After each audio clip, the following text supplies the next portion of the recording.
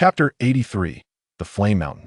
After refining the primordial spirit of the fire demon at the Yuanshan realm, Feng extended his divine sense, scanning the surroundings in search of any remaining fire demons.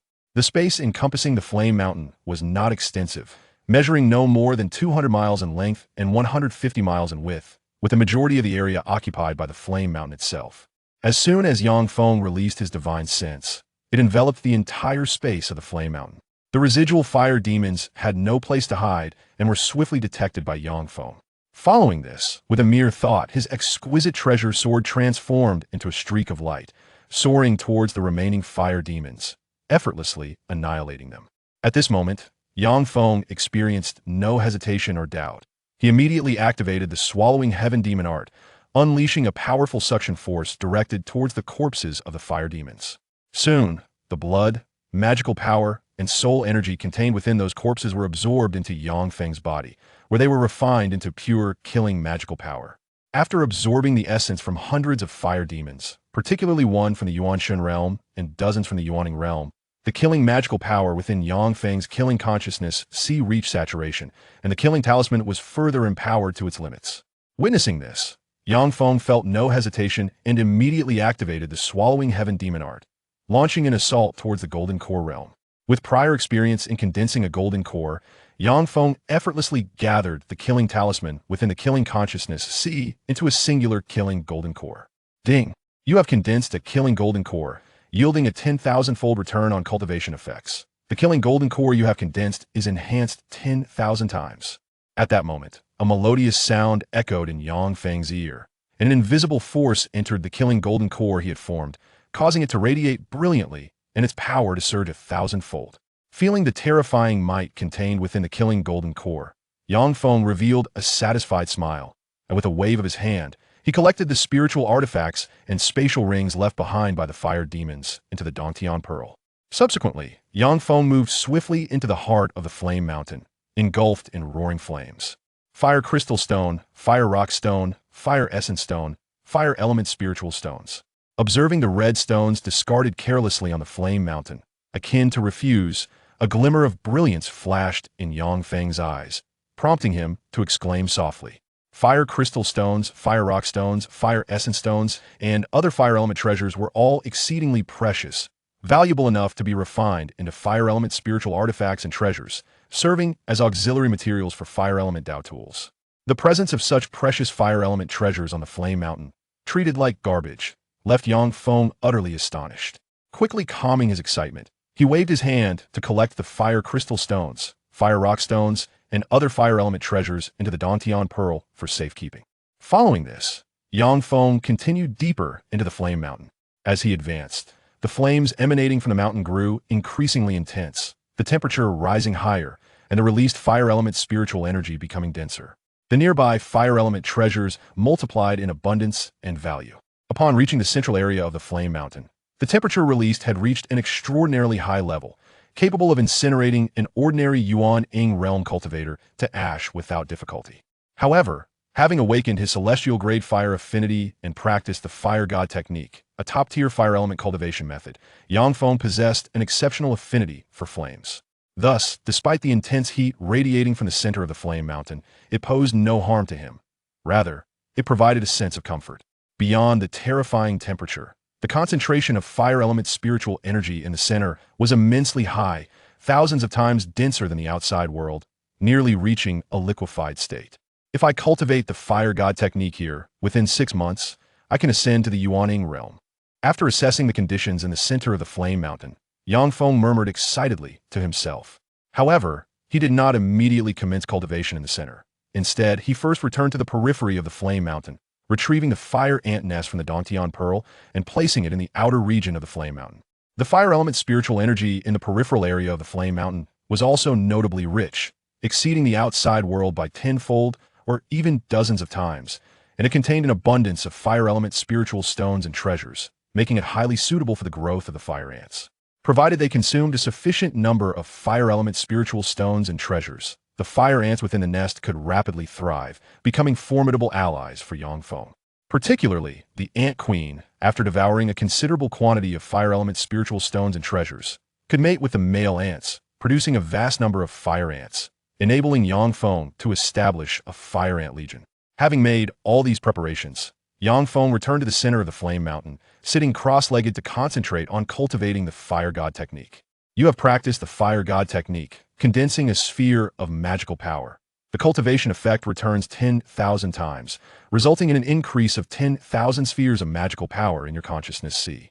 After completing a cycle of the fire god technique, a crisp prompt resonated in his ear, causing a surge of pure magical power to coalesce in his consciousness C, significantly enhancing its reserves. Upon hearing the prompt and feeling the changes in his consciousness C, Yang Feng promptly muted the notifications and continued his practice of the fire god technique. Time flowed swiftly, and in the blink of an eye, 3 months had passed. Throughout these 3 months, Yang Feng remained motionless, seated like a statue in the center of the flame mountain. Waves of pure, fire element spiritual energy surged into his body like a tidal wave. Yang Feng's body, akin to an ocean, welcomed the influx of countless pure fire element spiritual energies without reservation. Shatter the golden core and give birth to an infant. Yang Feng suddenly opened his tightly shut eyes, roaring as the golden core within him shattered, forming into a diminutive infant, officially ascending to the Yuan Ying realm. Ding! You have condensed into a Yuan Ying. The cultivation effect returns 10,000 times, enhancing your Yuan Ying 10,000-fold. At this moment, a melodious sound echoed in Yang Feng's ear, and an invisible force entered the Yuan Ying he had formed, empowering it and causing its might to surge 1,000-fold. With my current strength and combat prowess, I can effortlessly slay Yuan Shun realm cultivators with ease. Except for those with special physiques or protected by extraordinary treasures, other Yuan Shun realm cultivators stand no chance against my single strike. Feeling the terrifying power contained within his Yuan Ying, a glimmer of brilliance shone in Yang Feng's eyes as he murmured confidently. Amidst his musings, Yang Feng extended his divine sense towards the fire ant nest in the outer region of the flame mountain, scanning for any changes. Chapter 84. The Acquisition of Flame Mountain. The Ant Queen has ascended to the celestial realm. The male ants have reached the yin-yang mirror, and the other fire ants have advanced to the realm of magic. An impressive feat indeed. However, what truly ignites excitement is that the Ant Queen has spawned a staggering 10,000 fire ants.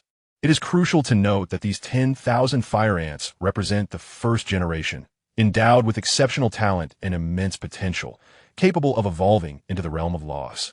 Provided they receive sufficient fire element spiritual materials, these first-generation fire ants can directly ascend to the realm of laws. Once they attain this level, I will command an extraordinarily formidable army of fire ants. Sensing the changes within the fire ant nest, a glimmer of delight flickered in Yang Feng's eyes, prompting him to exclaim softly in amazement.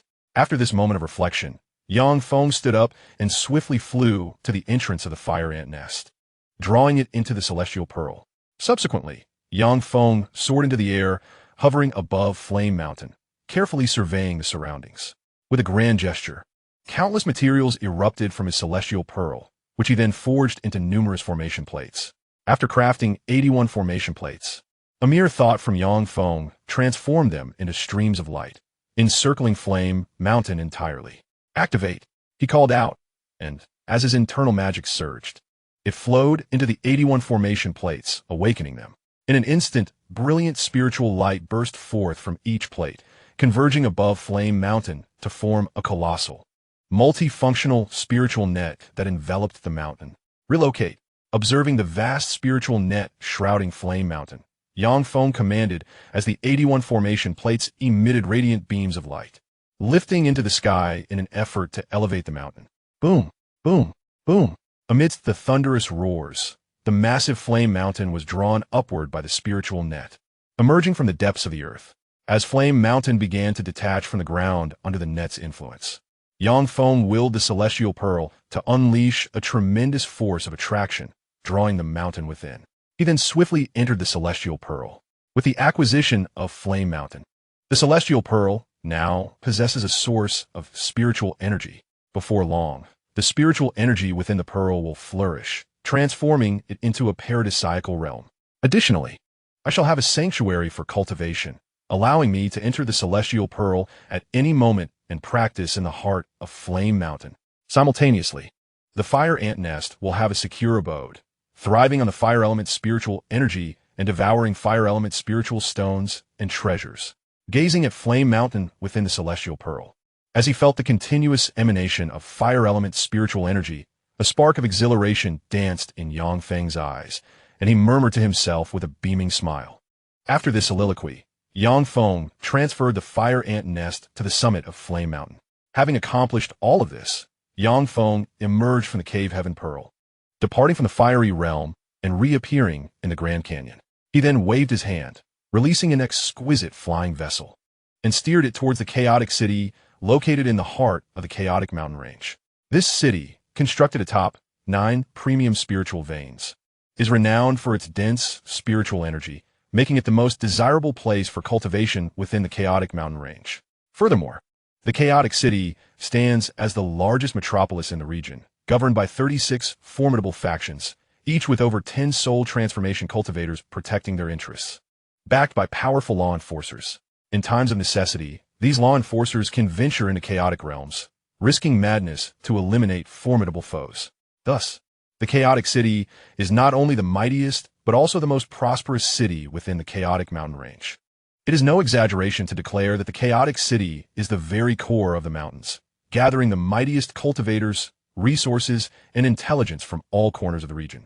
Yang Feng aimed to eliminate the traitor Yuan of the Xianxia sect and fulfill the task assigned by Li Wudi. The most straightforward and swift means to accomplish this was to venture into the chaotic city, leveraging its vast intelligence to locate Yuan. The golden core cultivator he had slain possessed a map of the chaotic city, alleviating any concerns of losing his way as he directed the exquisite flying vessel straight towards his destination. During the journey, to minimize disturbances, Yang Feng emanated the aura of a nascent soul cultivator, prompting the surrounding ferocious beasts and cultivators of various races to steer clear, allowing him to approach the chaotic city unimpeded from over 1,000 miles away. As he neared the chaotic city, the presence of human and alien cultivators increased, including several powerful golden core and nascent soul practitioners. Consequently, Yang Feng retracted his nascent soul aura to avoid drawing attention, propelling himself directly towards the chaotic city. Upon reaching a peak situated merely 500 miles from the chaotic city, brilliant beams of light erupted from the mountains below, radiating with terrifying might and hurtling towards Yang Feng. Unfazed by the sudden onslaught, Yang Feng's expression remained unchanged. With a mere thought, the exquisite Xianxia shield flew from the Cave Heaven Pearl, transforming into a colossal shield of deep gold that suspended before him, intercepting the 3 radiant attacks. Exquisite artifact shield. Exquisite artifact flying vessel. We have stumbled upon a lucrative target. As Yang Feng thwarted the 3 beams of light, excited voices erupted from the mountain. 3 imposing figures, exuding the aura of late-stage nascent soul cultivators, shot forth like dazzling comets, hurtling towards Yang Feng. Hunters, that young man is in for a misfortune. A mere early-stage nascent soul cultivator, unabashedly piloting an exquisite flying vessel, is nothing short of ostentation. The Chaos Mountain Range is fraught with peril, adhering to the unvarnished laws of the jungle. To flaunt wealth in such a treacherous terrain is tantamount to courting death. The astonishing fact that an early-stage nascent soul cultivator possesses a top-tier flying vessel and a superior defensive artifact shield is truly remarkable. That lad has attracted the attention of 3 late-stage nascent soul hunters, and his demise seems inevitable. Witnessing Yang Feng under siege, nearby human and alien cultivators pause to discuss and observe, their expressions rife with schadenfreude and anticipation of the spectacle. Chapter 85, City of Chaos. Swordsmanship. As 3 late-stage nascent soul cultivators approached an alarming speed, Yang Feng remained undeterred. With a sharp utterance, a premier flying sword, a top-tier artifact, soared from his being to confront the 3 late-stage cultivators. The exquisite flying sword. Upon sensing the terrifying power it harbored, the 3 late-stage cultivators' faces paled, and they exclaimed in alarm as they summoned their own superior defensive artifacts, attempting to withstand the onslaught of the flying sword. Bang! Bang! Bang! Amidst the resounding clangs of metal colliding, Yang Feng's exquisite flying sword zipped through the void, effortlessly breaching the defenses of the superior artifacts. Piercing through the heads of the late-stage cultivators, causing blood to splatter as they met their grisly end, cascading downward. In the wake of this, 3 nascent souls emerge from the consciousness of the fallen late-stage cultivators, transforming into 3 streaks of light, darting in different directions. Yet, these nascent souls had scarcely fled when Yang Feng's murderous sword, born from his own sea of consciousness, shot forth, slicing effortlessly through the air, penetrating their forms, absorbing them into the essence of his sustenance. Good heavens! Such terrifying swordsmanship! To slay 3 late-stage, nascent soul cultivators with a single stroke is exceedingly fierce. By the heavens! Is this lad masquerading as a pig to eat the tiger? Though he appears to be an early-stage nascent soul cultivator, he possesses the combat prowess of soul formation realm, truly astonishing. No wonder he dares to brazenly pilot an exquisite flying vessel. It seems he possesses the strength and confidence to back it up, as Yang Feng effortlessly dispatched the 3 late-stage cultivators. The surrounding human and alien cultivators erupted in exclamations of disbelief and astonishment. Amidst the clamor, these cultivators hastily summoned their internal energies, transforming into streaks of light as they hastened towards the city of chaos. Clearly, they feared becoming targets of Yang Feng, lest they too be slaughtered. After all, outside the city of chaos, there exists no semblance of order. If Yang Feng were to kill them, no one would intervene. Their demise would be justly deserved, a consequence of their own inadequate training and insufficient strength. However, Yang Feng harbored no interest in dealing with those human and alien cultivators. With a grand gesture, he collected the corpses of 3 late-stage nascent soul cultivators, along with their spatial rings and other possessions, into his cave heaven pearl. He then transformed into a streak of light, racing towards the direction of Chaos City. Before long, Yang Feng traversed hundreds of miles, arriving at the outskirts of Chaos City. True to its reputation as the most formidable power in the chaotic mountain range, the city boasted towering, magnificent walls that were not only immensely sturdy, but also fortified with incredibly powerful defensive formations. Given the might of Chaos City's defensive array, even thousands of spirit realm cultivators working in concert would struggle to breach it within a short span of time. Gazing at the awe-inspiring and formidable Chaos City not far away, Yang Feng murmured softly before speeding towards the western city gate. So many people? The allure of Chaos City is indeed substantial.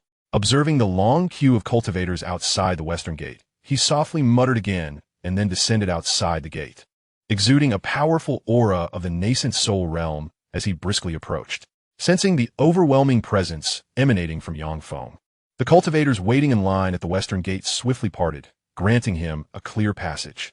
Esteemed senior, the entry fee for Chaos City is 100 spirit stones. If you have accommodations within the city or plan to stay at an inn, you need only pay this fee.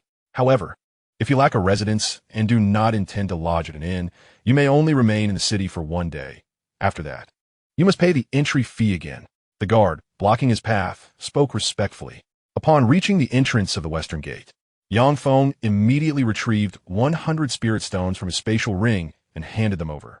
Esteemed senior, here is your temporary pass. Please keep it safe. The guard accepted the stones and handed Yang Feng a jade token.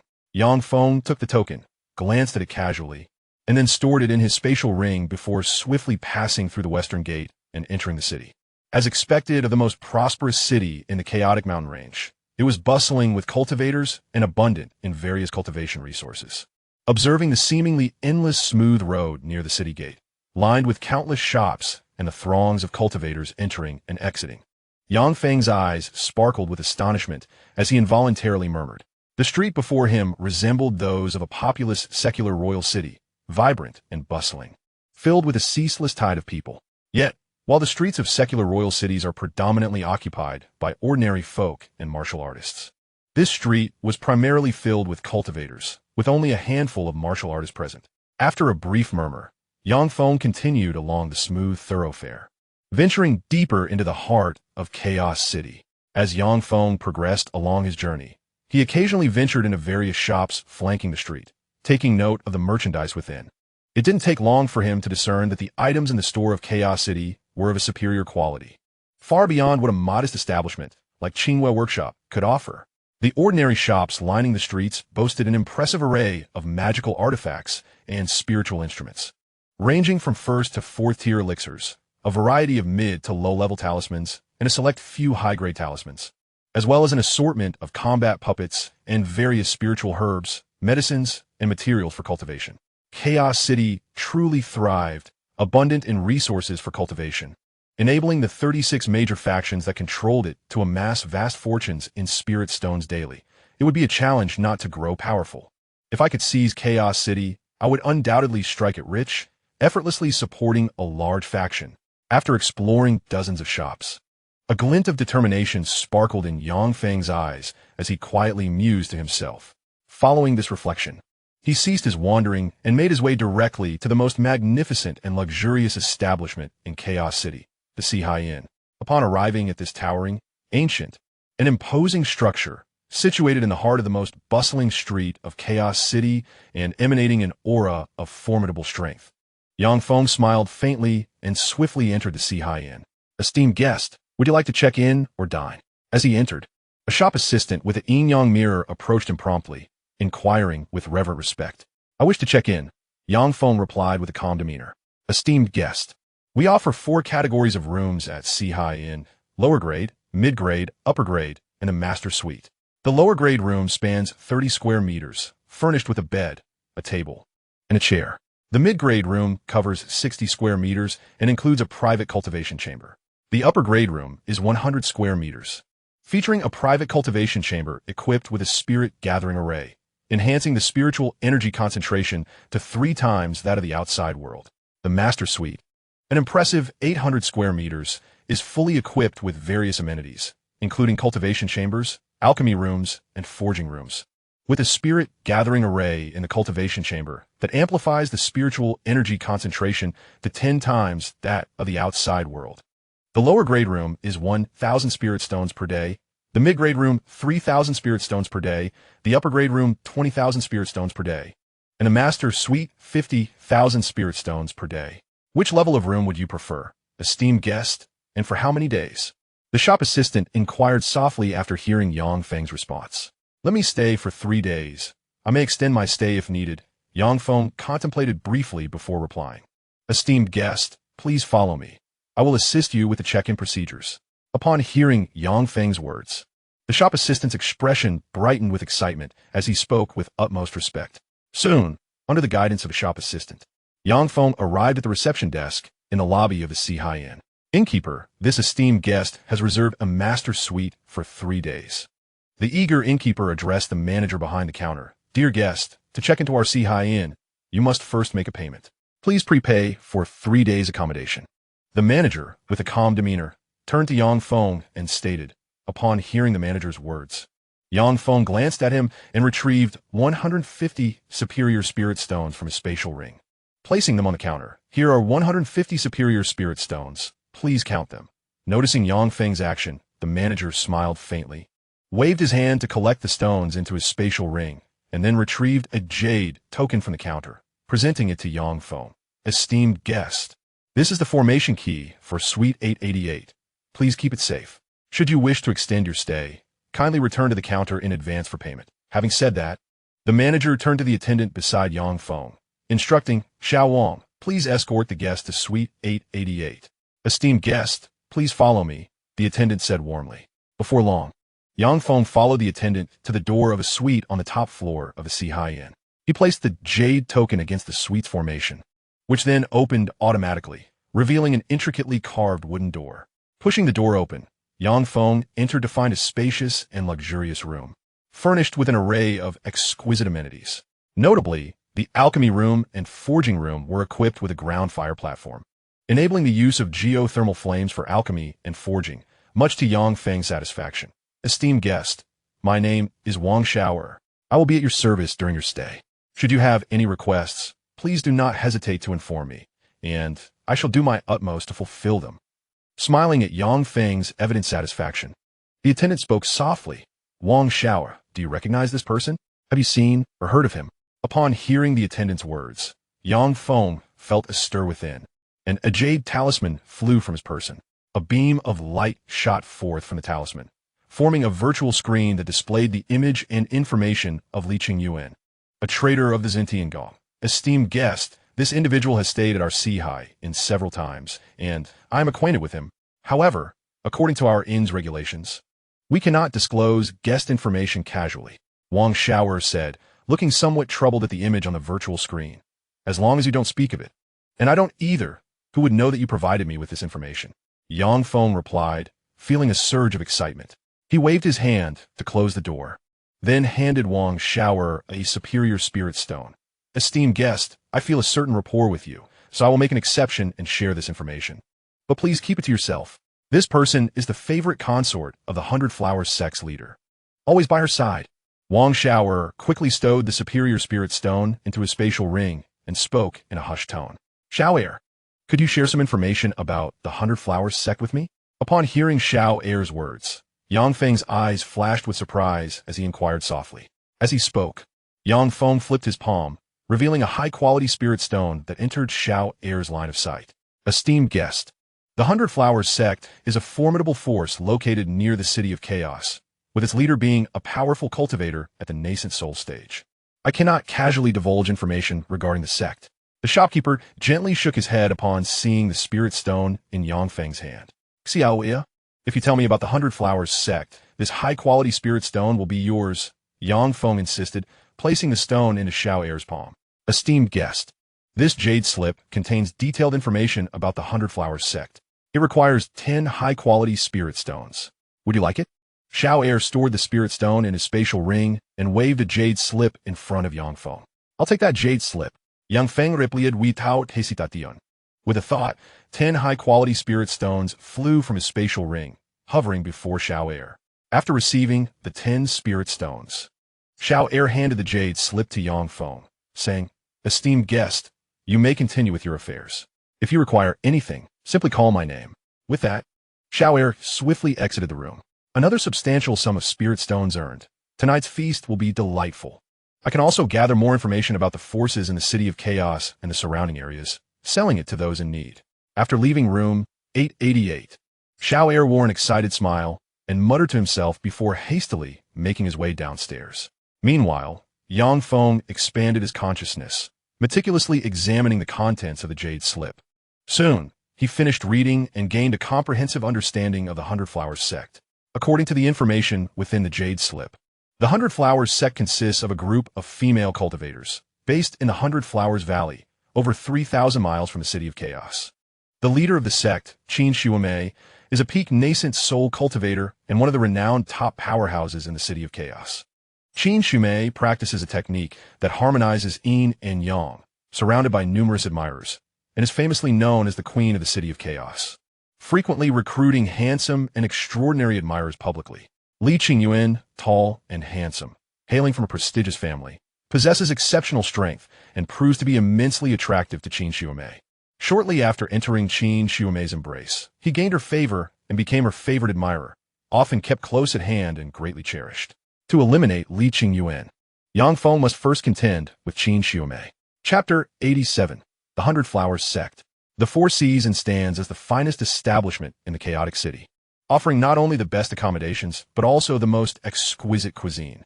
Each day, a plethora of esteemed practitioners flock to the inn to dine and lodge.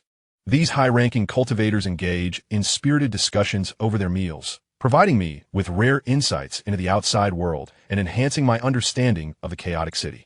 Yang Feng carefully placed the jade slip containing information about the 100 Flowers sect into his spatial ring.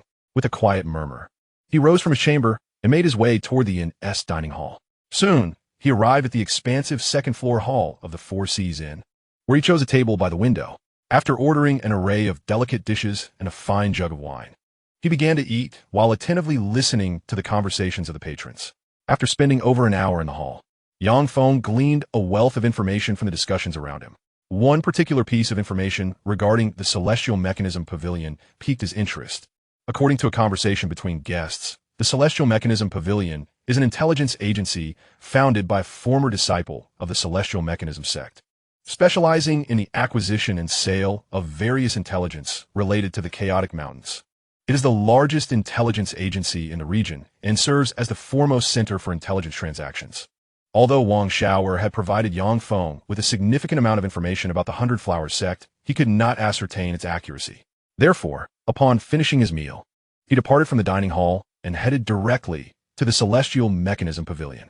I wish to purchase detailed intelligence regarding the various factions within the Chaotic Mountains and the Hundred Flowers Sect, Yang Feng stated calmly, addressing a man clad in black before him. There is no need to purchase separate intelligence about the Hundred Flowers Sect if you acquire the comprehensive details about all factions in the Chaotic Mountains. The man replied with a smile. For just 10 million spirit stones, you can obtain this detailed information. With that, Yang Feng focused his thoughts and retrieved 10 million spirit stones from his cave heaven pearl, placing them into a spatial ring and offering it to the man. The man accepted the ring, scanned it with his divine sense, and tucked it away. He then retrieved a jade slip from his own ring and handed it to Yang Feng. This contains the detailed intelligence regarding the various factions in the Chaotic Mountains. You may peruse it at your leisure. Yang Feng accepted the jade slip and extended his divine sense to explore its contents, particularly the sections concerning the Hundred Flowers Sect and the Fire Demon Tribe. As he quickly skimmed through the information, he discovered that much of it aligned perfectly with what he already knew. Clearly, the contents of this jade slip were authentic, or at the very least, the majority of it was. Having confirmed the veracity of the slip's contents, Yang Feng carefully stored away and departed the Celestial Mechanism Pavilion, returning to the Four Seas Inn. Afterward, Yang Feng devoted himself to thoroughly reviewing the intelligence concerning the various factions within the Chaos Mountain Range in the lounge of the Four Seas Inn. Spending an entire day perusing this information, he subsequently extracted several materials from the Cave Heaven Pearl to begin crafting surveillance spiritual devices and specialized elixirs. 3 days later, Yang Feng checked out of the Four Seas Inn and made his way towards the direction of the Hundred Flowers Valley, located just outside the City of Chaos. Ahead lay the entrance to the Hundred Flowers Valley, an essential thoroughfare for entering and exiting the valley. By deploying surveillance devices at this juncture, he could monitor the movements of the Hundred Flowers Sect's personnel. The moment Li Qingyuan emerged from the valley, he would be promptly informed, allowing him to seize the opportunity to eliminate him and accomplish his sect's mission. Gazing ahead at the Hundred Flowers Valley, shrouded in mist and obscured by a formidable array, Yang Feng murmured softly before retrieving over a dozen surveillance devices from the Cave Heaven Pearl, strategically placing them near the valley's entrance. Following this, with a sweeping gesture, he released a swarm of fire ants from the Cave Heaven Pearl, dispersing them around the entrance to monitor the comings and goings of individuals in the valley. Having completed these preparations, Yang Feng established a temporary cave dwelling on a nearby peak, set up a defensive array, and sat cross-legged to consume a 6th-tier elixir, immersing himself in the cultivation of the Xianxia technique. According to intelligence provided by the Heavenly Mechanism Tower, the Hundred Flowers Sect boasted 6 soul transformation realm cultivators, over 150 nascent soul realm cultivators, more than 2,000 golden core realm cultivators, over 10,000 divine ability realm cultivators, tens of thousands of celestial realm cultivators, and hundreds of thousands of male servant cultivators, ranking among the top 50 powers in the Chaos Mountain Range. Furthermore, the sect's stronghold, Hundred Flowers Valley, was fortified with an ancient defensive formation capable of withstanding the full force of more than 100 soul transformation realm cultivators, and even capable of resisting a full strike from a cultivator of the Law Realm, rendering it exceedingly formidable and nearly impregnable. Thus, despite Yang Feng's formidable strength and combat prowess that allowed him to slay soul transformation realm cultivators across tiers, he could not directly breach the Hundred Flowers Valley to assassinate Li Qingyuan and could only await an opportunity at the entrance. Time flowed swiftly, and in the blink of an eye, a month had elapsed.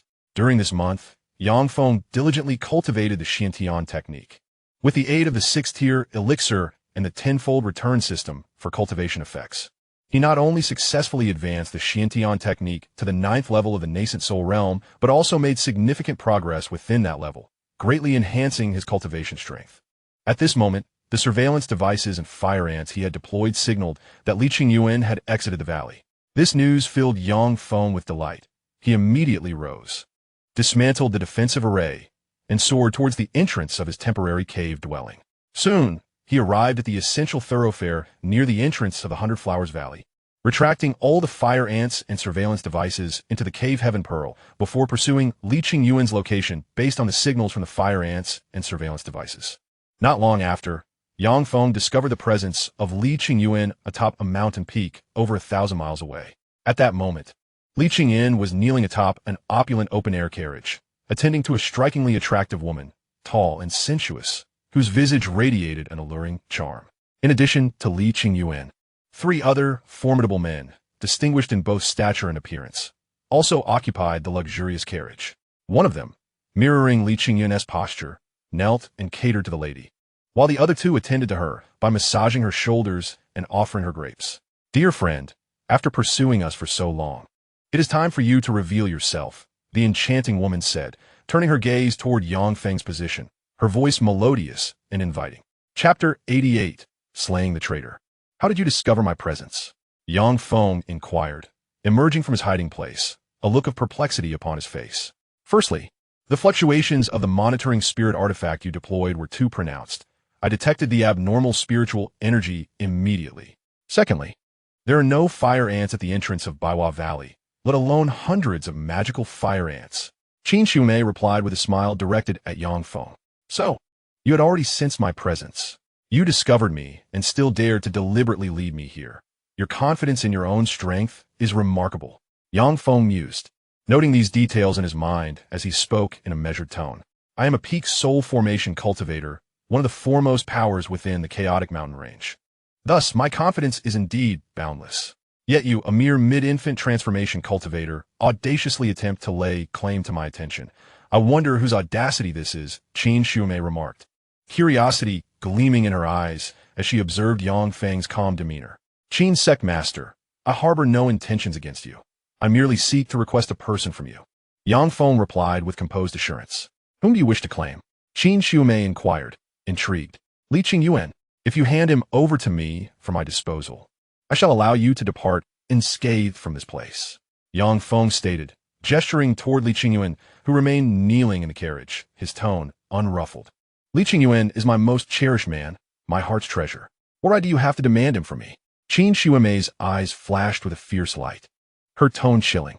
"That right is based on my strength," Yang Feng responded without hesitation. "A mere mid-infant transformation cultivator dares to speak to me in such a manner, truly oblivious to the meaning of danger," Qin Shumei retorted, turning to Li Qingyuan. "Li Qingyuan, you are now a peak infant transformation cultivator. Go forth and slay him." Upon hearing Yang Feng's words and perceiving his unwavering confidence, Qin Shumei hesitated, opting instead to command the kneeling Li Qingyuan. "Yes, my esteemed sect master."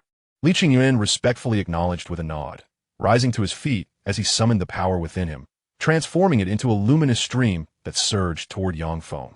Throughout this process, a fierce glint flickered in Li Qingyuan's eyes as a top-grade sword emerged from his sea of consciousness, radiating an unparalleled sharpness as it descended upon Yang Feng. In the face of Li Qingyuan's onslaught, Yang Feng's expression remained unchanged, with a mere thought.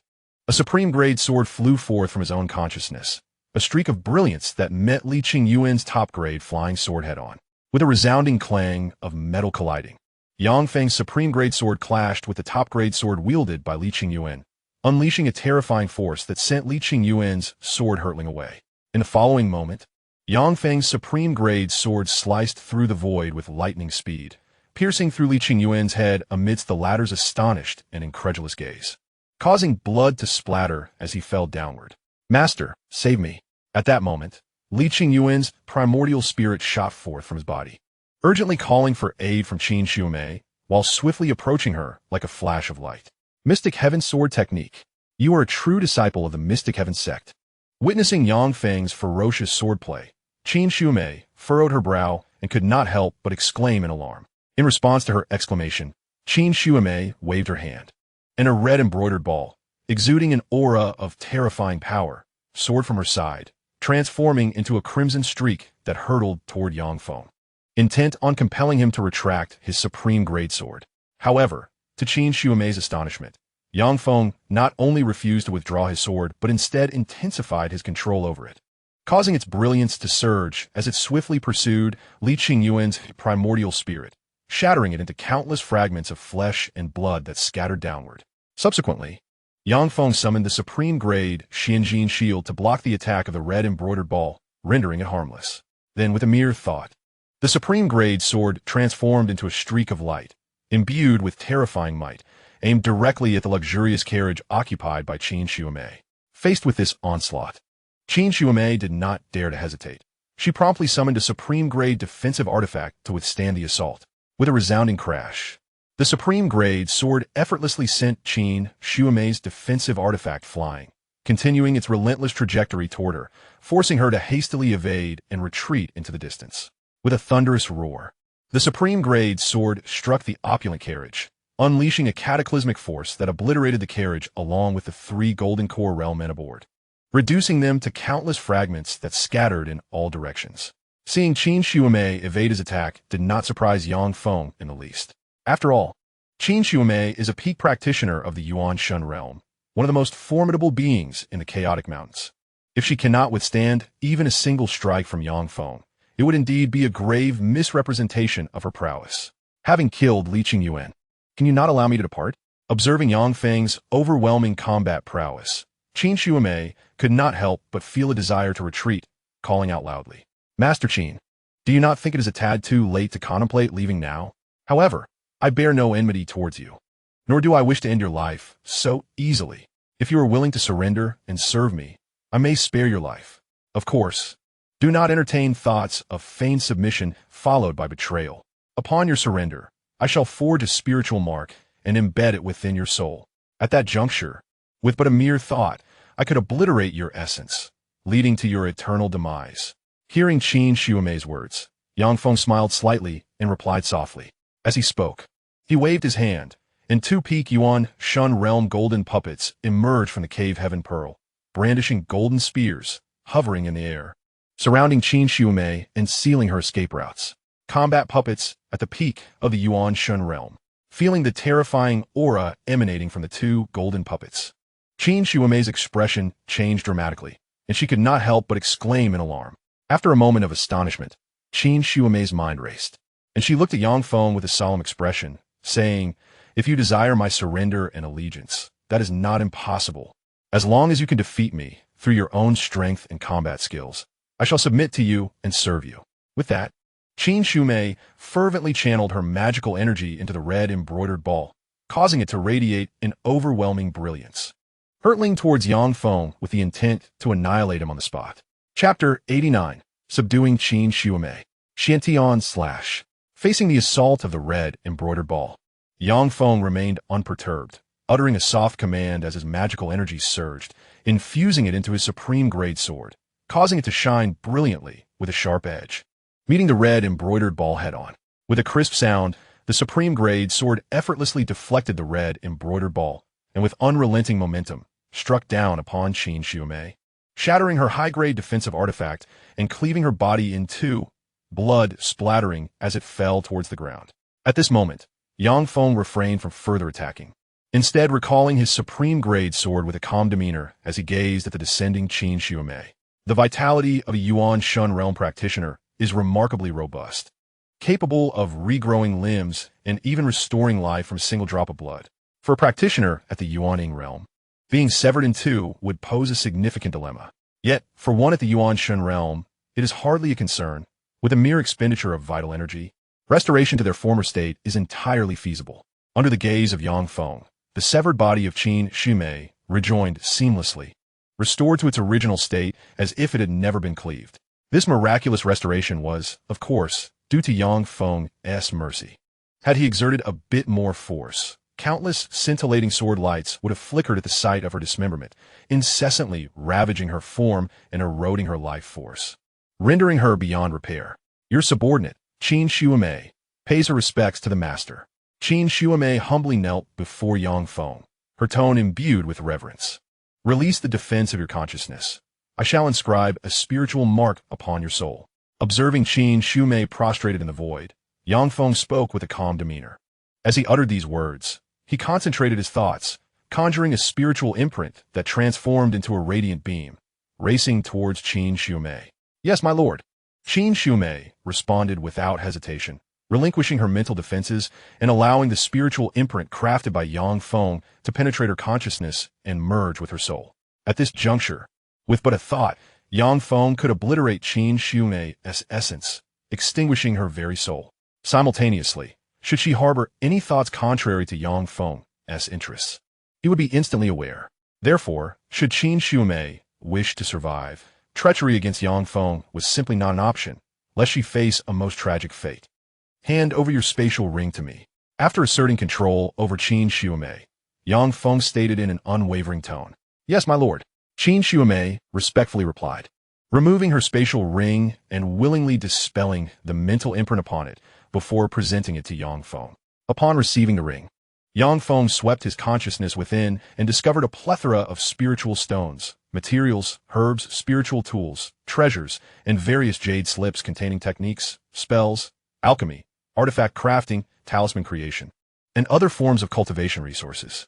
Noticing this bounty, a slight smile graced Yang Feng's lips as he promptly transferred 90% of the spiritual stones, along with the necessary materials and herbs for his cultivation, into his cave heaven pearl. Simultaneously, he meticulously copied all the jade slips from the spatial ring and stored them within the cave heaven pearl. As for the spiritual and treasure artifacts, Yang Feng exhibited little interest and left them untouched. After selecting the items he required from the spatial ring, Yang Feng returned it to Qin Shuimei. My lord, should you require spiritual stones, our 100 Flowers sect possesses a reserve of 100 billion low-grade spiritual stones, 60 billion mid-grade spiritual stones, 5 billion high-grade spiritual stones, and 10 million top-grade spiritual stones within our treasury. Additionally, the treasury is replete with a vast array of various spiritual materials, herbs, and grasses available for your choosing. Furthermore, our sect's hall masters of the nascent soul realm and the deacons of the primordial spirit realm possess ample spiritual stones and cultivation resources, as well as unique techniques, spells, and skills related to talisman crafting, alchemy, and artifact forging. I am capable of assisting you, my lord, by subduing all the spirit realm masters and nascent soul stewards of our 100 Flowers sect, transforming them into your devoted servants to serve your will. In doing so, you shall gain complete control over the 100 Flowers sect, turning it into your primary force to procure spiritual stones, spiritual herbs, and various resources essential for cultivation. After receiving the spatial ring, Qin Shuimei reverently addressed Yang Feng, having acknowledged her connection to it through her divine sense. You have already submitted to me. How could the masters and stewards of the 100 Flowers sect dare oppose you? Upon hearing her words, Yang Feng furrowed his brow in contemplation and softly inquired, My lord, both our 100 Flowers sect and the various factions within the Chaotic Mountains are merely conglomerates formed out of self-interest, with each entity pursuing its own agenda, lacking a strong cohesion. Although I am the strongest as the sect leader of the 100 Flowers sect, I cannot command the entire sect without the support of those spirit realm masters and nascent soul stewards. While I have submitted to you, those masters and stewards of the 100 Flowers sect have not yet pledged their allegiance to you, and they may very well unite to resist your rule. Therefore, I propose that you take all the spirit realm masters and nascent soul stewards of the 100 Flowers sect as your subordinates to aid you in governing the sect. Without any hesitation or doubt, Qin Shuimei promptly replied to Yang Feng's concerns, As you wish, my lord. Yang Feng nodded gently, saying, Let be as you suggest. Gather all the spirit realm masters and nascent soul stewards of the 100 Flowers sect. I shall subdue them all. With that, Yang Feng activated the devouring heaven demon technique, unleashing a formidable force that drew forth the blood, magical energy, and soul power from Li Qingyuan and several of Qin Shuimei's subordinates, refining it into pure, killing energy, reducing them to mere ashes. Witnessing the transformation of Li Qingyuan and the others into dust sent to chill through Qin Shuimei, deepening her fear of Yang Feng. Let's depart. At that moment, Yang Feng called to Qin Shuimei, soaring into the sky and racing towards the 100 Flowers Valley. When they arrived near the valley, Yang Feng stepped back behind Qin Shuimei, allowing her to deactivate the valley's defensive array before following her into the 100 Flowers Valley. The spiritual energy here is quite abundant, Yang Feng remarked softly as he sensed the concentration of spiritual energy in the valley. My lord, beneath the 100 Flowers Valley lies a high-grade spiritual vein, which contributes to its commendable spiritual energy concentration. Qin Shuimei explained quietly, leading Yang Feng towards a grand palace at the heart of the valley. Chapter 90. Controlling the 100 Flowers sect. My lord, our 100 Flowers Valley is home to 6 spirit realm masters and 158 nascent soul stewards. Among them, 3 spirit realm masters and 72 nascent soul stewards are currently cultivating within the valley, while the others are engaged in various tasks outside. I intend to summon the Spirit Realm Hall Masters and the nascent Soul Elders from the Hundred Flowers Valley to the palace, so that the Master may subdue them. Following that, I shall have these Spirit Realm Hall Masters and nascent Soul Elders replace the other Hall Masters and Elders executing tasks, allowing the Master to subdue them as well. I wonder how the Master feels about this proposition. After bringing Yang Feng to the central palace hall of Hundred Flowers Valley, Qin Shumei respectfully addressed him. It is indeed a plan. Yang Feng replied in a calm tone. Upon receiving Yang Feng's affirmative response, Qin Shumei promptly sent messages to the Spirit Realm Hall Masters and nascent Soul Elders cultivating in Hundred Flowers Valley, summoning them for a meeting in the Assembly Hall. Soon, 3 Spirit Realm Hall Masters and 72 nascent Soul Elders hastily arrived at the Assembly Hall of the Hundred Flowers Sect. At that moment, one of the Spirit Realm Hall Masters glanced at Yang Feng, seated in the Assembly Hall, with a look of confusion, and inquired of Qin Shumei, Sect Master. May I ask what you wish to discuss with us? Esteemed colleagues, this is my master, young Master Yang. I hope you will join me in submitting to him and serve him faithfully. Qin Shumei responded with a smile, gesturing towards Yang Feng. Sect Master, is it not somewhat excessive to ask us to submit to a man? Many of us bear emotional scars and harbor negative impressions of men. To expect us to serve this man is simply a delusion. A tall and beautiful young woman stood up, her face flushed with anger, voicing her dissent. Hall Master Zhao, from the moment you stepped into this assembly hall, you have been presented with but 2 choices, submission or death. Should you refuse to submit to my master, the only option left for you will be to meet your demise. Therefore, I urge you to think carefully before responding to my proposal. Qin Shumei replied with a frosty tone. As she spoke, Qin Shumei activated the defensive array of the Hundred Flowers Sect's palace, isolating the interior from the outside world, rendering it impervious to external discovery. The atmosphere in the assembly hall shifted dramatically as the attendees paled, swiftly channeling their inner energies, preparing for any potential assault from Qin Shumei. You have 1 minute to contemplate. Those willing to submit to me and serve faithfully, lower your mental defenses, allowing me to plant a spiritual mark and control your lives.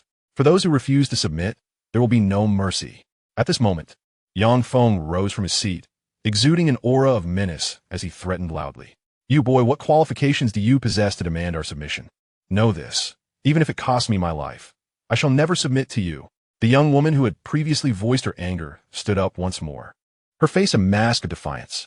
As the words were spoken, the woman of the spirit realm summoned the power within her body, unleashing a fiery crimson sword that shot towards Yang Feng with lethal intent. If you wish to seek death, I shall oblige. In the face of her assault, Yang Feng remained unperturbed, letting out a cold snort as he executed the profound Heaven Sword technique, conjuring a supreme artifact longsword to meet her strike. With a resounding clash, the exquisite sword in Yang Feng's hand, imbued with terrifying might, sent the fiery sword hurtling away, continuing its trajectory to pierce through the body of the spirit realm woman, eliciting a chilling scream as she collapsed lifelessly to the ground. In the next moment, with a mere thought, the slaughter sword flew forth from his slaughter consciousness sea, slicing through the air with blinding speed to penetrate the woman's skull, unleashing a powerful suction that drew her soul into the sword, nourishing its evolution. Subsequently, Yang Feng activated the devouring demon technique, exerting a tremendous force to absorb the woman's blood and magical essence, refining them into pure slaughter mana that disintegrated into ashes, scattering throughout the grand hall.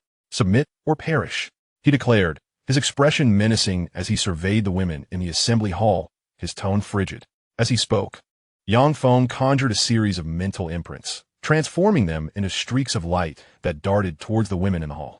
Soon, 3 of these imprints reached the front of 3 nascent soul women. However, these women hesitated, weighing their options, and did not lower their defenses immediately. Observing their indecision, Yang Feng willed the slaughter sword to become a streak of light, effortlessly piercing through the heads of the 3 nascent soul women, shattering their cores and causing their immediate demise. Afterward, Yang Feng employed the devouring demon technique once more, thoroughly absorbing the blood, magical essence, and spiritual force of the 3 women, converting them into pure slaughter mana stored within his slaughter consciousness sea. Witnessing Yang Feng's ruthless actions, the remaining women in the assembly hall turned pale, promptly lowering their defenses to allow his mental imprints to enter their consciousness seas. Having seized control over their fates, Feng demanded their spatial rings, extracting the majority of their spirit stones, various spiritual herbs, medicinal materials, and replicas of diverse techniques and spells, transferring them into the Cave Heaven Pearl. After accomplishing this, he followed Xianxia to the treasury of the Hundred Flower Sect. Leaving behind just enough resources for the sect's normal operations, he swept clean the remaining cultivation resources from the treasury. Thereafter, Feng entered the Cave Heaven Pearl, settling in the central region of the Flame Mountain to cultivate the Fire God technique, striving to reach the spirit realm at the earliest opportunity. Meanwhile, Xianxia dispatched the spirit realm leaders and nascent soul elder from the Hundred Flower Sect to replace those executing tasks. A week later, the masters of the primordial spirit realm and the deacons of the nascent soul realm, who had been dispatched on a mission, returned one after another to the Hundred Flower Sect, where they were forcefully subdued by Feng and became his subservient followers. Among them, several deacons of the nascent soul realm, unwilling to submit, met with Feng's ruthless annihilation, their essence transforming into nourishment for the swallowing heaven demon art. Thus, the Hundred Flowers Sect irrevocably fell under Feng's dominion, becoming merely a vessel for his resource accumulation. After seizing control of the Hundred Flowers Sect, Feng refrained from any further actions, opting instead to continue his secluded cultivation, preparing to break through to the primordial spirit realm before devising a strategy to conquer the City of Chaos and seize its immense benefits. However, unexpectedly, as he had just reached the late stage of the nascent soul realm, a shocking piece of news reached his ears, compelling him to conclude his retreat prematurely and emerge from the Cave Heaven Pearl. Chapter 91. The Ancient Cultivation Cave Heaven, 15,000 miles beyond the City of Chaos. The discovery of an ancient cultivation Cave Heaven was made. Feng regarded Xianxia with a serious expression, inquiring earnestly. The ancient cultivation Cave Heaven is a domain crafted by powerful beings of the Cave Heaven realm and even the Void Immortal realm, concealing countless treasures and legacies of such formidable entities within. The Chaotic Mountain Range is renowned as the battleground of ancient titans. Generally, the ancient cultivation Cave Heavens within the Chaotic Mountain Range are unclaimed realms. Once one enters, there is an 80% chance of acquiring the myriad treasures and legacies within, thus allowing one to leap to greatness. The independent cultivators within the Chaotic Mountain Range rapidly ascended to prominence by obtaining treasures and legacies from the ancient cultivation Cave Heavens, establishing dominance in their respective territories. Consequently, the ancient cultivation Cave Heaven in the Chaotic Mountain Range has become synonymous with boundless treasures, legacies, and the potential for future powerhouses. Feng held the ancient cultivation Cave Heaven in high regard. His swift rise was not solely attributable to the tenfold return effect of his cultivation system, but also closely linked to the legacies and treasures left by Wei Yong, a being of the Cave Heaven realm. Thus, upon hearing the news of the ancient cultivation Cave Heaven, Feng could no longer afford to remain in seclusion and promptly emerged from the Cave Heaven Pearl. My lord, indeed, a discovery of an ancient cultivation Cave Heaven has been made 15,000 miles beyond the City of Chaos. Here are the specific details regarding this ancient cultivation Cave Heaven. I implore you to review them. Xianxia, having prepared in advance, respectfully responded as she handed over a jade slip. Feng accepted the jade slip and extended his consciousness, swiftly perusing its contents, confirming the authenticity of the ancient cultivation Cave Heaven. However, this particular Cave Heaven was unlike many others. While most ancient cultivation Cave Heavens are fully manifest upon discovery and accessible, this one, although identified, had not completely emerged into reality. Turbulent spatial flows surged at its entrance, rendering it inaccessible, let alone permitting entry. Clearly, the uniqueness of this ancient cultivation cave will undoubtedly captivate countless cultivators, drawing them into its depths and inevitably leading to a fierce and brutal conflict. However, Feng harbors no fear of such bloodshed. In fact, he relishes it. Within this spatial ring lie various magical artifacts, spiritual tools, treasures, and an assortment of elixirs for you to utilize in fostering the growth of the Hundred Flowers Sect. The news of the ancient cultivation cave's emergence has already spread throughout much of the Chaotic Mountain Range, capturing the attention of numerous powers and formidable beings. seized this opportunity to discreetly absorb some of the smaller factions, thereby strengthening the Hundred Flower sect while awaiting my further commands. Yang Feng stored the jade slip within the cave pearl and then retrieved a pre-prepared spatial ring from his robe, handing it over to Xianxia. "Yes, master." Xianxia responded respectfully as she accepted the spatial ring. With her affirmation, Yang Feng departed from Hundred Flowers Valley, releasing a silver puppet of the nascent soul stage and a top-tier flying vessel, directing the puppet to navigate the vessel toward the ancient cultivation cave. During his journey, Yang Feng encountered numerous human cultivators and alien powerhouses heading toward the cave. However, upon sensing the peak nascent soul aura emanating from the silver puppet, these cultivators instinctively veered away, unwilling to approach Yang Feng. Thus, he traveled unimpeded to a desolate plain nearby. This barren expanse, known as the Shattered Stone Wasteland, was devoid of life, save for the scattered debris that littered the ground. Stretching over 10,000 miles from east to west and more than 8,000 miles from north to south, it is one of the three great spiritual energy deserts of the chaotic mountain range, utterly lacking in spiritual energy, rendering it a perilous place for cultivators. Within the Shattered Stone Wasteland, cultivators could only rely on their internal magical power for combat. Once their magical energy was depleted, they had to resort to the spiritual stones and elixirs on hand to replenish their energy, as there was no ambient spiritual energy to draw upon. For cultivators capable of harnessing the world's spiritual essence, this was a veritable dead zone, devoid of value. Typically, the Shattered Stone Wasteland saw few visitors, save for the occasional seeker of fortune or ore. Yet now, throngs of cultivators flooded into the wasteland, transforming the once silent expanse into a cacophony of activity. In such a short span, the influx of cultivators was indeed a testament to the allure of the ancient cultivation cave.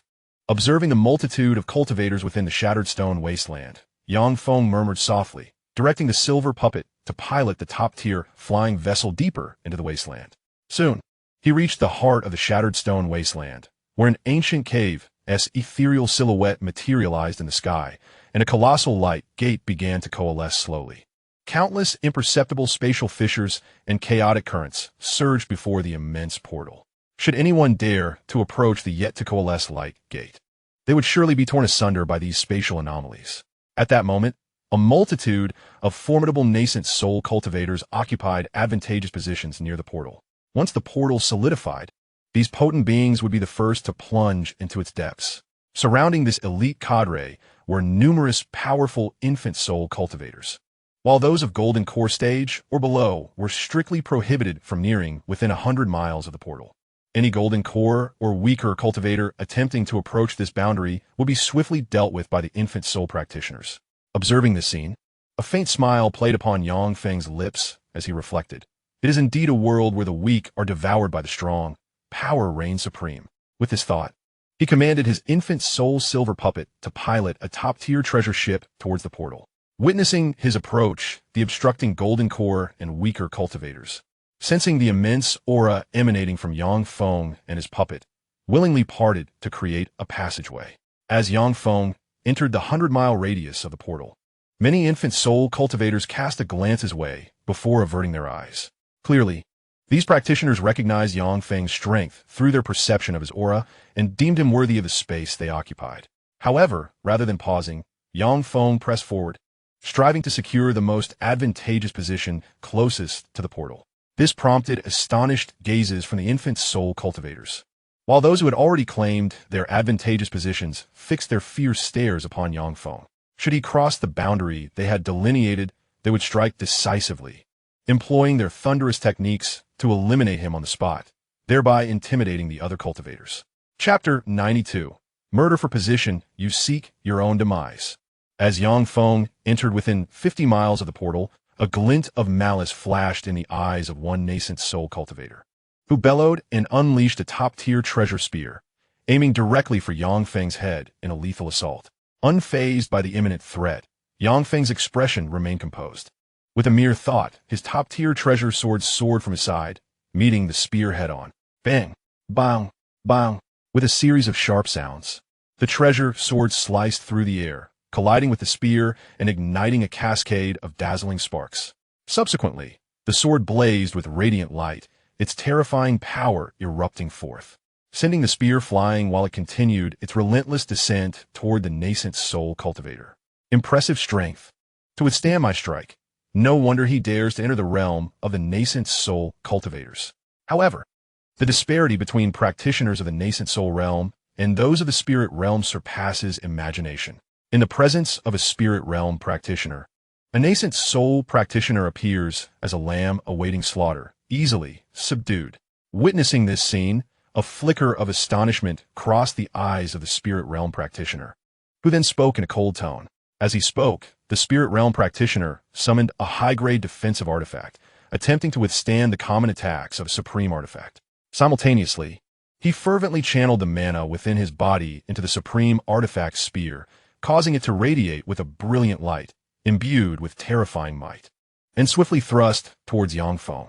Yet, before the supreme artifact spear could approach Xianxia, the supreme artifact sword he wielded effortlessly pierced through the high-grade defensive artifacts summoned by the spirit realm practitioner, continuing unabated to penetrate the practitioner's head, resulting in a gory spray of blood and a series of piercing, anguish screams. Immediately thereafter, under Xianxia's command, the supreme artifact sword unleashed a flurry of sharp sword lights that enveloped the spirit realm practitioner's body, reducing it to countless fragments of flesh and blood scattered across the ground.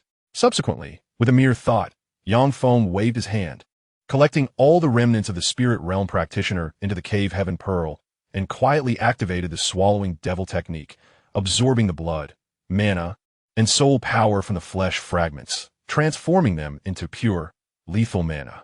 What terrifying combat prowess! To so effortlessly slay a spirit realm practitioner. This individual is truly formidable. Who is this person? How can his combat strength be so fierce? No wonder he dares to venture into the territory of spirit realm practitioners. It turns out he possesses the formidable combat capabilities of a spirit realm practitioner. Given his ease, his actual strength must far exceed that of an ordinary spirit realm practitioner, rivaling even the top-tier spirit realm practitioners. Upon witnessing Feng's effortless dispatching of the spirit realm practitioner, the distant nascent soul practitioners could not help but gasp in astonishment, their eyes filled with shock and disbelief. Meanwhile, the spirit realm practitioners near the light gate also displayed expressions of astonishment, casting wary glances at Xianxia, reluctant to act against him. At that moment, Xianxia directed his gaze towards the spirit realm practitioners near the light gate and fixed his attention on a young man clad in a blood-red robe. Speaking in a calm tone, "I've set my sights on your position. You have 1 minute to leave. Otherwise, do not blame me for being impolite." It is astonishing that he would confront the leader of the Blood Demon Sect. Does he not comprehend the might of the Blood Demon Sect? To actively seek trouble with the sect's leader is to invite peril. The Blood Demon Sect is not only one of the paramount forces in the Chaotic Mountain Range, but also one of the 36 major powers within the City of Chaos. The comprehensive strength of the Blood Demon Sect is exceedingly fearsome, and it is backed by the demonic clan, making it exceedingly arrogant. Not to mention the ordinary spirit realm cultivators. Even the elite spirit realm practitioners from other prominent factions within the Chaotic Mountain Range would retreat in fear upon encountering the disciples of the Blood Demon Sect. This individual not only dares to approach the spirit realm cultivators of the Blood Demon Sect, but audaciously seeks confrontation. Truly astonishing. As Feng's words echoed, the nearby spirit realm cultivators and distant nascent soul cultivators underwent subtle changes in expression, their astonishment evident as they regarded him with the same trepidation one might reserve for a specter. "Young man, I have not sought trouble with you. Yet you dare to approach me. Do you not know how to recognize danger?" A glint of menace flickered in the eyes of the Blood Demon Sect's spirit realm practitioner, his tone chillingly frigid. With that, the Blood Demon cultivator summoned his internal energy, invoking a blood-based divine ability to envelop Xianxia, attempting to manipulate his blood and wreak havoc upon his vascular system and internal organs. Sensing the tumult within his veins, Xianxia remained unperturbed. With a mere flicker of thought, he activated the swallowing heaven demon technique, quelling the agitation within his blood. Then, a fierce glint ignited in his gaze as the slaughtering sword, housed within his slaughter consciousness sea, surged forth, slicing through the void with the swiftness of lightning, aimed directly at the Blood Demon Sect's spirit realm practitioner. Feeling the overwhelming murderous intent emanating from the slaughtering sword, the Blood Demon cultivator's expression shifted. He hastily summoned his internal energy to conjure a blood-red sword, radiating an aura of boundless malice, transforming it into a streak of crimson light to meet the slaughtering sword head-on. With a resounding clash, the blood-red sword shattered upon impact with the slaughtering sword, splintering into countless crimson shards. In that moment, the slaughtering sword exuded a terrifying gravitational force, drawing in the fierce aura contained within the shattered pieces, converting them into sustenance for its evolution. Then, with a flash of brilliance, the slaughtering sword pierced through the astonished gaze of the blood demon cultivator, unleashing a barrage of lethal sword light that obliterated his head. Subsequently, Feng activated the swallowing heaven demon technique, releasing a powerful suction that enveloped the blood demon cultivator's body, relentlessly absorbing his blood, energy, and soul essence, transforming them into pure slaughtering energy that disintegrated into ash. Carried away by the wind, he has slain the master of the blood demon sect. What kind of technique is he cultivating to wield such malevolence? How tyrannical! Although he appears refined and cultured, his ferocity in battle surpasses even that of the blood demon sect's most ruthless. Witnessing Feng effortlessly dispatch the blood demon sect's spirit realm practitioner, the surrounding spirit realm cultivators and distant nascent soul cultivators were struck with astonishment, their expressions shifting dramatically as they regarded Feng with palpable fear and trepidation. Amidst the gasps of astonishment from the crowd, Feng retrieved the spatial ring from the blood magic sect's primordial spirit realm cultivator. He then settled into the position previously occupied by the cultivator and patiently awaited the opening of the ancient cultivation cave. Chapter 93. The opening of the ancient cultivation cave. The ancient cultivation cave is about to be unveiled. The spatial passage is on the verge of formation. The luminous portal is soon to be accessible. As the radiant gateway fully coalesced, the spatial fissures and chaotic currents outside began to dissipate, eliciting exclamations of excitement from countless cultivators. A multitude of practitioners, eager with anticipation, yearned to soar toward the luminous portal, vying to be the first to enter the ancient cultivation cave. After all, the one who steps into the cave first may seize the advantage, securing the finest treasures and the most potent legacies, thus propelling themselves to great heights. The ancient cultivation cave has commenced. Let us charge forth. Brothers, follow my lead. Brothers, fortune favors the swift. Let's advance together. Hurry, we must not linger, or the opportunity will slip away. At this moment, cultivators of the Golden Core realm and below began to shout fervently, launching themselves into the air as streaks of light, racing toward the location of the portal in a bid to be the first to enter. However, as these cultivators ventured within 100 miles of the portal, they were ruthlessly obliterated by the primordial spirit realm cultivators, their forms reduced to mere fragments of flesh and blood. In the blink of an eye, hundreds of cultivators aiming for the luminous portal were annihilated, with none surviving. The gruesome spectacle stilled the hearts of the remaining Golden Core cultivators and those below, rendering them hesitant to approach the portal. Meanwhile, the primordial spirit realm cultivators refrained from charging toward the portal, instead fixating intently on the primordial spirit realm cultivators ahead. Once the primordial spirit realm cultivators entered the portal, they would follow closely behind, seizing the opportunity. The thought of entering before the primordial spirits was not entertained by the Golden Core cultivators, as they were acutely aware of the peril posed by the primordial spirit cultivators. Soon, the spatial fissures and chaotic currents at the entrance of the portal completely vanished, revealing the gateway to all. At this moment, the foremost primordial spirit cultivators took to the skies, transforming into streaks of light as they sped toward the portal. In this race, Feng's speed was unparalleled. In the blink of an eye, he surged to the forefront, steadily widening the gap between himself and the other primordial spirit realm cultivators. Kill, you brat, perish. Sword art. Fire dragon technique. Icicle blade.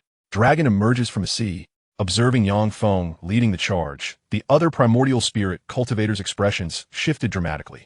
With a roar of fury, they summoned their inner energies, unleashing a barrage of formidable attacks aimed at Feng, intent on obliterating him on the spot. Xianxia shield. Amidst the relentless onslaught of numerous nascent soul practitioners, Feng remained unperturbed. With a soft exclamation, the exquisite treasure, the Xianxia shield, soared from his being, transforming into a colossal golden shield that shielded him from behind. Boom, boom, boom. as a series of resounding detonations echoed. Attacks imbued with terrifying power relentlessly struck against the Xianxia shield, igniting brilliant sparks, yet they could not shatter the shield, nor inflict any harm upon Yangfeng. An exceptional defensive artifact. Let us unleash our full might and annihilate him. We must vanquish him. Otherwise, we shall all suffer the consequences. We cannot allow this individual to enter the ancient cultivation cave first. Otherwise, he will seize the majority of the treasures and legacies within. Witnessing Yangfeng summon the Xianxia shield to thwart their assault, the nascent soul practitioners' expressions shifted dramatically as they cried out in alarm. Amidst the shouts, these practitioners ceased to hold back their strength, unleashing various formidable techniques and activating their exquisite artifacts to bombard the Xianxia shield. Boom, boom, boom. In a cacophony of thunderous sounds, over 100 exquisite artifacts, wielding terrifying might, struck the Xianxia shield in succession, causing it to tremble violently. Ultimately, the Xianxia shield could no longer bear the strain and shattered into countless fragments that scattered in all directions. However, as the shield fragmented, Yangfeng had already dashed near the luminous portal. With a mere flicker, he could enter it. You shall guard this place, allowing no one to enter the portal. Yangfeng bellowed, his thoughts commanding 2 golden puppets of the nascent soul realm to emerge from the cave pearl. Following this, Yangfeng swiftly entered the luminous portal. The 2 golden puppets, possessing combat strength at the pinnacle of the nascent soul realm, brandished golden spears, standing guard before the portal to prevent others from entering. Damn it! That brat has gone in. What the hell?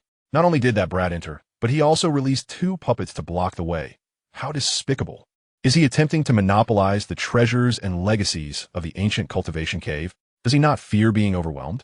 Observing Yangfeng's actions, the pursuing nascent soul practitioners behind were taken aback, erupting into curses. Amidst their exclamations, these practitioners hastily maneuvered towards the portal.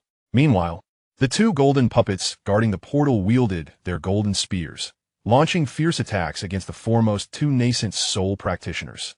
As the battle ensued between the golden puppets and the other nascent soul practitioners, Yangfeng traversed through the portal, arriving in an exceedingly desolate realm devoid of any spiritual energy or signs of life. Is this the ancient cultivation cave? It is far too barren. Gazing upon a lifeless world devoid of human presence, Yangfeng whispered softly, then expanded his consciousness to scan the surroundings in search of treasures and legacies. Soon, an ancient grand hall, located over 3,000 miles away, came into his perception, causing his eyes to gleam with excitement. He immediately soared into the air, transforming into a streak of light, and hastened towards the venerable hall. The protective formation surrounding the ancient hall had decayed and collapsed, no longer able to safeguard it. The 12 battle automatons at the entrance had, due to the passage of time, exhausted their energy and become mere decorations. Upon arriving outside the grand hall, Yangfeng surveyed the situation and with a grand gesture, collected the 12 battle automatons into his celestial pearl before swiftly entering the hall. Inside, his gaze fell upon an array of scattered spiritual instruments, precious artifacts, Dao implements, and countless jade slips, resources for cultivation, that elicited a joyful smile from Yangfeng. With another wave of his hand, he gathered them all into the celestial pearl. Subsequently, he advanced deeper into the hall, where he encountered a stone tablet radiating a terrifying sword intent, making him hesitate to look directly at it. The legacy tablet. Witnessing the stone tablet exuding such formidable sword intent, Yangfeng felt a surge of joy and involuntarily exclaimed, his eyes brimming with excitement and anticipation. After a moment of astonishment, Yangfeng released his consciousness to scan the tablet imbued with the dreadful sword intent. As his consciousness made contact with the tablet, an overwhelming and destructive sword intent emanated from it, flooding into Yangfeng's sea of consciousness.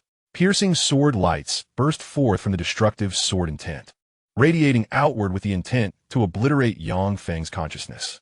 However, Yangfeng's sea of consciousness was vast and remarkably resilient, further reinforced by the inferior gray Dao instruments, the vermilion bird sword and the Xiantian sword. Thus, the fierce sword lights released were incapable of inflicting harm. They barely ventured far before being subdued by the vermilion bird sword and the Xiantian sword, shattering into countless fragments. As the piercing sword lights were suppressed, profound information about sword techniques surged forth from the terrifying sword intent, imprinting itself within Yangfeng's sea of consciousness. allowing him to instantly comprehend the destructive sword techniques encapsulated within the dreadful sword intent. According to the memories in Yang Feng's mind, the destruction sword technique was not merely a cultivation method, but a pure sword technique.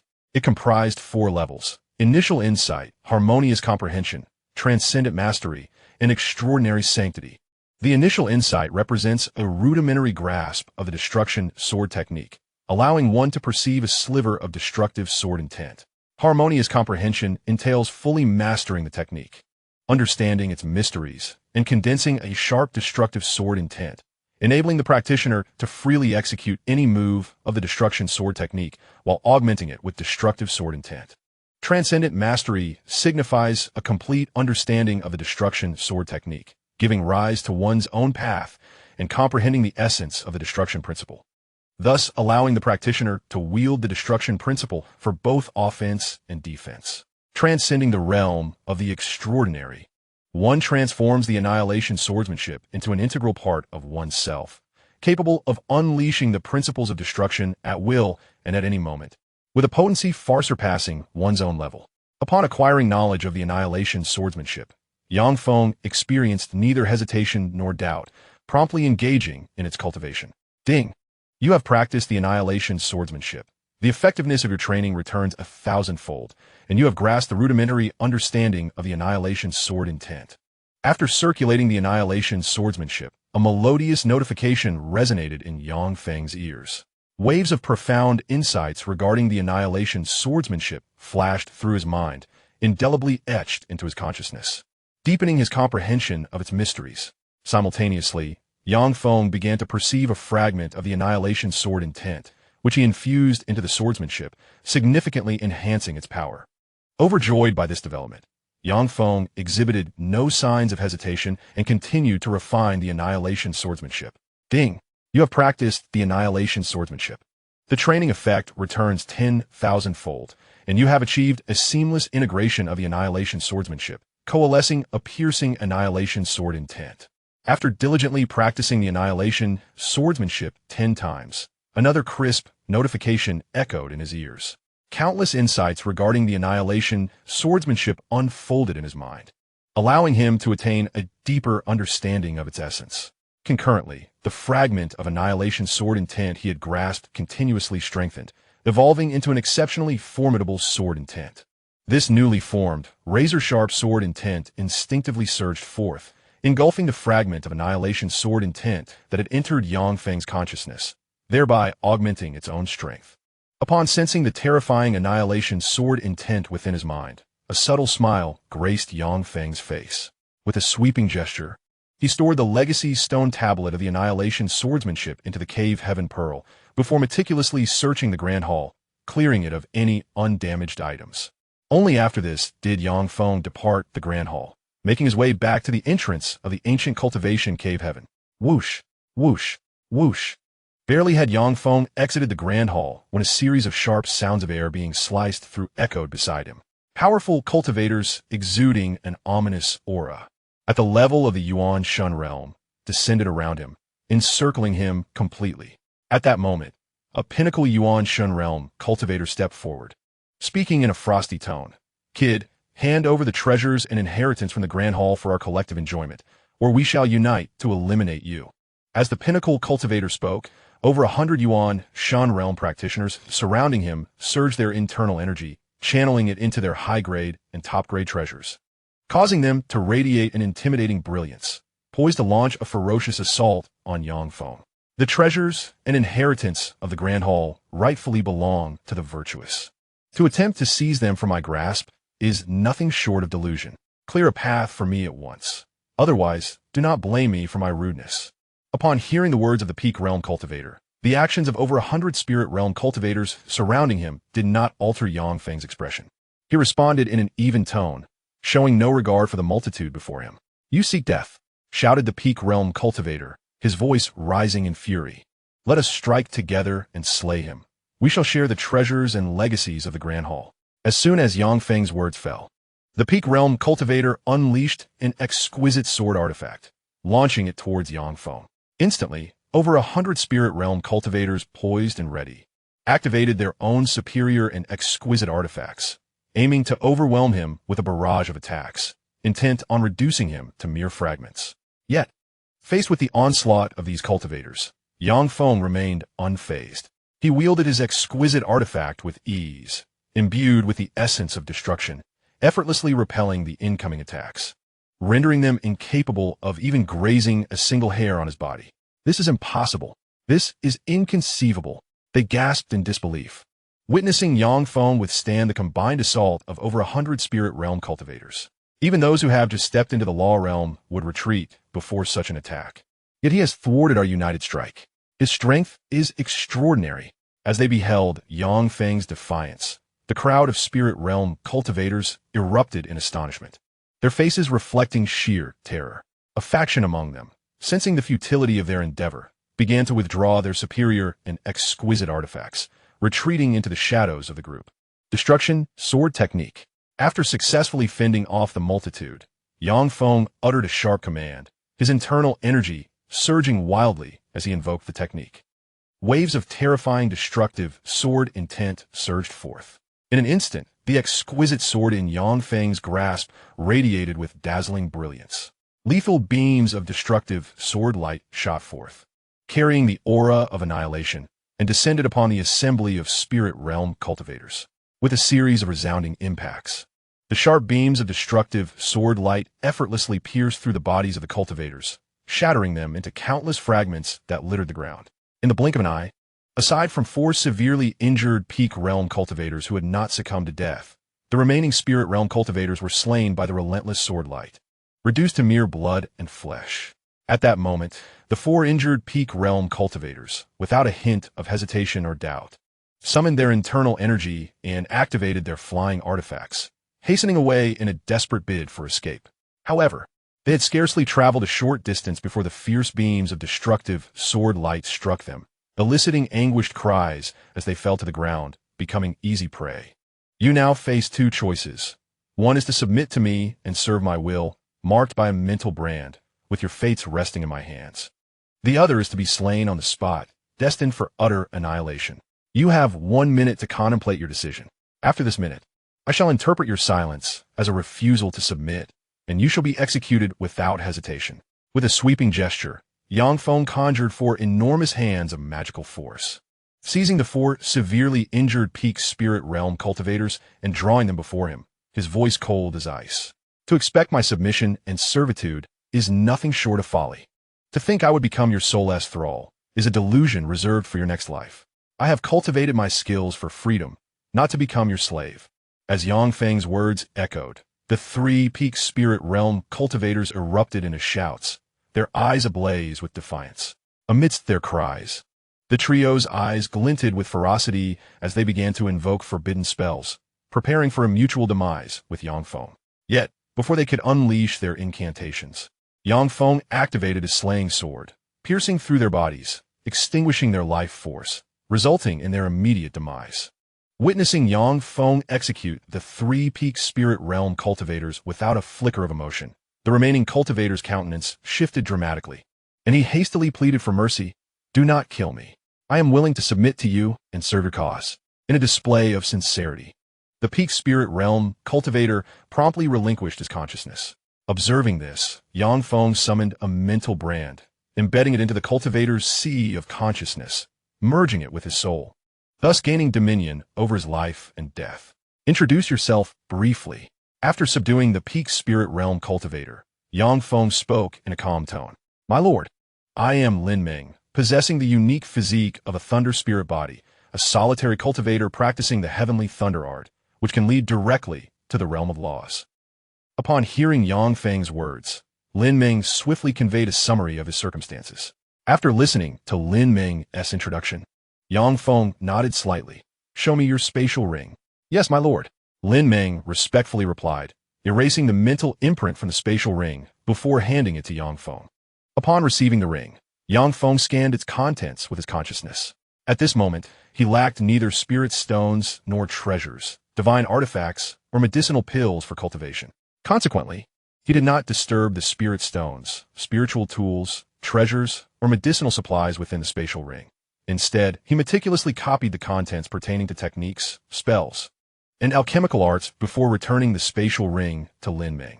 Having accomplished this, Yang Feng activated the devouring sky demonic art, unleashing a powerful force that enveloped over 100 corpses of spirit realm cultivators, absorbing the blood, magical energy, and soul power contained within, refining them into pure, slaughtering magical power.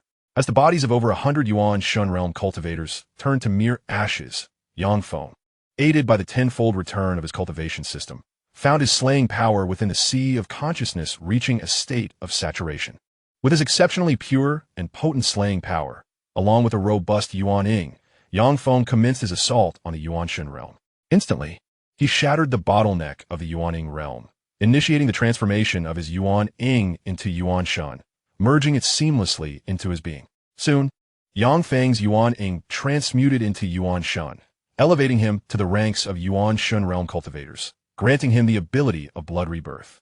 As long as the life force within his flesh and blood remained intact, he could resurrect infinitely. A chime echoed in Yang Feng's ears. Congratulations on reaching the Yuan Shun realm, condensing your Yuan Shun, with a tenfold return on your cultivation effect. Your Yuan Shun has been amplified 1,000-fold. At that moment, a mysterious energy surged into Yang Feng's body, commencing the enhancement of his Yuan Shun. When the enigmatic energy receded, Yang Feng's Yuan Shun had been fortified 1,000 times, teeming with vitality 1,000-fold greater than before. Du fan quis Yang Feng entirely. One would need to annihilate him countless times to extinguish the life force within his Yuan Shun, ensuring his absolute demise. However, even cultivators of the Law Realm or the Cave Heaven Realm would find it impossible to obliterate Yang Feng thousands of times in an instant, rendering his annihilation a formidable challenge.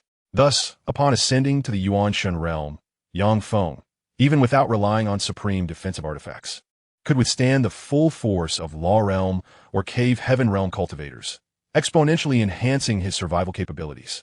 It is truly exhilarating that our master has ascended to the Yuan Shun realm. A cultivator at the Yuan Ying stage could easily subdue those in the Yuan Shun realm. And now that our master has reached Yuan Shun, he can sweep through the Chaos Mountains and even unify them. Lin Ming marveled inwardly, sensing the significant shift in Yang Feng's aura. While Lin Ming reflected, Yang Feng felt the surging vitality within him and, with a sweeping gesture, collected all the spatial rings and artifacts from the fallen Yuan Shun cultivators into the Cave Heaven Pearl. After exchanging a brief farewell with Lin Ming, he soared towards the entrance of the ancient cultivators' Cave Heaven. The once majestic Cave Heaven lay in ruins, and aside from the Grand Hall, Yang Feng discovered no other items of value. Thus, he was disinclined to linger, as time was of the essence. During their journey to the entrance of the ancient Cave Heaven, Yang Feng and Lin Ming encountered numerous cultivators at the Yuan Ying, Jindan, and lower realms. However, upon seeing Yang Feng and Lin Ming, these cultivators instinctively retreated, daring not to approach within a 100-mile radius of them. Yang Feng harbored no interest in cultivators of the nascent soul stage or below, disregarding them entirely as he made his way to the entrance of the ancient cultivation cave. Upon his arrival, a female cultivator of the Golden Core stage blocked his path, stating, "Senior, the entrance to the ancient cultivation cave has been sealed by a powerful member of the Blood Demon Sect. It would be wise for you to refrain from leaving for the time being." Chapter 96. Slaying the Sect Master of the Blood Demon Sect. Thank you for your warning. Allow me to gift you this inferior-grade treasure, the Fire Spirit Sword, he replied casually, tossing the sword to the obstructing female cultivator. Should you desire to join the 100 Flower Sect, seek out Sect Master Qin Xuemei. She will arrange a commendable position for you. With that, Yang Feng, accompanied by Lin Ming, bypassed the female cultivator and stepped through the luminous portal of the ancient cultivation cave, vanishing from sight only to reappear near the entrance outside. "Are you the one who killed our Blood Demon Sect's Hallmaster?" A chilling voice called out from a figure clad in a crimson robe, who had emerged from the crowd and halted 1,000 meters away. "I am Shui Shatian, the Sect Master of the Blood Demon Sect. If you possess any sense, surrender now and allow me to implant the Blood Demon curse upon you, compelling you to serve me. Otherwise, I shall slay you on the spot, draining your blood and turning you into a puppet." At that moment, 12 nascent soul cultivators, dressed in crimson robes, swiftly surrounded Yang Feng. Accompanied by over 100 cultivators in Blood Demon Sect attire, they formed a complex formation, enveloping Yang Feng within its confines. Should he make any move, they would activate the array to subdue him immediately. It was evident that these practitioners had come prepared, intent on capturing or eliminating Yang Feng to eradicate this looming threat. To demand my surrender and service is nothing short of folly. Yang Feng retorted, his expression one of disdain as he gazed at the blood demon sect master, Xianxia, from a distance. With that, he summoned his internal power, wielding the supreme-grade treasure sword, and unleashed the destruction sword technique towards Xianxia. You seek death. Xianxia bellowed in fury, his face twisted with rage at Yang Feng's sudden assault. He invoked his internal energy, summoning a supreme-grade defensive treasure shield to stand before him, attempting to withstand the oncoming strike of the sword. With a resounding crash, the supreme-grade sword, empowered by the essence of destruction, struck the shield with cataclysmic force, obliterating it into countless fragments that scattered in all directions. Immediately, the exquisite sword of exceptional quality struck the head of the blood demon sect's leader, Xianxia. Under his horrified gaze, the terrifying essence of destruction erupted abruptly, enveloping his form and reducing it to countless fragments of flesh scattered upon the ground. This essence of annihilation contained an unfathomable aura of devastation, extinguishing the vital force within Xianxia's flesh entirely, leading to his utter demise. You have actually slain our esteemed leader. You are truly deserving 1,000 deaths. You wretched boy, you have killed our leader. Your fate is sealed. You shall surely perish today. Seize him and crush him. Upon witnessing Yang Feng's lethal strike against Xianxia, the disciples of the blood demon sect erupted in alarm, promptly activating the Great Formation in an attempt to harness its power to annihilate Yang Feng. Instantly, over 100 treasure artifacts were summoned, driven by more than 100 cultivators at the nascent soul stage and 12 at the divine soul stage, coalescing into a colossal crimson hand. As the blood-red hand took shape, it emanated an aura of unfathomable terror. Waves of formidable energy radiated from it, leaving the onlooking cultivators in shock, compelling them to retreat hastily, distancing themselves from the menacing presence of the crimson hand. Soon, the blood-red hand transformed into a streak of crimson light, surging with overwhelming momentum toward Yang Feng, intent on reducing him to mere pulp. Shatter it. Unfazed by the impending assault of the crimson hand, Yang Feng commanded with a firm voice, invoking the exquisite sword once more to execute the technique of annihilation, channeling the essence of destruction to confront the crimson hand. With a thunderous roar, the exquisite sword collided with the crimson hand, unleashing a fearsome torrent of destructive intent that instantaneously shredded the hand into countless artifacts, scattering them in all directions. In that moment, the over 100 nascent soul cultivators and 12 divine soul cultivators of the blood demon sect let out muffled groans, suffering from the violent backlash of the formation, spewing forth copious amounts of crimson blood, collapsing to the ground, rendered as helpless as lambs awaiting slaughter. At that juncture, Yang Feng's thoughts coalesced, and a powerful aura of dominance emanated from him, enveloping the remaining cultivators of the blood demon sect, suffocating them with its oppressive weight. You now face two choices: submit or perish. Yang Feng declared coldly, surveying the fallen members of the blood demon sect. I am willing to submit. I bow before my master. It is an honor to serve my master. Upon hearing Yang Feng's words and sensing the overwhelming killing intent radiating from him, the disciples of the blood demon sect clamored in unison, laboriously rising to their feet, kneeling upon the ground as a sign of their submission to Yang Feng. Observing the movements of the blood demon sect's disciples, Yang Feng smiled slightly and declared, "Release your spiritual consciousness. I shall inscribe a mental brand within your consciousness sea, thus controlling your very lives." As he spoke, Yang Feng conjured a series of mental brands and hurled them toward the members of the blood demon sect. Most of the spiritual realm and nascent soul cultivators, upon witnessing the rapidly approaching mental brands, instinctively released their spiritual consciousness, allowing the brands to enter their consciousness sea and merge with their souls, thereby relinquishing control over their lives and deaths. However, one spiritual realm cultivator and 3 nascent soul cultivators hesitated, caught in contemplation, and did not release their spiritual consciousness at once.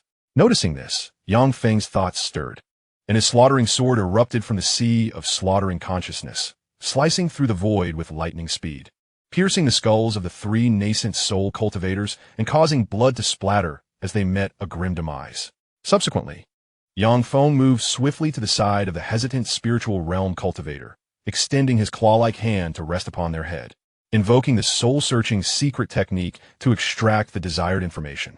Once he acquired the information he sought, a mere thought from him summoned the essence of destruction, and he executed the unfortunate spiritual realm cultivator on the spot, channeling the devouring heavenly demonic art to absorb their blood, magical power, and soul energy, reducing them to mere ashes. Witnessing the gruesome fate of the spiritual realm cultivator and the 3 nascent soul cultivators, those members of the blood demon sect who chose to surrender and submit exhibited expressions of relief, their reverence for Feng deepening. Chapter 97. Capturing the blood demon sect's demon domain stronghold. Pray tell me about the blood demon sect. Feng directed his gaze toward the 11 spiritual realm cultivators, speaking in a calm tone. Master, the blood demon sect boasts a total of 36 spiritual realm cultivators and 867 nascent soul cultivators. Among them, 12 spiritual realm cultivators and 300 nascent soul cultivators are stationed at the demon domain stronghold, safeguarding its security and ensuring the passage between the demon domain and the chaotic mountain range remains unobstructed. 6 spiritual realm cultivators and 100 nascent soul cultivators are permanently stationed at the headquarters of the blood demon sect in the chaotic lands, ensuring its safety. The remaining spiritual realm and nascent soul cultivators serve as an emergency force, ready to respond to any unforeseen circumstances. As Feng's words faded, the 11 spiritual realm cultivators of the blood demon sect quickly divulged their information, granting Feng a clearer understanding of the sect. Can you enter the blood demon sect's demon domain stronghold? After hearing the introduction from the blood demon sect's spiritual realm cultivators, Feng inquired calmly. Master, we can indeed access the blood demon sect's demon domain stronghold. A spiritual realm cultivator from the blood demon sect eagerly responded. Since you can access the blood demon sect's demon domain stronghold, let us proceed to seize it. After receiving the affirmative response from the blood demon sect cultivator, Feng spoke softly. The blood demon sect's stronghold in the demon realm possesses a spatial passage that connects to the demon realm itself. To annihilate or seize control of the blood demon sect, one must first conquer this stronghold and sever its ties to the demon realm. Otherwise, the sect may seek assistance from the demon tribes, receiving substantial support from formidable demon warriors, which would pose a significant hindrance to Feng's plans. Having conveyed this, Feng, accompanied by the ethereal and nascent soul cultivators of the blood demon sect, ascended into the air, transforming into streaks of flowing light as they sped toward the stronghold. The shocking news of the sect leader, blood fiend Tian, being slain by a single sword strike left everyone astounded. Who was that young man, exhibiting such ferocity and terrifying combat prowess? The blood demon sect was on the brink of destruction. The formidable members of the sect had been subdued by this young warrior, heralding a monumental shift within the blood demon sect. Not only was the blood demon sect in turmoil, but the entire chaotic mountain range was poised for significant upheaval. After Feng and his companions departed, distant cultivators began to exclaim in astonishment and debate the unfolding events, promptly reporting the shocking news to their respective leaders. Upon receiving intelligence regarding Feng, the leaders of various factions swiftly dispatched numerous personnel to investigate his identity and began formulating countermeasures. While the leaders busied themselves with concerns regarding Feng, he, along with the ethereal and nascent soul cultivators of the blood demon sect, approached the vicinity of the sect's stronghold in the demon realm. At that moment, a cultivator of the ethereal realm from the blood demon sect stepped forward, soaring towards the stronghold to communicate with its defenders. Shortly thereafter, the protective formation of the stronghold opened a grand gate, permitting Feng and his entourage to enter. Do not let them in. They have betrayed the sect. A booming voice resonated from deep within the stronghold just as Feng and his party crossed the threshold. An ethereal realm cultivator emerged from the depths, radiating an aura of menace as he rushed towards Feng's group. It was too late. Upon hearing the warning, Feng remained unfazed, a faint smile gracing his lips as he unleashed the destruction sword technique. Wielding an exquisite sword to deliver a swift and lethal strike at the approaching cultivator. With a resounding clash, Feng's sword sliced through the air, effortlessly penetrating the defensive artifact conjured by the ethereal realm cultivator, piercing his body and causing blood to splatter as he plummeted towards the ground, severely wounded. In the following moments, Yang Feng's aura surged, the destruction sword technique reaching its zenith. Under his command, the exquisite sword, imbued with the terrifying intent of annihilation, easily devastated the ethereal and nascent soul cultivators of the blood demon sect within the stronghold. In mere moments, the sect's ethereal and nascent soul cultivators were thoroughly incapacitated, subsequently captured by Yang Feng's conjured magical hand, gathered together as lambs awaiting slaughter. Submit or perish. Yang Feng gazed coldly at the blood demon sect's spiritual realm and nascent soul cultivators within the stronghold of the demon domain. As he spoke, an overwhelming aura of murderous intent emanated from him, enveloping the blood demon sect cultivators, causing them to shiver uncontrollably, a chill creeping up from the depths of their hearts. I am willing to submit. My subordinates pay their respects to the master. It is an honor of a lifetime to serve you. Upon hearing Yang Feng's words and sensing the terrifying killing intent about him, the blood demon sect cultivators shouted in unison. Subsequently, Yang Feng focused his energy, imprinting his spiritual marks into the consciousness of these spiritual realm and nascent soul cultivators, seizing control over their lives and deaths. Beyond controlling the fate of the spiritual and nascent soul cultivators of the stronghold, those at the golden core stage and below knelt in surrender, joining Yang Feng's ranks, to be overseen by the nascent soul and spiritual realm cultivators. Master, upon your entry into the demon domain stronghold, a spiritual realm cultivator from the demon race has already traversed the spatial passage to seek reinforcements. One of the spiritual realm cultivators hesitated before approaching Yang Feng, reporting anxiously. Based on my conjecture, within a maximum of 15 minutes, numerous powerful demons will cross the spatial passage and arrive at our stronghold. Can the law realm cultivators of the demon race traverse the spatial passage? Yang Feng inquired softly. Yes, master. The law realm cultivators of the demon race can indeed pass through the spatial passage. However, our stronghold is located within the chaotic mountains, where the laws are in disarray. Under normal circumstances, demon law realm cultivators would refrain from crossing the spatial passage to enter our stronghold. After all, the environment of the chaotic mountains is exceedingly unfriendly to law realm cultivators. Their combat prowess is diminished to less than 1/10, and they are prone to backlash from the laws, suffering severe injuries from chaotic forces, damaging their vitality and undermining their foundations. The spiritual realm cultivator responded respectfully. I understand. Take me to observe the entrance of the spatial passage. Yang Feng replied calmly. Yes, master. The spiritual realm cultivator responded with deference and led Yang Feng toward the entrance of the spatial passage. Chapter 98. Slaying the Demon Race Cultivators. Master, this is the spatial passage leading to the demon domain.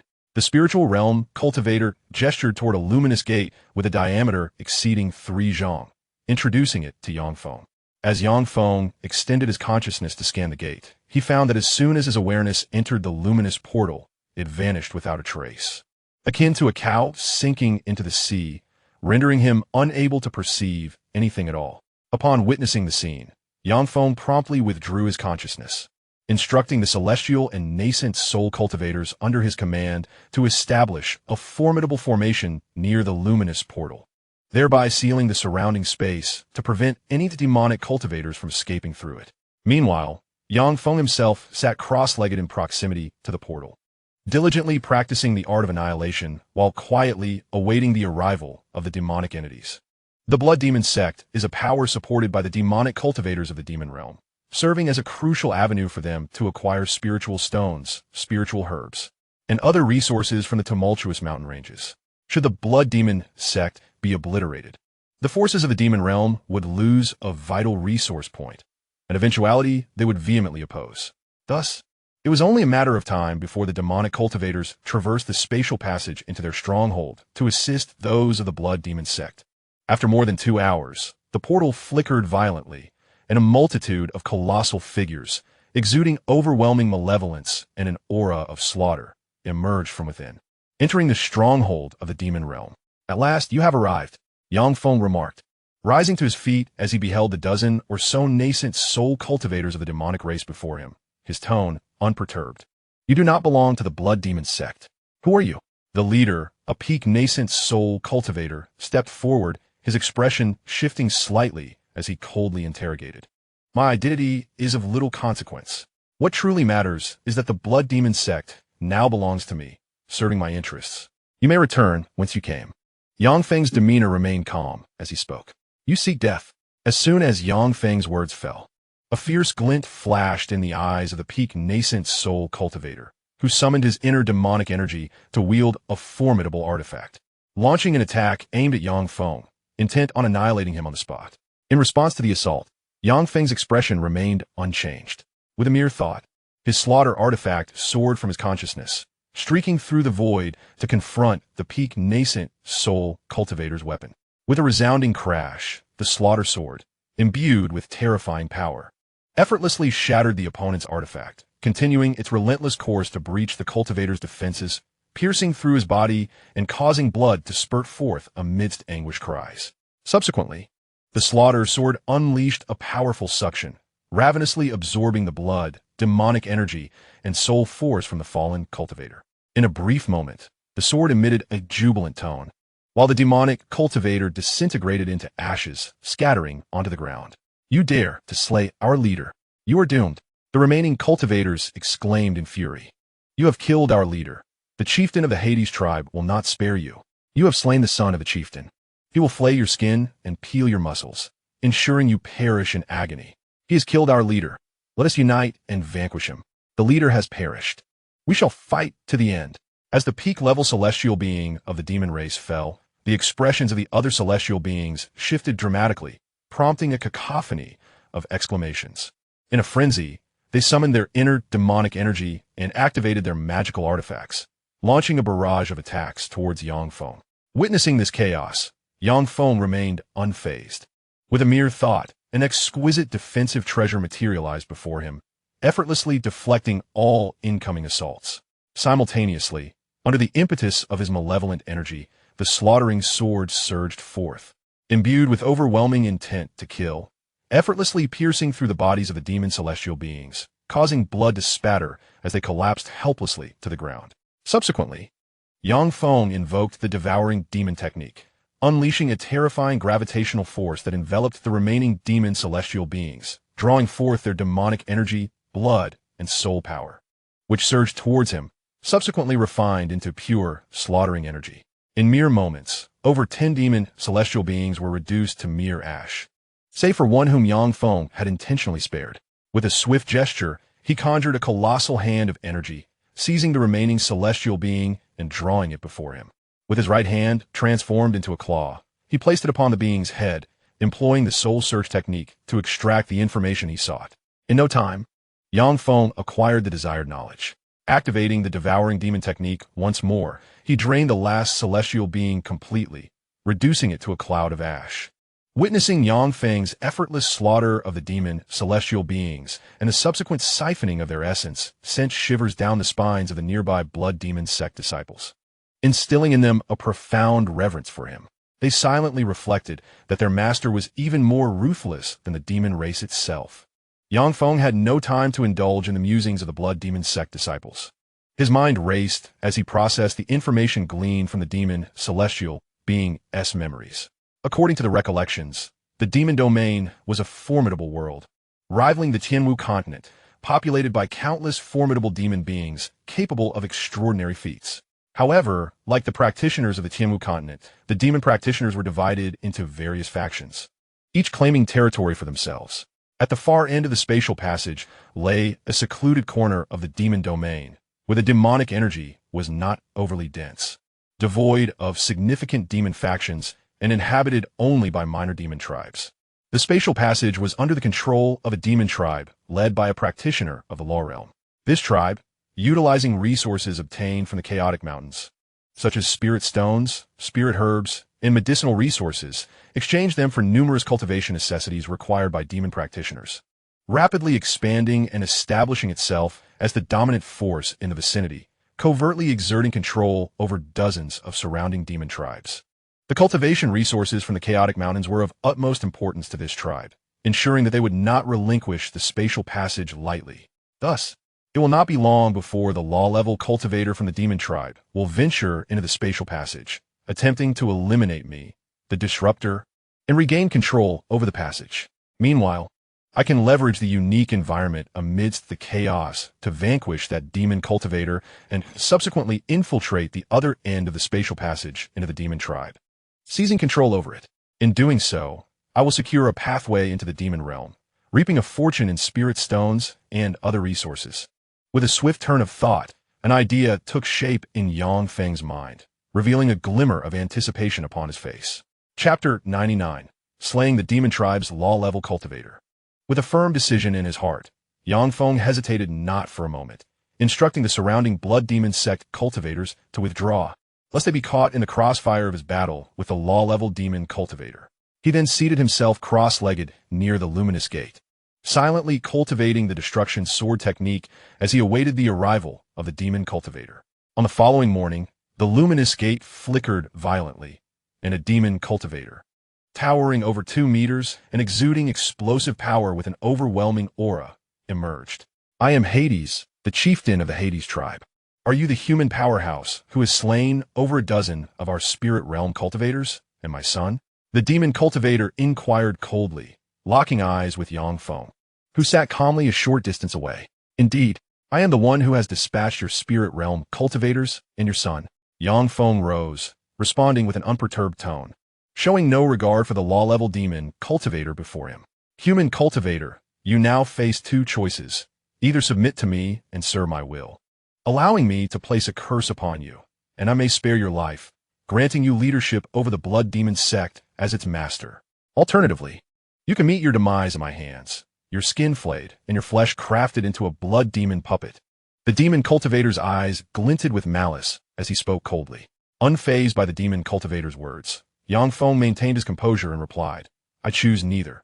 Rather, I opt for a third option, to slay you and seize all that you possess. With that, Yang Feng unleashed the destruction sword technique, channeling the essence of destruction to propel his supreme artifact sword, transforming it into a streak of radiant light that descended upon the law-level demon cultivator. This time, Yang Feng held nothing back. The terrifying power contained within the supreme sword could instantaneously annihilate a peak spirit realm cultivator, leading to their complete demise.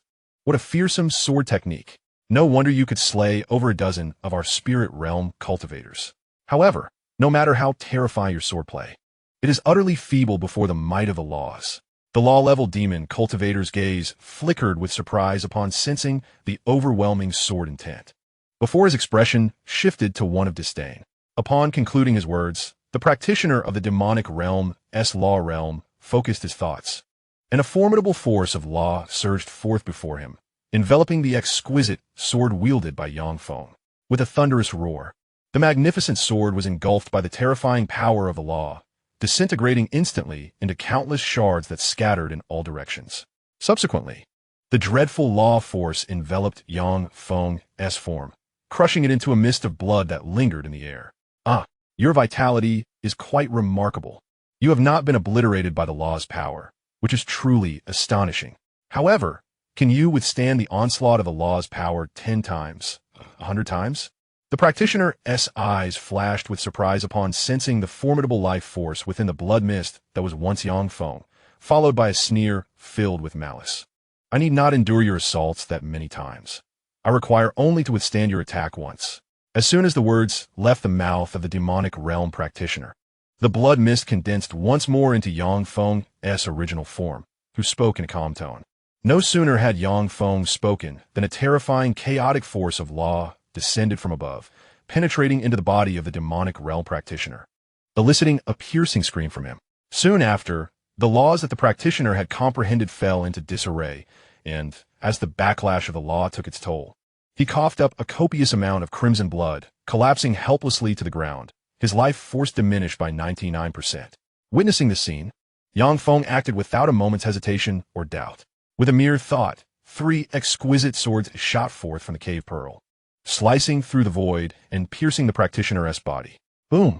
With a soft command from Yang Feng, the 3 exquisite swords detonated, their explosive power cleaving the demonic realm practitioner's form into countless pieces of flesh, scattering them across the ground. Nevertheless, the vitality of a law realm practitioner is exceedingly potent, far surpassing that of a soul realm practitioner. Even after suffering such a backlash and being obliterated by the self-detonation of the exquisite weapons, he still possessed a formidable life force capable of reassembling. However, Yang Feng provided the practitioner no opportunity to reform his body, seizing the moment while the practitioner was gravely wounded and in a state of utter weakness. Yang Feng unleashed the full extent of the devouring demon art, generating an immense suction that enveloped the practitioner. Instantly, a torrent of blood, magical energy, and soul force, rich in vitality, surged forth from the practitioner's dismembered flesh, being refined into pure, lethal magical power by Yang Feng. In the blink of an eye, the blood, magical energy, and soul force of the demonic realm practitioner were entirely consumed, leaving behind only a pristine law crystal, quietly resting upon the ground. After Yang Feng refined the law crystal of the fallen demonic law realm cultivator, the murderous power within his sea of consciousness surged dramatically, enhancing his murderous primordial spirit and amplifying the vitality it contained, bringing him closer to comprehending the laws of slaughter. This was the crystallization of the laws formed by law realm cultivators. Yang Feng picked up the law crystal from the ground, observed it intently for a moment, and softly murmured before storing it within his cave heaven pearl. The law crystal, a product of a law realm cultivator's insights and understanding of the laws, holds profound knowledge. By refining one, a cultivator could gain the comprehension encapsulated within it, thus grasping the essence of the laws and advancing to the law realm. However, those who ascend by refining law crystals have only a superficial understanding of the laws and find it exceedingly difficult to make further strides. They must continue refining other law crystals to progress, effectively cutting off their future. Consequently, only those who have lost hope for breakthroughs, stagnated for countless years, or are aware of their limited talent, unable to rely on their own capabilities, would resort to refining law crystals to ascend to the law realm. Typically, exceptionally gifted primordial spirit cultivators would never refine law crystals to elevate themselves to the law realm. Yang Feng, possessing remarkable talent and unwavering confidence in his abilities, certainly would not resort to refining law crystals. Nevertheless, while he had no need for them, they could be employed to cultivate his subordinates. Now, he could enter the demon realm and subdue the demonic tribe on the other side of the spatial passage. With a grand gesture, Yang Feng stored the spatial ring of the demonic law realm cultivator into his cave heaven pearl, murmuring softly before stepping into the light gate, vanishing from sight. Chapter 100. Subjugating the demonic tribe human cultivators? Where's the chieftain? This is the demon realm. How could a human cultivator possibly arrive here? Are we not prohibited from allowing members of the blood demon sect to enter the demon realm? As Yang Feng suddenly emerged from the light gate, the demonic cultivators around him changed their expressions dramatically, unable to suppress their astonishment. Amidst their exclamations, these demonic cultivators summoned the dark power within, channeling it into their weapons, which began to radiate terrifying might, ready to launch a fierce assault on Yang Feng at any moment. At this juncture, a peak primordial spirit demonic cultivator stepped forward, his face filled with suspicion, and inquired of Yang Feng, "Who are you? Why have you come to our demon realm? Where is the chieftain of our Haid tribe?" Upon hearing the words of the peak primordial spirit demonic cultivator, Yang Feng replied calmly, "Your Haid tribe's chieftain has already been slain by me. Now, you have two choices. One is to be killed on the spot and refined by me, becoming nourishment for my evolution. The other is to submit to me, serve me, and bear my spiritual mark, thus controlling your life and death. You have 1 minute to consider. After 1 minute, those who refuse to surrender shall be met with no mercy." The human cultivator proclaimed, "Our esteemed clan leader has attained the realm of the laws. How could you possibly have slain him? Surely you jest. A mere soul formation human cultivator dares to boast of having killed our clan leader. What an utter mockery. It is preposterous for a lowly human to command our noble demon clan to submit and serve you." As Yang Feng's words fell, 3 demon clan soul formation cultivators could not contain their derision, their eyes filled with disdain. Had it not been for the commanding presence of their peak soul formation leader, they would have already attacked Yang Feng. "Since you seek death, I shall oblige you," Yang Feng retorted coldly, his eyes glinting with menace. With a mere thought, the slaughter sword surged forth from his sea of consciousness, slicing through the air with blinding speed, effortlessly piercing the skulls of the 3 demon clan cultivators, splattering blood as they collapsed lifelessly to the ground. Following this, Yang Feng harnessed the devouring demon technique, unleashing a formidable force that refined the 3 demon clan soul formation cultivators in a fine ash, scattering them upon the earth. What a terrifying demonic art! It consumes blood, magical power, and souls, transforming them for personal use. This is the renowned devouring demon technique. The demon clan cultivators gasped in astonishment. You are not a mere human cultivator. You are one of the devouring demon race. The realization dawned upon them. No wonder you could slay the leader of our hater tribe. The devouring demon race is among the most powerful in the demon realm, a royal lineage among countless demon clans. To serve a cultivator of the devouring demon race is an honor for our hater tribe. Witnessing Feng effortlessly refine the 3 soul formation cultivators, the expressions of the remaining demon clan cultivators shifted dramatically, and they fell to their knees, declaring their submission to Feng. They have mistaken us for members of the devouring demon race. Feng mused inwardly as he surveyed the kneeling figures of over a dozen demon clan soul formation cultivators. The devouring demon race is indeed one of the mightiest in the demon realm, a royal lineage among countless demon clans. Each member cultivates the devouring demon technique, enabling them to consume the blood, souls, and magical power of their foes to enhance their own strength and elevate their cultivation. The devouring demon race is exceedingly rare, with most of its members residing within their own territory, while only a select few venture out into the world. Consequently, many demon clans in the demon realm have never encountered a member of the devouring demon race, having only heard tales of them. However, the exclusive technique of the devouring demon race is renowned throughout the demon realm, familiar to every powerful demon cultivator. Thus, upon witnessing Feng wield the devouring demon technique, these demon cultivators mistakenly identified him as one of their own. Upon witnessing the misunderstanding among the demon race's spiritual practitioners, Feng chose to forego any explanations.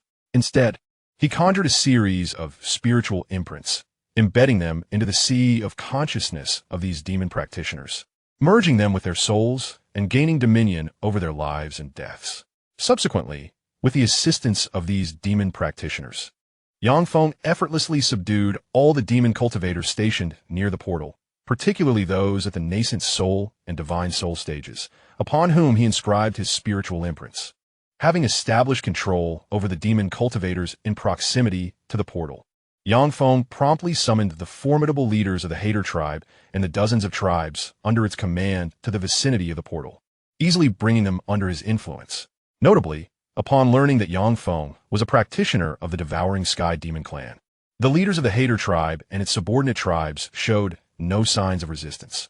Instead, they eagerly accepted Feng's spiritual imprint, seemingly honored to become slaves of the devouring sky demon clan. Observing this scene, Feng chose not to elaborate, but instead directed his attention to a peak divine soul practitioner of the hater tribe, speaking in a calm tone.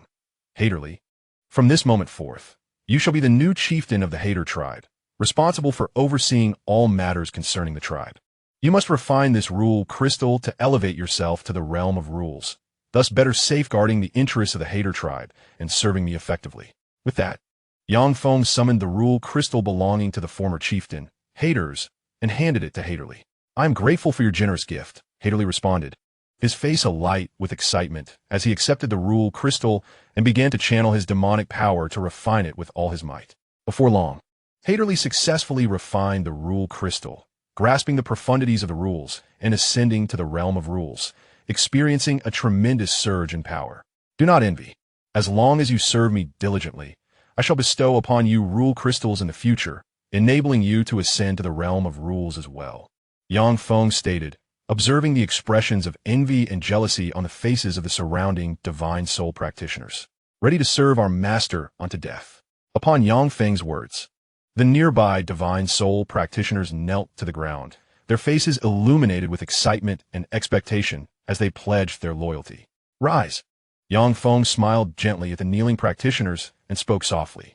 Thereafter, Feng collected the demon stones, demon herbs, demon medicines, demon pills, and various rare minerals from the demon realm, depositing them into his celestial pearl for future use. Moreover, in an effort to foster trade between the two realms, he retrieved numerous spiritual stones, spiritual herbs, spiritual medicines, and spiritual pills from the celestial pearl, entrusting them to the hater tribe for management. Having accomplished all this, Yang Feng departed from the demon realm, setting his sights on the headquarters of the Blood Demon Sect in the City of Chaos, intent on bringing the sect under his control. Chapter 101. Mastering the Blood Demon Sect. Master, the estate ahead is the headquarters of our Blood Demon Sect. A cultivator of the Blood Demon Sect at the nascent soul stage pointed towards a manor not far ahead and declared, "Let us proceed inside." Yang Feng nodded slightly, responding in a calm tone. Having spoken, he took the lead towards the manor. As Yang Feng approached the vicinity of the manor, the protective array had already been activated, safeguarding the entire estate. This development elicited no surprise from Yang Feng. More than a day had elapsed since he had slain the sect leader of the Blood Demon Sect. The personnel left behind at the sect's headquarters must have received the news and prepared for defense. Stepping forward, Yang Feng coldly proclaimed, "I grant you 15 minutes to deliberate. After this time, should you fail to lower your defenses and surrender, I shall exterminate everyone within the manor." With that, he extended his consciousness, scanning the protective array in search of weaknesses. The allotted 15 minutes served both as a moment for the Blood Demon Sect's remaining members to consider their options and as an opportunity for Yang Feng to identify flaws in the array. "Sect leader, what shall we do now?" asked a nascent soul cultivator stationed at the Blood Demon Sect headquarters regarding the figure of Yang Feng outside. This individual, clad in silver armor and draped in a crimson cloak, was Su Xiaoming, the deputy sect leader and the second strongest within the Blood Demon Sect, who had long defended the sect's headquarters. "What else is there to do? We must activate the defensive array and surrender," Su Xiaoming replied. "Reliable sources indicate that the young man outside has already commandeered most of our sect's elite forces and has slain the nascent soul cultivator sent by the demonic realm for reinforcements. Most crucially, he has eliminated a law realm cultivator from the demon race at the stronghold in the demonic realm. A peerless powerhouse capable of slaying law realm cultivators in the chaotic mountains is simply beyond our capacity to resist. If we wish to survive, surrendering is our best option." Upon hearing the words of the nascent soul cultivator, Su Xiaoming replied with a flat tone, "If we surrender, that young man will implant a spiritual mark in our consciousness, controlling our lives and deaths, leaving us with no chance of redemption." Just as Su Xiaoming finished speaking, another nascent soul cultivator expressed his concerns. "As long as we do not betray the master, he will not harm us lightly. Furthermore, we have no alternatives at this moment. To survive, we must surrender. If anyone among you is unwilling to submit, step forward, and I shall let you out to battle the young man outside," Su Xiaoming stated, his expression unchanged and his tone unyielding. Upon hearing Su Xiaoming's words, the aforementioned nascent soul cultivator immediately fell silent, understanding the formidable nature of Yang Feng and refraining from seeking certain death. Observing the silence that enveloped the surroundings, Su Xiaoming summoned the personnel of the Blood Demon Sect who remained at headquarters, subsequently deactivating the estate's defensive array before stepping outside. The protective barrier had been dismantled. Witnessing the dissolution of the estate's grand formation, a subtle smile graced Yang Feng's lips as he murmured softly. While Yang Feng was lost in thought, Su Xiaoming, accompanied by the remaining members of the Blood Demon Sect, swiftly approached him and knelt on the ground, speaking with utmost reverence.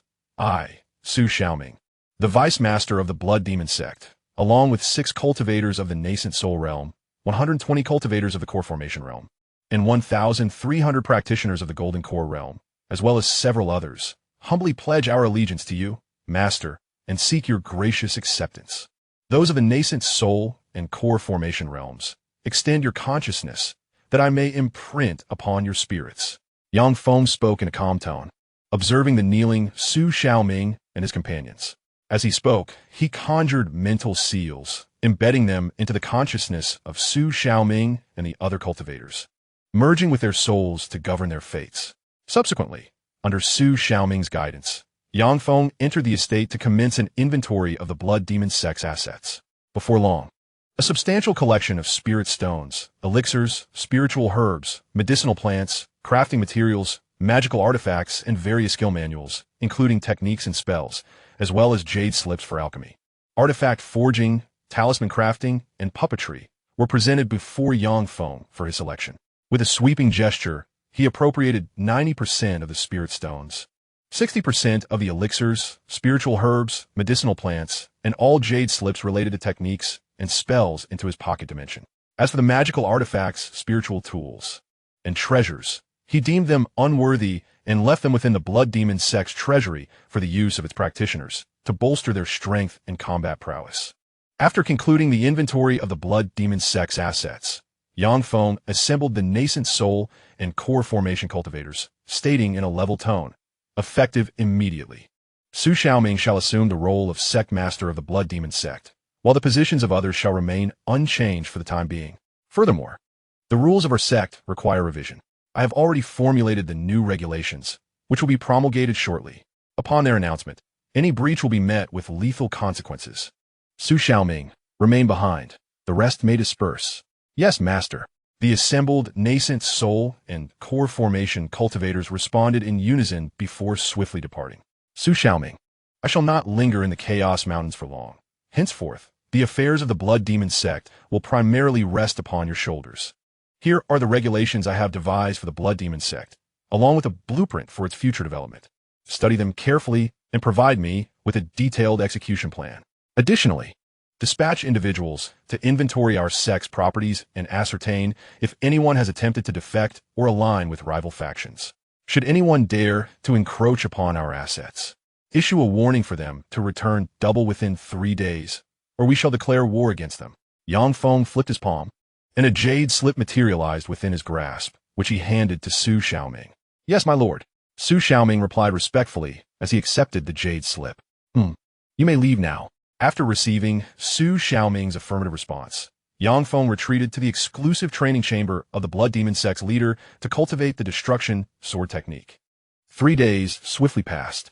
Su Xiaoming hastened to the entrance of Feng's training chamber, reporting with utmost respect, my lord. The 10,000 Dao Alliance has annexed 50% of our Blood Demon Sect's assets in the Chaos City and 30% of our resource points outside the city.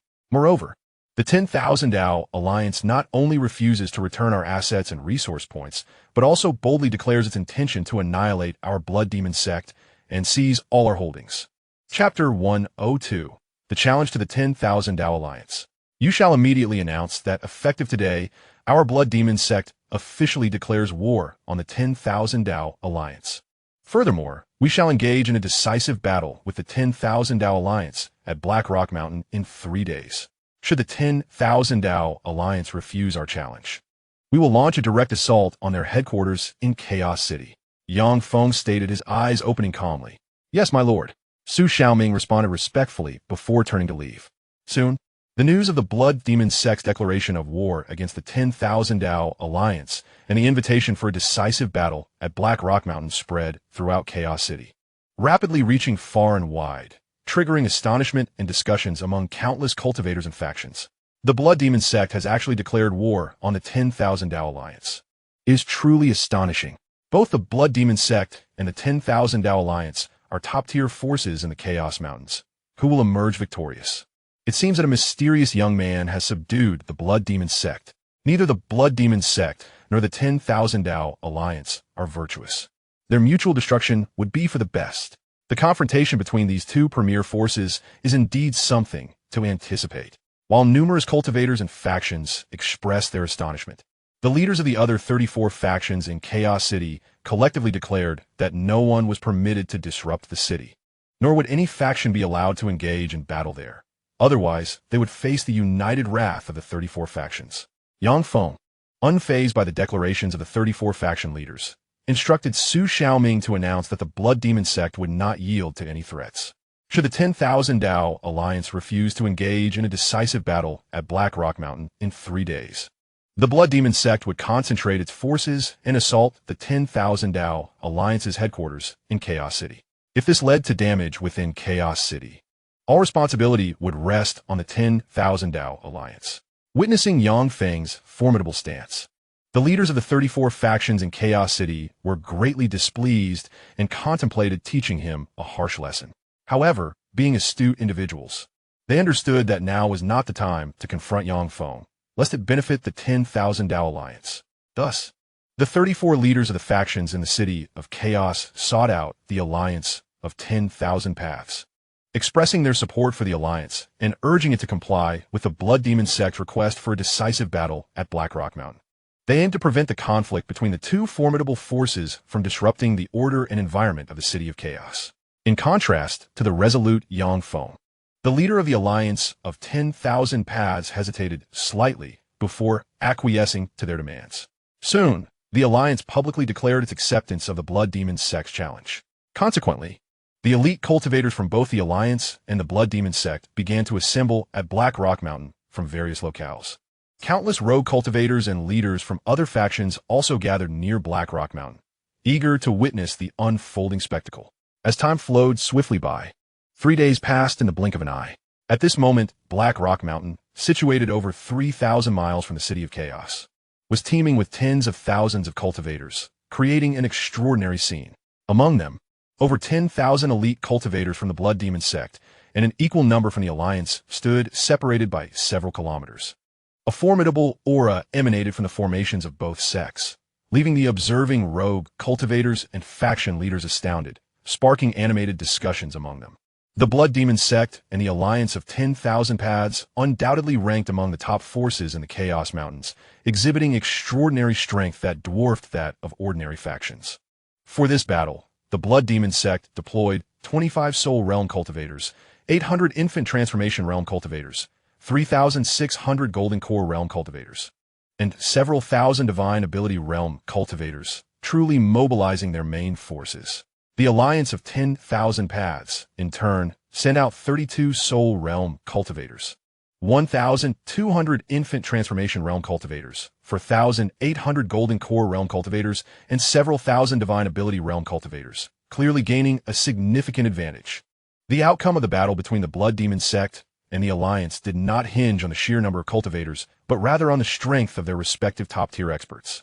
Speaking of top-tier experts, the Alliance of 10,000 Paths certainly possessed the more formidable ones, particularly with the presence of Law Realm cultivators among them. The audacity of the Blood Demon Sect to challenge the Alliance indicated their disregard for the Law Realm cultivators' might. While the rogue cultivators and faction leaders were engaged in discussion, the 34 leaders from the City of Chaos formed a small circle to converse quietly among themselves. Who do you believe will emerge victorious today? The Blood Demon Sect or the Alliance of 10,000 Paths? I believe the Alliance will secure the final victory. I too think the Alliance can prevail. I, however, believe the Blood Demon Sect may triumph. Regardless of which faction wins, both will suffer significant losses, and we may be able to profit from this. Does anyone know the identity of a young man behind the Blood Demon Sect? I do not, nor do I. I have dispatched someone to investigate. It won't be long before we uncover that young man's identity. I also dispatched individuals to investigate. I am Sun Xiaowei, the leader of the Wandao Alliance. Summoned the Blood Demon Sect's leader to present himself. As the crowd murmured, Sun Xiaowei, the leader of the Wandao Alliance, stepped forward, directing his icy gaze toward the direction of the Blood Demon Sect's cultivators and called out in a chilling voice, I am Su Xiaoming, the leader of the Blood Demon Sect. Su Xiaoming emerged from the throng, responding in a calm manner.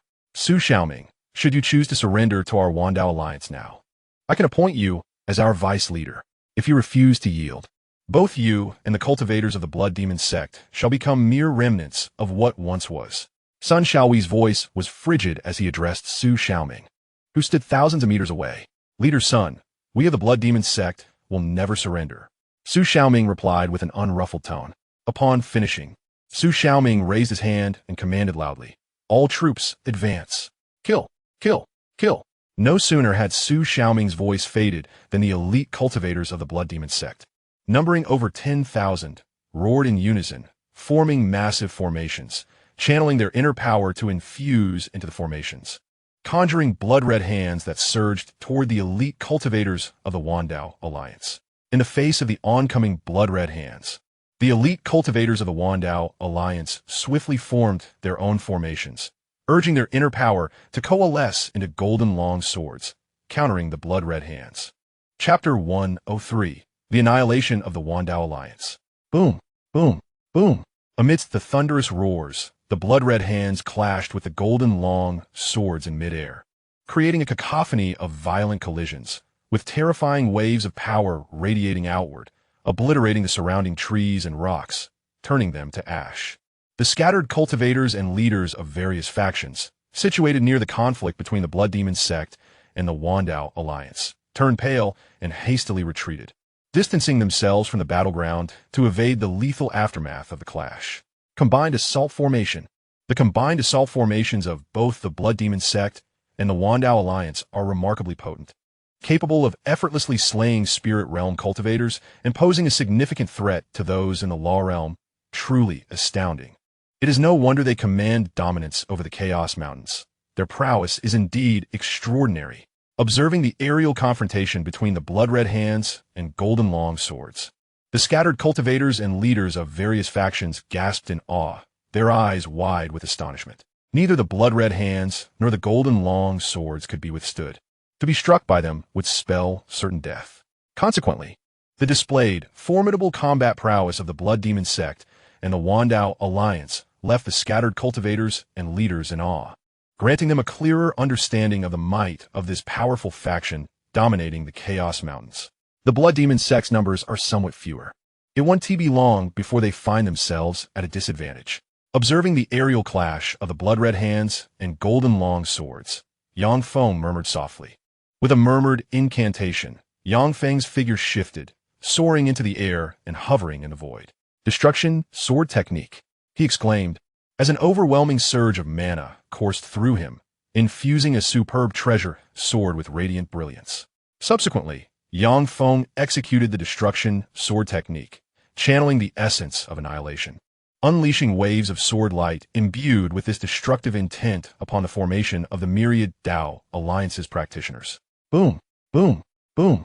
Amidst a symphony of crisp sounds, the sword lights, suffused with the essence of destruction, effortlessly shattered the formations composed of the myriad Dao Alliance's practitioners, disintegrating them into scintillating specks of spiritual light. Thereafter, these sword lights, carrying terrifying might, descended upon the myriad Dao Alliance's practitioners, mercilessly slaying them and leaving behind only mangled corpses. Simultaneously, bereft of the formation support, the golden sword suspended in the sky shattered into fragments. In the absence of opponents, the blood-red hand, exuding overwhelming might, ruthlessly struck down upon the ranks of the myriad Dao Alliance's practitioners, effortlessly turning them into mere puddles of flesh. In the blink of an eye, over half of the elite practitioners from the myriad Dao Alliance perished, suffering catastrophic losses, prompting astonished gasps and fervent discussions among the onlookers. Who is this individual?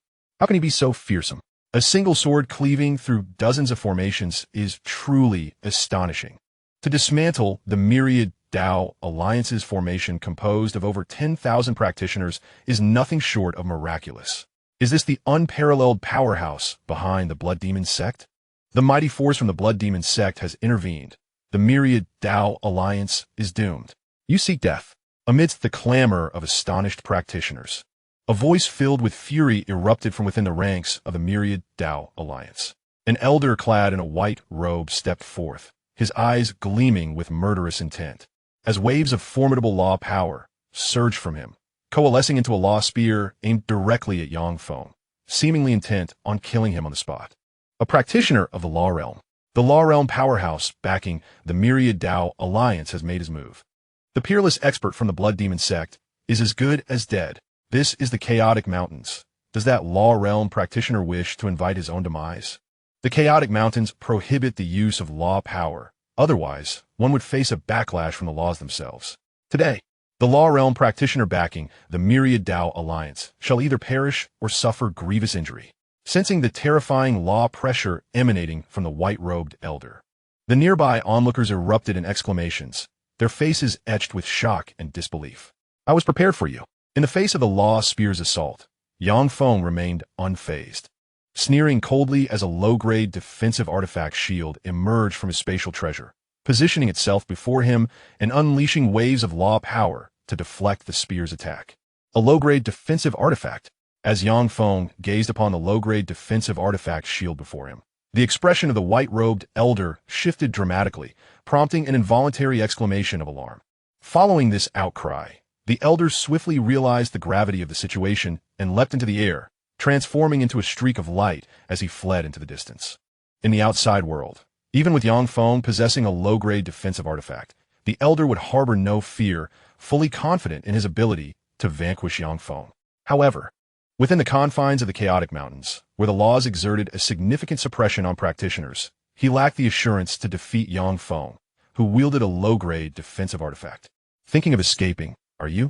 Yang Feng scoffed coldly upon witnessing the elder's attempt to flee, activating his supreme-grade treasured sword, which transformed into a beam of light and shot towards the elder. Sensing the terrifying sword intent imbued within the supreme-grade sword, the elder's expression shifted slightly. He dared not delay and promptly summoned the power of the laws within him to envelop the sword, shattering it into countless fragments that scattered in all directions. However, just as the elder destroyed the supreme-grade sword, a chaotic law descended from the heavens, striking him and throwing his internal law power into disarray, severely injuring him. He coughed up a mouthful of crimson blood, plummeting downward. Observing the scene, a faint smile graced Yang Feng's lips as he urged the remnants of the supreme-grade sword into the elder's body, causing it to self-destruct. The tremendous explosive force obliterated the elder's form into countless bloody fragments, reducing his power to naught. In that moment, Yang Feng's thoughts shifted, activating his devouring demon technique. A powerful suction emanated from him, enveloping the elder, absorbing his blood, magical power, and soul energy, transforming it into pure slaughtering power to nourish his own killing primordial spirit. In a brief instant, the elder's remains were reduced to ash, leaving behind a law crystal, which Yang Feng collected within his dimensional pearl. With the demise of the white-robed elder, the remaining members of the 10,000 Dao alliance instantly crumbled, losing all will to resist. They either knelt in surrender or were easily slain by Yang Feng and the practitioners of the Blood Demon Sect. Subsequently, the practitioners of the Blood Demon Sect, guided by the surrendering members of the 10,000 Dao Alliance, effortlessly took over all of the Alliance's assets. Thus, the 10,000 Dao Alliance was utterly obliterated.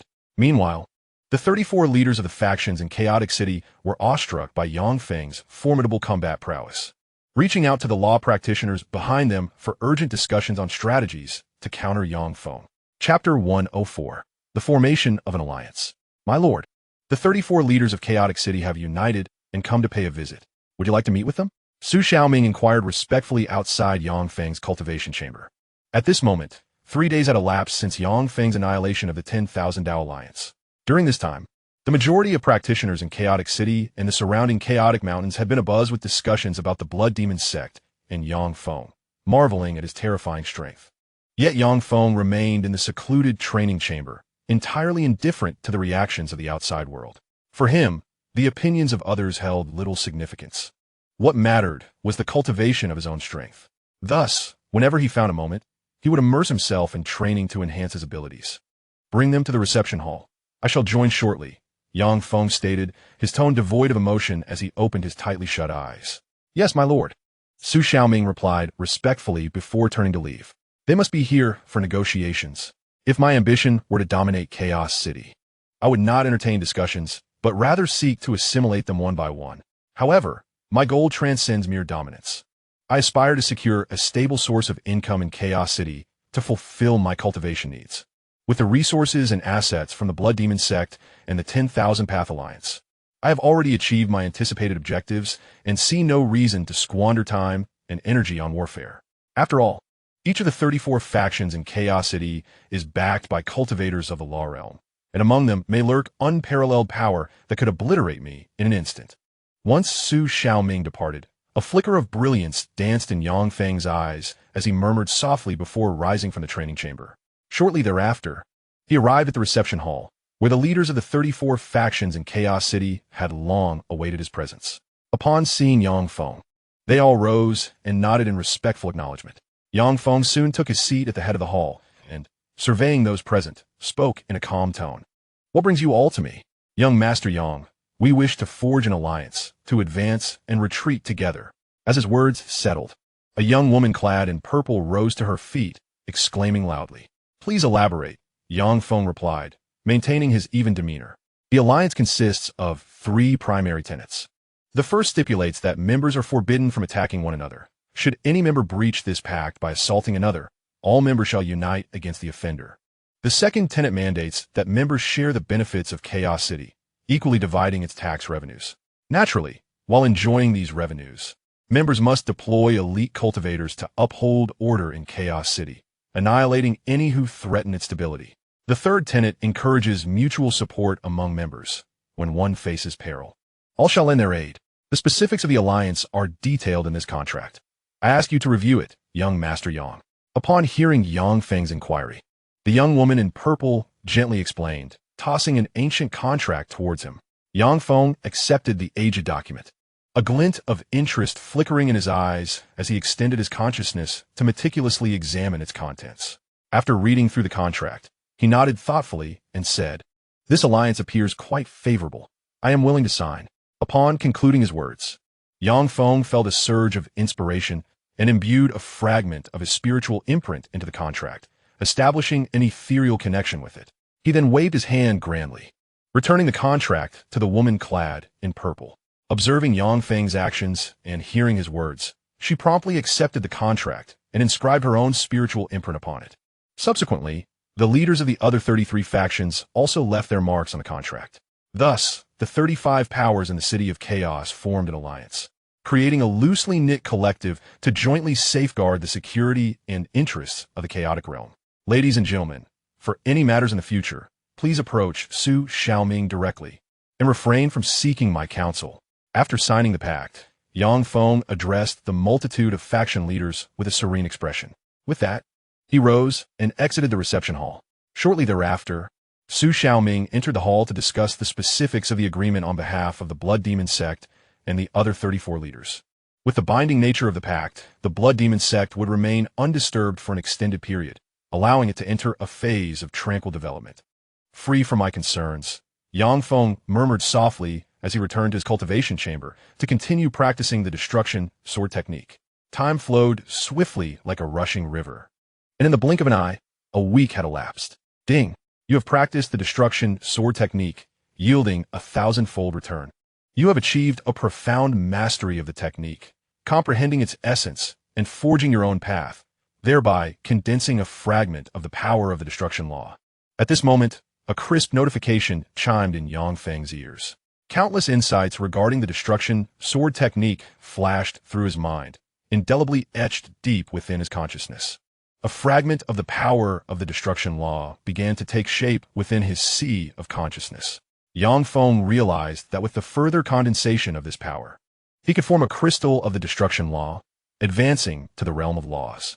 However, as he concentrated on crystallizing this power, an overwhelming sense of danger washed over him. If he were to manifest the crystal of the destruction law within the chaotic city, it was highly probable that he would be adversely affected by the chaotic laws of the Chaos Mountains, leading to disorder, backlash, and significant detriment to his vitality and foundation. Consequently, after condensing a fragment of the destruction law power, Yang Feng chose not to continue with the destruction sword technique.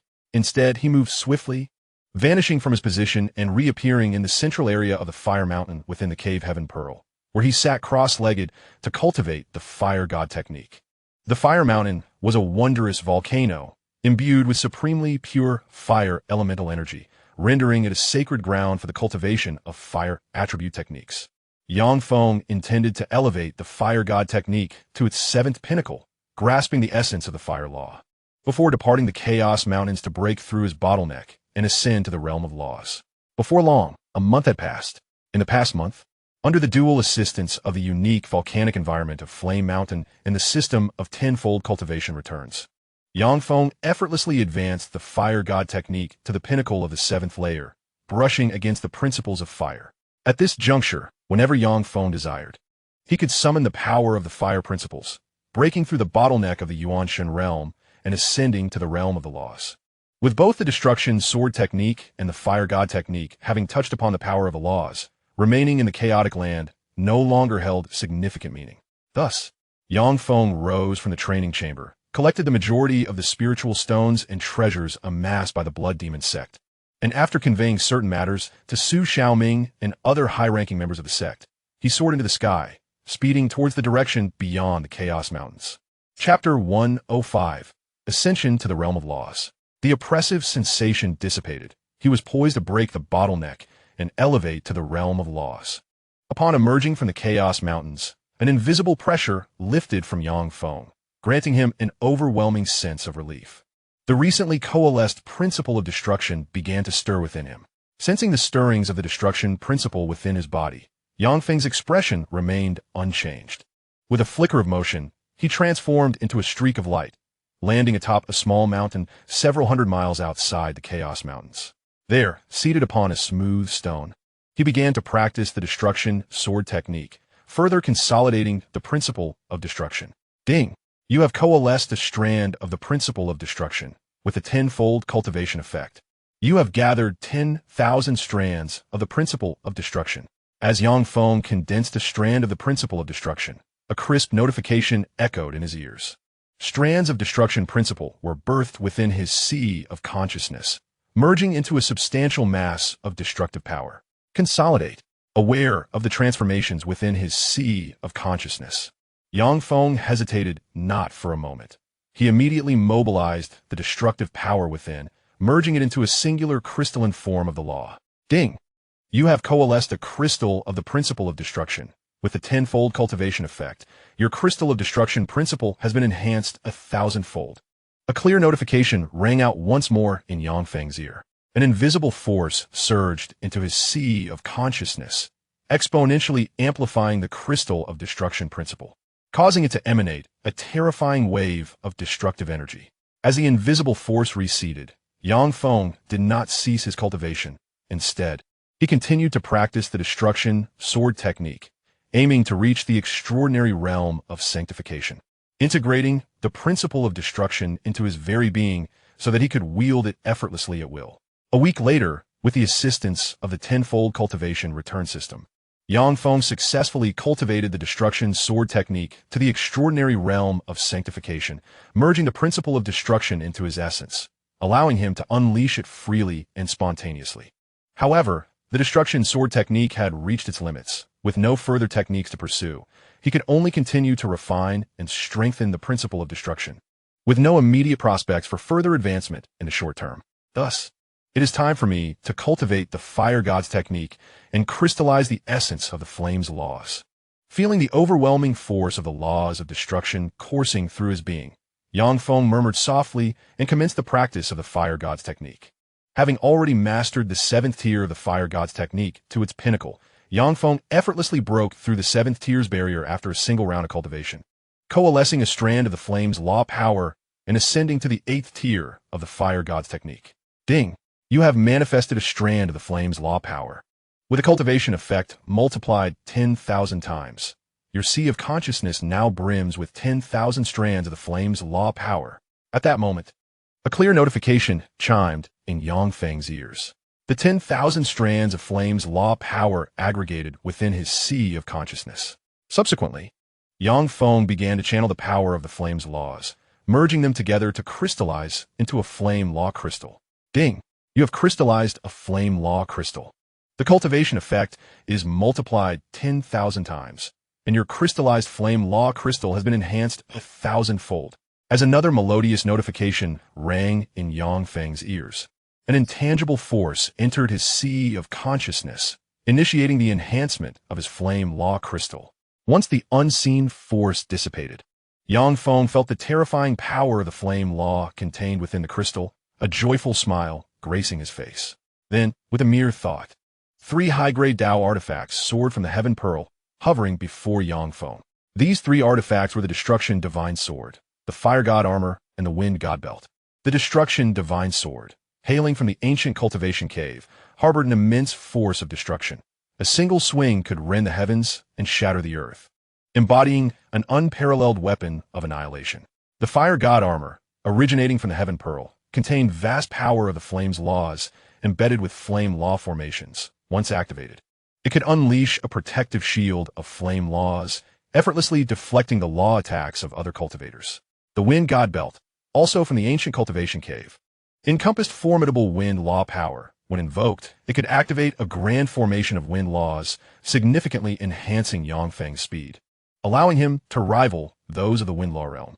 Once I refine these 3 high-grade Dao artifacts, my combat prowess and survival capabilities will be multiplied manifold. Gazing at the 3 high-grade Dao artifacts before him, Yang Feng murmured softly with an expression of eager anticipation. Amidst his murmuring, he channeled the law power within him, infusing it into the Destruction Divine Sword. Under the refinement of his law power, the high-grade Dao artifact, the Destruction Divine Sword, was swiftly assimilated by Yang Feng. The spirit within it submitted to Yang Feng and was incorporated into his sea of consciousness. Following this, Yang Feng summoned the surging law power within him and poured it into the Fire God armor and the Wind God belt, effortlessly refining them as well. Subsequently, the exquisite Dao artifact, the Fire God armor, melded into Yang Feng's being, concealed beneath his flesh and skin, ready to manifest at any moment to protect him. The superior Dao artifact, the Wind God belt, transformed into a cerulean belt, adorning Yang Feng's waist, available for his immediate use. After refining these 3 superior Dao artifacts, Yang Feng's form shifted as he ascended into the air, becoming a streak of light soaring towards the direction of Xianxia's sect. This time, Yang Feng had no intention of pausing along the way. He yearned to return swiftly.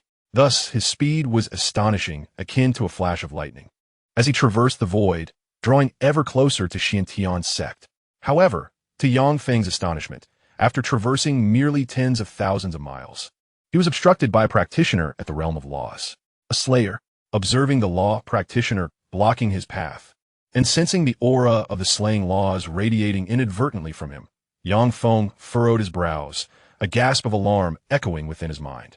Yang Feng, the esteemed disciple of Li Wudi, the sect master of Xianxia's sect, a peerless prodigy and a formidable contender for the next sect master. What if I disguise myself as a disciple of the divine sword manor and slay you? I wonder if Li Wudi will be enraged? Would Xianxia's sect declare war on the divine sword manor? The law practitioner, with a smile gracing his face, observed Yang Feng's vigilant demeanor. As he spoke, the practitioner summoned his thoughts, and a surge of slaying law power emanated, enveloping Yang Feng in an attempt to devour and refine him. Chapter 106. Return to Xianxia's sect. You seek death. Witnessing the encroaching slaying law, a fierce glint ignited in Yang Feng's eyes as he shouted coldly. Amidst his outcry, the superior Dao artifact, the Destruction Sword, soared from Yang Feng's sea of consciousness. Under his command, it bore the terrifying force of destruction, cleaving towards the law practitioner. With a resounding roar, the Destruction Sword effortlessly shattered the slaying law enveloping Yang Feng and, with unyielding momentum, descended upon the law practitioner, reducing his body to countless fragments scattered upon the ground. Concurrently, waves of formidable destructive law power surged from the Destruction Sword, relentlessly bombarding the remnants of the law practitioner's flesh, extinguishing the vitality within. Before long, the life force within those fragments was obliterated by 99% under the crushing weight of destruction. In that moment, the Destruction Sword transformed into a streak of light, returning to Yang Feng's palm. As the destructive law power dissipated from the fragmented remains of the law practitioner, they swiftly reassembled into a humanoid form. Shock and disbelief etched upon his face, utterly unable to fathom the reality before him. He never anticipated that Yang Feng, a golden core cultivator, could transform into a law realm practitioner merely by venturing into the chaotic mountain range, acquiring a formidable high-grade Dao artifact capable of inflicting grievous wounds upon him with a single strike. Observing the astonishment and incredulity etched upon the face of the law realm practitioner, Yang Feng maintained his composure. With a mere thought, a terrifying force of the law of destruction coalesced into a cage, imprisoning the practitioner's body and rendering him utterly immobile. Subsequently, Yang Feng moved closer to the law realm practitioner, his right hand morphing into a claw that grasped the latter's head, as he initiated the soul-searching secret technique to delve into his memories. However, to Yang Feng's surprise, as his consciousness entered the practitioner's sea of consciousness, the crystalline embodiment of the law of slaughter within began to flicker violently, threatening to self-destruct. Noticing this alarming phenomenon, Yang Feng's expression shifted slightly, and he hastily cast the law realm practitioner into the cave heaven pearl. With a resounding explosion, the crystalline embodiment of the law of slaughter detonated, unleashing a terrifying force that obliterated the practitioner into mere ashes on the spot. The slaughterers had manipulated the slaughter talisman, embedding a mysterious grand formation within. Regardless of whether a slaughterer ascended to the golden core, nascent soul, spirit, or even higher realms, the enigmatic formation lay dormant, ready to erupt at any moment. My consciousness had triggered the concealed grand formation hidden within the slaughterer's crystalline embodiment, causing it to self-destruct and thwarting my attempts to search his soul. This implies that the creator of the Slaughter organization, the Lord of Slaughter, is indeed a nefarious figure. All slaughterers are but slaves to the Lord of Slaughter, their lives and deaths hinging upon his whims. Fortunately, I possess a system. The system eradicated the hidden grand formation within the Slaughter divine talisman. Otherwise, I too would have become a slave to the Lord of Slaughter. Upon witnessing the Law Realm practitioner reduced to ashes, Feng furrowed his brow, and with a contemplative turn of mind, he began to reflect softly. After a moment of introspection, Feng produced the Slaughter token to examine all information pertaining to the Xianxia domain. Before long, he discovered a plethora of task information regarding the Xianxia domain. Upon meticulously reviewing these details, Feng was astonished to find that a high-ranking slaughterer had set his sights on the Xianxia domain, intending to incite discord among its 5 major factions, sparking warfare to reap the benefits thereof. To manipulate the Xianxia domain, this elevated slaughterer expended a substantial amount of slaughter points to issue numerous tasks aimed at exacerbating conflicts among the 5 factions. Among these was a task to eliminate Feng, the favored disciple of the Xianxia sect's leader, Li Wudi, valued at 10 slaughter points. Slaughtering a city with a population of 10 million, condensed into a single soul orb forged from countless souls, is worth merely 10 points of carnage. In stark contrast, eliminating Feng, a cultivator at the Golden Core stage, yields an astonishing 10 points, making it akin to a gift of carnage points. After all, annihilating an entire city would undoubtedly attract the ire of local powers, inciting relentless pursuit. Yet, for many killers, dispatching Feng is a trivial matter, a mere afterthought. This explains why Feng has caught the attention of a certain killer at the Law stage. Unfortunately for this assailant, fortune was not on their side. Initially intending to swiftly eliminate Feng for an effortless 10 points, they were unprepared for Feng's formidable prowess, which led to their own demise. Do not let me discover your identity. Otherwise, I shall undoubtedly hunt you down, Feng murmured coldly, his eyes glinting with a fierce light as he regarded the high-ranking killer's title displayed on the mission board. After uttering this, he stowed away the slaughter token and perused the contents of the Law Stage killer's spatial ring before departing from the Heavenly Pearl, transforming into a streak of light as he sped towards the direction of the Xianxia sect. During his journey, there were no obstacles to impede him, allowing Feng to return to the Xianxia mountain with ease. Upon his arrival at the Grand Hall of the Xianxia sect, the sect master, Li Wudi, had already been awaiting him. Disciple, have you ascended to the Law stage? Li Wudi inquired, his eyes shimmering with surprise as he sensed the law fluctuations emanating from Feng. Master, I have condensed the flame law crystal and ascended to the Law stage. Feng replied softly. As he spoke, he activated the flame law crystal, unleashing waves of terrifying flame law power that caused the temperature within the hall to surge dramatically. The purity of your flame law power is extraordinary, indicating a profound comprehension of the flame law. Excellent. Truly worthy of being my disciple, Li Wudi praised, his expression lighting up with excitement as he felt the power Feng exuded. Hearing his master's commendation, Feng smiled faintly, withdrawing his flame law power to appear as an ordinary golden core cultivator, unless one was of a significantly higher realm or exceptionally attuned to the laws. They would perceive Feng as just another ordinary golden core practitioner. Disciple, take a seat and recount your recent experiences to me, Li Wudi said with a gentle smile, sensing the shift in Feng's aura. Upon hearing his master's words, Feng stepped forward and seated himself at Li Wudi's side, softly sharing the tale of his journey since departing from the Xianxia sect.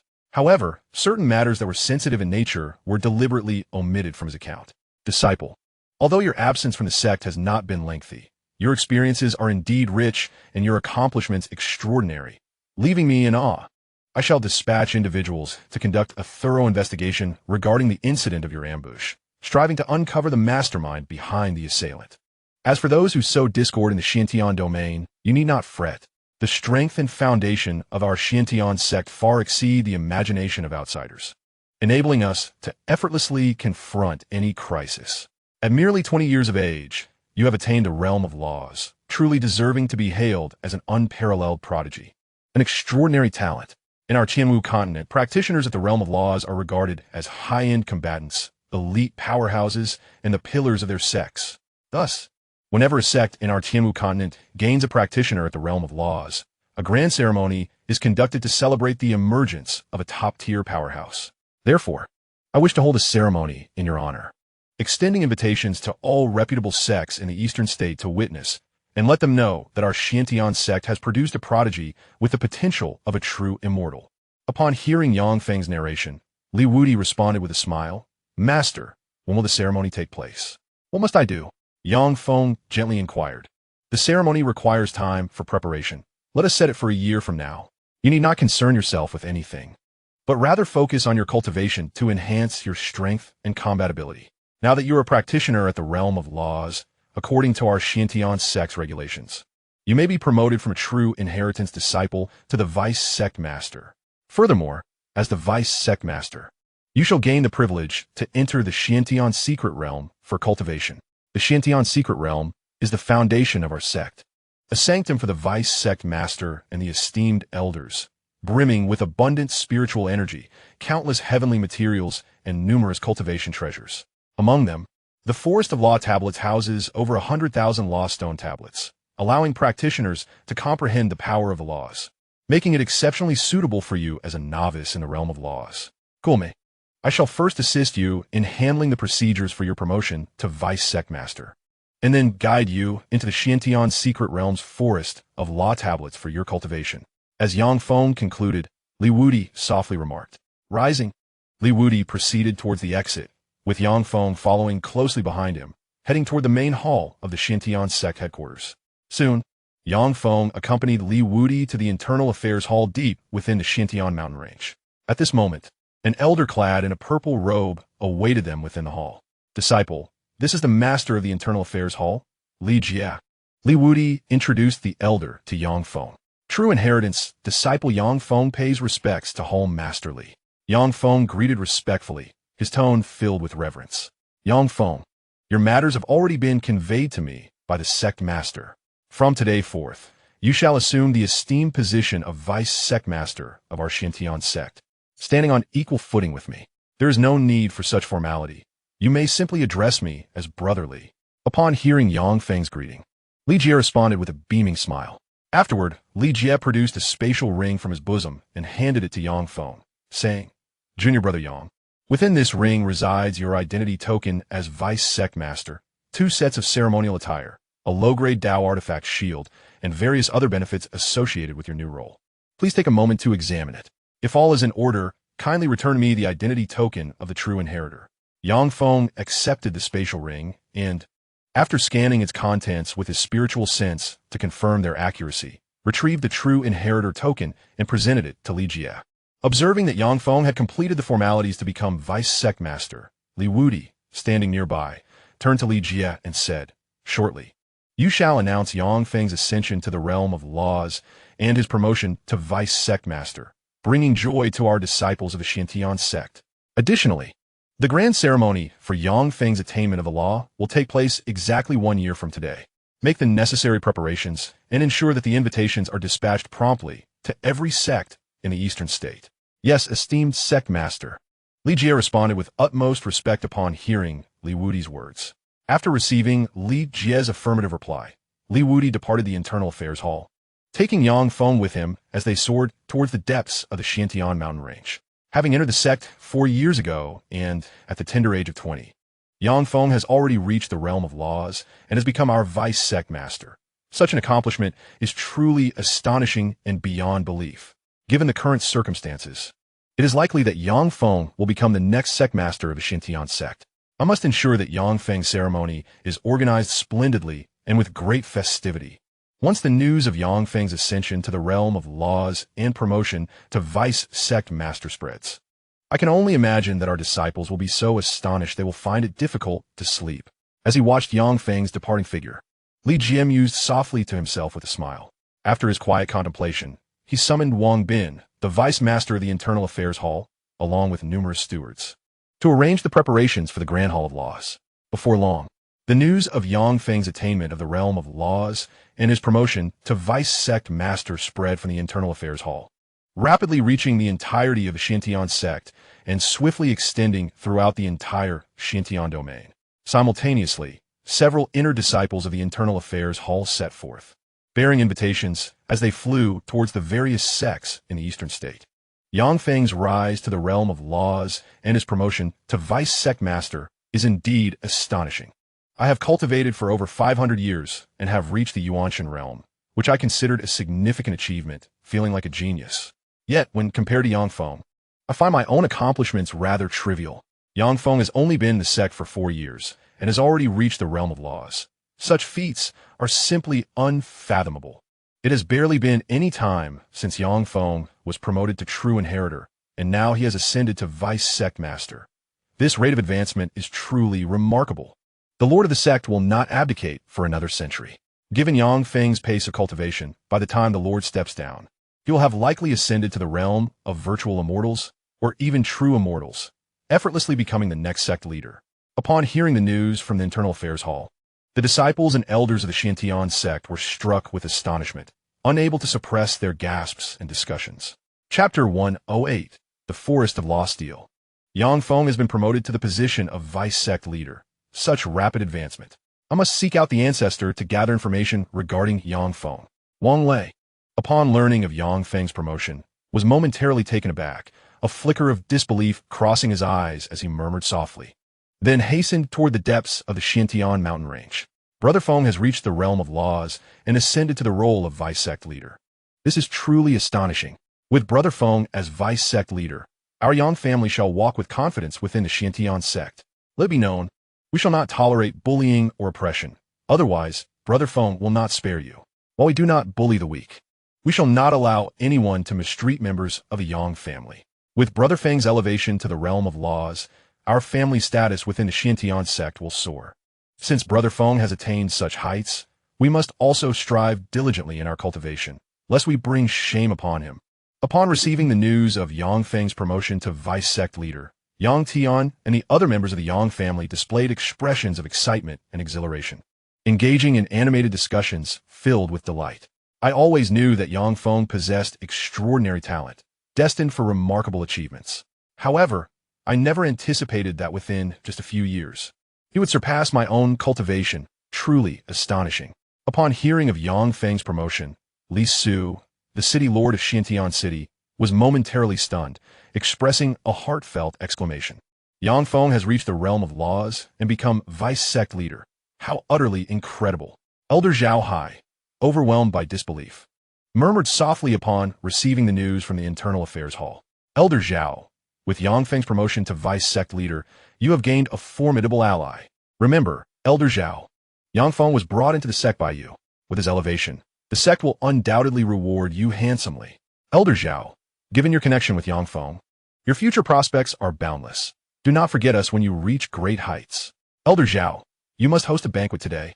As Elder Zhao continued to express his astonishment, the surrounding outer gate elders quickly encircled him, their faces alight with envy and admiration as they exclaimed. While the outside world buzzed with discussions about Yang Feng's cultivation and promotion, he followed Li Wudi into the depths of the Xiantian mountain range, where a sea of clouds awaited. Subsequently, Li Wudi produced a token from his possession, infusing it with pure, potent energy. In an instant, a beam of light surged forth from the token, vanishing into the cloud sea. Thunderous rumbles echoed across the landscape, accompanied by a series of thunderous roars. A colossal portal materialized amidst the sea of clouds, coming into Yang Feng's view. Disciple, the entrance to our Xiantian sect's secret realm lies right here. In the future, whenever you wish to enter the Xiantian secret realm for cultivation, simply arrive at this location, input a strand of your spiritual power into the identity token, and a portal will open to transport you within. Li Wudi gestured towards the grand light gate in the clouds as he spoke to Yang Feng. In an instant, Li Wudi vanished into the portal, leaving no trace behind. Yang Feng swiftly followed suit, disappearing from his original position. What abundant spiritual energy pervades the air. Yang Feng couldn't help but exclaim upon sensing the ethereal essence enveloping him. The Xiantian secret realm serves as the foundation of our sect, a sanctuary for our esteemed elders and deputy sect leader to cultivate. It boasts tens of thousands of spiritual veins, including many superior and extraordinary ones, with spiritual energy so rich it has reached a vaporous state. Additionally, the secret realm is adorned with countless grand formations, akin to an ethereal artifact, once fully activated. It can effortlessly subdue celestial beings, serving as our sect's treasured safeguard and final line of defense. Moreover, the Xianxia's secret realm encompasses innumerable palaces, each resplendent and majestic, equipped with comprehensive facilities where the spiritual energy has reached a liquid state, making it a sanctum for cultivation. As the deputy sect leader, you may choose an unclaimed palace within the secret realm as your cultivation abode. Should you take a liking to a particular unclaimed palace, simply place your identity token upon its grand formation to secure your residency rights. You have ample time ahead of you. There is no rush to find a suitable palace for your residence at this moment.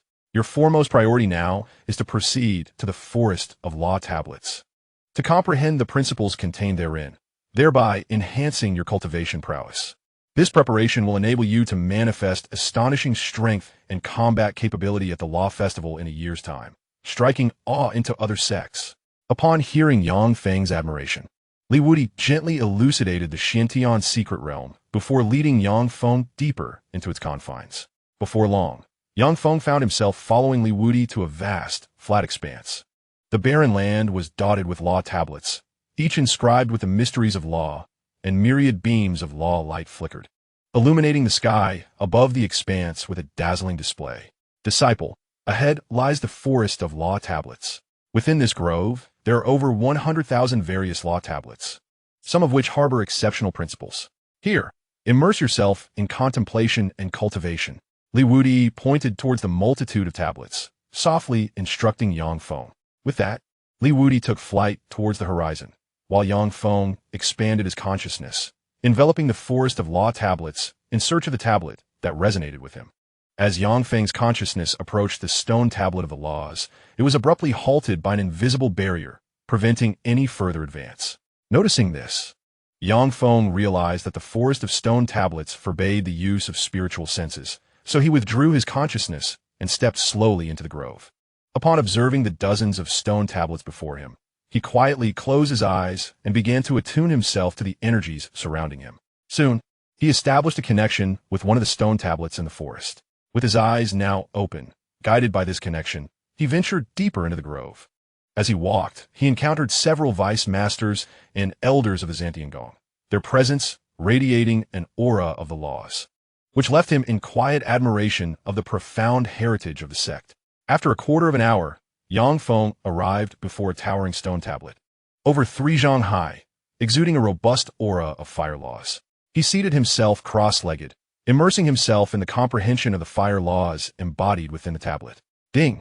You have condensed a strand of fire law power, with a training effect amplified 10,000-fold. Your fire law crystal has gained an additional 10,000 strands of fire law power. Upon grasping the essence of the fire laws and condensing a modicum of fire law power, a clear notification chimed in his ears. Strands of fire law power coalesced within Yang Feng's sea of consciousness, enriching the fire law crystal significantly. Chapter 109.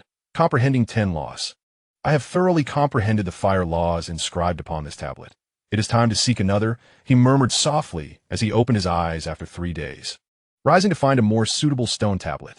Soon, he arrived at a golden law stone tablet, seated himself cross-legged once again, and began to understand the golden laws it contained. Ding! You have grasped the profundities of the golden laws, condensing a strand of golden law power. With a training effect amplified 10,000-fold, your sea of consciousness now contains an additional 10,000 strands of golden law power. Upon mastering the golden laws within the tablet, another crisp notification echoed in his ears. Strands of golden law power emerged within his sea of consciousness. Feeling the golden law power within his mind, Yang Feng focused his thoughts and began to manipulate the golden law power, merging it together to form a golden law crystal. Ding! You have condensed a golden law crystal. With a training effect amplified 10,000-fold, your condensed golden law crystal has been enhanced 1,000-fold. At this moment, a clear prompt resonated in his ears. An invisible force entered his sea of consciousness, beginning to strengthen the golden law crystal contained therein. Once the force subsided, the golden law crystal in Yang Feng's sea of consciousness was enhanced 1,000-fold, becoming even more refined and powerful. Witnessing this transformation, Excitement lit up Yang Feng's face as he promptly resumed his study of the golden laws inscribed upon the stone tablet. Upon thoroughly comprehending the principles inscribed on the golden law stele, Yang Feng rose from his contemplation and approached the wooden law stele. As he had not cultivated any wood-based techniques, his understanding of the wooden law stele progressed swiftly. After a span of 3 weeks, he finally grasped the essence of the wood law and condensed a trace of its power. Ding! You have condensed a trace of wood law power. With a cultivation effect returned 1,000-fold. Your sea of consciousness has gained 10,000 traces of wood law power. At that moment, a melodious notification echoed in Yang Feng's ears, indicating the emergence of 10,000 traces of wood law power within his sea of consciousness. Subsequently, with a mere thought, he merged these 10,000 traces into a singular entity, crystallizing it into a wood law crystal. Ding! You have crystallized a wood law crystal. With a cultivation effect returned 1,000-fold. Your wood law crystal has been enhanced 1,000 times. In quick succession, another crisp notification resonated in his ears, as an intangible force entered his sea of consciousness, commencing the enhancement of his wood law crystal. Once this invisible force receded, Yang Feng resumed his contemplation of the wooden law stele, seeking to further solidify his grasp of wood law power. After thoroughly understanding the principles of the wood law stele, he departed from it in search of the water law stele. Time flowed like a swift current, and in the blink of an eye, a year had nearly elapsed. During this past year, Yang Feng had delved into the 5 elemental laws of gold, wood, water, fire, and earth, as well as the 3 exotic laws of wind, ice, and thunder, alongside the 2 unique laws of destruction and space. With the aid of the 1,000-fold cultivation effect system, he effortlessly condensed the 10 laws, gold, wood, water, fire, earth, wind, ice, thunder, destruction, and space, into their respective crystals, mastering the powers of these 10 laws, each to a profound degree. In truth, had Yang Feng not sought to fully comprehend these 10 laws, he could have grasped even more laws and condensed additional crystals during this period. However, the 10 laws he had acquired sufficed for his current needs. Thus, he refrained from pursuing further insights to maintain his cultivation pace. With only 3 days remaining until the grand ceremony of laws commenced, he felt a surge of anticipation. I am ready to emerge, he murmured softly, sensing the formidable power contained within the 10 law crystals in his sea of consciousness. He then rose from the forest of law steles and swiftly made his way toward the exit of the Xianxia secret realm. Throughout the past year, Yang Feng had taken the opportunity to peruse the jade slips detailing the Xianxia secret realm, gaining a clearer understanding of its intricacies to avoid losing his way within. Before long, he arrived at the entrance of the Xianxia secret realm, retrieved his identity token, and infused it with a surge of magical energy. Immediately, a beam of light shot forth from Yang Feng's identity token, manifesting a luminous portal before him. Without a moment's hesitation, Yang Feng stepped into the portal and vanished from sight. Disciple, you have emerged. Quickly make your way to the inner palace. As Yang Feng materialized amidst the clouds deep within the Xiantian mountain range, the voice of Li Wudi echoed in his ears. Upon hearing Li Wudi's words, Yang Feng showed no sign of delay or hesitation, transforming into a streak of light as he sped towards the inner palace. Disciple, the preparations for the grand ceremony of laws are complete. Representatives from the major sects of the Eastern continent have already arrived at our Xiantian sect. In 3 days, the ceremony will commence. You must familiarize yourself with the proceedings to avoid any embarrassment. Upon reaching the inner palace, Li Wudi spoke with a broad smile. As he spoke, Li Wudi tossed a jade slip containing the details of the ceremony's proceedings to Yang Feng. Yang Feng received the jade slip and swiftly scanned its contents with his divine sense, committing the flow of the ceremony to memory. Disciple, there will be a combat segment during the grand ceremony. All law practitioners under 1,000 years from the Eastern continent's sects may challenge you. Do you feel confident in defeating them, or at least holding your own?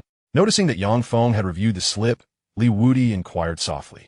Master, rest assured, I am confident in defeating all challengers, Yang Feng proclaimed, his face brimming with confidence. As he spoke, a terrifying surge of fiery law power emanated from him, enveloping Li Wudi. Excellent, truly excellent. In 3 days, during the grand ceremony, you shall astonish all sects of the Eastern continent and elevate the reputation of our Xiantian sect. Sensing the fiery law power released by Yang Feng, Li Wudi's eyes gleamed with surprise, and he couldn't help but praise him. Hearing Li Wudi's commendation, A faint smile graced Yang Feng's face as he willed the fiery law power to recede. Chapter 110. The Grand Ceremony of Laws. The Xianxia sect has indeed taken on an unparalleled prodigy as a disciple. What incredible fortune! Indeed, ascending to the realm of law practitioners in just 4 years is nothing short of extraordinary. With Yang Feng's immense talent, it won't be long before the Xianxia sect boasts another top-tier powerhouse, significantly enhancing its might. We, who are closely allied with the Xianxia sect, share in its glory and disgrace. The emergence of this prodigy does not greatly affect us. There is no need for concern. It is rumored that the Xianxia sect is embroiled in a fierce contention with the heavenly demon sect over the dominion of a middle thousand world, with both parties locked in an uncompromising struggle. I wonder how the heavenly demon sect will react upon learning of the emergence of such a prodigy within the Xianxia sect. The leader of the heavenly demon sect, accompanied by a law practitioner from the demon sect, has arrived at the Xianxia sect, presumably intending to challenge Yang Feng during the combat segment, to suppress him, or even to seize the opportunity to eliminate him. The master of the heavenly demon sect brought forth a practitioner of the law realm, who sought to challenge Yang Feng and suppress him. However, the notion of killing Yang Feng was utterly impossible. After all, this was the headquarters of the Xianxia sect, where countless formidable experts resided. How could they allow their unparalleled prodigy to be slain on their own doorstep? The masters of the beast control sect, the divine sword manor, the ice god palace, and the puppet sect sat around a table, casting their gazes upon the bustling crowd in the square before the Xianxia sect's main hall, and began to communicate through their divine senses. Ding, ding, ding. As the discussions among the crowd unfolded, a series of melodious chimes resonated through the air. Accompanied by Li Wudi, Yang Feng strolled gracefully into the square before the Xianxia sect's main hall and took his seat at the esteemed position at the forefront of the plaza. At that moment, emissaries from various sects across the eastern state had already gathered in the square, some of whom were accompanied by their strongest members to demonstrate their respect. Once Yang Feng settled into his prominent seat, the eyes of the emissaries from the various sects turned towards him, and they murmured in admiration. Is this the newly ascended practitioner of the law realm of the Xianxia sect, the vice sect master Yang Feng? He is truly remarkably young. I only ascended to the magic realm at the age of 20, yet Yang Feng has achieved the law realm at the same age. What an astonishing feat.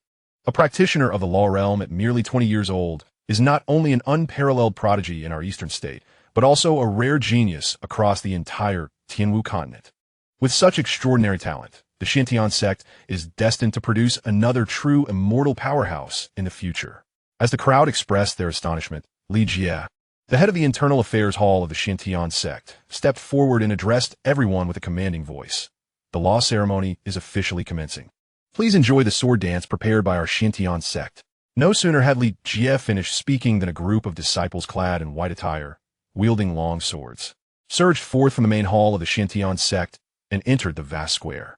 These disciples began to demonstrate the Xianxia sword technique, showcasing their skills in a dazzling display. Instantly, fierce sword energies illuminated the air above the square. Massive sword formations continuously emerged, and waves of terrifying sword intent emanated from these formations. A chilling aura of lethal intent surged from the elegant sword dance, causing the expressions of the onlookers to sharpen and their eyes to gleam with brilliance. Soon enough, the graceful, fierce, powerful, and cold sword dance reached its conclusion. Countless disciples in white attire, brandishing long swords, form an awe-inspiring sword formation that soared into the air, swiftly vanishing into the depths of the Xianxia sect's main hall, leaving the spectators in rapt attention. At this moment, Li Jie, the master of the internal affairs hall of the Xianxia sect, looked at the crowd in the square with a beaming smile and declared, "The sword dance has concluded. We shall now enter the gift presentation phase. I invite all esteemed guests to offer their tributes to Yang Feng, our newly ascended law realm cultivator." As soon as Li Jie finished speaking, a direct disciple of the master of the divine sword manor rose swiftly and made his way to the center of the square. He retrieved a supreme-grade treasure sword from his spatial ring and proclaimed, "The divine sword manor presents the supreme-grade treasure sword, the golden spirit sword." Upon hearing the disciple's words and seeing the exquisite sword in his hand, Yang Feng, seated at the head of the table, revealed a faint smile. According to the customary practices of the Xianxia sect, the gifts presented by various sects during the law ceremony were predominantly treasure-grade items or treasures of equivalent value.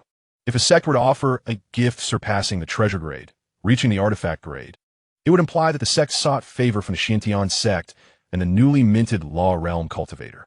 Conversely, if a sect's gift fell below the treasure grade, it would signal an affront to the Xianxia sect, indicating a desire to oppose them and the new Law Realm cultivator. Nevertheless, under ordinary circumstances, the majority of offerings from the sects were treasure grade items, with artifacts or spirit treasures being a rare occurrence. As Yang Feng smiled, a disciple from the inner sanctum of the Xianxia sect appeared and received the supreme grade treasure sword from the divine Swordmaster's disciple. The puppet sect presents a soul realm puppet. The Beastmaster sect offers a young beast. The Ice Goddess Palace presents a Millennium Snow Lotus. The Ancient Sword sect offers a superior grade treasure sword. The Crimson Flame sect presents a superior grade treasure spear. After the direct disciple of the divine Swordmaster withdrew, representatives from other sects stepped forward, each presenting their respective gifts. Soon, emissaries from the prominent sects of the Eastern State had made their offerings, casting their gazes toward the Master of the Demon Gate and the Law Realm cultivator. Sensing the weight of their attention, the Law Realm cultivator from the Demon Gate stood, slowly making his way to the center of the square. With a smile, he addressed Yang Feng. The Demon Gate presents a supreme grade treasure, the bronze coffin. As he spoke, a bronze coffin materialized before him with a mere thought. A bronze coffin? The Demon Gate was clearly provoking the Xianxia sect and Yang Feng. The conflict between the Demon Gate and the Xianxia sect was confined to the Ziware realm of the Middle Thousand World, devoid of life and death enmity. There was no necessity for such an act. Was the Demon Gate seeking war against the Xianxia sect? The Master of the Demon Gate was courting death. A spectacle was about to unfold. How would the Xianxia sect and Yang Feng respond to this provocation from the Demon Gate? As the words of the Law Realm cultivator from the Demon Gate echoed, the emissaries from the major sects of the Eastern State gasped in astonishment, their eyes shining with intrigue, as they silently observed Yang Feng and the powerful figures of the Xianxia sect, eager to see how they would react. Chapter 111. A Forceful Suppression. The time has come for the dual segment of the Grand Code, is it not?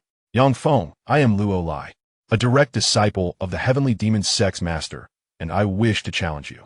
Do you dare accept my challenge? The practitioner of the Law Realm from the Heavenly Demon Sect, seeing no one approach the bronze coffin, carelessly tossed it aside in a corner of the square, a provocative expression gracing his face as he addressed Yang Feng. What is there to fear? However, I must caution you. In a battle, there are no blind spots. If you happen to perish at my hands within this square, do not blame me for my ruthlessness. Seated in the main position, Yang Feng gazed at the provocatively smiling Luo Lai, a glint of ferocity flashing in his eyes as he spoke in a chilling tone. If you were to slay me here, that would be my incompetence, my just deserts. However, should you fall before me, that would simply be a reflection of your lack of skill. Luo Lai replied with an air of confidence, dismissing Yang Feng entirely. Since you seek your own demise, I shall gladly oblige. Observing Luo Lai's unwavering confidence, Yang Feng snorted coldly and spoke with an icy demeanor. With that, he rose and slowly walked into the center of the square. At that moment, Li Wudi, the leader of the Xianxia sect, waved his hand, summoning a massive transparent protective barrier to envelop both Yang Feng and Luo Lai, shielding others from the potential aftermath of their confrontation. Heavenly Demon Slash. Casting a glance at the transparent barrier, Luo Lai let out a furious roar, channeling a low-grade Dao artifact longsword that descended upon Yang Feng. In an instant, terrifying forces of the law surged from the sword, enveloping Yang Feng in a malevolent aura. The longsword shimmered with resplendent law light, descending upon Yang Feng with the intent to reduce him to mere fragments. Unfazed by the spectacle, Yang Feng's expression remained unchanged. With a mere thought, waves of devastating law power erupted from within him, shattering the encroaching forces and preventing them from drawing near. Immediately, the high-grade Dao artifact, the Sword of Destruction, was summoned by Yang Feng, its terrifying destructive law power surging forth to meet Luo Lai's low-grade Dao longsword. Boom! With a resounding crash, the Sword of Destruction collided with Luo Lai's weapon, unleashing a cataclysmic explosion of destructive law energy that obliterated the low-grade longsword, scattering its remnants like shards across the square, which were caught by the transparent barrier and fell helplessly to the ground. Next, the Sword of Destruction, infused with overwhelming destructive law power, pierced through Luo Lai's head amidst his shocked and incredulous gaze transforming him into a mist of blood that splattered upon the ground. Subsequently, torrents of terrifying destructive law power emanated from the Sword of Destruction, enveloping Luo Lai's headless body, reducing it to mere ash, its vitality extinguished, carried away by the wind. The Sword of Destruction. Such fearsome destructive law power. It is astonishing that Yang Feng has grasped the essence of the destructive law. With a single stroke of his sword, Yang Feng vanquished a practitioner of the law realm, showcasing an overwhelming display of strength and combat prowess. How could it be that Yang Feng, who had only ascended to the law realm a mere year ago, possessed such formidable power? The sheer ferocity of his fighting capability was astonishing. Witnessing Yang Feng obliterate Luo Lai into ashes, the envoys from the various sects in Eastern State were left utterly astounded, exclaiming in disbelief, their eyes reflecting a mixture of incredulity and shock. In the midst of the crowd's astonishment, the leader of the heavenly demon sect's eyes glinted with a chilling malice. With a countenance wrought with fury, he bellowed, Yang Feng, you dare to slay my personal disciple? You are courting death. As he spoke, the leader summoned a supreme Dao artifact sword, directing it menacingly towards Yang Feng. In an instant, torrents of terrifying world energy surged forth from the supreme Dao artifact, enveloping Yang Feng in a bid to reduce him to mere dust. You dare to attempt to slay my personal disciple, Li Wudi, within the headquarters of our Xianxia sect? This is sheer folly, Li Wudi retorted, his eyes flashing with fierce determination as he unleashed a supreme Dao artifact sword of his own, countering the leader's attack with an equally formidable surge of world energy. Boom, boom, boom. The clash of the two supreme Dao artifact swords reverberated with a cacophony of explosive sounds, unleashing a cataclysmic collision of world energy that tore through the void, fracturing reality itself and causing the very air to shudder. Waves of terrifying power emanated from the point of impact, radiating outward with destructive force. Should these catastrophic waves of energy reach the envoys from the various sects and the disciples of Xianxia sect, all beings below the law realm would perish instantly, while those at the law realm would be grievously wounded. Only the powerful beings of the Dao realm and void immortal realm could withstand the aftermath of such a clash. Just as the residual shockwaves from the clash were about to descend upon the envoys and disciples, a resonant voice echoed from the depths of the Xiantian mountain range. An invisible force surged forth, shattering the waves of energy and rendering them non-existent. Following this, an array of intangible power cascaded from the depths of the mountain range, ensnaring the leader of the heavenly demon sect and rendering him immobile. The projection power of the Xiantian secret realm. It is said that the Xiantian sect's secret realm is an extraordinarily terrifying celestial artifact capable of subduing true immortals, a fearsome reality indeed. Who would have thought it was true? The leader of the heavenly demon sect dared to create chaos at the headquarters of the Xiantian sect, a reckless endeavor indeed.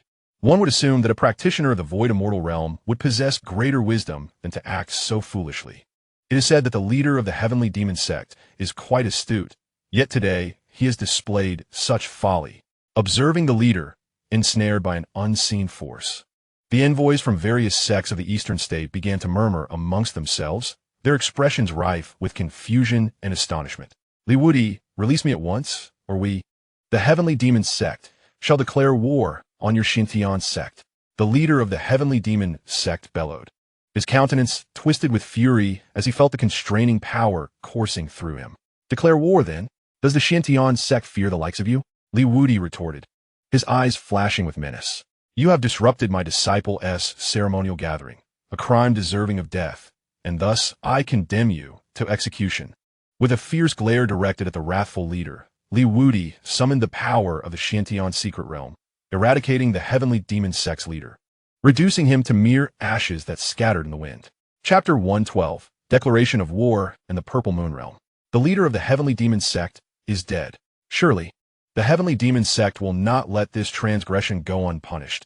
A great conflict is inevitable. Li Wudi has shown remarkable ruthlessness, directly slaying the leader of the heavenly demon sect. How foolish the leader was, knowing full well that the Xiantian sect possesses a sacred artifact. He still dared to cause turmoil at their headquarters. Was that not akin to courting death?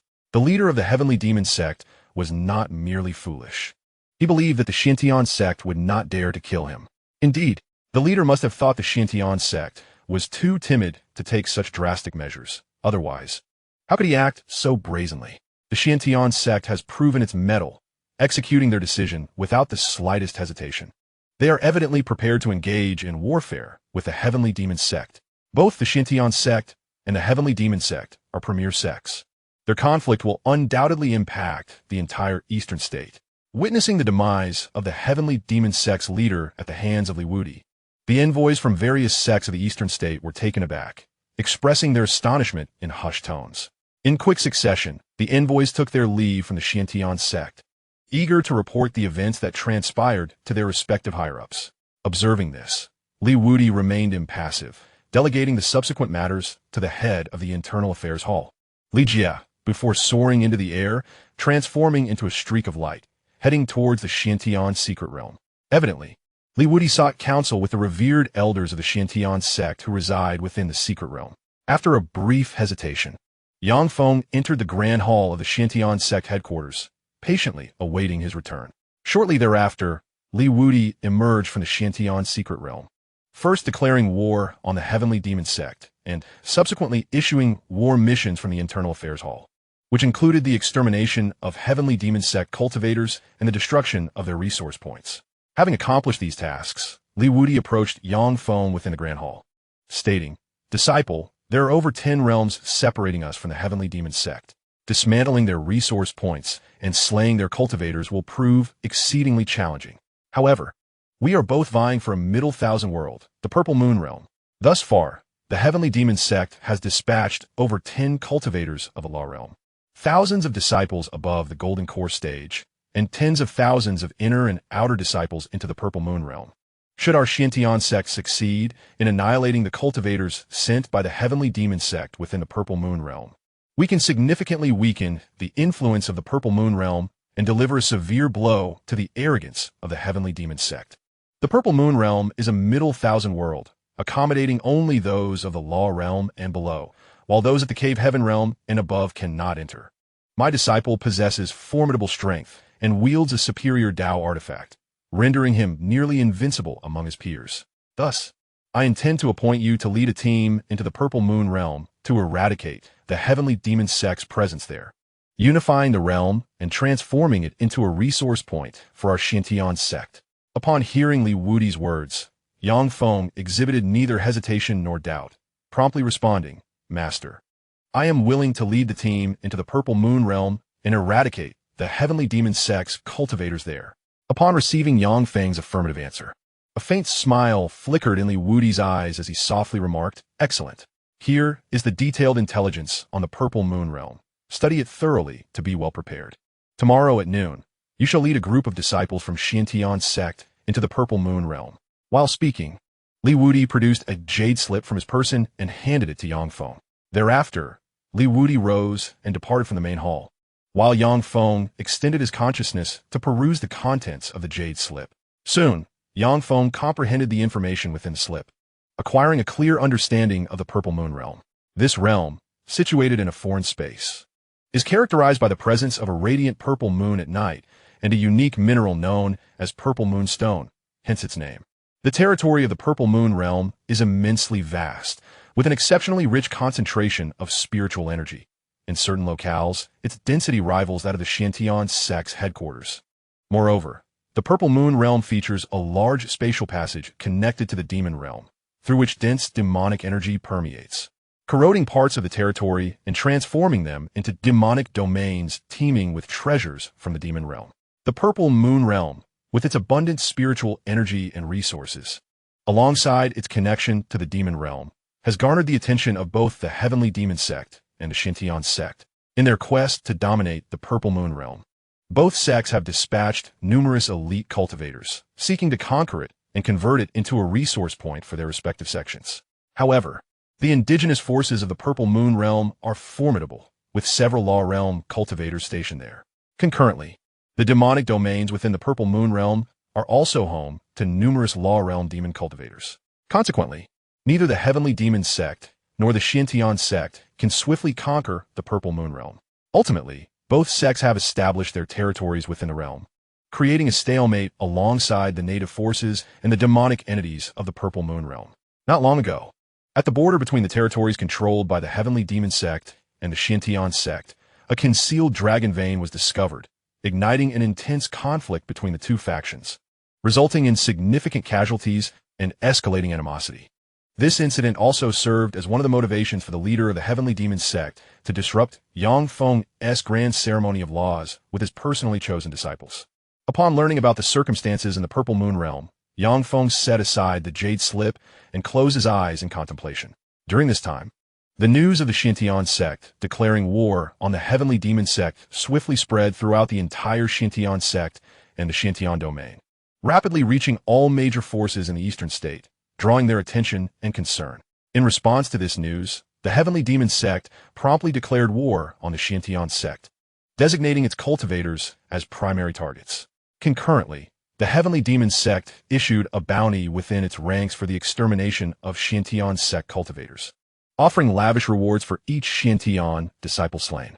Additionally, the higher echelons of the Heavenly Demon sect secretly dispatched a select group of elite cultivators, led by some of the Law Realm practitioners, into the Purple Moon realm, preparing to eradicate the Xianxia sect's presence there.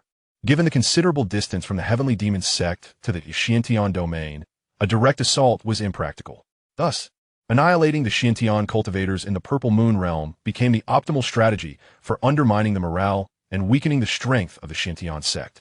On the following day, around noon, Yang Feng, accompanied by 100 true disciples and 2,000 inner disciples, along with 30,000 outer disciples, vanished from the depths of the Xianxia mountains through a large teleportation array, reappearing at the Xianxia sect's stronghold in the Purple Moon realm of the Middle Thousand World. Chapter 113. The Heavenly Demon Sect Strikes. Welcome, Deputy Sect Master Yang, to our Purple Moon stronghold. As Yang Feng stepped out of the teleportation array, an elderly man with silver hair approached him briskly, wearing an expression of warmth. This silver-haired elder, named Zheng Tao, was a supreme elder of the Xianxia sect, possessing peak law realm cultivation and serving as the leader of the Xianxia sect's stronghold in the Purple Moon realm. Upon receiving a message from the sect Masterly Wudi, Zheng Tao had promptly gathered the elite members of the stronghold at the teleportation array to await Yang Feng's arrival. Yang Feng's extraordinary talent, with the potential of a true immortal, suggested a significant likelihood of him ascending to the Cave Heaven realm or even the Void Immortal realm in a short span of time. This was the primary reason Zheng Tao, a peak law realm practitioner and supreme elder of the Xianxia sect, took the initiative to greet Yang Feng. Otherwise, a newly initiated law realm deputy sect master would hardly warrant such a reception from Supreme Elder. Yang Feng had met Supreme Elders before. Thus, as he faced the approaching silver-haired elder, he respectfully offered a bow. Despite his courtesy towards the Supreme Elder of the Xianxia sect, Yang Feng remained acutely aware that he must not allow trivial formalities to tarnish his image in the eyes of the esteemed elder. Vice Master Yang, within our Xianxia sect in the Ziyue realm, we boast a total of 12 practitioners at the law level, 1,600 direct disciples, 13,000 inner disciples, and 100,000 outer disciples. Among these, 10 law-level practitioners and over 100 soul transformation direct disciples have gathered here to welcome your arrival, while the others steadfastly maintain their posts. Upon seeing Yang Feng bow in respect, a glimmer of satisfaction flickered in Zheng Tao's eyes as he promptly gestured towards the multitude of Xianxia sect practitioners behind him, explaining to Yang Feng, "Esteemed elders and elite members of the sect, I extend my heartfelt gratitude for your warm welcome." Yang Feng greeted the assembled Xianxia sect practitioners behind Zheng Tao with a beaming smile. "Vice Master Yang, I have arranged a welcoming banquet at the Ziyue outpost. Let us proceed there to dine and discuss matters pertaining to the Ziyue realm." After Yang Feng exchanged pleasantries with the Xianxia sect practitioners at the Ziyue outpost, Zheng Tao quietly remarked to him, "Very well." Yang Feng nodded in agreement. With Yang Feng's affirmative response, Zheng Tao led him and the accompanying practitioners in a grand procession towards the banquet at the outpost. Soon, Zheng Tao guided Yang Feng to an opulent palace deep within the outpost, while the true disciples, inner disciples, and outer disciples brought by Yang Feng were attended to by others within the outpost. Vice Master Yang, allow me to introduce our esteemed Elder Zhang Qi, a practitioner at the late stage of the law level, proficient in the metal element laws. This is Elder Li Xiaoyu, a practitioner at the mid-stage of the law level, skilled in the water element laws. And this is Elder Qi Lianyu, also at the mid-stage of the law level, well-versed in the wood element laws. Once seated at a grand table in the center of the opulent palace, Zheng Tao began to introduce the 11 law-level practitioners present. I have met all esteemed elders. I sincerely appreciate your hard work, and on behalf of the sect, I raise a toast to everyone. After listening to Zheng Tao's introductions, Yang Feng lifted his cup and addressed the law-level practitioners. In a single motion, he downed the contents of his cup. Upon hearing Yang Feng's words and witnessing his swift drinking, a gentle smile spread across the faces of Zheng Tao and the 12 law-level practitioners, who promptly raised their cups in acknowledgement and followed suit, emptying their own cups. Subsequently, Yang Feng, Zheng Tao, and the others began to indulge in food and drink while discussing the affairs of the Ziyue realm. Through the introductions from Zheng Tao and others, Yang Feng gained a clearer understanding of the current situation in the Ziyue realm. Presently, the Xintian sect and the Heavenly Demon sect are at a standoff near the Dragon Vein at the border, with the potential for conflict to erupt at any moment. Meanwhile, the local force, the Ziyue Alliance, along with the demon practitioners from the demon realm, observe from the sidelines, awaiting the outcome of the impending conflict. Boom, boom, boom. Just as Yang Feng and the others raised their cups in camaraderie, a series of thunderous booms resonated throughout the Ziyue outpost. A colossal golden protective shield suddenly ascended, enveloping the entire Ziyue outpost in its embrace. Countless attacks infused with the terrifying power of the laws rained down upon the immense golden protective shield, causing it to tremble violently, resembling a fragile barrier on the verge of shattering. Enemy attack! Enemy attack! Enemy attack! At that moment, piercing alarm sounds erupted from the station cultivators, resonating clearly in the ears of every cultivator at the Purple Moon Stronghold. Subsequently, the cultivators from the Xianxia, who were partaking in a banquet, hastily left their seats, soaring into the air towards each formation node of the Purple Moon Stronghold, aiming to bolster the power of the formations and prevent the defensive array from being breached. Vice Sect Master Yang. The cultivators of the Heavenly Demon Sect have launched an assault. This time, the Heavenly Demon Sect had dispatched a staggering 18 cultivators at the law level, over 300 at the nascent soul level, more than 1,000 at the infant level, over 3,000 at the golden core level, and nearly 100,000 inner disciples, making their strength exceedingly formidable. Given the might of our Purple Moon Stronghold's formation, it may not withstand the Heavenly Demon Sect's onslaught for long. We must seek assistance from the sect headquarters, or else the stronghold could be overwhelmed by their forces. At this moment, Elder Zheng extended his spiritual sense to scan the situation outside the Purple Moon Stronghold, his expression shifting slightly as he immediately addressed Yang Feng. Although the number of cultivators dispatched by the Heavenly Demon Sect is considerable, their primary combat strength lies with those 18 cultivators at the law level. As long as we eliminate them, we can easily vanquish the rest, regardless of their numbers. You 12 Supreme Elders. Each of you will restrain one of the Heavenly Demon Sect's law-level cultivators. The remaining 6 are mine. Yang Feng released his spiritual sense to survey the surroundings with a calm demeanor, speaking to Elder Zheng and the other Supreme Elders. Without waiting for a response, he moved, transforming into a streak of light and darting towards the exterior of the Purple Moon Stronghold. Upon hearing Yang Feng's words and witnessing his swift actions, Zheng and the other 12 law-level cultivators exchanged glances before soaring into the air, following closely behind Yang Feng as they rushed towards the battlefield. In no time, Yang Feng and 13 other law-level cultivators emerged from the Purple Moon Stronghold. Each of you restrain one law-level cultivator from the Xianxia. The rest follow me to annihilate. As Yang Feng and Zheng led the 13 law-level cultivators, a peak law-level cultivator from the Heavenly Demon Sect flashed a gleam of determination in his eyes, calling out to his fellow cultivators before dashing towards Yang Feng like a shooting star. Simultaneously, the other cultivators from the Heavenly Demon Sect surged forward, targeting Zheng and his companions. Among them, 5 law-level cultivators trailed closely behind the leader, racing towards Yang Feng, ready to join forces in an attempt to encircle and eliminate him. Chapter 114. Convergence of the Laws of Slaughter. Attack.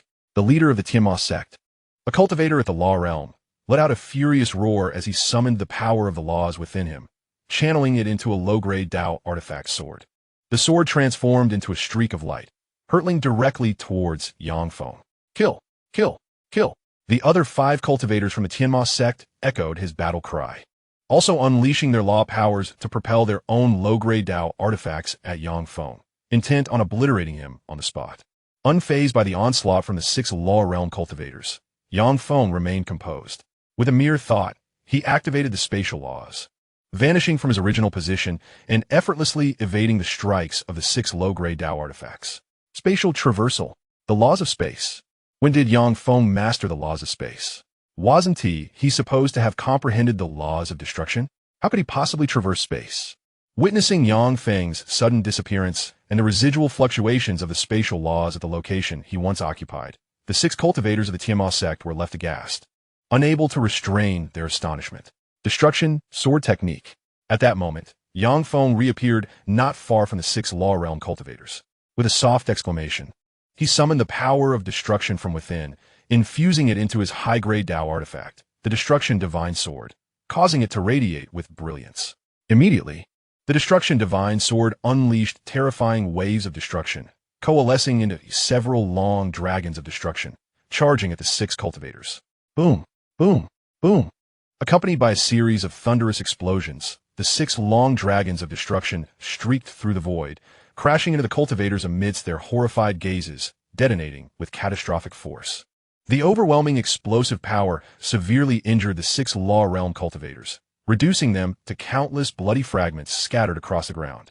At this moment, Yang Feng focused his thoughts and activated the spatial laws, transporting the bloody remnants of the 6 cultivators into the Dongtian Pearl. He then swiftly entered the Dongtian realm himself, devouring the heavenly demon technique. As soon as he entered the Dongtian realm, Yang Feng exclaimed, channeling the full force of the devouring heavenly demon technique, releasing a powerful suction that enveloped the 6 cultivators' remnants.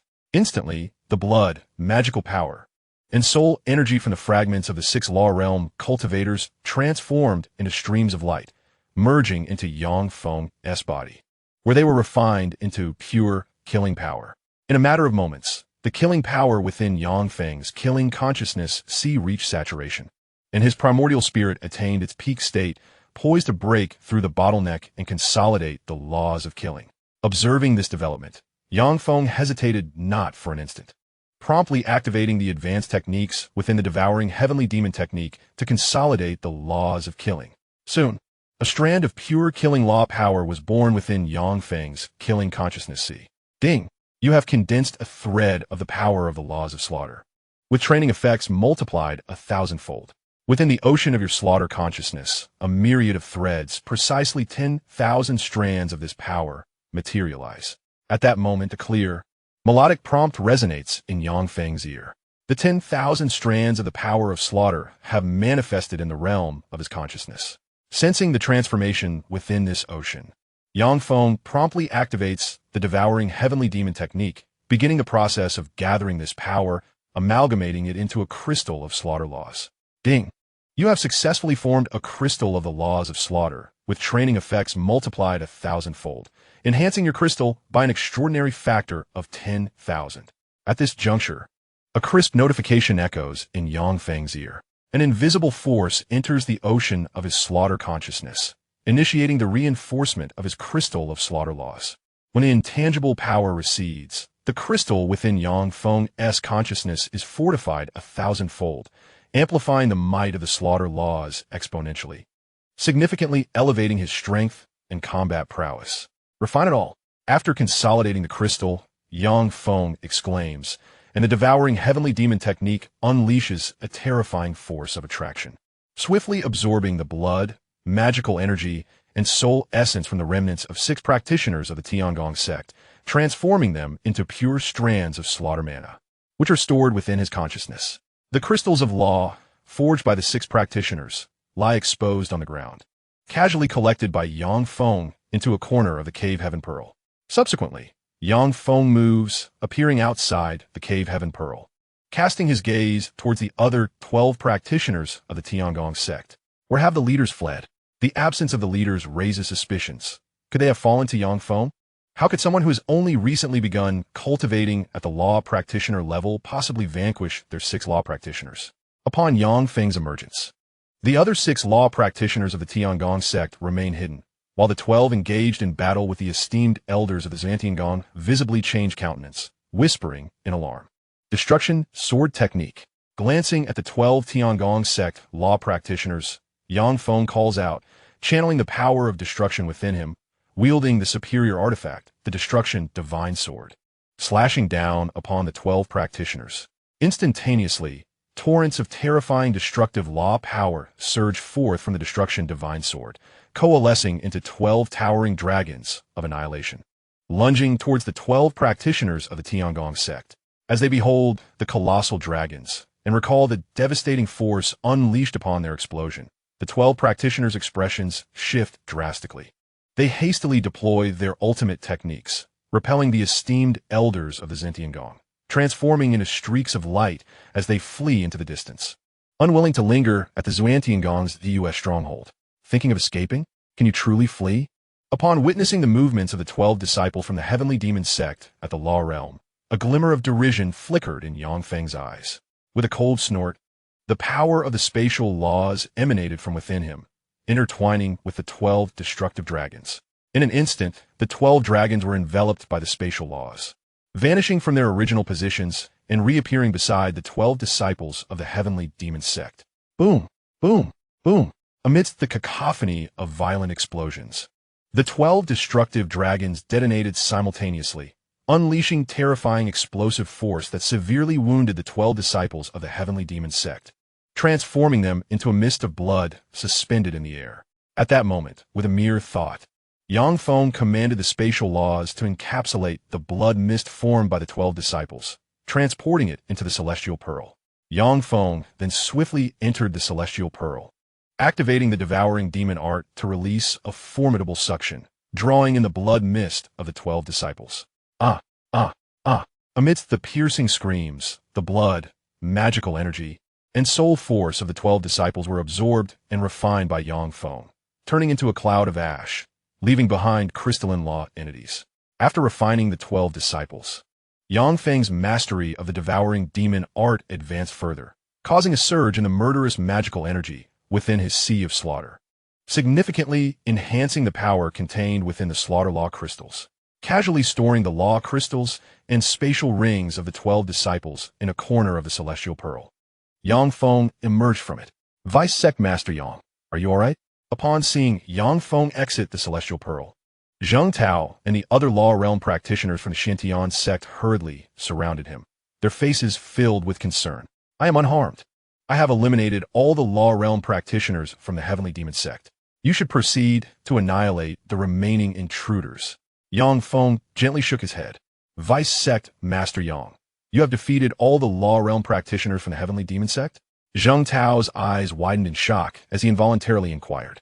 The heavenly demon sect had 18 law realm practitioners, including 1 at the peak of the law realm, 3 in the late stage, 5 in the mid stage, and 9 in the early stage. It is hard to believe that you could annihilate them all in such a short time. Indeed, I have eliminated all the law realm practitioners from the heavenly demon sect. You need not worry. Without their presence, the true disciples and inner disciples of the heavenly demon sect have become mere lambs to the slaughter, at our mercy. However, it seems your efforts are too slow.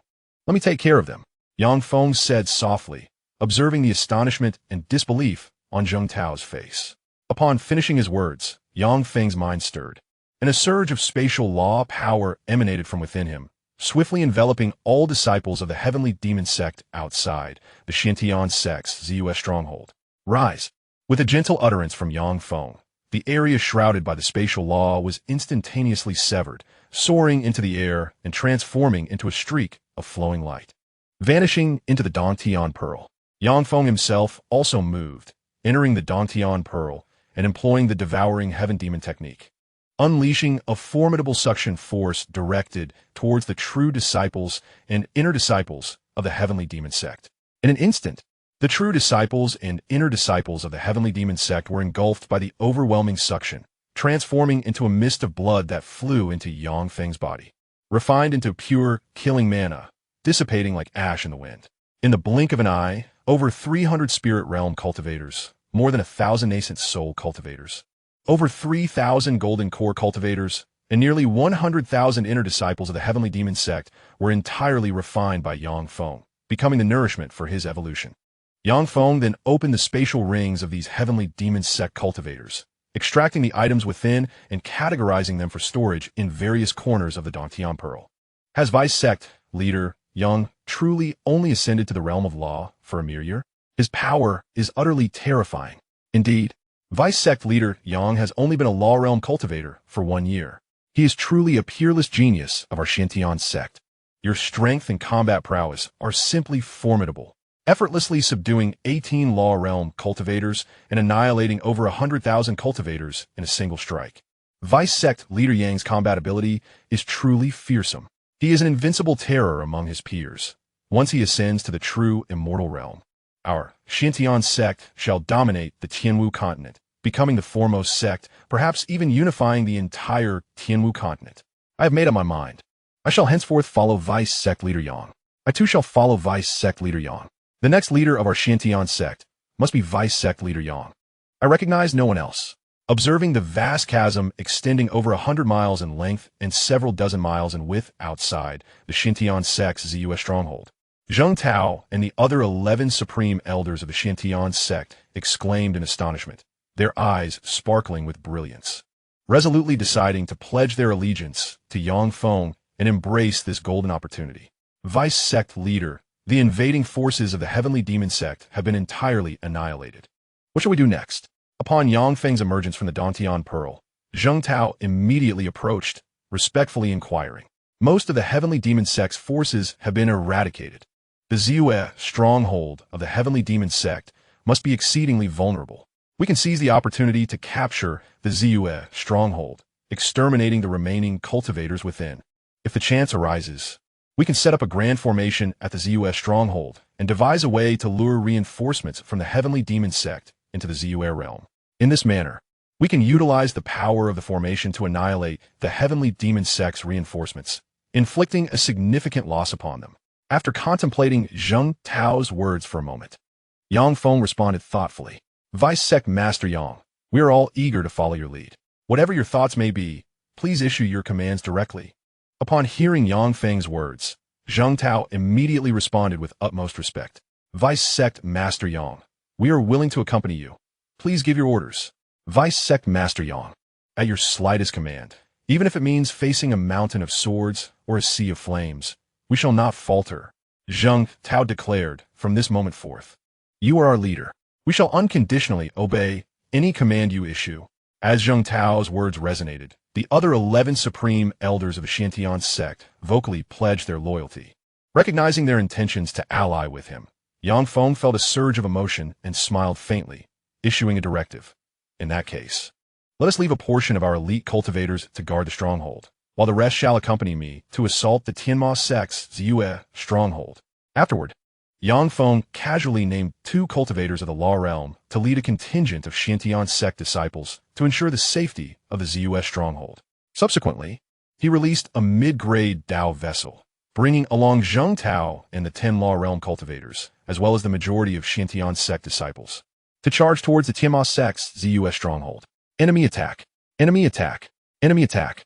As Yang Feng piloted the mid-grade Dao vessel near the Tianma sect's Ziyue stronghold, piercing alarm signals echoed from within.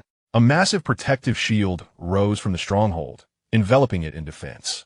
Simultaneously, Tianma sect cultivators surged from every corner of the stronghold, swiftly positioning themselves at various nodes of the formation to bolster its power, preventing the Xianxia sect cultivators from breaching their defenses. Chapter 1:16. Breaching the 10,000 Demon Sect Stronghold. Elder Deng.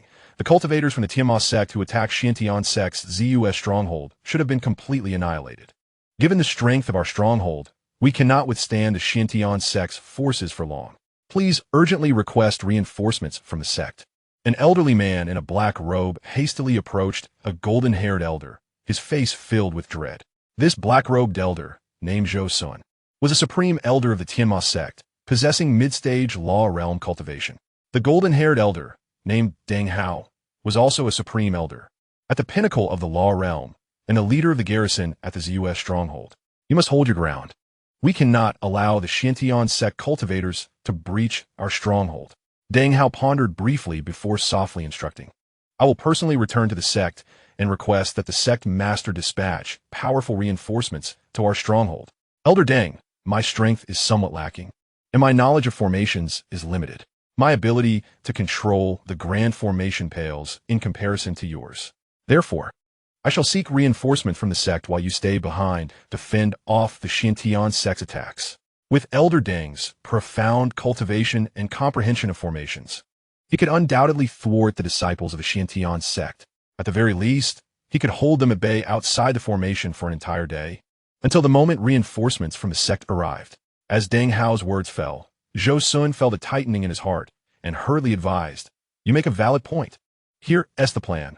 You must return to the sect at once and seek aid from our esteemed leader.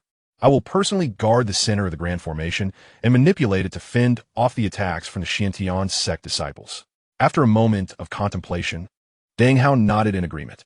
"Very well, Elder Deng," Zhou Sun replied with a surge of relief upon receiving Deng Hao's affirmation. Without delay, he swiftly soared towards the location of the spatial passageway.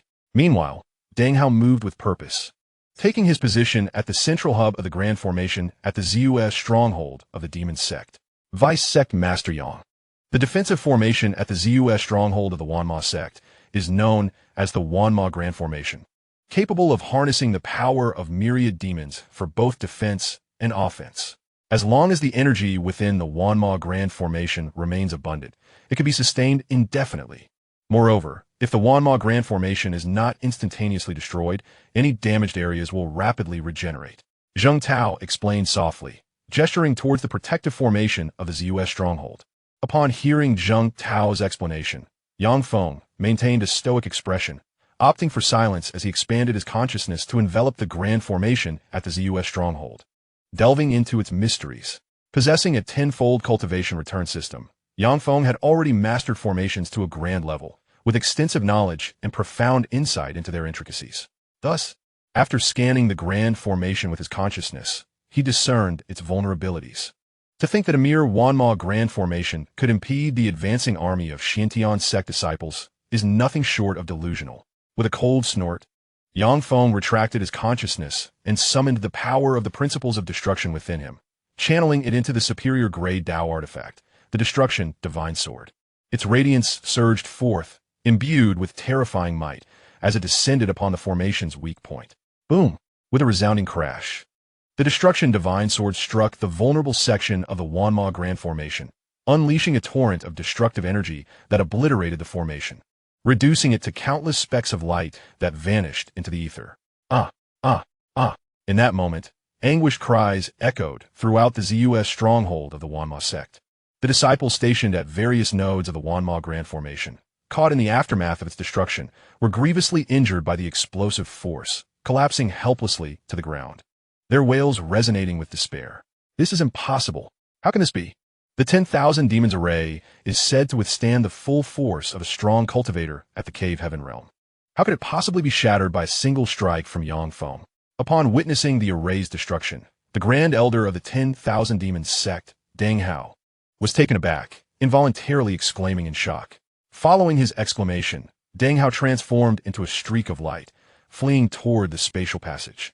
Clearly, he recognized Yang Feng's extraordinary prowess and unmatched combat ability, realizing he was no match, and thus chose to flee without hesitation. Thinking of escaping? Not a chance. Yang Feng's eyes gleamed with a fierce light as he coldly shouted after Deng Hao. With a thought, he invoked the laws of space, vanishing from his original position and reappearing in front of Deng Hao. Immediately, the power of the destructive laws surged within him, and he wielded the superior grade artifact, the Destruction Sword, imbued with terrifying might, and struck down upon Deng Hao.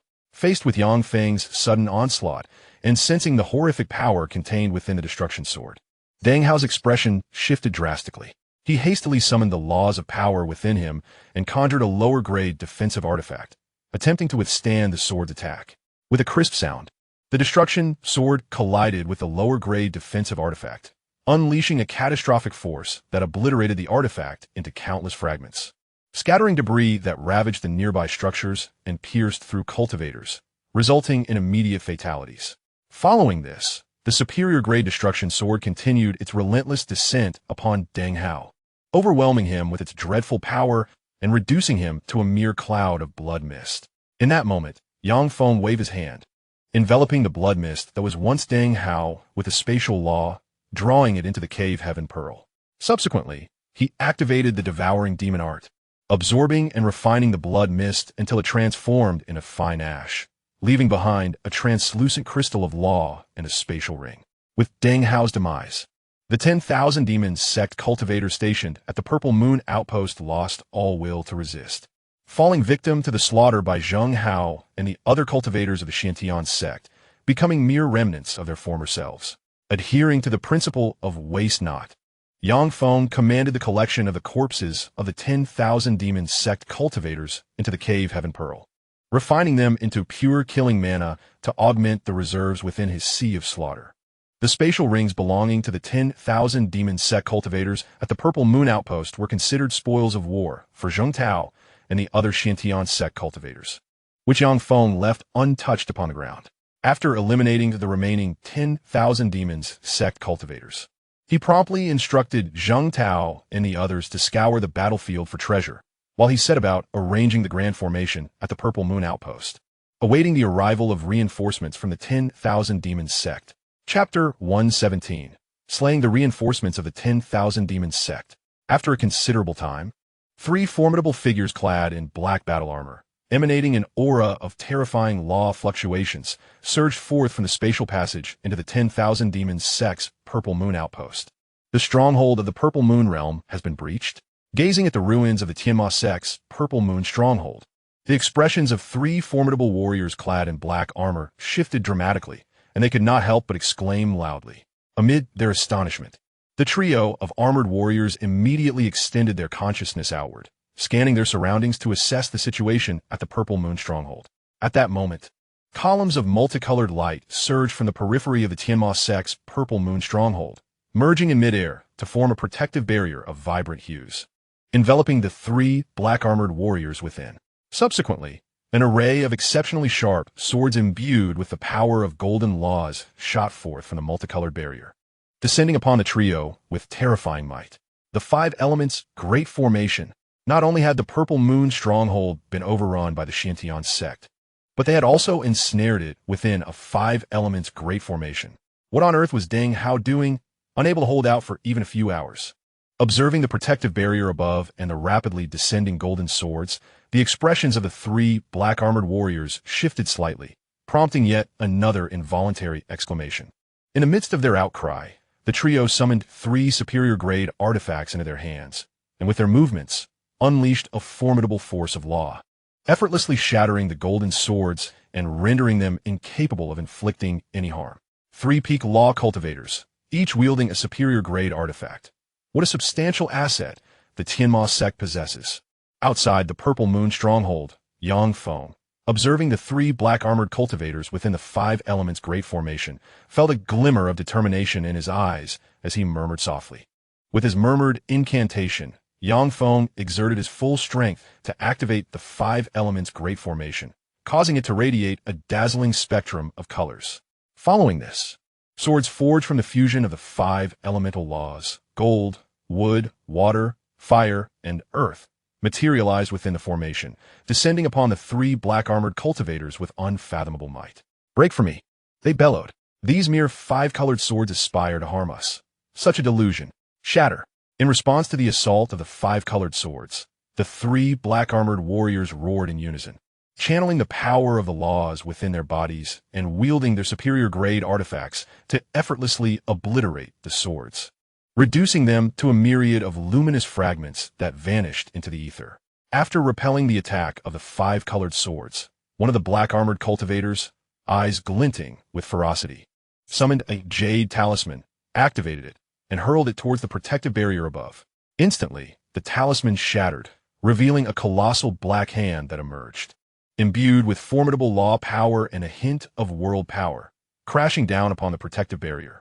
With a thunderous roar, the immense black hand struck the multicolored barrier, the overwhelming force of law and world energy easily creating a substantial breach. A strike from the realm of the cave heavens. This talisman was crafted by a cultivator of the cave heaven realm. Upon witnessing the 5 elements grand formation being breached by a jade talisman, Yang Feng's expression shifted dramatically. prompting an involuntary exclamation. Amidst his astonishment, Yang Feng summoned the powers of the 5 elements: metal, wood, water, fire, and earth, infusing them into the 5 inferior-grade Taoist tools that serve as the foundation of the formation, causing them to shimmer with brilliance and swiftly mend the gaping hole. While you may repair 1 large breach, I wonder if you can mend 3, sneered the black-armored cultivator as he observed the restoration of the damage he had inflicted. With that, he produced 3 jade talismans from his robe, activating them and hurling them towards the multicolored protective shield above. Soon, 3 enormous black hands emerged from the talismans, wielding terrifying powers of law and the world, forcefully striking the protective barrier and creating 3 immense breaches. I shall not waste time repairing these holes. It would be far more efficient to eliminate you directly, Yang Feng declared coldly, a fierce glint flashing in his eyes at the sight of the 3 gaping voids in the formation. With a mere thought, he triggered the self-destruction of the 5 elements grand formation. Instantly, the 5 inferior-grade Taoist tool bases trembled violently before erupting in a cataclysmic explosion, unleashing a terrifying force directed towards the 3 black-armored cultivators. Faced with the explosive onslaught of the grand formation, the trio's expressions paled as they hastily summoned the powers of law within them, channeling it into their superior-grade Taoist tools. This effort conjured formidable armors of law to shield their bodies. However, their superior-grade tools were offensive in nature rather than defensive, rendering their protective capabilities insufficient. Consequently, the self-destructive force of the grand formation easily shattered the armors of law, striking the 3 cultivators with devastating impact and eliciting anguished cries. At that moment, Yang Feng felt the surge of destructive law power within him. His superior-grade weapon, the Destruction Divine Sword, glimmered ominously as it descended upon the 3 black-armored cultivators with unparalleled might, reducing them to countless fragments of flesh scattered across the ground.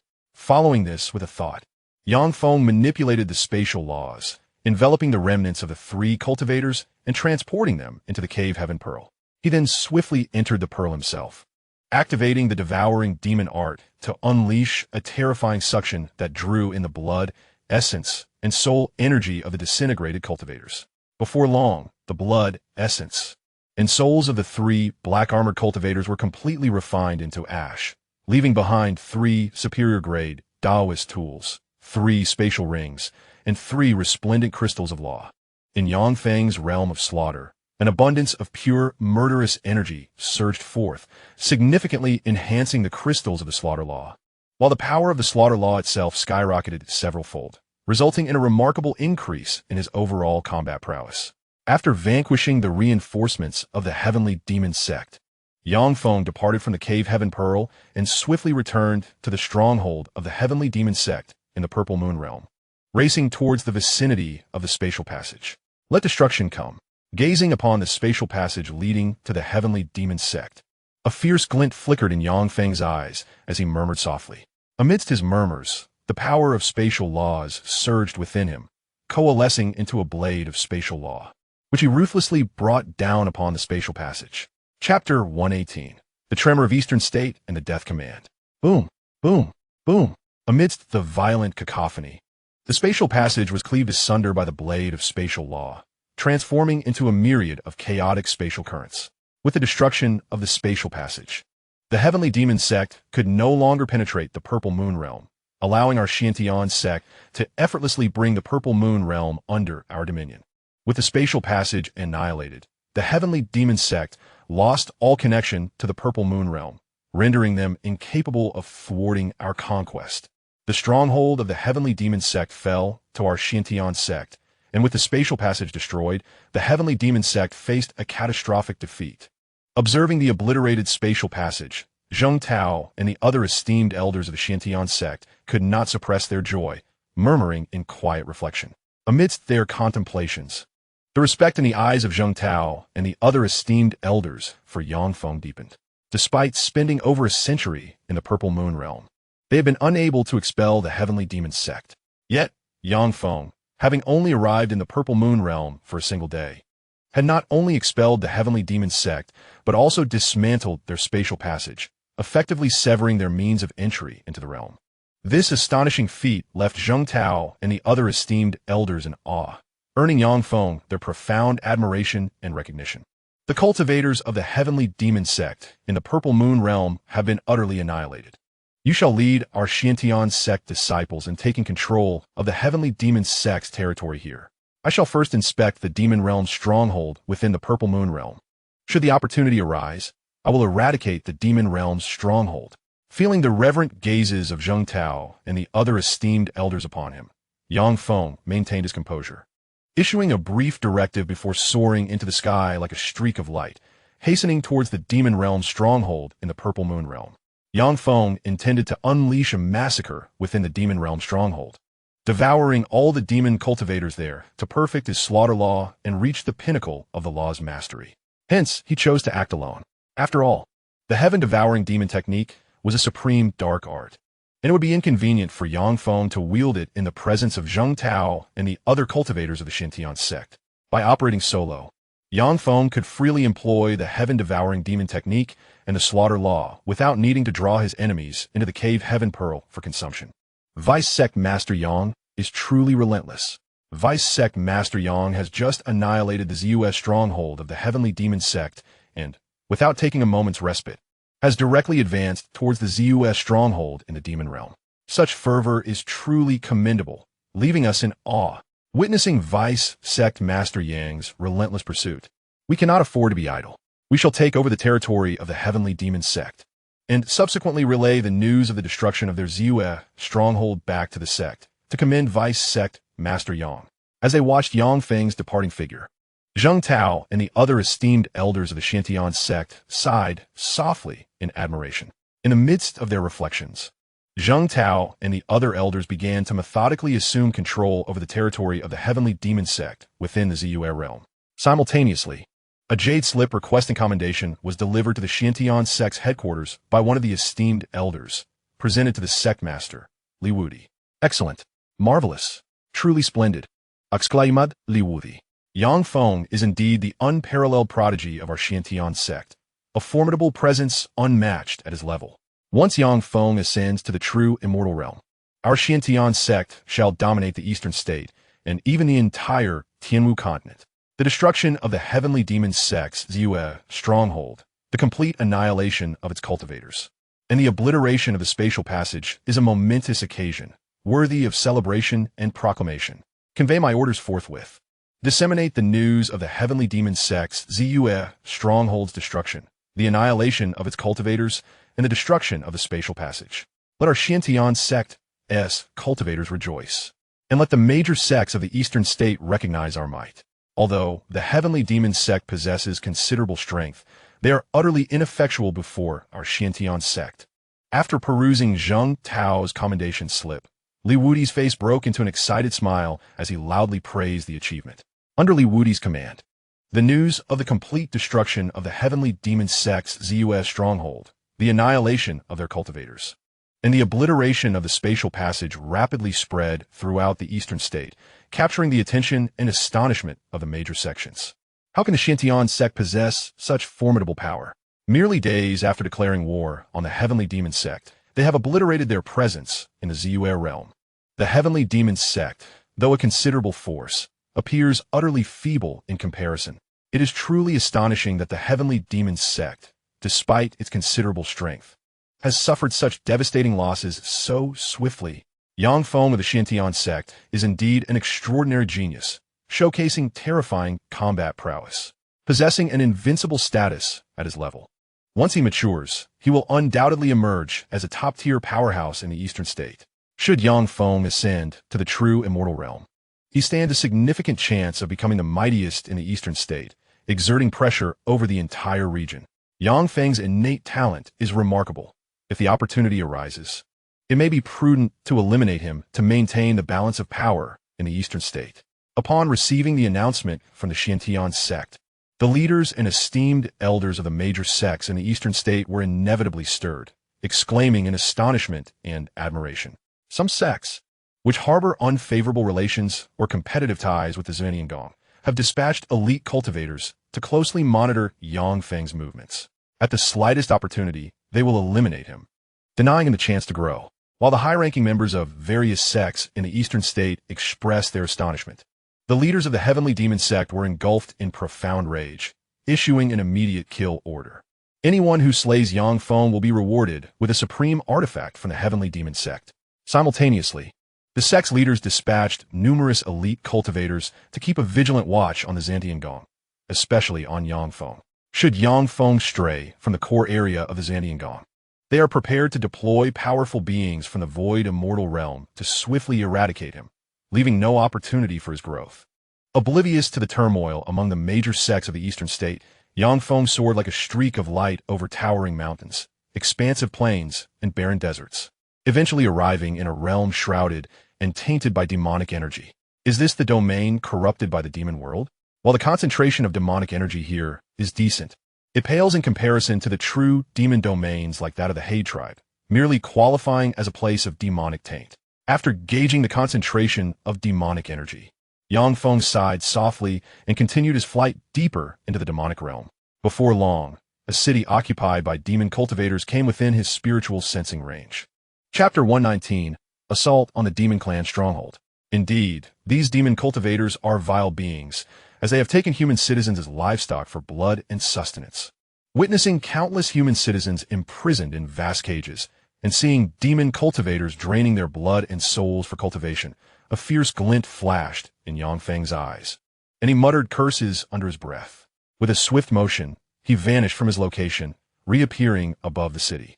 Devouring heaven's demonic art, Yang Feng uttered a commanding call, activating the art, exuding a terrifying suction force that enveloped the demon cultivators within the city. In an instant, the blood, magical power, and souls of the demon cultivators were drawn from their bodies, soaring towards Yang Feng, who refined them into pure, slaughtering magical power. Within moments, over 1,000 demon cultivators in the city were completely absorbed and refined, reduced to mere ash. Afterward, with a wave of his hand, Yang Feng unleashed a series of piercing sword lights, shattering the cages and liberating the imprisoned human citizens. Having accomplished this, Yang Feng transformed into a streak of light, continuing his journey deeper into the demonic realm. However, this time, he flew at a more measured pace.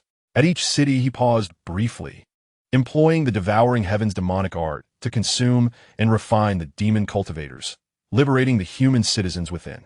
Thus, Yang Feng pressed deeper into the demon realm, devouring the demonic cultivators of the cities along his path, liberating the human populace trapped within. After consuming the demonic practitioners from dozens of cities, he was astonished to discover that the remaining demons in subsequent cities had already fled. Meanwhile, the human citizens had been mercilessly slain, reduced to withered corpses. It was evident that as the demons retreated, they had drained the blood and souls of the human inhabitants to the last drop. The war between the two races was brutal, devoid of any compassion. To survive and seize control over one's destiny, one must possess formidable cultivation and combat prowess. If my strength is insufficient, I too shall end up like these human citizens, drained of blood and soul, serving as nourishment for the evolution of the demonic practitioners. Yet, if I am powerful enough, those demons will be the ones from whom I drain blood, magical power, and souls, transforming them into sustenance for my own evolution. Gazing at the desiccated corpses of the human citizens, Yang Feng sighed softly. In his moment of reflection, his thoughts ignited, and searing flames manifested in the void, cascading through the city and engulfing it in a sea of fire. Subsequently, Yang Feng moved, transforming into a streak of light, racing toward the stronghold of the demon realm. The demonic practitioners within the cities were not only few in number, but also remarkably weak. Even if he were to annihilate them all, the impact on the demon realm would be minimal. Should Yang Feng destroy the stronghold and eradicate the demons within, obliterating the spatial passage to the demon realm, the demonic practitioners in the Purple Moon realm would become rootless, and their demise would merely be a matter of time. Before long, Yang Feng arrived at the outskirts of the demon realm stronghold. At that moment, the stronghold had already received word of his approach and was prepared for battle. 16 rule realm demonic practitioners, over 5,000 spirit realm demons, more than 30,000 nascent soul demons, and 100,000 golden core demons formed formidable arrays outside the stronghold, awaiting Yang Feng's arrival. Kill! Kill! Kill! The 16 rule realm demons shouted loudly upon spotting Yang Feng. As they exclaimed, they channeled their innate powers into the demonic formations, causing them to shimmer with radiant energy. The spirit realm, Nascent soul and golden core demons also infuse their magical energy into the formations, making the demonic arrays pulsate with ominous power. Soon after, colossal demonic claws materialized in the void, imbued with terrifying strength, reaching toward Yang Feng, intent on tearing him to shreds. Sensing the terrifying power contained within the demonic claw, Yang Feng's expression shifted slightly, and he dared not confront it head-on.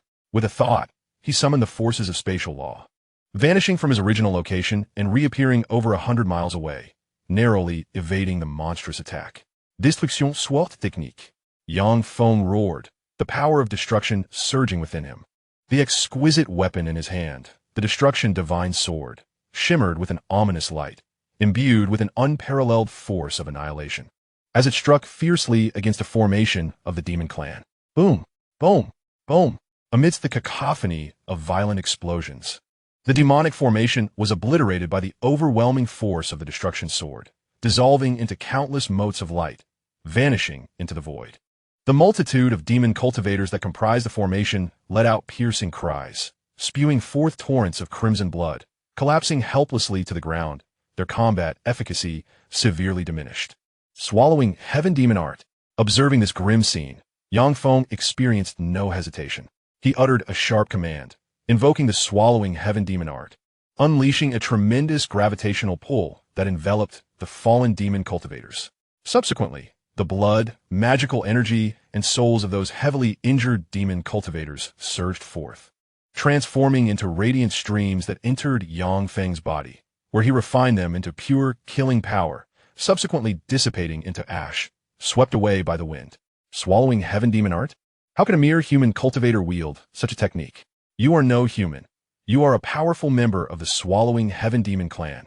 Go all out. We must eliminate him, or we shall perish. As they witnessed their kin being reduced to dust, the remaining demon cultivators' faces paled, erupting into frantic cries. In the midst of their alarm, the demon cultivators fervently channeled their internal law powers and magical energy into the demonic formation. Upon receiving a vast infusion of law power and magical energy, the formation immediately unleashed waves of terrifying law energy, sealing off the space within hundreds of miles, rendering Yang Feng unable to utilize his spatial mobility techniques. Soon after, enormous claws, imbued with dreadful power, materialized in the void, exuding an aura of death as they lunged toward Yang Feng. This time, the monstrous claws surrounded him from all directions, sealing off any avenue of escape, leaving him with no choice but to withstand the onslaught. Fifth element protective shield. Fire god armor. Feeling the incredible force within the claws, Yang Feng's countenance shifted once more. He let out a determined shout as the power of the five elements surged within him, coalescing into a radiant protective shield of myriad colors to safeguard his form. Simultaneously, the fire god armor, an exquisite artifact, shimmered with numerous mysterious fire runes, enveloping him in protection. With his defenses prepared, Yang Feng focused his mind, summoning the wind, ice, thunder, spatial, and destruction law crystal from his sea of consciousness, each pulsating with potent energy. A surge of pure energies from the laws of wind, ice, thunder, space, and destruction erupted, coalescing into dragons embodying each respective law. Go! With a gentle command from Yang Feng, the dragons of wind, ice, thunder, space, and destruction transformed into streaks of light, launching themselves towards the formidable demonic claws. Boom, boom, boom. Amidst the cacophony of violent detonations, the dragons collided with the massive claws. A torrent of terrifying law powers emanated from the dragons and the claws, igniting an intense clash in the void. The cataclysmic forces shattered the surrounding space, revealing numerous rifts. Waves of dreadfully potent shockwaves radiated outward, causing the distant demonic formation to tremble violently. Yang Feng's five-element protective shield quivered perilously, on the brink of shattering at any moment. How could this individual wield such an abundance of law powers? It is utterly terrifying. This person cannot possibly be a member of the Devouring Sky Demon clan, for it would be impossible to comprehend so many laws. The fact that this human cultivator has harnessed a staggering 10 types of law powers is nothing short of astonishing and inconceivable. His strength and combat prowess are overwhelmingly formidable. He must be eliminated, or we shall find ourselves without a grave. Witnessing Yang Feng's dragons of wind, ice, thunder, space, and destruction successfully block the terrifying claws. The expressions of the 16 demonic law realm cultivators shifted dramatically, eliciting involuntary exclamations. In response to their astonishment, the 16 cultivators fervently channeled their law powers into the demonic formation, which began to shimmer with a fierce light, continuously transmitting immense energy into the claws. Perceiving the changes within the demon ranks, a chilling glint flashed in Yang Feng's eyes as he coldly declared, "Explode."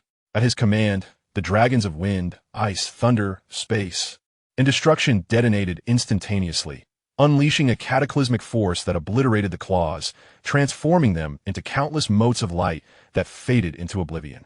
At that moment, Yang Feng focused his intent, and the law of slaughter within his sea of consciousness surged violently. The slaughter sword shot forth, imbued with an overwhelming essence of destruction, cleaving down upon the demonic formation. Bang! Bang!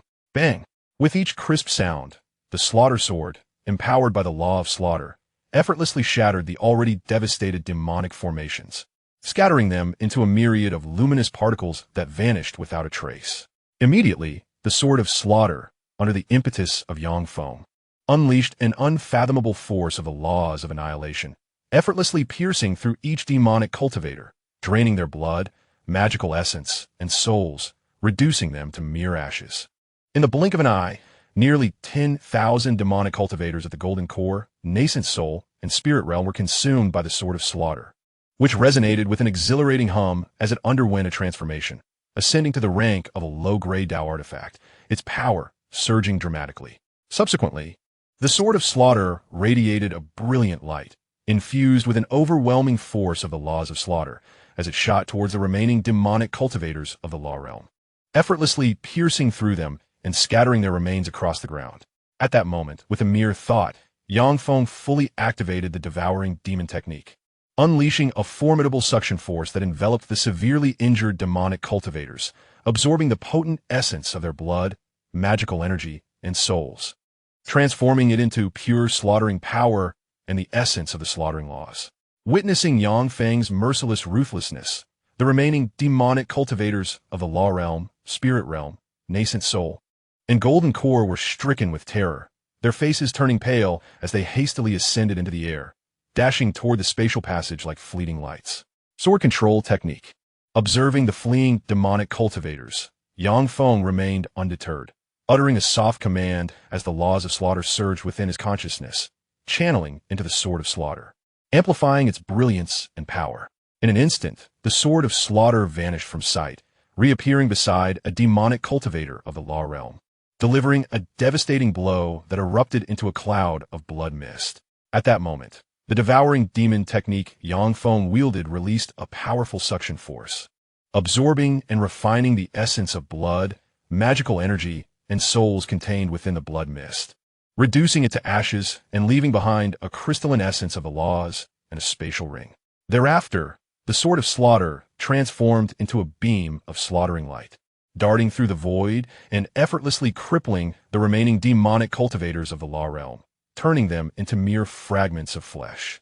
Meanwhile, Yang Feng continued to wield the devouring demon technique, refining the remnants of the demonic cultivators' flesh into ashes, ensuring their demise on the spot.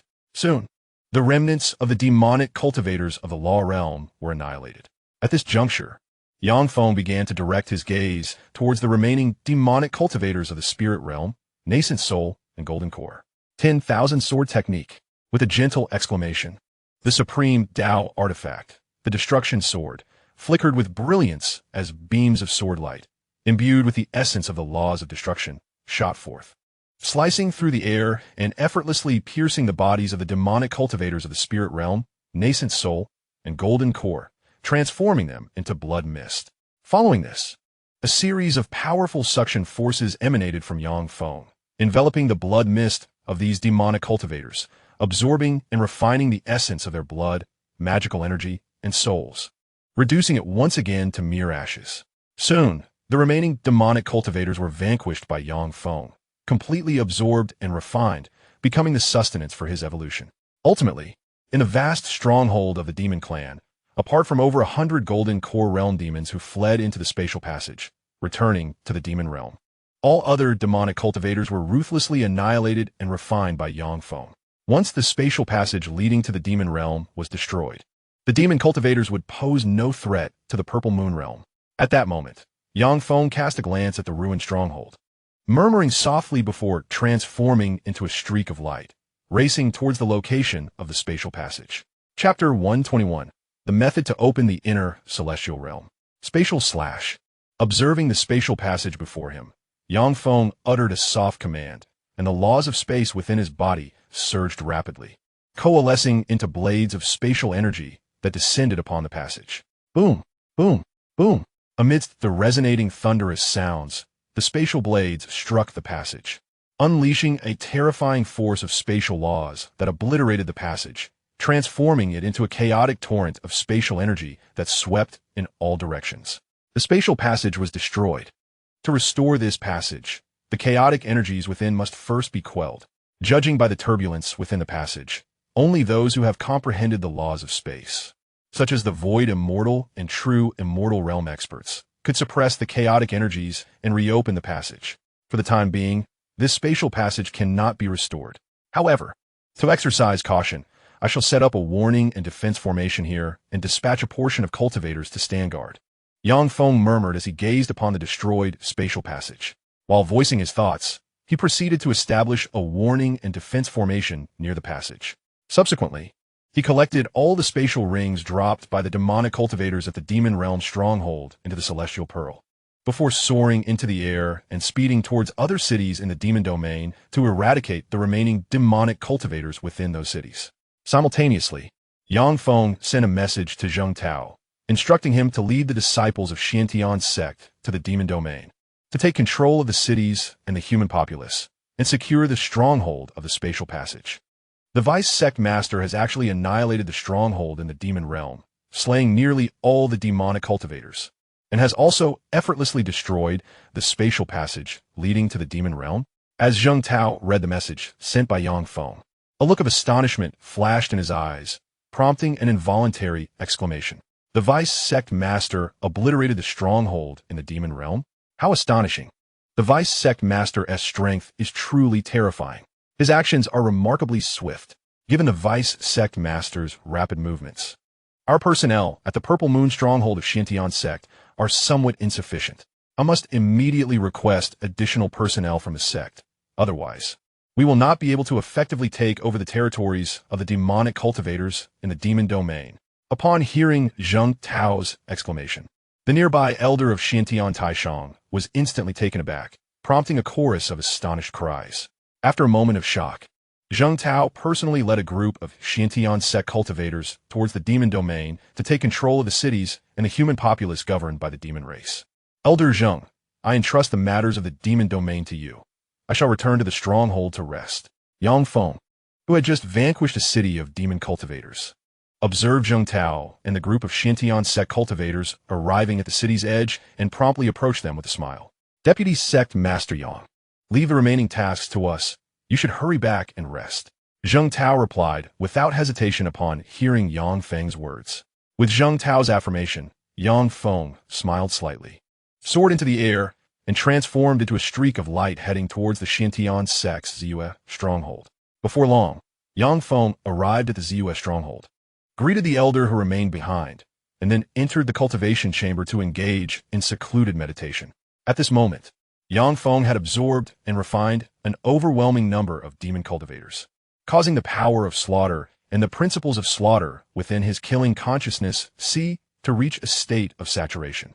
Therefore, Yang Feng needed to enter seclusion, dedicating time and effort to reorganizing the power and principles of slaughter within the killing consciousness rendering them complete in preparation for breaking through to the Dantian realm. The Dantian realm is a stage where cultivators create a world within their consciousness receiving the baptism of world power that allows their lives to evolve, granting them a lifespan of 100,000 years. For cultivators in the realm of principles to break through to the Dantian realm and establish a world within their consciousness there are three methods. One method involves using the principal crystal within the consciousness as a medium to open up a Dantian world. The Dantian world created by this method has a relatively singular principal attribute, only allowing certain unique lives that align with the principal attributes to exist within it, rendering it inhospitable to others. Additionally, the world power obtained from such a Dantian world is relatively thin, resulting in weaker strength. However, this method is comparatively easier, requiring only the accumulation of sufficient principal power. Consequently, most cultivators in the Dantian realm adopt this method to establish their internal Dantian worlds, which limits their potential and makes it exceedingly challenging to ascend to the celestial immortal realm, effectively confining them within the Dantian realm. Of course, there are also special principal crystals, such as the Destruction Principal Crystal, Life Principal Crystal, Death Principal Crystal, and Slaughter Principal Crystal, that do not fall under these restrictions. The special principle Dantian created from these crystals, although lacking in complete world principles, is immensely pure and powerful, enabling cultivators to easily ascend to the celestial immortal realm and even the true immortal realm.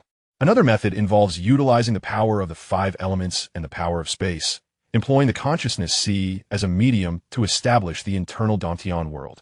The method unveiled a celestial realm endowed with the foundational powers of the 5 elemental laws and spatial forces, relatively well structured, allowing for an abundance of world energy baptism, resulting in a dramatic surge in cultivation and formidable potential, enabling ascension to the realm of void immortals or even true immortals. One approach involves refining a world seed, storing it within the sea of consciousness, and utilizing this seed as a vessel to manifest an inner celestial realm.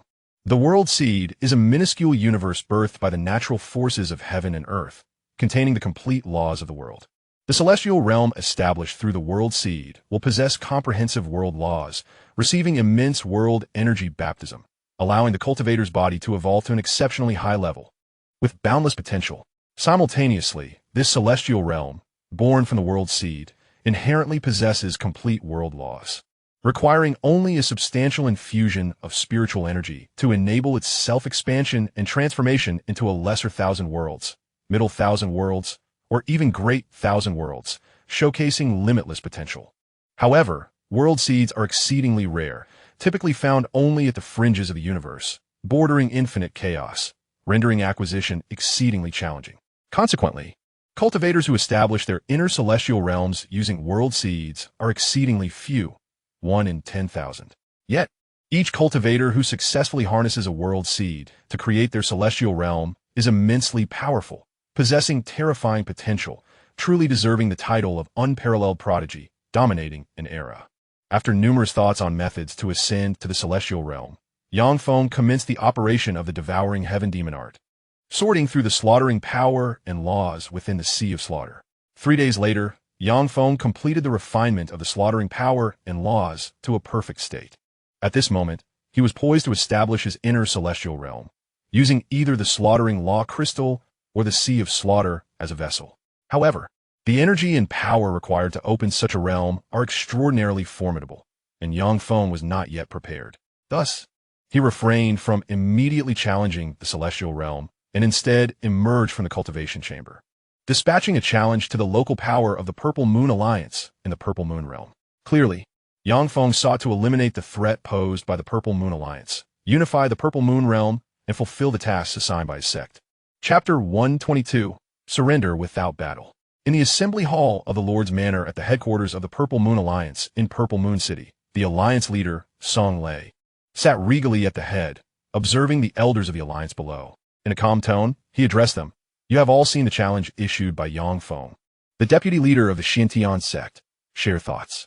Alliance leader, one elder responded. Feng's power is extraordinarily formidable, his combat prowess unparalleled. Should we accept his challenge, we risk being overwhelmed and annihilated. Therefore, I advise against the Alliance accepting Feng's duel. Master of the Alliance, Feng single-handedly annihilated the strongholds of the heavenly demon sect and the forces of the demon realm, showcasing an alarming level of combat prowess that can only be described as invincible among his peers. Should we consent to his challenge, the likelihood of our defeat is exceedingly high. Although our alliance boasts 20 formidable masters of the law, they may still falter against Feng alone. Thus, I propose we decline his challenge. His fighting capabilities are simply too formidable. I dare not engage him in battle. As soon as Song Lei finished speaking, The elders of the Purple Moon Alliance below erupted in vehement protest. These elders were well acquainted with Yang Feng's reputation, aware of his unparalleled strength and bloodthirsty nature.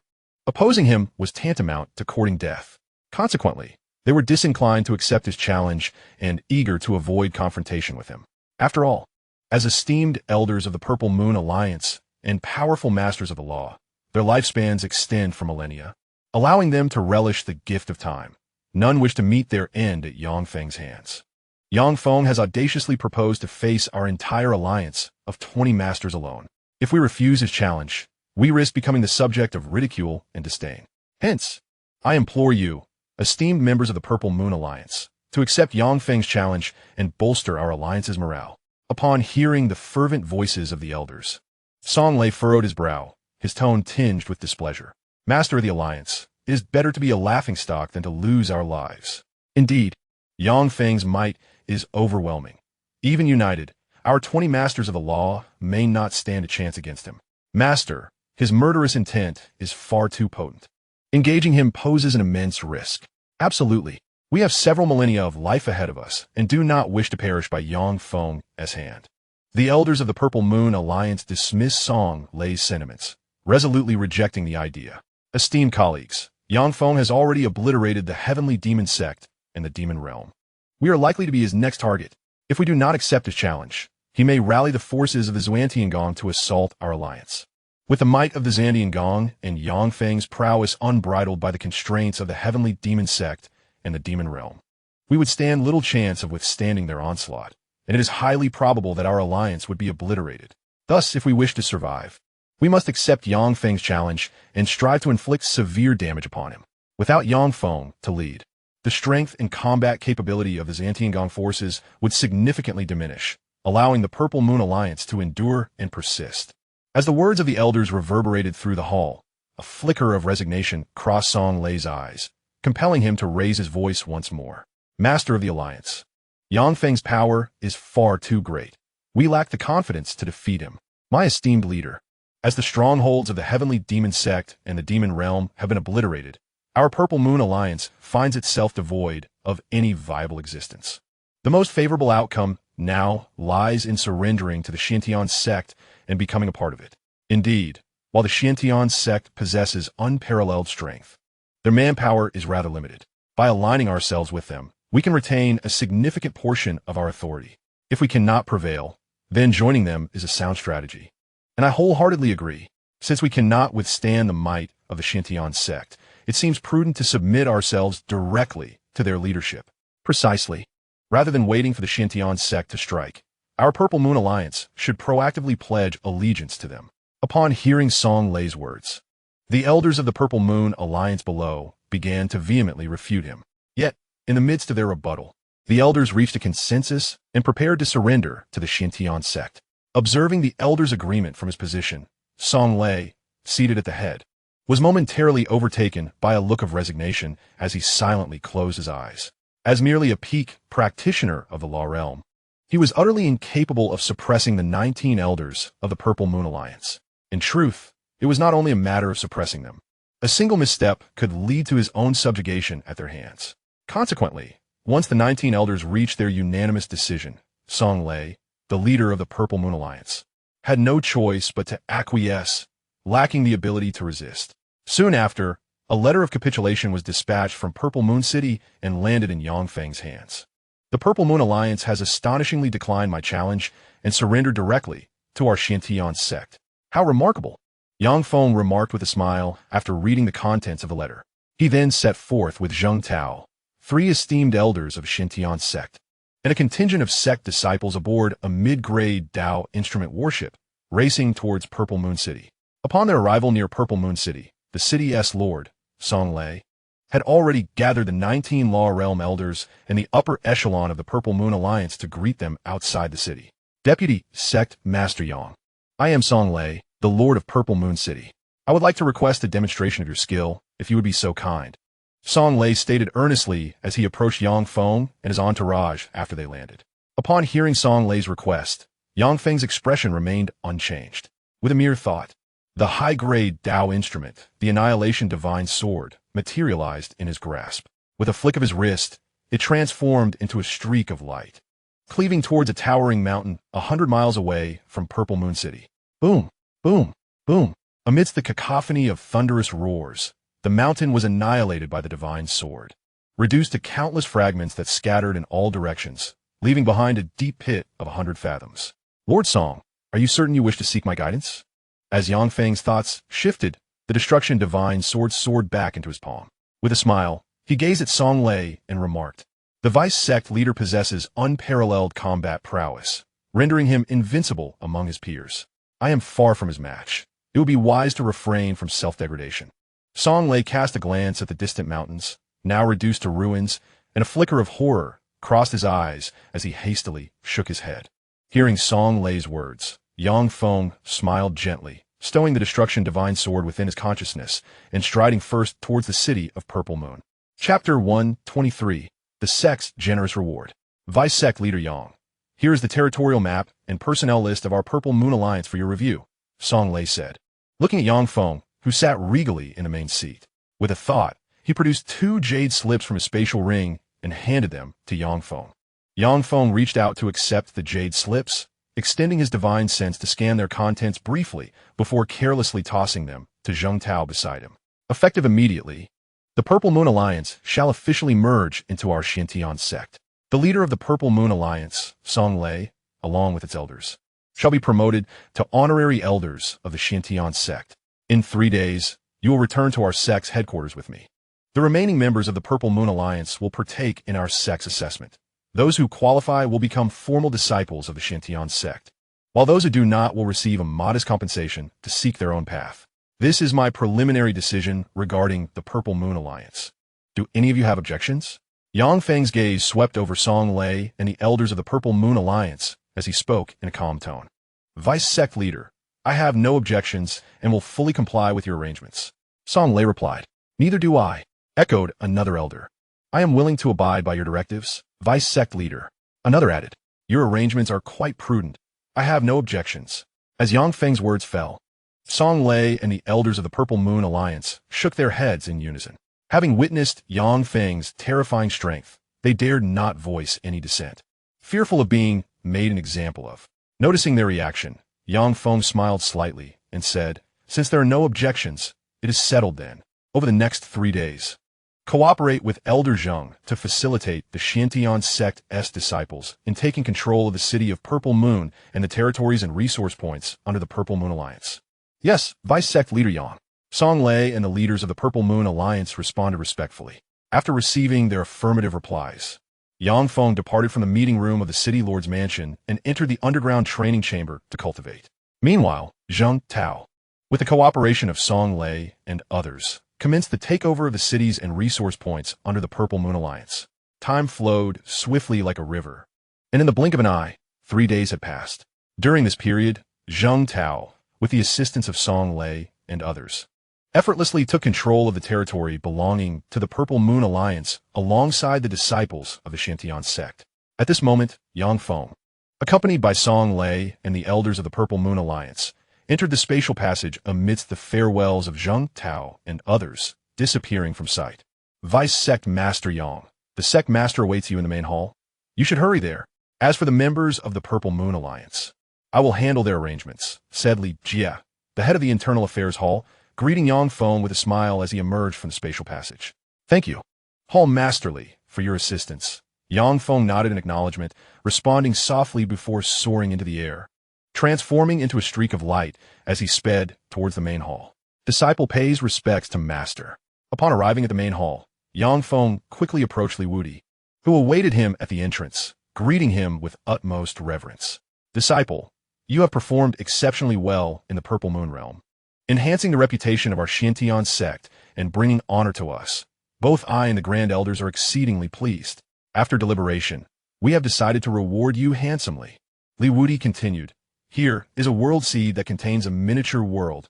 Once you refine this world seed, you can use it as a vessel to open your inner celestial realm and ascend to the realm of the celestial beings.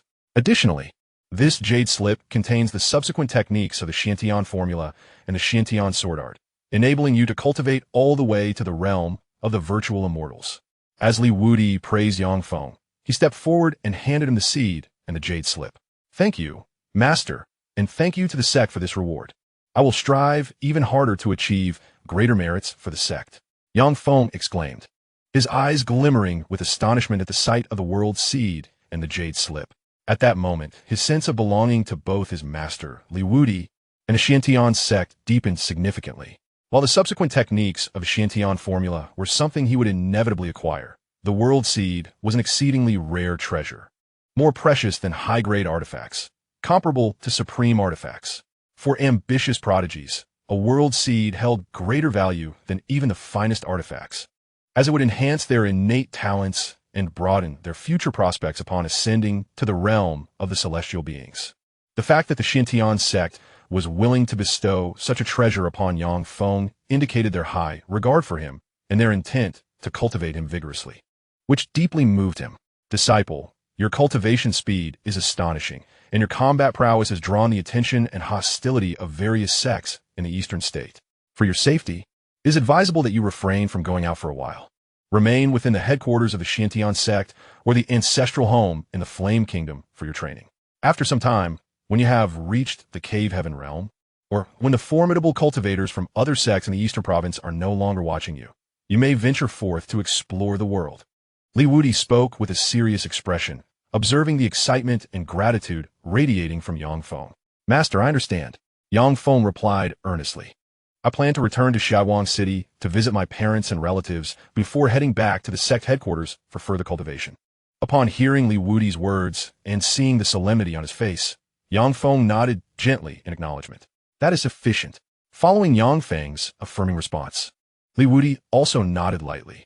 With that, Liwudi waved his hand, permitting Feng to depart. Feng, after respectfully bowing to Liwudi, soared into the sky, transforming into a streak of light as he sped away into the distance. Not long after, Feng arrived above Xiaowang City, descending into the back garden of the Southern King's mansion. Xiaofeng, you have returned. Yangde and Xianxia, who were amusing a little girl in the garden, brightened with surprise as they spotted Feng descending from the heavens. Father, mother, I am back. Feng beamed at the delighted expressions of Yangde and Xianxia. As he spoke, Feng turned his gaze towards the little girl and quickly approached her, saying, Sister, let me hug you. Seeing Feng's intention, the little girl immediately darted behind Yangde, hiding from him, and cautiously peeked out from behind, curiously observing Feng. Xiaoxue, this is your brother Feng. Quickly greet him. Yangde stepped aside with a smile, encouraging the little girl. Brother. The little girl exclaimed in melodious voice while gazing at Feng with curiosity. Chapter 124, Compulsory Task. Children are easily amused. In no time, Feng became familiar with his sister Xianxia, playfully lifting her in the back garden. Xiaofeng, 2 years ago, 4 women came to our Southern King's mansion, claiming to be your concubines. I have arranged for them to stay in a side hall. Would you like to visit them? Yangde said softly, watching Feng play with Xianxia. No rush. I'll play with my sister for a little while longer. Feng replied casually. After a while, when Xianxia grew tired and wished to sleep, Feng handed her over to Xianxia and made his way towards the side hall of the Southern King's mansion. Young master, you have returned. As soon as Feng stepped into the side hall, the 4 women, who were enjoying tea in the pavilion, displayed expressions of surprise, quickly rising to their feet and greeting Feng with excitement. In just 2 short years, you have all reached the realm of magical power. Your cultivation talent is commendable. Feng praised, sensing the magical fluctuations emanating from the 4 women. We owe our ability to reach the realm of magical power entirely to young master. If it were not for young master Yang providing us with ample elixirs and other resources for cultivation, we would never have been able to reach the realm of magical power in a mere 2 years. Upon hearing Feng's words of praise, the 4 maidens expressed their admiration with utmost reverence. I feel a bit fatigued. Would you accompany me for a bath? Feng replied with a gentle smile to their suggestion. Yes, young master. As soon as his words fell, a slight blush appeared on the faces of the 4 maidens as they took his hand and led him deeper into the side hall. Before long, Feng enjoyed a warm bath under the attentive service of the 4 maidens, and then they all proceeded to the grand bed in the side hall's bedroom. Here are 4 spatial rings, 1 for each of you. Inside, you will find some elixirs, cultivation techniques, as well as various magical tools and spiritual artifacts.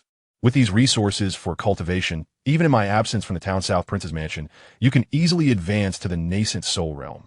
Yang Feng reclined upon the smooth thigh of Xiaozhu, relishing the massages from Chunlan, Qiuju, and Dongmei. He retrieved the 4 spatial rings from the Heaven Domain Pearl and handed them to the maidens. Thank you for your generous gift, young master.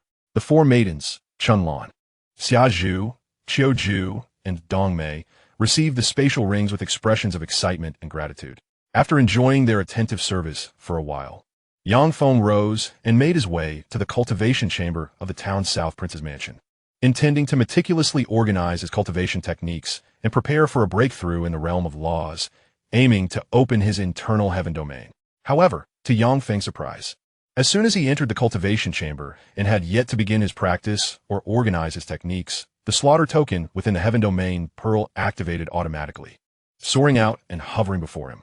Following this, a beam of light shot forth from the slaughter token, forming a virtual screen. A line of text appeared on the screen, clearly entering Yang Feng's field of vision. Mandatory task, after 1 hour. Proceed to the 10,000 demon realm to acquire the corpses of celestial beasts and present them as offerings to the great Lord of Slaughter. Task deadline 100 years. Task completion. Reward of 3,000 slaughter points. Task failure, annihilation. Task summary, awaiting collection. Gazing at the lines of text on the virtual screen, Yang Feng furrowed his brow and promptly opened the task summary to examine it thoroughly. After a meticulous review, he discovered that although the Slaughter organization was a loosely organized group with minimal constraints on Slayers, it did impose some obligations. For the first 3 years, Slayers were not required to undertake any tasks, and the organization would not intervene. However, after 3 years, Slayers must accept tasks to earn slaughter points. As long as a Slayer's account holds slaughter points, the organization will automatically deduct 1 point each year to exempt them from mandatory tasks. If a Slayer's account is devoid of slaughter points, the organization will assign them random mandatory tasks, which carry a high level of danger and a significant mortality rate. Thus, the majority of killers actively accept tasks to ensure that their accounts possess kill points, thereby avoiding the random imposition of mandatory missions by the Assassination organization. However, Yang Feng at that time did not pay heed, nor did he meticulously examine the rules of the organization. He had no intention of undertaking tasks to accumulate kill points, resulting in his account being devoid of any. Consequently, Yang Feng was arbitrarily assigned a perilous mandatory task by the Assassination organization. Had he been aware of such a rule, he would have sought out a simpler task to garner some kill points. Nevertheless, it is a bit late for such reflections. He should focus on how to accomplish this compulsory mission. Upon realizing the reason for being assigned this mandatory task, a flicker of chagrin crossed Yang Feng's eyes as he murmured softly. After this utterance, he began to contemplate how he could fulfill the mandatory task. According to the introduction on the kill token, the 10,000 demon realm is a world where the demon race reigns supreme. The most formidable among them, the Demon Emperor, possesses the cultivation strength of the void immortal realm, and there is more than one. The corpses of celestial beasts are located within the sacred grounds of the demon race. The 10,000 Demon Mountain, which is guarded by numerous void, immortal realm demon emperors. To acquire the corpse of a celestial beast, Yang Feng must possess the strength to defeat a demon emperor of the void immortal realm. Therefore, after entering the 10,000 demon realm, his priority was not to search for the celestial beast's corpse on the 10,000 demon mountain, but rather to find a place to cultivate and swiftly elevate his strength to the void immortal realm. In doing so, Yang Feng would be capable of easily vanquishing and even subduing the void immortal realm demon emperors to obtain the celestial beast's corpse. With a simple plan forming in his mind, Yang Feng took out a communication jade slip and sent a message to Li Wudi, informing him that he was embarking on a journey to another world and that there was no need for concern. Subsequently, Yang Feng emerged from the training chamber and entrusted a spatial ring filled with numerous jade slips, elixirs, magical artifacts, spiritual tools, precious treasures, and even Dao artifacts to Yangda, ensuring that he and his family, including Xianxia, would have ample resources and not worry about cultivation supplies before reaching the spirit realm. Once all was arranged, Yang Feng activated the teleportation array on the kill token under the pretense of traveling to another world, transforming into a beam of white light, vanishing from the residence of the Southern King. Chapter 125, Yifan. Is this truly the 10,000 demon realm? The concentration of spiritual energy here is quite high. Even when compared to the Tianwu continent, it is hardly lacking. Most importantly, the abundance of spiritual herbs and plants is astonishing, far exceeding that of the Tianwu continent. And they are surprisingly common. However, the 10,000 demon realm is a world dominated by demons. Most demon cultivators primarily focus on enhancing their physical strength and cultivating their bloodline talents, seldom engaging in alchemy, resulting in minimal demand for spiritual herbs and plants. This scarcity of harvesting has led to their prevalence. Observing the lush forests around him and feeling the rich spiritual energy in the air, as well as the vast quantities of spiritual herbs and plants within a 1,000-mile radius, Yang Feng could not help but murmur softly. After this reflection, Yang Feng soared into the sky, transforming into a streak of light as he sped away into the distance. Soon, Yang Feng traversed thousands of miles through the dense jungle, arriving at its edge. At that moment, he sensed a young boy, clad in coarse garments, being pursued by a second-tier ferocious beast, a leopard. Yang Feng's eyes gleamed with interest, and he swiftly maneuvered toward the boy's side. In the blink of an eye, he covered over 1,000 miles and emerged at the jungle's fringe, coming into the boy's line of sight. "Senior, save me," the boy exclaimed, his eyes lighting up as he beheld Yang Feng descending from the sky. He implored for help with an expression brimming with excitement. Upon hearing the boy's cries, Yang Feng remained composed. With a flick of his right hand, a sharp beam of sword light shot forth, slicing through the air and piercing the leopard's skull, resulting in a gruesome demise, blood splattering everywhere. "I have seen the esteemed senior. Thank you for saving my life," the boy, Yi Fan, expressed gratefully. "This ancient jade I found in a valley is the most valuable possession I own. I offer it to you as a token of my gratitude for your life-saving intervention. Please accept it." At this moment, the boy hastily approached Yang Feng, kneeling before him with profound appreciation. As he spoke, he retrieved an antiquated, ornate jade from his bosom and presented it to Yang Feng. Initially, Yang Feng intended to decline the offering, but upon sensing the peculiar restrictions within the jade, he was astonished to discover that it was indeed a remarkable treasure. He extended his hand to accept the jade and began to examine it closely. Before long, Yang Feng unraveled the special restrictions on the jade, allowing his powerful consciousness to penetrate its depths and explore its contents. Life spring water, a staggering 1 million cubic units of it.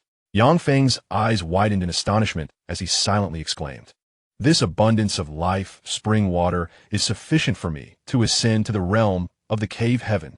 The life spring water is imbued with tremendous vitality and is an exceedingly rare healing elixir, regardless of the severity of one's injuries. As long as one has not succumbed to death, life spring water can facilitate healing and restore one to full health. Furthermore, it contains special factors that promote evolution among all living beings. Consuming large quantities of life spring water allows humans, ferocious beasts, and even flora to undergo transformation, evolving into higher forms of life. For Yang Feng to elevate himself to the cave heaven realm, he requires not only the world seed and abundant energy, but also immense vitality to support his body's metamorphosis, enabling it to accommodate the cave heaven world. Initially, Yang Feng had planned to concoct potent elixirs infused with terrifying vitality to aid in his ascension. However, with such an ample supply of life spring water now at his disposal, he realized he could forego the concoction of those elixirs and directly utilize the life spring water instead. The ancient jade that Yi Fan casually gifted to me unexpectedly harbors 1 million cubic units of life spring water, indicating that he is a person of remarkable fortune, not to be overlooked.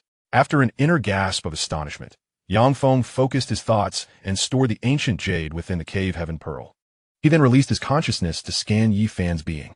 Upon completing the scan, Yang Feng was astonished to discover that Yi Fan possessed the legendary chaos sword body, marking him as an unparalleled prodigy not seen in 100 millennia. However, Yi Fan's chaos sword body remained sealed and had yet to be activated, showing no signs of extraordinary phenomena. Once activated, Yi Fan's chaos sword body would reveal the majesty of an extraordinary genius, making cultivation as effortless as drinking water, devoid of any bottlenecks. Provided with sufficient resources, Yi Fan could easily ascend to the true immortal realm and even higher, a terrifying prospect indeed. Yi Fan, your innate talent is commendable, and your character is equally admirable, greatly to my liking. I wonder if you would be willing to take me as your master? After realizing Yi Fan's possession of the Chaos Sword body, Yang Feng immediately suppressed his excitement and spoke to Yi Fan with a smile. Disciple pays respects to master. Please allow me to bow before you. As soon as Yang Feng's words fell, a look of ecstatic joy appeared on Yi Fan's face, and he promptly bowed 3 times to Yang Feng. Yi Fan, I am Yang Feng, the deputy sect master of the Xianxia sect in the Tianwu continent. From this day forth, you shall be my esteemed first disciple and a disciple of our Xianxia sect. Yang Feng continued now. I shall impart to you our sect's ultimate techniques, the Xianxia formula and the Xianxia sword art. Upon hearing Yi Fan's actions and words, Yang Feng helped him to his feet, beaming with delight. Having said that, Yang Feng concentrated his thoughts and condensed a spiritual imprint of the first 9 levels of the Xianxia formula and the Xianxia sword art, sufficient for cultivation up to the nascent soul stage, and implanted it into Yi Fan's mind. Immediately, a multitude of information regarding the first 9 levels of both techniques flooded Yi Fan's consciousness, granting him a basic understanding, enabling him to begin his cultivation at any moment. As he absorbed the contents regarding the Xianxia formula and the Xianxia sword art, Yi Fan involuntarily commenced his cultivation. In no time, he grasped the fundamentals and effortlessly broke through the bottleneck of the true Qi realm, advancing to the true essence realm. Concurrently, a sharp intent of the Xianxia sword erupted from Yi Fan, leaving Yang Feng in awe, silently marveling at Yi Fan's extraordinary comprehension. Befitting a possessor of the Chaos sword body, Yi Fan, within this spatial ring lies an array of elixirs, techniques, magical artifacts, spiritual tools, and treasures for cultivation, ample enough for you to reach the nascent soul realm. Consider it a welcoming gift from your master. After a moment of reflection, Yang Feng retrieved a ring from the cave Heaven Pearl, transferred some cultivation resources into it, and presented it to Yi Fan. Thank you for your generous gift, master. Yi Fan expressed his gratitude as he accepted the spatial ring, his face alight with appreciation. Having spoken, Yi Fan retrieved a sharp dagger from his bosom, sliced his finger, and let a drop of blood fall upon the spatial ring to claim it as his own. Subsequently, he donned the spatial ring upon his left hand and addressed Yang Feng. Master, my sister is in peril alone within Heiyuan City. I wish to return and check on her. Very well. I shall take you back to Heiyuan City at once. Yang Feng nodded in agreement. With that, he summoned his internal energy, enveloped Yi Fan, and transformed into a streak of luminous light, soaring towards the distant human city over 1,000 miles away. Chapter 126, Rescuing a Life. In no time, Yang Feng had transported Yi Fan across the vast distance, landing just outside Heiyuan City. Following Yi Fan's lead, Yang Feng entered the city and made his way towards Yi Fan's residence. As they walked, Yang Feng expanded his consciousness, exploring the surroundings and assessing the situation within the city. Soon, he gleaned information about Heiyuan City from the conversations of its countless citizens, acquiring a fundamental understanding of the place. Heiyuan City, situated beside the Heiyuan River, ranks among the top 10 human cities in the realm of 10,000 demons, presided over by a cultivator of the Cave Heaven realm. However, this cultivator's power was not particularly formidable, rendering him weak against the demon clans. Consequently, various factions of demons thrived within the city, enjoying significant privileges. Demon cultivators who transgressed the law within the city would, at worst, face expulsion, for no one dared to execute them. Furthermore, those demons with influential backgrounds could commit infractions without fear of expulsion. Rather, they would be shielded by the city lord's estate to avoid being slain by powerful human rogue cultivators, thus sparing Heiyuan City from calamity. In summary, although Heiyuan City is one of the 10 major human cities of the demon realm, the lives of its human populace are far from the comfort enjoyed by their counterparts in the Tianwu continent. They fare slightly better than some lesser human cities, having not been reduced to mere livestock or slaves for the demon clans. Sister, Wushuang, while Yang Feng was absorbing information about Heiyuan City, Yi Fan arrived at a dilapidated house in the northwest corner of the city. Upon surveying the disarray of broken furniture and the empty room, his expression shifted dramatically, panic flashing in his eyes as he involuntarily cried out. Hearing Yi Fan's shout, Yang Feng furrowed his brow and focused his mind, scanning the scene within the room. The state of the dwelling suggested that Yi Fan's sister had been abducted. Yi Fan, your sister, Yi Wushuang, has been taken by Zhao Qi, the leader of the Black Dragon Society. Zhao Qi is not only a cultivator of the law power realm, but also possesses a formidable background. making him beyond the reach of common folk like us. You might as well assume your sister has gone missing. Do not attempt to confront Zhao Qi, otherwise you will meet your demise. At that moment, a woman clad in coarse garments approached the entrance of Yi Fan's room. After a moment's hesitation, she spoke to him. Before hastily departing, "Master, I beseech you, save my sister." Upon hearing the woman's desperate plea, Yi Fan's eyes flickered with despair as he immediately knelt before Yang Feng, pleading vocally. Zhao Qi possessed the formidable strength of a practitioner at the realm of magical power, while Yi Fan was merely at the true essence realm. With a mere finger, Zhao Qi could extinguish Yi Fan's life, especially given that the Black Dragon Society loomed as a colossal backing behind her. It is well known that the Black Dragon Society is the most powerful faction in Black Abyss City, boasting a multitude of members and abundance of strong practitioners, and the support of the demon race's Black Dragon. Even the city lord of Black Abyss City must tread carefully before the Black Dragon Society, let alone a humble true essence warrior like Yi Fan. Thus, Yi Fan could only place his hopes of rescuing his sister in the hands of his master, Yang Feng. "Rise. I shall certainly save your sister. There is no time to waste. Take me directly to Zhao Qi, and we shall rescue her." Observing Yi Fan on his knees, Yang Feng helped him to his feet, speaking in a calm tone. Upon receiving Yang Feng's affirmative response, a glimmer of hope ignited in Yi Fan's eyes as he swiftly stood and dashed toward the distance. Noticing Yi Fan's movement, Yang Feng concentrated, channeling his magical power into Yi Fan's body, causing his speed to surge exponentially. Before long, under Yi Fan's guidance, they arrived at a grand estate in the northwest of Black Abyss City. "Master, this is where Zhao Qi resides." Yi Fan pointed at the imposing mansion and informed Yang Feng. Hearing Yi Fan's words, Yang Feng immediately extended his consciousness to scan the estate. Soon, he detected a practitioner at the realm of magical power within the mansion, yet he found no sign of the 13-year-old girl, and thus addressed Yi Fan. "There is no little girl in the courtyard. Your sister is likely not here. However, I can capture Zhao Qi and inquire about her whereabouts." With that, Yang Feng waved his hand, releasing a surge of pure magical energy that coalesced into a massive hand, reaching for the practitioner within the estate. At that moment, Zhao Qi, who was enjoying the attentions of her maid in the courtyard, was seized by Yang Feng's ethereal hand and was swiftly brought before him like a streak of light. "Where is the little girl you captured today?" Yang Feng inquired coldly, gazing at Zhao Qi. "Senior, I have not captured any little girl. You must be mistaken." Zhao Qi's expression shifted as she hurriedly shook her head in denial upon hearing Yang Feng's words. "You will not shed tears until you see the coffin." Noting the change in Zhao Qi's demeanor and her denial, Yang Feng's voice turned frigid. With that, he transformed his right hand into a claw and grasped Zhao Qi's head, invoking the soul search technique to extract her memories. In a short time, Yang Feng acquired the information he sought. With a thought, a searing flame erupted from his right hand, engulfing Zhao Qi and reducing her to ashes.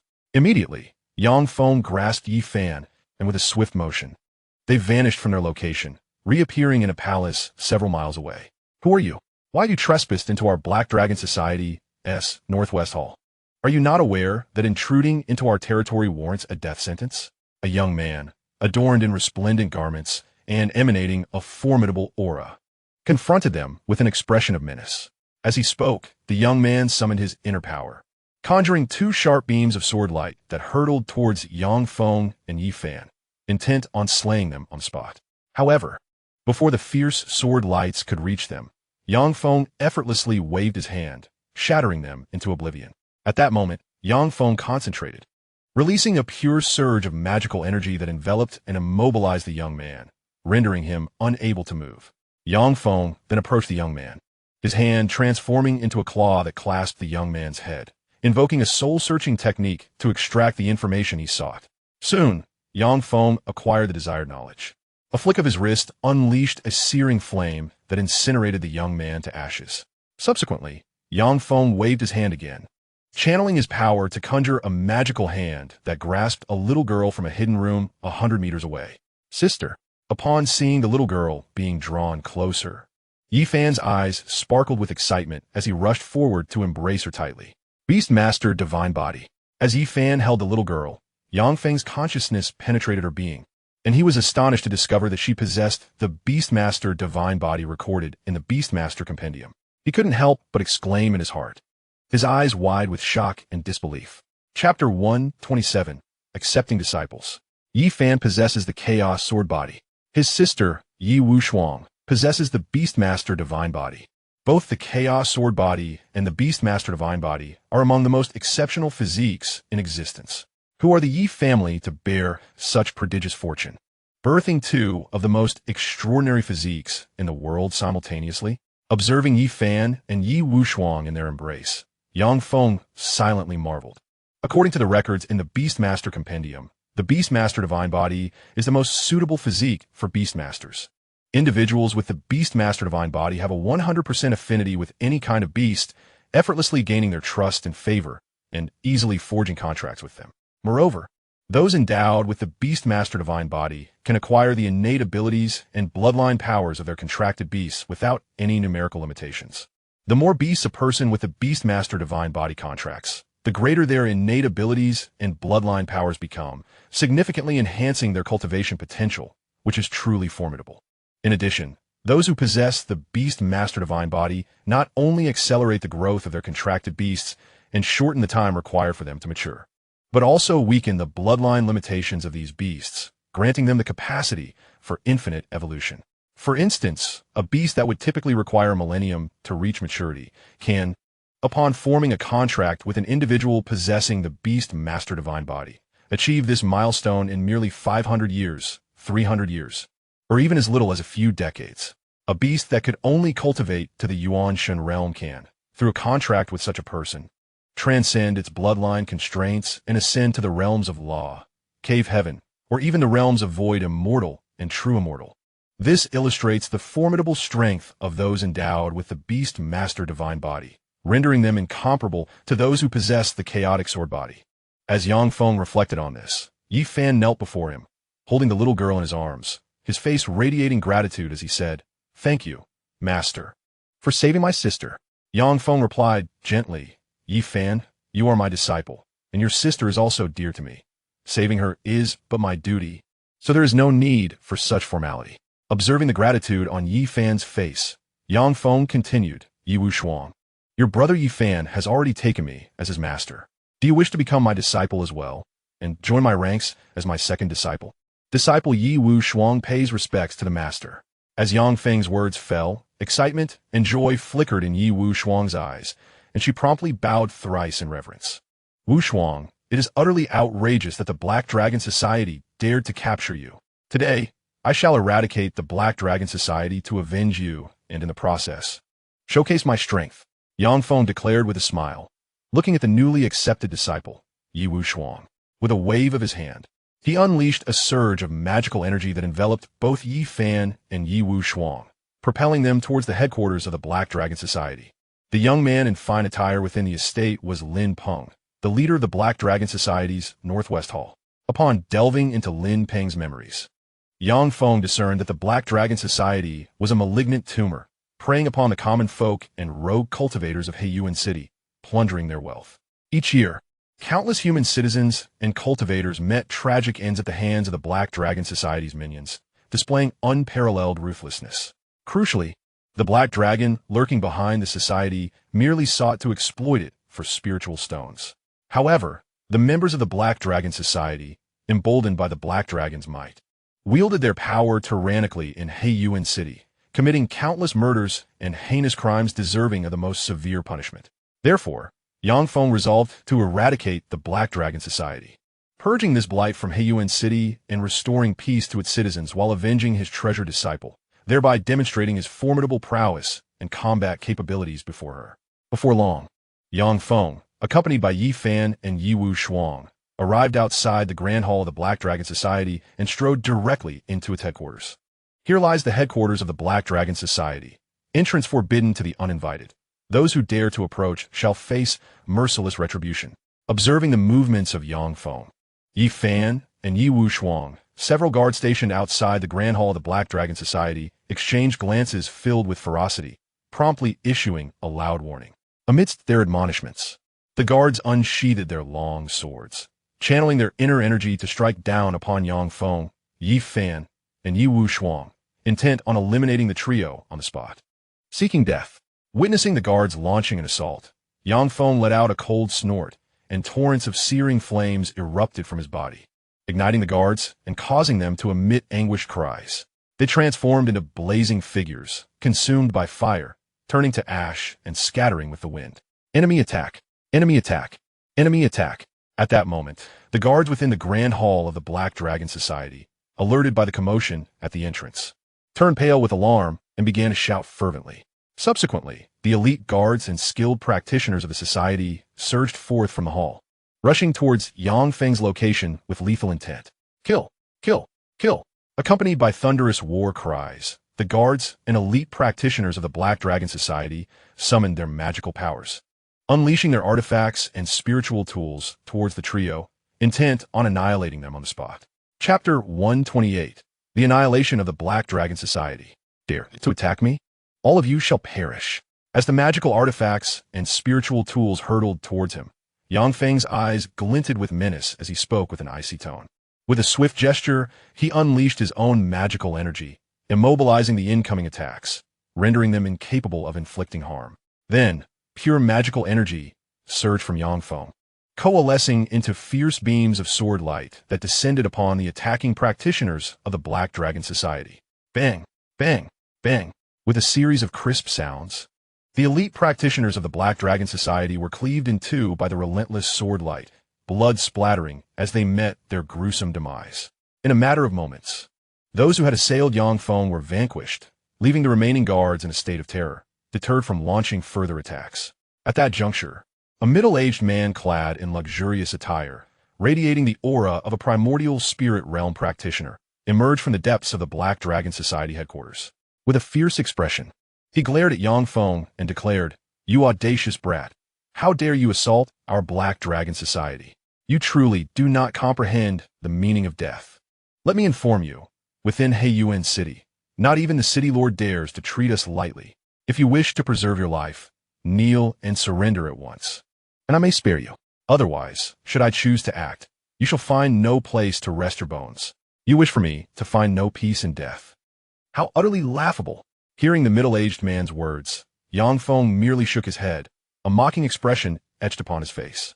As he spoke, Yang Feng waved his hand, summoning a colossal hand of magical power that coalesced in the void, radiating an overwhelming might as it reached towards the middle-aged man. Sensing the terrifying energy contained within the magical hand, the man's expression shifted slightly, prompting him to hastily channel his own magical energy to activate a supreme treasure, a longsword, aimed at Yang Feng. However, as the exquisite longsword approached Yang Feng's side, it was ensnared by an invisible force, rendered immobile. In that moment, Yang Feng's conjured hand descended upon the man, gripping him firmly, binding him with magical restraint, rendering him utterly powerless and inexorably drawn before Yang Feng. Soul Search. Yang Feng's right hand transformed into a claw, landing upon the man's head. With a silent command in his mind, he unleashed the Soul Search technique, delving into the depths of the man's memories. Upon acquiring the desired information, a surge of destructive energy erupted from within Yang Feng, infiltrating the middle-aged man's body, reducing him to mere ashes in a tragic demise. You have slain the Guildmaster. Lord Black Dragon will not let you escape. How dare you kill the Guildmaster? Are you not afraid of being devoured by Lord Black Dragon? He has killed the Guildmaster. Let's band together and slay him. With our Guildmaster dead, we must unite to avenge him. Upon the death of the middle-aged man, a faction of Black Dragon Society cultivators within their headquarters erupted into cries of fury, fervently channeling their magical energy to wield their artifacts and spiritual tools against Yang Feng. However, before their weapons could travel far, they too were ensnared by Yang Feng's magical force, erasing their spiritual imprints and forcibly drawn into the cave Heaven Pearl. Then, with a mere thought, Yang Feng summoned a barrage of razor-sharp sword lights that materialized in the void, slicing through the attacking Black Dragon cultivators, reducing them to mere fragments of flesh scattered upon the ground. At that moment, Yang Feng's magical energy enveloped the entire Black Dragon Society headquarters, ensnaring all within, rendering the cultivators immobile, like lambs waiting for slaughter. Subsequently, drawing from the memories of the deceased Guildmaster, Yang Feng ignited certain individuals deemed irredeemably wicked, transforming them into fiery specters, consumed by flames in their agonizing demise, turning to ash. You now face two choices: Submit or perish, Yang Feng declared. Lifting the magical restraint from the remaining Black Dragon cultivators, his tone devoid of emotion. I am willing to surrender. I am prepared to submit, to serve you, my lord. It is my honor to serve you. I am willing to be your sword, to slay all your enemies. In response to Yang Feng's words, the remaining Black Dragon cultivators prostrated themselves, bowing their heads and pleading for mercy, their dignity and pride as cultivators utterly obliterated. Release the sea of consciousness and allow me to inscribe the mark of divine awareness. Observing the Black Dragon Society, disciples kneeling in supplication, Yang Feng spoke with an unperturbed tone. These beseeching members of the Black Dragon Society, though not the most heinous of criminals, had committed numerous malevolent deeds, deserving of punishment but not death. Thus, Yang Feng harbored no compassion for these individuals. It was imperative to exert control over their fates. Only then would these disciples serve him diligently, fearing to defy his commands. As he spoke, Yang Feng summoned the power of his consciousness, manifesting a series of divine marks, which shot forth towards the kneeling disciples. Upon hearing his words and witnessing the divine marks, most of the Black Dragon Society members reluctantly lowered their defenses, allowing Yang Feng's markings to penetrate their consciousness, merging with their very souls, thereby mastering their lives and deaths. However, a few among them hesitated, torn between indecision and conflict, unwilling to relinquish their defenses and permit the divine marks to enter their minds. For those wavering disciples, Yang Feng showed no hesitation with a mere thought. He conjured sharp beams of sword light that swiftly dispatched them, reducing their forms to a mist of crimson that scattered across the ground. Thus, the disciples of the Black Dragon Society's headquarters met either death at Yang Feng's hands or became his subservients. Suddenly, a series of crisp sounds pierced the air, resonating outside the Grand Hall of the Black Dragon Society. Members of the enforcement team, exuding formidable waves of magical power and clad in their distinctive uniforms, descended outside the hall and swiftly entered, surrounding Yang Feng, Yi Fan, and Yi Wushuang. Shortly thereafter, a figure clad in silver armor, wielding a silver spear and emanating the aura of a law-level practitioner, stepped into the Grand Hall. This practitioner surveyed the chaotic scene within, noting the gruesome remnants scattered across the floor, his eyes glinting with menace as he fixed a cold gaze upon Yang Feng, inquiring icily, "Did you slay these individuals?" Chapter 129, Suppression of the Enforcement Team. Indeed, it was I who killed them. These disciples of the Black Dragon Society, emboldened by their affiliation with the Black Dragon, perpetrated countless acts of villainy within the city, deserving of the most severe punishment. My actions were a means of ridding the populace of their scourge. You enforcement team members, failing to eradicate the malignant presence of the Black Dragon Society and protect the people, instead seek to trouble me over the demise of these disciples. Is that not excessively outrageous? Gazing at the silver-armored law practitioner, whose face was etched with fury, Yang Feng responded with unwavering calm. Ridding the populace of evil? You are simply spouting nonsense. You are not alleviating suffering. You are inviting calamity upon the people. The Black Dragon Society is an organization under the Black Dragon's command. By slaying the leader of the Black Dragon Society and numerous disciples, you have undoubtedly incited the wrath of the Black Dragon, who will seek vengeance upon our city of Heiyuan. In due course, when you nonchalantly depart, you shall leave us with a disastrous mess. The Black Dragon, unable to exact vengeance upon you, will unleash its fury upon our city of Heiyuan under the wrath of the Black Dragon. The citizens of Heiyuan will be left in peril, with countless lives at stake. To avert the Black Dragon's retaliation against our city, I must apprehend you and deliver you to the Black Dragon for retribution, thus quelling its anger. Observing the indifferent Yang Feng, the silver-armored cultivator of the law realm, named Zhou Xian, the captain of the law enforcement team in Heiyuan, expressed his fury with a loud rebuke. Although Zhou Xian was a cultivator of the law realm, he was notably cowardly. The mere thought of the formidable Black Dragon potentially directing its wrath towards him filled Zhou Xian with rage. He yearned to shatter Yang Feng, the instigator, into 1,000 pieces. I have eradicated a malignant presence from the Black Dragon's ranks, benefiting the city of Heiyuan. As the captain of the law enforcement team, you ought to commend and reward me. Yet instead, you wish to capture me and surrender me to the Black Dragon? I am at a loss for words regarding your foolishness or your treachery. As the captain, you fail to uphold justice. neglecting to protect the populace and allowing the Black Dragon's minions to oppress and harm them, which is already disgraceful. Now, in your cowardice, you seek to apprehend and possibly eliminate a benefactor to the people, making you truly a disgrace among humankind. That such a person has attained the position of captain of the law enforcement team in Heiyuan is nothing short of shame and a crime. Furthermore, the Lord of Heiyuan, who appointed you, is equally contemptible, a disgrace and a sinner of the city. Upon hearing Zhou Xian's words and witnessing the fury etched upon his face, Yang Feng responded with a scornful derision. You dare to mock me, boy? You are courting death. I shall slay you now and present your head to the Black Dragon, appeasing its wrath. No sooner had Yang Feng spoken than Zhou Xian's eyes glinted with menace. Channeling the power of the laws within him, he wielded his silver spear, transforming it into a streak of silver light that surged toward Yang Feng with deadly intent. To kill me, you lack the capability. Unfazed by the onslaught of the silver spear, Yang Feng remained composed. With a disdainful snort, he summoned the power of the 5 elements, manifesting a barrier of elemental laws before him, effortlessly deflecting the spear's attack. Then, with a mere thought, Yang Feng commanded the 5 elements to surge forth, forming a colossal multicolored hand that grasped toward Zhou Xian. The 5 elements law. You are a cultivator of the law realm. Zhou Xian's complexion paled as he sensed the formidable energy residing within the multicolored hand, involuntarily exclaiming in alarm. In response, the power of the laws within him surged violently, and his silver spear shimmered with a terrifying force as he thrust it toward the approaching multicolored hand. The 5-colored colossal hand, imbued with the terrifying power of the 5 elemental laws, effortlessly thwarted the assault of the silver spear. With unyielding force, it ensnared Zhou Xian, rendering him immobile, akin to a lamb awaiting slaughter. Release me, or else the city lord shall undoubtedly bring about your demise. The city lord is a practitioner of the cave heaven realm, capable of effortlessly subduing you. If you wish to escape death, release me immediately and bow an apology. I may then choose to overlook this transgression and plead for your life before the city lord.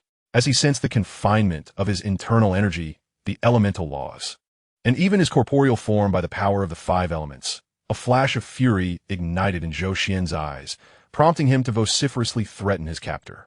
Silence. Upon hearing Zhou Xian's threats, Yang Feng coldly snorted and sealed his mouth, rendering him speechless. At that moment, with a mere thought, Yang Feng materialized beside Zhou Xian, his right hand transforming into a claw, poised above his head. He invoked the soul-searching secret technique, delving into Zhou Xian's memories. In a brief span, Yang Feng perused Zhou Xian's memories and subsequently activated the devouring demon art, consuming Zhou Xian's blood, magical energy, and soul power, refining them into pure, lethal energy. Soon, Zhou Xian was reduced to mere ashes, leaving behind a spatial ring and a translucent crystal of law. You dare to slay the captain. The city lord shall not let you escape his wrath. The captain was a trusted confidant of the city lord. Your actions will surely provoke vengeance. I have already informed the city lord. Your fate is sealed. He will arrive shortly, and you are doomed. Witnessing Yang Feng's effortless execution of Zhou Xian, the members of the enforcement team within the Grand Hall of the Black Dragon Society were struck with terror, their expressions shifting dramatically as they cried out in alarm. In their panic, these members hastily retreated, distancing themselves from Yang Feng, fearful of becoming his next victims. While you have not committed any heinous crimes, you are not without guilt and deserve punishment, Yang Feng remarked calmly, observing the frenzied retreat of the enforcement team. As he spoke, he summoned the power of the 5 elemental laws, immobilizing over 100 members of the enforcement team, rendering them helpless, like lambs awaiting slaughter. Following this, with a mere thought, a flurry of sharp sword lights manifested in the void, swiftly piercing through the bodies of the enforcement team members, causing blood to spatter and eliciting anguished cries. However, under Yang Feng's control, although the fierce sword lights inflicted injuries and elicited pained wails from the members, they did not claim their lives. Since you are all here, you might as well come in. After delivering a stern punishment to the over 100 members of the enforcement team, Yang Feng directed his gaze toward the entrance of the Grand Hall of the Black Dragon Society, speaking in an unperturbed tone. Chapter 130. Suppressing the City Lord of Heiyuan City. My friend, though your strength is commendable, your heart is steeped in malice. Whether it be the cultivators of the Black Dragon Society or the captain of the law enforcement team, Zhou Xian, they are all elites of our human race. Warriors engaged in the struggle against the demon tribe. Your slaughter of them serves only to diminish the strength and combat capability of our kind. Even if these individuals have committed grave offenses, they should not be indiscriminately executed. Rather, they ought to be subdued, made to hunt fierce beasts and demon creatures. And through the blood of these monsters, cleanse their sins. As this resonant voice echoed within the grand hall of the Black Dragon Society's headquarters, an elderly figure clad in a black robe approached Yang Feng with measured steps. It was Zhao Qinyu, the Lord of Black Abyss City. Gazing at the elder in the black robe, Yang Feng replied in a calm tone. Indeed, I am Zhao Qinyu, the Lord of Black Abyss City. May I inquire how you are dressed? The elder acknowledged with a slight nod. Yang Feng, came the soft response from Yang Feng. Fellow Taoist Yang, you have slain numerous cultivators of the Black Dragon Society, provoking the peak laws of the Black Dragon Pool, bringing calamity upon our Black Abyss City. Furthermore, you have killed Zhou Xian, the captain of our law enforcement team, severely weakening our strength and combat capability. How do you intend to compensate for the losses to our city? Zhao Qinyu fixed his gaze upon Yang Feng, speaking in a hushed tone. As he spoke, the power of laws surged within Zhao Qinyu, silently enveloping Yang Feng. However, as the force drew near, it was met with an impenetrable barrier of Yang Feng's own law power, preventing any further advance or harm. Compensation? Are you jesting, Lord Zhao? Let us dispense with the superfluous words. This world operates on the principle of the survival of the fittest. The stronger one's might, the more truth resides in their words. Let us step outside and engage in battle. If I win, you shall submit to me and serve my cause. If I lose, I shall submit to you and serve yours. What say you? Noticing Zhao Qinyu's subtle maneuvers and probing actions, Yang Feng spoke in an even tone. Fellow Taoist Yang Speaks Weasley, this world indeed adheres to the law of the jungle. We shall not resolve anything through debate here. Let us take our conflict outside. Zhao Qinyu nodded in agreement upon hearing Yang Feng's words. With that, Zhao Qinyu departed the grand hall of the Black Dragon Society, soaring into the sky like a streak of light, heading towards the outskirts of the city. Yang Feng, accompanied by Yi Fan and Yi Wushuang, followed suit, ascending into the air like a luminous flash in pursuit of Zhao Qinyu. Before long, Yang Feng trailed closely behind Zhao Qinyu, arriving atop a mountain over 3,000 miles away from Black Abyss City. Fellow Taoist Yang, we are now over 3,000 miles from Black Abyss City, allowing us to engage in battle without concern for the repercussions affecting the city. Zhao Qinyu remarked, glancing at Yang Feng, who stood several hundred meters away. This place is indeed suitable. Let's fight here. Yang Feng glanced around the desolate surroundings, noting the absence of any human presence for miles, save for a few ferocious beasts. With a gentle nod, he focused his thoughts, channeling the power of the 5 elements laws, which manifested as a vibrant shield enveloping Yi Fan and Yi Wushuang, transporting them to a safe distance of over 100 miles to shield them from the lethal aftermath of the battle.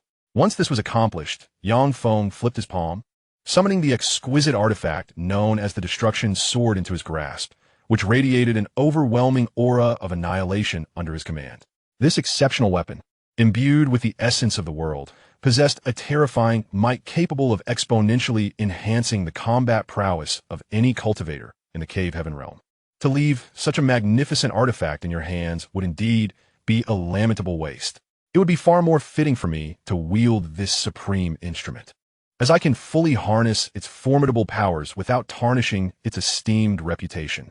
As he beheld the destruction sword in Yang Feng's hand, Zhao Qinyu's eyes glimmered with avarice, a look of exhilaration crossing his face. In that moment, he summoned the power of the laws within him, conjuring a mid-grade artifact spear that transformed into a streak of light, hurtling toward Yang Feng. Unfazed by the assault of the mid-grade spear, Yang Feng maintained his composure. Invoking his sword technique, the destruction sword surged forth as a brilliant flash, meeting the mid-grade spear head-on. With a resounding clang, the two weapons collided, unleashing a cataclysmic force that shattered the mid-grade spear, sending it careening backward. Almost immediately, the destruction sword blazed with renewed intensity, infused with the terrifying power of annihilation, descending upon Zhao Qinyu with the intent to strike him down. Truly, it is a supreme artifact. Its extraordinary might is unparalleled. Observing this spectacle, Zhao Qinyu's expression remained steady as he quietly praised the weapon. channeling the world power of his cave heaven realm to forge a 3-zhang-long spear, preparing to meet the oncoming destruction sword.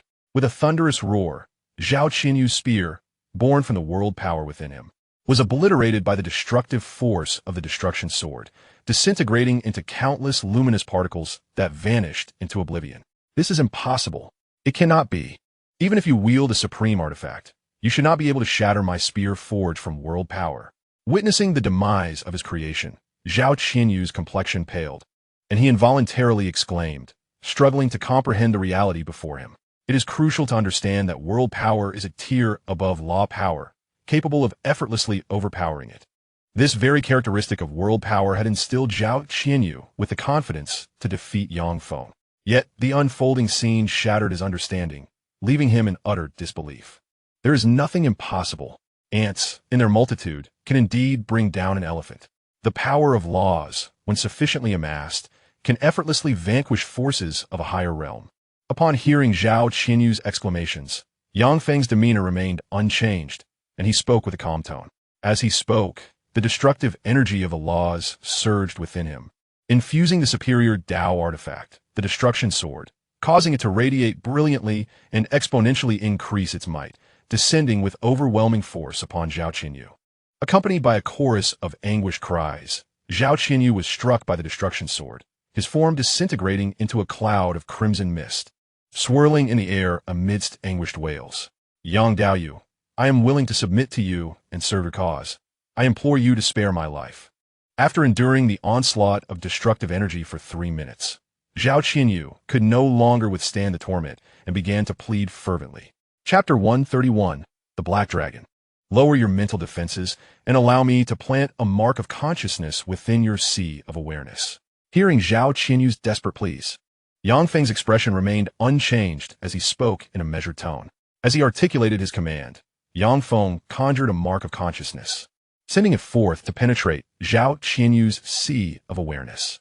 Sensing Yang Feng's mark, Zhao Qinyu hesitated briefly before lowering his mental defenses, permitting the mark to enter his sea of awareness and merge with his soul, thus relinquishing control over his life and death. At that moment, with a thought, Yang Feng's destructive energy returned to Zhao Qinyu's sea of awareness, and the destruction sword reappeared in his grasp.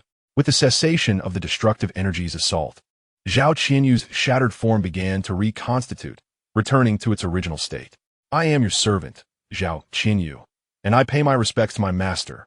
Upon regaining his former self, he immediately knelt in the void, bowing deeply to Yang Feng. Rise, Yang Feng commanded, his tone remaining unperturbed. At Yang Feng's words, Zhao Qinyu promptly stood up, awaiting further instructions. These are my eldest disciple, Yi Fan, and my second disciple, Yi Wushuang. You are to escort them back to Black Abyss City. I shall follow shortly. Yang Feng gestured toward Yi Fan and Yi Wushuang, directing Zhao Qinyu. Yes, my lord. Zhao Qinyu replied respectfully. With that, he transformed into a streak of light, swiftly approaching Yi Fan and Yi Wushuang, softly saying, Young masters, please accompany me back to Black Abyss City. Upon hearing Zhao Qinyu's words, Yi Fan and Yi Wushuang cast inquiring glances at Yang Feng, who, perceiving their gaze, communicated telepathically. Xiao Fan, Xiao Shuang, I have matters to attend to.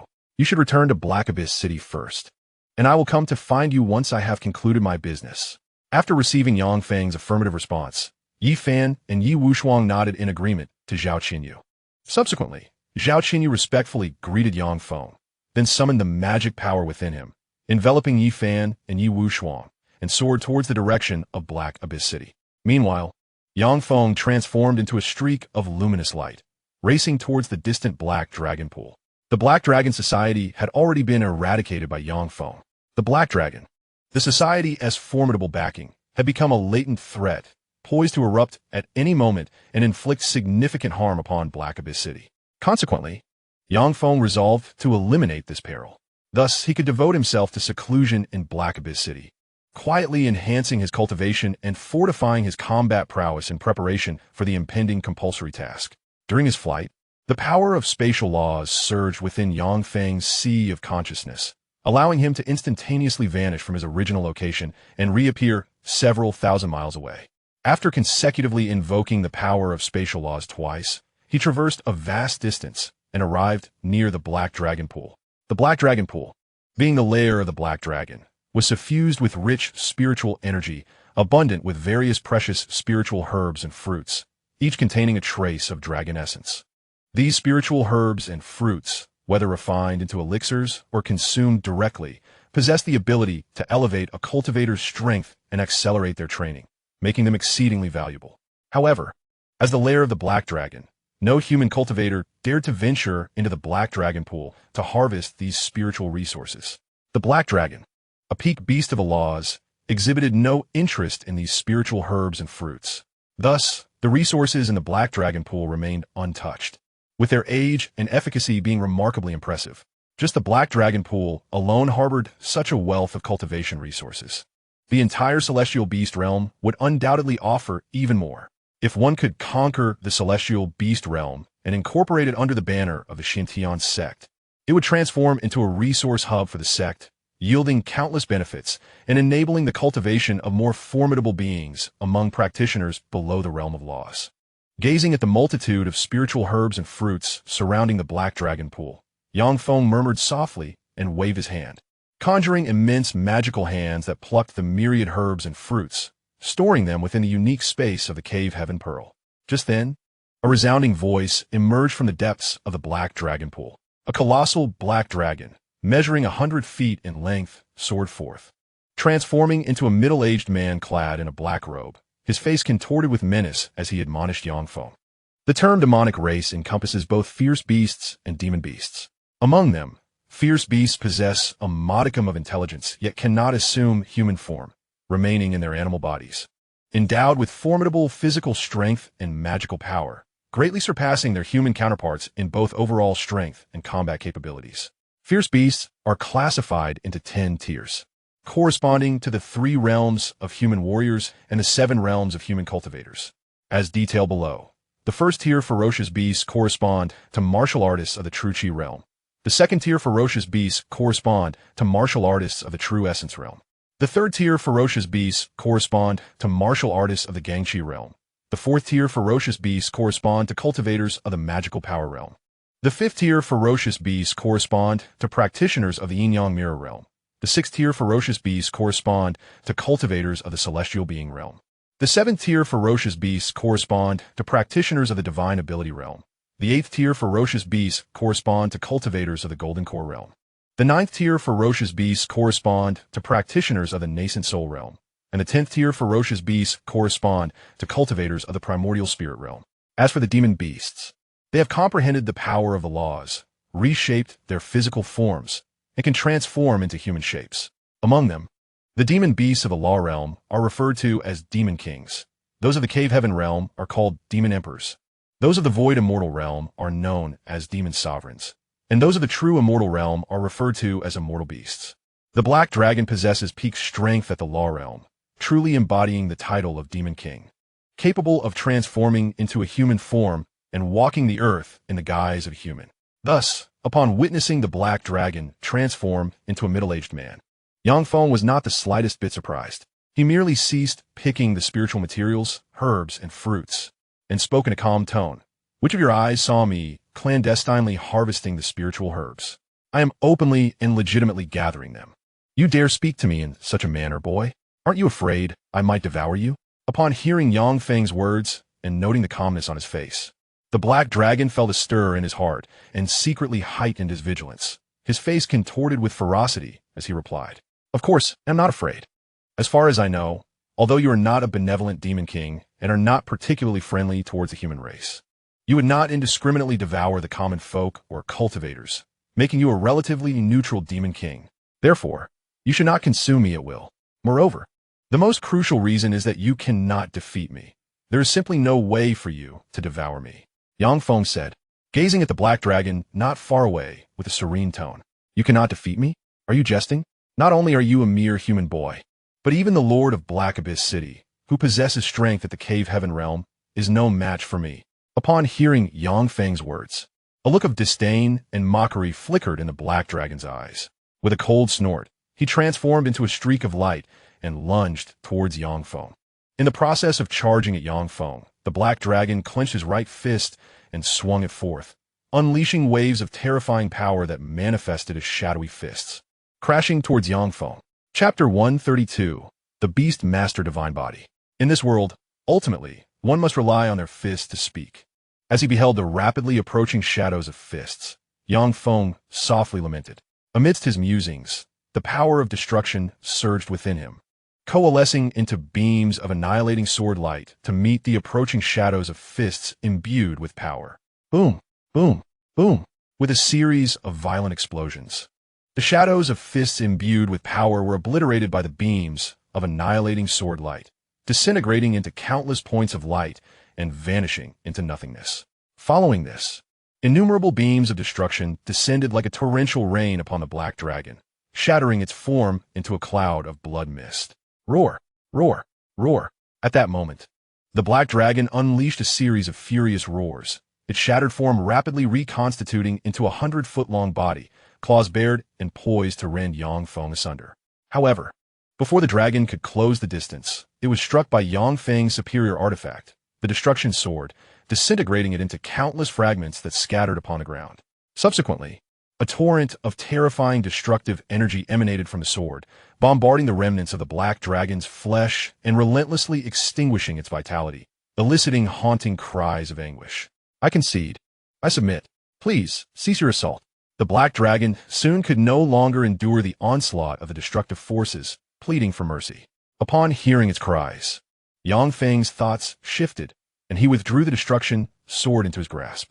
With the absence of the destructive energy, the dragon's fragmented body swiftly reassembled, transforming into a tall figure clad in black robes, hovering in midair. Now you comprehend my might. You are faced with two choices. Either you submit to me, serve me, and forge a slave contract for a millennium, after which I shall grant you your freedom, or I shall end your existence, fashion your hide into armor, your bones into a battle golem, your flesh into blood elixirs, your soul into a soul pearl, and your claws and horns into treasured artifacts. Yangfeng stated flatly, gazing at the black dragon not far away. I am willing to serve you and enter into a slave contract. The black dragon replied, its expression one of resignation as it sensed the overwhelming aura emanating from Yangfeng. With the dragon's affirmative response, Yangfeng smiled and reassured, do not be so disheartened. I merely require your service for a millennium. Humanity's practitioners in the realm of laws possess lifespans of 10,000 years, and your dragon-kin's kings of the law realm boast even longer lives. Mere 1,000 years is but the span of a few slumbers for you. As he spoke, Yangfeng's thoughts focused, conjuring a slave contract talisman as recorded in the Compendium of Beast Mastery, transforming it into a beam of light that surged towards the dragon's consciousness. Sensing the approaching talisman, the black dragon hesitated momentarily before relinquishing its awareness, allowing the contract to penetrate its mind, merging with its very soul and binding its fate. The resources surrounding the black dragon pool, including spiritual herbs, medicines, and fruits, serve no purpose for you. Hence, bestow them upon me. After forging the contract with the black dragon, Yangfeng directed his gaze towards the resources nearby, softly uttering his request. He then summoned his internal energy, conjuring massive ethereal hands to gather the spiritual herbs, medicines, and fruits for cultivation. In no time, Yangfeng had swept clean the cultivation resources spanning hundreds of miles around the black dragon pool. Subsequently, Yangfeng, feeling thoroughly satisfied, soared towards the direction of Heiyuan City with the black dragon. As he gracefully descended into the Lord's mansion of Heiyuan City, Yi Fan and Yi Wushuang rushed forward, their faces alight with excitement as they exclaimed, Master, you have finally returned. Observing the exuberance radiating from Yi Fan and Yi Wushuang, Yangfeng chuckled softly. Indeed, I have returned. Master, this young lady is your disciple. Could you possibly transfer my slave contract to her? The black dragon implored, its eyes glimmering with eagerness. Your power is formidable. My presence is inconsequential. However, this young maiden is exceedingly fragile. A mere breath from me could overwhelm her, rendering her vulnerable to malevolent forces. For her safety, it would be entirely within your capacity to transfer my slave contract to her. As long as I am alive, no foe shall dare to lay a finger on her. Upon glancing at Yi Wushuang beside Yangfeng, the black dragon could not contain its desire and expressed its thoughts. Hearing the black dragon's words and witnessing its fervent expression, Yang Feng silently marveled at the formidable nature of the Beast Master physique and gently remarked, "My disciple possesses the rare Beast Master physique, a phenomenon that occurs but once in 100 millennia. Should you wish to become her spirit beast, a lifelong slave contract must be forged." Ah, so the young master possesses the Beast Master physique. No wonder I felt an irresistible urge to bond with her. According to my ancestral memories, individuals with the Beast Master physique are endowed with extraordinary talents that allow our kind to transcend the limitations of bloodlines and evolve without restraint. If I could forge a contract with the young master, ascending to the realm of the cave heaven demon emperor, or even the celestial beast of the true immortal realm would not be beyond the realm of possibility. Hence, I am more than willing to enter into a lifelong slave contract with the young master. As Yang Feng's words faded, the black dragon's face transformed into an expression of realization, responding without hesitation. With the black dragon's affirmation, Yang Feng focused his thoughts, and the contract's spirit talisman, which had fused with the black dragon's soul, extracted itself and returned to Yang Feng's presence. Then, with a smile, Yang Feng turned to Yi Wushuang and said, "Little Shuang, extend your arm. I shall assist you in forming a slave contract with a black dragon, allowing you to have it as your pet." "Yes, master." Upon hearing Yang Feng's words, Yi Wushuang promptly extended her right arm. At that moment, Yang Feng concentrated, and a sharp beam of sword light flashed across Yi Wushuang's arm, drawing forth a few drops of crimson blood. Under Yang Feng's control, this blood coalesced into a slave contract spirit talisman. Subsequently, with a wave of his hand, the sword mark on Yi Wushuang's arm vanished without a trace. The slave contract spirit talisman then transformed into a stream of light, soaring into the depths of the black dragon's consciousness. Upon witnessing the scene, the black dragon immediately released its consciousness with palpable excitement, allowing the slave contract spirit talisman to soar into its sea of consciousness, merging seamlessly with its soul. Once the slave contract spirit talisman was fully integrated with the black dragon's essence, a successful bond was forged between the black dragon and Yi Wushuang. At that moment, waves of gentle power emanated from the black dragon, flowing through the invisible connection between it and Yi Wushuang, and began to fortify Yi Wushuang's corporeal cells, enhancing her physical strength and transforming her body. Chapter 133, Rapid Advancement. The black dragon's primal energy began to course through the contract's power, reshaping Yi Wushuang's very being. Observing the spectacle, Yang Feng's eyes sparkled with intrigue as he murmured softly. As he whispered, Yang Feng's consciousness subtly stirred and entered Yi Wushuang's sea of consciousness, imprinting the cultivation method of the Xianxia Sutra within, enabling her to instantaneously grasp the first 7 layers of its teachings. "Little Shuang, cultivate according to the techniques I have imparted to you," Yang Feng instructed after retracting his consciousness. "Yes, master," Yi Wushuang replied, and then she settled into a meditative posture, activating the Xianxia Sutra to refine the black dragon's primal energy that had entered her body. Before long, Yi Wushuang's physical form was significantly enhanced by the black dragon's primal energy, allowing her to successfully generate a strand of true qi, thereby elevating herself to the realm of a true qi martial artist. Subsequently, Yi Wushuang continuously circulated the Xianxia Sutra, refining the black dragon's primal energy within her, transforming it into pure, true qi. In a mere 15 minutes, the true qi within her reached a state of saturation, effortlessly compressing into true essence, thus ascending to the realm of a true essence martial artist. Half an hour later, the true essence within her also reached saturation, beginning to compress into gang qi, allowing her to advance to the realm of a gang qi martial artist. An hour later, the gang qi surged into her mind, awakening her mental prowess.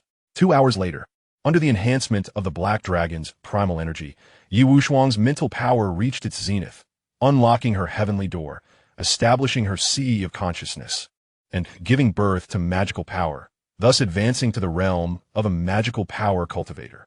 After 8 hours, the black dragon's primal energy within her was nearly exhausted, and she effortlessly surpassed the yin-yang mirror, ascending to the realm of a celestial being, her cultivation power soaring dramatically. In just 8 hours, the young master had elevated from a body refinement martial artist to a celestial being cultivator, which was truly astonishing and beyond belief. As Yi Wushuang ceased her cultivation and stood up, Zhao Qianyu, the lord of Black Abyss City, was momentarily taken aback. a look of astonishment flashing in his eyes as he involuntarily expressed his awe. What does being a celestial being, cultivator, even mean, with the master's innate talent? It won't be long before he comprehends the profound laws and ascends to the realm of a law cultivator. Upon hearing Zhao Qianyu's remarks, the black dragon's eyes gleamed with pride as it proclaimed, "Brother, I have ascended to the realm of a celestial being. From now on, I will protect you." As Zhao Qianyu conversed with the black dragon, Yi Wushuang, brimming with excitement, turned to Yi Fan and said, "Wushuang will protect you from now on." Upon hearing the excited cheers of Yi Wushuang, a joyful smile appeared on Yi Fan's face as he affectionately ruffled her hair. "Brother, I am now a practitioner of the celestial realm. You must refrain from tousling my hair in the future," Yi Wushuang exclaimed, promptly freeing herself from Yi Fan's grasp and pouting slightly. Afterward, she directed her gaze toward Yang Feng and declared, "Master, I have awakened my divine power talent, possessing strength beyond measure, over 100 times that of practitioners at the same level. Furthermore, I have gained a glimpse into the laws of strength, which will allow me to effortlessly comprehend them in the future, paving my way to cultivate a realm of laws and ascend to the heavenly cave realm. At that time, I shall protect you, Master, ensuring no one dares to bully you. Indeed, little Shuang is a prodigious talent and a formidable expert. I shall rely on you for protection henceforth." Yang Feng responded with a beaming smile, gently ruffling Yi Wushuang's hair. "Master, why do you also tousle my hair? How infuriating!" Yi Wushuang complained, struggling to escape Yang Feng's playful hold. Noticing her protests and her determined efforts to break free, Yang Feng chuckled softly and released her, allowing her to slip away. He then turned his attention to Yi Fan and spoke softly, "Yi Fan, your sister possesses a unique beast-controlling physique, while you have the rare Chaos Sword Body. If you activate your Chaos Sword Body, your cultivation will soar, allowing you to catch up to and even surpass your sister in no time." Upon hearing Yang Feng's words, Zhao Qianyu and the Black Dragon exchanged astonished glances, their eyes widening as they scrutinized Yi Fan's physique. Soon, they discerned the extraordinary qualities within him. Realizing Yang Feng's words rang true and silently marveling at his fortunate acquisition of 2 disciples, both endowed with unparalleled divine bodies. "Master, can you help me activate the Chaos Sword Body?" Yi Fan inquired, his eyes lighting up with excitement. "Certainly. However, the process of activating the Chaos Sword Body is exceedingly painful, and I fear you may not withstand it," Yang Feng replied gently. "Master, as long as I can activate the Chaos Sword Body, I fear no pain, no matter how excruciating it may be. To me, the greatest agony is not the suffering of the flesh, but the torment of being powerless to protect my loved ones, helplessly witnessing them being taken by evildoers. I yearn for strength to safeguard my family. For this, I am willing to endure any pain. I would brave mountains of blades and seas of fire without hesitation." Hearing Yang Feng's words, Yi Fan responded resolutely, his eyes ablaze with determination. Upon witnessing Yi Fan's resolute gaze and eager expression, Yang Feng gently nodded and said, "Since you are unafraid of suffering, I shall grant your wish." With that, Yang Feng led Yi Fan towards the training grounds in the rear courtyard of the city lord's mansion. Following closely behind were Yi Wushuang, the Black Dragon, and Zhao Qianyu, eager to witness the activation process of the Chaos Sword Body in its entirety. Chapter 134, Celestial Phenomena Before Long. Yang Feng, Yi Fan, Yi Wushuang, the Black Dragon, and Zhao Qianyu arrived at the training grounds. At this moment, Yang Feng waved his hand, and countless top-grade spirit stones surged forth from the cave heaven pearl, cascading onto the training ground to form a spirit-gathering formation. Top-grade spirit stones, such a plethora of them. Our master is truly affluent. Observing the continuous stream of spirit stones emerging from the cave heaven pearl, the Black Dragon and Zhao Qianyu could not help but exclaim in awe, their eyes filled with envy. The top-grade spirit stones harbored an immense reservoir of pure spiritual energy, which could significantly accelerate the cultivation speed of practitioners. Whether it was the Black Dragon, a peak rule realm demon king, or Zhao Qianyu, a human cultivator of the cave heaven realm, both had a profound need for these precious stones. The vast spiritual energy contained within could expedite their cultivation, augment their magical reserves, and enable them to swiftly replenish expended magical power during combat. My master is exceedingly kind to me. I shall repay him well in the future, Yi Fan thought, his heart swelling with gratitude as he gazed at the immense pile of top-grade spirit stones that formed a grand spirit gathering formation on the training ground. As Yi Fan, the Black Dragon, and Zhao Qinyu marveled at the sight, a staggering 1 million top-grade spirit stones coalesced into the formation. Yi Fan, step into the spirit gathering formation. I will assist you in activating the Chaos Sword Body. After arranging the formation, Yang Feng instructed Yi Fan. Yes, master. Yi Fan responded respectfully before swiftly entering the formation and taking his position. The process of activating the Chaos Sword Body will be excruciating. You must endure and absolutely cannot lose consciousness, or all will be in vain, and the difficulty of reactivating the Chaos Sword Body will increase 100-fold. Yang Feng cautioned as he observed Yi Fan standing within the formation. Rest assured, master, I shall persevere, Yi Fan replied, his expression unwavering. With Yi Fan's determined affirmation, Yang Feng hesitated not a moment longer and immediately unleashed the destructive sword intent, enveloping Yi Fan's form. Instantly, waves of terrifyingly potent destructive sword intent surged into Yi Fan's body, ruthlessly ravaging his flesh and blood cells, eliciting anguished cries from him. During this ordeal, rivulets of crimson blood flowed from Yi Fan's body, rapidly coating him and transforming him into a figure of blood. However, Yi Fan is an individual of unwavering resolve. Even as his body becomes enveloped by the destructive sword intent, and his flesh is pierced and ravaged by countless beams of annihilation, he endures the excruciating pain, refusing to succumb to unconsciousness.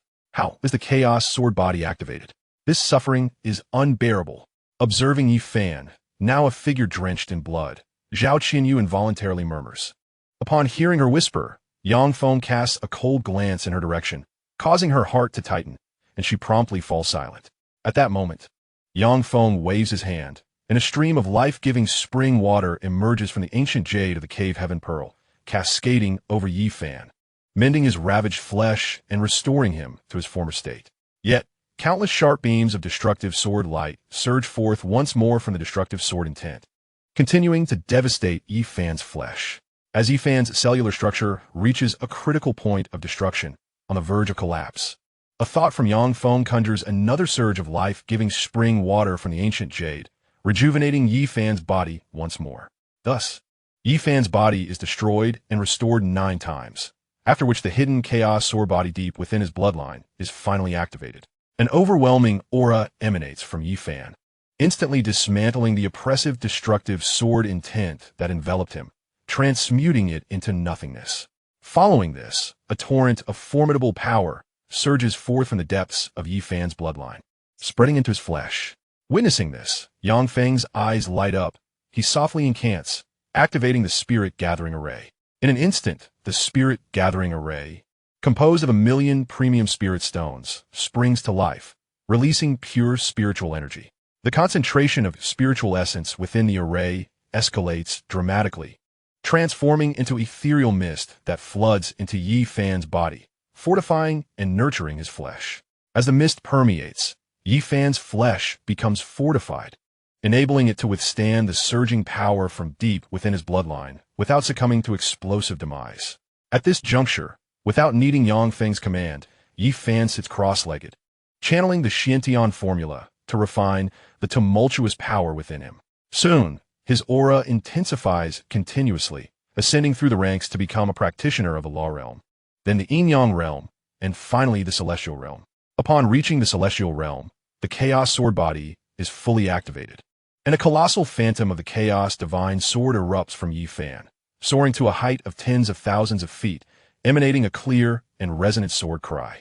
Subsequently, every sword within 100,000 miles emits a harmonious clang, breaking free from their master's control to hover in the void, nodding in acknowledgement of Yi Fan, signifying their submission. What is happening? A celestial phenomenon. This is the sign of the activation of an unparalleled divine body. The Symphony of 1,000 Swords, a manifestation of the awakening of a supreme sword body. The divine sword phantom and the chorus of 1,000 swords herald the birth of an extraordinary sword body among our human race. With the emergence of this unprecedented divine body, our people shall soon rise, no longer needing to fear the oppression of the demon race. At long last, our human race has given birth to an unparalleled divine body. The rise of humanity is within reach. Gazing upon the colossal phantom of the chaos divine sword in the sky, and witnessing the long sword, suspended and resonating with a melodic clang, signaling submission to the distant horizon, the human cultivators within 100,000 miles erupted in exclamations of astonishment, their eyes brimming with excitement and fervor. A celestial phenomenon. An extraordinary sword body. Oomph. The notion that humanity could rise within our realm of myriad demons is nothing but a delusion. An extraordinary sword body? Such an impressive existence is intolerable for humanity. It must be eradicated. The realm of myriad demons is our dominion. We shall not permit such formidable human cultivators to exist. Observing the direction of the celestial phenomenon, that awakened cultivator must be located within the depths of Black Abyss City. Relay my orders. All demon kings shall converge upon me. We shall march towards Black Abyss City and obliterate it, leaving no opportunity for the human race's extraordinary sword body to flourish. Watching the celestial anomaly, the demon overlords within 100,000 miles were instantly stirred. Among them, a demon emperor of the cave heaven realm issued a command to his subordinate demon kings, preparing to ravage Black Abyss City and annihilate the human race's extraordinary sword body, thereby extinguishing any hope for humanity's ascendance. Chapter 135, The Beast Tide. My lord, the commotion caused by the young master activating the divine body is far too great. It won't be long before powerful members of the demon race come to investigate. We must be prepared in advance. Observing the towering phantom of the chaos divine sword and sensing the harmonious resonance of countless swords within Black Abyss City, all submitting. Zhao Qianyu's expression shifted slightly, and he promptly warned Yang Feng. The phenomenon of the chaos sword body spans only 100,000 miles, precisely as I anticipated. There is no need for concern. In response to Zhao Qianyu's caution, Yang Feng replied nonchalantly. Turning to the Black Dragon beside him, he inquired, Black Dragon, as a peak law realm demon king, you are likely quite familiar with the beasts within 100,000 miles. Tell me, how many demon powerhouses reside in that area? And what are their levels of cultivation? Hearing Yang Feng's question, the Black Dragon immediately responded, My lord, within the area surrounding Black Abyss City, there is one mid-stage cave heaven demon emperor, 16 law realm demon kings, and the rest are ferocious beasts that have yet to assume human form. The mid-stage Cave Heaven Demon Emperor is a formidable member of the Tiger Clan, having comprehended the Metal Law, condensed a Metal Law crystal, and opened a Metal Law Cave Heaven. Among the 16 Law Realm Demon Kings, 3 possess peak Law Realm cultivation, comparable in combat strength to myself, while the remainder are of early to mid-stage Law Realm strength, posing little threat. As long as we defeat or subdue that mid-stage Tiger Clan Demon Emperor and those 3 peak Law Realm Demon Kings, the other demon kings and ferocious beasts will be insignificant and can be effortlessly vanquished. Nodding slightly at the Black Dragon's words, Yang Feng declared, If these are the only strong individuals among the demon race, then I shall annihilate them all outside Black Abyss City, ensuring they cannot return. As Yang Feng conversed with Zhao Qianyu and the Black Dragon, the ethereal shadow of the chaos divine sword in the lofty heights transformed into a streak of luminous energy, vanishing into Yi Fan's body, leaving no trace behind. Simultaneously, the extraordinary phenomenon of myriad swords bowing in reverence within the Black Abyss City dissipated. Thank you, Master, for helping me activate the chaos sword body. Your disciple shall forever be grateful. At that moment, Yi Fan opened his tightly shut eyes and stepped out of the spirit-gathering array, expressing profound gratitude towards Yang Feng. You have just awakened the chaos sword body and must solidify your foundation. Remain in the training arena and cultivate with the energy from the spirit-gathering array. Yang Feng replied, a smile illuminating his face as he addressed the siblings. Wushuang has just ascended to the celestial realm and also needs to consolidate her cultivation. She should train alongside you. Upon hearing Yi Fan's words, Yang Feng, with a cheerful demeanor, looked at the 2 siblings. Afterward, he departed the training arena with Zhao Qianyu and the Black Dragon, returning to the conference hall of the City Lord's residence in Black Abyss City. Following this, Yang Feng assigned Zhao Qianyu and the Black Dragon the task of monitoring the movements of ferocious beasts in the vicinity of Black Abyss City, before sitting cross-legged in the conference hall to strengthen the crystal of the slaughter laws within his slaughter consciousness. The manifestation of Yi Fan's chaos or body was quite significant. It was certain that nearby powerful beings of the demon race would come to investigate in Black Abyss City, potentially instigating a tide of beasts that could obliterate the city. This presented an excellent opportunity for Yang Feng, an earthly immortal realm demon emperor, 16 law realm demon kings, and countless ferocious beasts could allow Yang Feng to accumulate enough slaughter power to establish a slaughter cave and ascend to the earthly immortal realm. A day later, within a radius of 100,000 miles around Black Abyss City, the 16 law realm demon kings led a vast multitude of ferocious beasts, forming colossal waves of beasts surging towards the city, intent on inundating it. The tide of beasts is upon us. I wonder how our Lord plans to withstand this onslaught. Observing the densely packed and overwhelming horde of beasts from above, Zhao Qinyu's eyes darkened with seriousness as she murmured before transforming into a streak of light. Returning towards Black Abyss City, an earthly immortal realm demon emperor, 16 law realm demon kings, 3,600 soul realm ferocious beasts, 58,000 golden core realm ferocious beasts, over 600,000 divine ability realm ferocious beasts, and more than 150,000 celestial realm ferocious beasts, along with hundreds of yin-yang mirror and law power realm ferocious beasts. Such a tide of beasts was formidable enough that even an earthly immortal realm expert would hesitate to confront it head-on, retreating instead. It remained uncertain how our Lord would respond to this impending tide of beasts. If he intended to face this horde single-handedly, the likelihood of his demise was alarmingly high. After all, he was merely at the pinnacle of the law realm, lacking the terrifying strength and combat capability necessary for such confrontation. The black dragon circled above the tide of beasts for a moment, grasping the scale of the onslaught, before softly murmuring and transforming into a black streak of light. Hastening towards Black Abyss City to report to Yang Feng. Your Excellency, the Demon Emperor, the Black Dragon refuses to heed your commands and has acted independently. Should we not capture it and administer a severe lesson to make it aware of your might? Observing the Black Dragon circling above the beast tide before soaring directly towards the direction of Dark Abyss City. An Eagle Clan king of the Law's realm promptly addressed a powerful Tiger Clan expert of the Cave realm. Oof. The Black Dragon's actions are indeed excessive and warrant reprimand.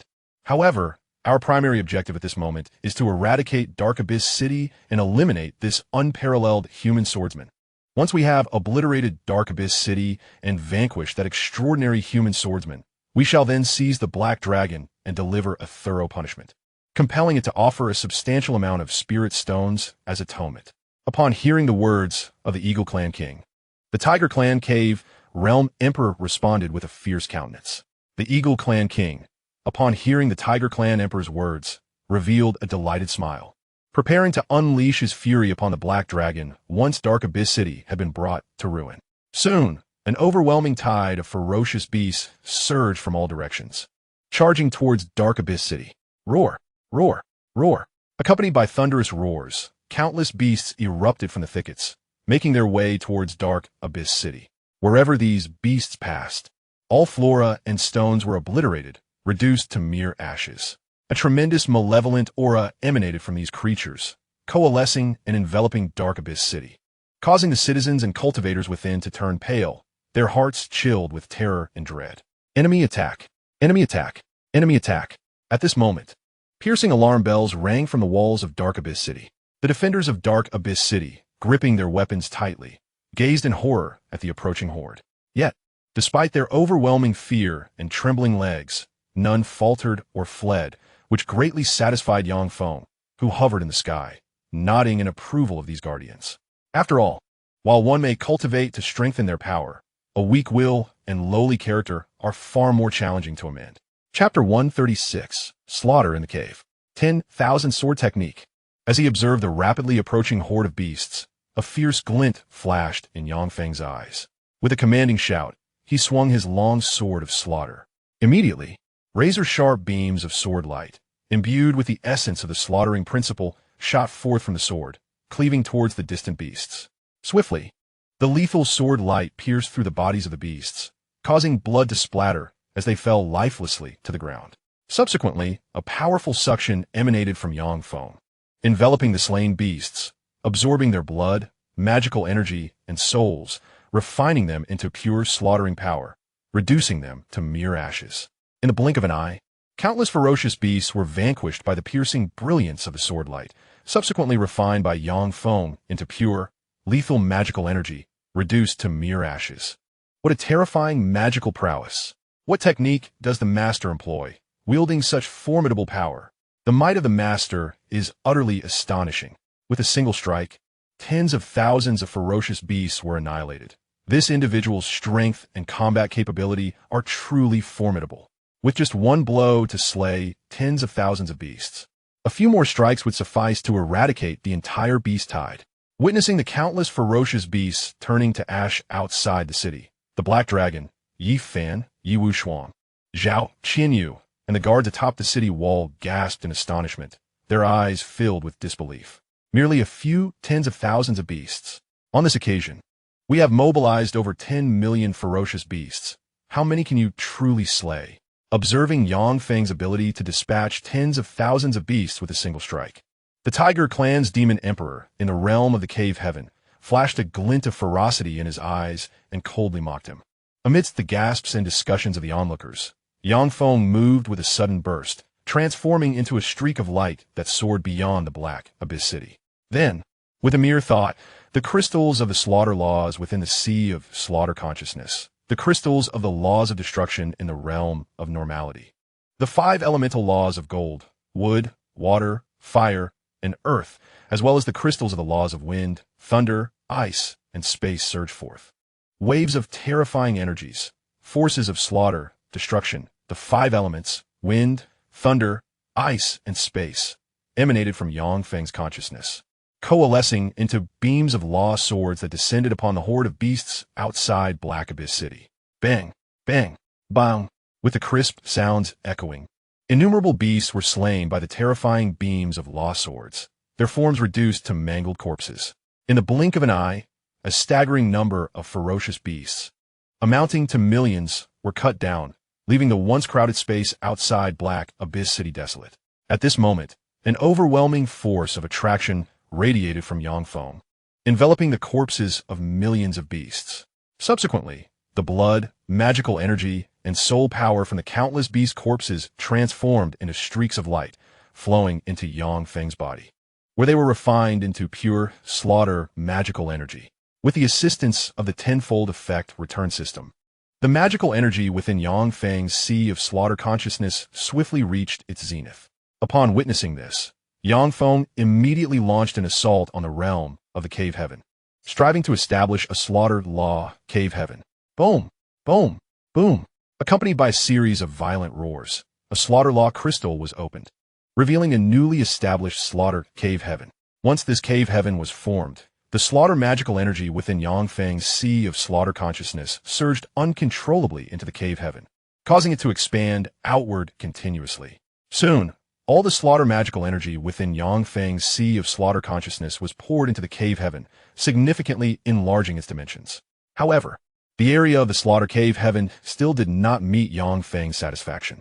Yang Feng aspired to enlarge the expanse of the slaughtering domain. Consequently, he directed his attention towards the corpses of millions of ferocious beasts. With a mere thought, the nascent slaughtering domain unleashed an unparalleled force of attraction, drawing in the countless carcasses and refining them into pure slaughtering mana, prompting the domain to expand wildly. Without a moment's hesitation, Yang Feng summoned the myriad forces of laws within him, coalescing them into a terrifying sword of law, which then descended upon the remaining million beasts. In the face of Yang Feng's onslaught, both the mana realm and soul realm beasts were ruthlessly obliterated, their remnants absorbed into the slaughtering domain, serving as sustenance for its expansion. In mere moments, the over 10 million beasts attacking the Black Abyss City were vanquished and refined, fueling Yang Feng's ascension to the domain realm. As a result, the slaughtering domain, having assimilated these millions of beasts, expanded exponentially, far surpassing the dimensions of domains held by practitioners of equivalent rank. However, Yang Feng remained unsatisfied and turned his gaze towards the 16 law realm demon kings. Perish! He bellowed at the astonished and incredulous demon kings in the distance. With his furious proclamation, the slaughtering sword, imbued with terrifying slaughtering law, struck down upon them. With a series of sharp, resounding impacts, the sword, laden with the essence of death, effortlessly pierced through the bodies of the 16 demon kings, causing blood to spurt forth and delivering them grievous injuries as they emitted wails of anguish. At that moment, A surge of terrifying suction emanated from the slaughtering domain, drawing the 16 demon kings within its grasp. Subsequently, torrents of slaughtering law erupted from the domain, engulfing the demon kings and transforming them into streams of pure slaughtering mana, further facilitating the domain's expansion. Witnessing this, the domain realm demon emperor stationed at the rear paled, his eyes reflecting shock and terror, prompting him to flee in haste from Yangfeng. Yet, before he could escape far, Yangfeng vanished from sight, only to reappear before the fleeing demon emperor. Instantly, the slaughtering domain opened, ensnaring the demon emperor and unleashing its horrific slaughtering law, refining him into pure slaughtering mana, thereby providing sustenance for the continued expansion of the slaughtering domain. Chapter 137. Ascension to the Domain Realm. Soon, Yangfeng's slaughtering domain reached its zenith, attaining a diameter of 100,000 kilometers. Generally, a practitioner at the pinnacle of law, upon initially establishing a domain, would only achieve a mere 1,000 kilometers in diameter. Yangfeng has opened a slaughter paradise, boasting a diameter of 1,000,000 kilometers, a magnitude 1,000 times greater than that of the realms established by other peak practitioners of the laws. Ding! You have created a slaughter paradise, yielding a cultivation effect returned at a rate of 10,000 times. You may choose to amplify this slaughter paradise by 10,000 times or expand it by the same factor. You have 1 minute to deliberate. After this time, the system will randomly return the 10,000-fold effect. At that moment, a melodious notification resonated in Yangfeng's ear, igniting a flicker of astonishment in his eyes, prompting him to murmur softly, "I can actually choose the direction of the 10,000-fold return. How astonishing." Following this whispered thought, Yangfeng's mind began to race. To enhance the slaughter paradise by 10,000 times would render it immensely powerful, not only making it indestructible, but also producing world energy that would be extraordinarily potent and pure, magnified 1,000-fold in its essence. Conversely, to enlarge the slaughter paradise by 10,000 times would result in a terrifying diameter of 100 billion kilometers, reaching the threshold of a minor 1,000 realms, thereby transcending the domain of the paradise realm and ascending to the virtual immortal realm, subjecting itself to the baptism of a 9-fold thunder tribulation. However, transcending to the virtual immortal realm holds little significance for me. After all, while expanding the slaughter paradise to 1,000,000 kilometers would qualify me as a virtual immortal, it would not substantially enhance my combat prowess. In that state, I would merely possess the combat strength of a virtual immortal, devoid of the terrifying capability to battle beyond my rank. On the other hand, should I opt to amplify the slaughter paradise 10,000 times, not only would its world become solid and formidable, but the world energy birthed from it would also surpass that of practitioners at the same tier by 10,000 times, granting me combat power far exceeding my peers, even enabling me to engage in battles above my rank, subduing virtual immortal practitioners with ease. In light of this, I shall choose to enhance the slaughter paradise 10,000 times. As Yangfeng made his decision, an intangible force materialized from the void, entering his sea of consciousness within the slaughter law crystal's domain, initiating the strengthening of the slaughter paradise. Once the formless energy dissipated, Yangfeng's slaughter paradise had been augmented 10,000 times, with the world energy it produced also increased by an equivalent magnitude, becoming even more concentrated and potent. Is the beast tide truly over? Have we triumphed? The ferocious beasts have been utterly annihilated. We have survived. As Yangfeng ascended to the paradise realm, the guards atop the walls of Black Abyss City emerged from their shock, their faces alight with excitement as they shouted jubilantly, their eyes brimming with exhilaration and relief. The subsequent matters are yours to handle. I shall take my leave to enter seclusion for cultivation. Hearing the jubilant cheers of the guards atop the city walls, Yangfeng conveyed a brief message to Zhao Qianyu beside him before transforming into a streak of light, hastening towards the Lord's Manor of Black Abyss City. Soon, Yangfeng arrived at the underground training chamber of the Lord's Mansion, carefully sensing the changes within his body. The world force birthed by the slaughter cave heaven was mostly stored within it, ready for me to summon at will. A fraction of this world force had entered my body, enhancing my physical form, simultaneously as the slaughter cave heaven continuously generated world force. The power of the slaughter law contained within the slaughter law crystal was perpetually amplified. Even if I ceased my cultivation, The power of the slaughter law on the crystal would still strengthen with the ongoing operation of the slaughter cave heaven. After sensing the transformations in his body, Yang Feng murmured softly to himself. Following this musing, he retrieved the world seed rewarded to him by the Xianxia sect, along with the ancient jade gifted by Yifan. It was time to refine this world seed and forge a cave heaven within myself. Gazing at the world seed and the ancient jade in his hand, Yang Feng sighed lightly, then summoned his internal magical energy to infuse it into the world seed, commencing the refining process. Before long, the world seed was successfully refined and absorbed into his sea of consciousness. At this moment, Yang Feng began to use the world seed as a vessel to establish the cave heaven world. Boom, boom, boom, accompanied by a series of thunderous roars. A miniature world with a diameter of merely 10 kilometers materialized within the world seed, entering Yang Feng's perception. The law force of this miniature world was remarkably complete. It contained all manner of laws: gold, wood, water, fire, earth, wind, ice, thunder, space, destruction, time, and life. Compared to the vast universe, aside from the relatively weaker law force and its diminutive size, there was no significant difference in essence. In truth, the miniature world represented the primordial state of the vast universe. As long as sufficient spiritual energy was infused, it could naturally evolve and grow into an infinitely expansive vast world. However, with a mere 10-kilometer diameter, the miniature world was exceedingly small. It required a substantial infusion of spiritual energy for it to evolve on its own. Upon sensing the condition of the miniature world, a glimmer of brilliance flashed in Yang Feng's eyes, and he murmured softly. As he voiced his thoughts, he willed the abundant spiritual stones amassed within the cave heaven pearl to transform into streams of light, all entering the miniature world. With the influx of countless spiritual stones, an overwhelming amount of pure spiritual energy radiated forth, prompting the miniature world to begin expanding outward. The quantity of spiritual stones within the cave heaven pearl was immense, and the spiritual energy they contained was terrifyingly potent. Yet, the miniature world possessed complete laws, making the difficulty of evolution exceptionally high. With each meter of expansion, an enormous amount of spiritual energy was required. Consequently, after the miniature world absorbed all the spiritual stones from the cave heaven pearl, its diameter only increased threefold, reaching a mere 30 kilometers. Observing this situation, Yang Feng furrowed his brow in contemplation, then willed the flame mountain from the cave heaven pearl to be relocated to the miniature world. Boom, boom, boom. At this moment, a series of thunderous roars reverberated throughout the miniature realm. The flame mountain, imbued with an eternal and mysterious fiery energy, was swiftly dismantled by the laws of this microcosm upon its entry, transforming into a vast reservoir of spiritual energy that infused the miniature world, causing it to expand wildly. Once the spiritual energy and enigmatic flame energy contained within the flame mountain were fully absorbed, the diameter of the miniature world surged to 1,000 kilometers.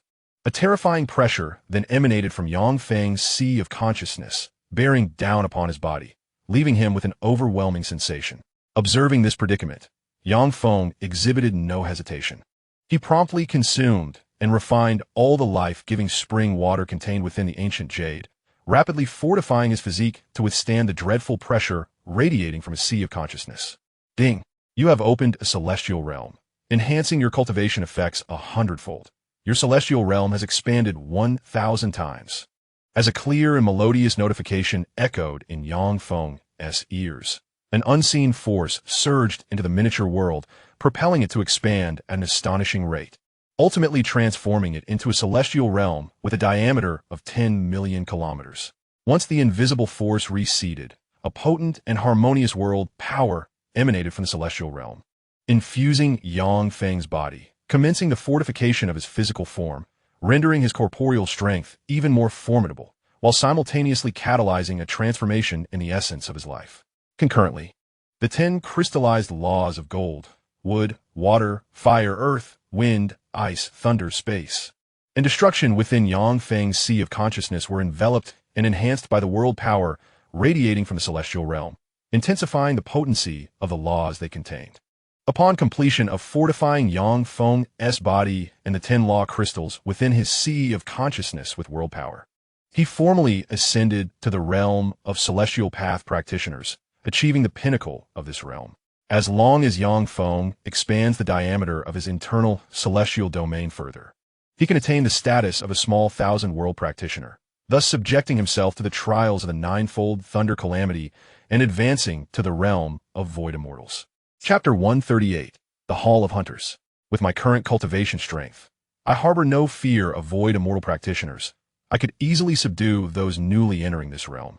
Only those in the mid to late stages of the void immortal realm could withstand my assault. However, atop the Yuan Ying mountain in the Holy Land of all races, a considerable number of void immortal demon emperors are stationed. If I were to recklessly approach Yuan Ying mountain, I might find myself besieged by numerous void immortal demon emperors. While I am confident in my ability to escape unscathed from such an onslaught, acquiring the corpses of celestial beasts atop Yuan Ying mountain would prove considerably more challenging. Therefore, I shall continue my travels for a while, enticing some void immortal demon emperors to engage, either to subdue or eliminate them, thereby weakening the power of Yuan Ying mountain. In this manner, I would not need to wait until I ascend to the void immortal realm to assault Yuan Ying mountain, obtain the celestial beast corpses, and fulfill the compulsory tasks of the Assassination organization. Sensing the surging power of the world within his mind and the terrifying strength contained within his corporeal form, Yang Feng's eyes sparkled with brilliance as he murmured softly.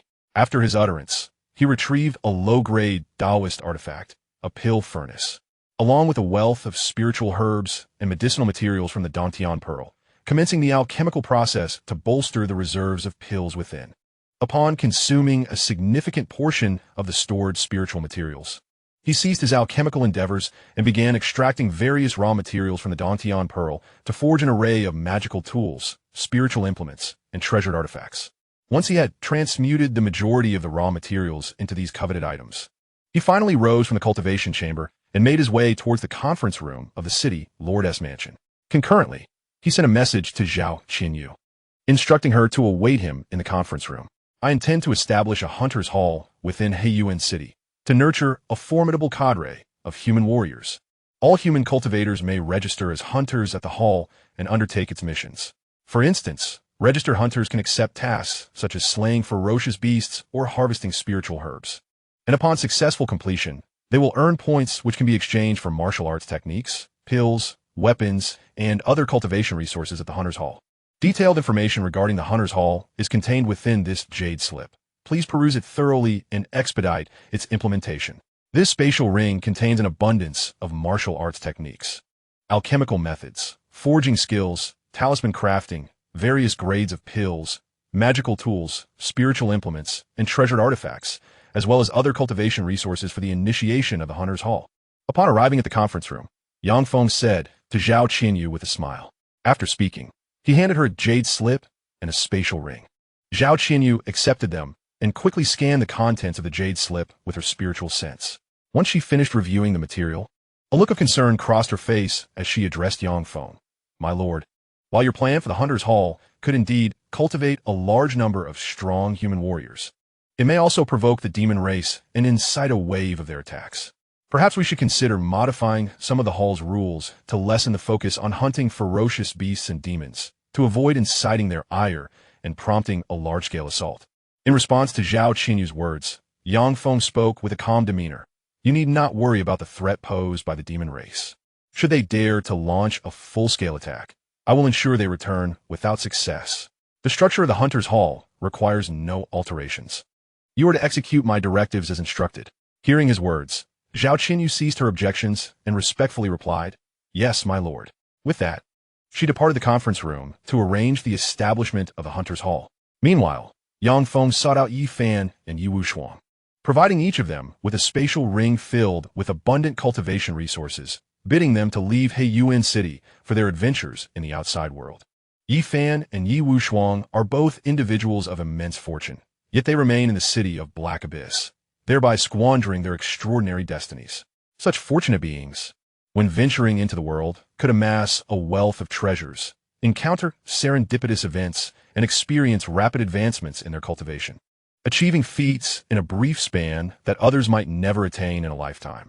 However, to mitigate unforeseen circumstances, Yang Feng provided each of them with 3 random teleportation talismans, enabling them to escape danger when necessary. Additionally, Yang Feng inscribed certain marks upon them, ensuring that should they encounter life-threatening peril, he would sense it within a short duration and breach the fabric of space to arrive at their side in an instant, rescuing them. Master, I am setting out for my journey. Please take care of yourself. Yi Wushuang expressed her concern with a heartfelt remark before bidding farewell to Yang Feng. She mounted the black dragon and soared into the distance. Master, I am leaving. Do take care. Yi Fan similarly said his goodbyes, shouldering a treasured sword and embarking on a flying vessel, propelling himself toward the horizon. After their departure, Yang Feng devoted his time to cultivating within the city of Black Abyss, solidifying and acclimatizing himself to his celestial realm prowess while quietly awaiting the arrival of powerful beings from the demon race. Not long ago, during the beast wave, Yang Feng had vanquished over 10 million ferocious beasts, including 16 beings of the Law Realm and 1 beast emperor of the Celestial Realm, significantly reducing the ferocious beast population within a 100,000-mile radius. The commotion caused by his actions was substantial, undoubtedly attracting the attention of formidable demon entities. According to Yang Feng's estimations, it would not be long before an emperor of the void immortal realm from the demon race would arrive at the city of Black Abyss to assess the situation. Despite the internal discord and fierce rivalries among the demon clans, their collective stance towards humanity remained unwavering. They must not allow the rise of the human race or the emergence of another void immortal realm powerhouse. Therefore, it was certain that an emperor of the void immortal realm would be dispatched to investigate the developments in the city of Black Abyss, seeking to ascertain whether a void immortal from the human race had indeed arisen. Chapter 139. Suppressing the void immortal powerhouse. A month later, Yang Feng opened his tightly shut eyes and murmured softly, "They finally arrived. Their pace is rather sluggish." With that, he shifted his form, vanishing from the city of Black Abyss and reappearing above a mountain peak several thousand miles away. Human Celestial Realm Cultivator. Are you the one who killed our Tiger Clan's Beast Emperor? A powerful figure from the Tiger Clan, soaring through the skies, confronted Yang Feng with a frigid tone. As he spoke, a terrifying aura emanated from the Tiger Clan warrior, enveloping Yang Feng in an oppressive force, attempting to crush him to the ground. However, Yang Feng, possessing formidable strength and combat prowess, felt no fear in the presence of a void immortal realm cultivator, nor was he daunted by the oppressive might of the Tiger Clan warrior. You are indeed capable of withstanding my pressure. It seems you possess the strength to have slain our Tiger Clan's Beast Emperor. You now face 2 choices. One is to submit to me, serve me, and become my thrall. The other is to be slain on the spot and subsequently devoured by me, becoming sustenance for my evolution. Upon witnessing Yang Feng's defiance against his overwhelming aura, the Tiger Clan warrior's eyes flickered with surprise, quickly replaced by an expression of assured victory. Clearly, he regarded Yang Feng with disdain, believing that as a formidable expert of the void immortal realm, he could effortlessly annihilate this human cultivator of the cave heaven realm without a second thought. You present me with 2 choices. Allow me to extend you a chance for survival. Submit to me, serve as my sole slave, and I shall spare your life. Otherwise, a year from today will mark your demise. As the Tiger Clan warrior's words fell, Yang Feng retorted without hesitation. You speak boldly, human. Yet, it is often those who boast so brazenly that do not see the dawn of the next day. The Tiger Clan warrior was instantly incensed by Yang Feng's words, letting out a cold snort as he summoned the power of his world within, materializing a colossal tiger claw aimed at Yang Feng, intent on tearing him to shreds. Undeterred by the impending attack, Yang Feng's expression remained calm. With a mere thought, the slaughter sword soared from his sea of murderous intent, infused with the overwhelming power of the slaughter laws, to meet the massive claw. With a resounding crack, the slaughter sword shattered the enormous claw with ease, continuing its arc towards the Tiger Clan warrior. Witnessing Yang Feng effortlessly thwart his assault, the Tiger Clan warrior unleashed a furious roar, transforming into a towering giant tiger, hundreds of feet in height and length. An aura of terror radiated from the colossal beast, subduing all life within 100 miles, ferocious creatures and insects alike, reducing them to a crimson mist upon the ground. The giant tiger then let out a thunderous roar, launching itself as a streak of light toward Yang Feng, its enormous claws imbued with unimaginable power, clashing against the slaughter sword. With a series of sharp metallic clangs, the slaughter sword met the giant claws in relentless exchanges, igniting brilliant sparks and creating a stunning spectacle. Meanwhile, the surrounding mountains and trees within hundreds of miles were obliterated by the shockwaves of their battle, reduced to ashes. Kill. Realizing the slaughter sword was struggling against the colossal claw, Feng bellowed, unleashing the power of the slaughter world within him to surge into the slaughter sword. Its brilliance magnified, and its potency escalated, swiftly severing the giant claw, which plummeted to the ground below.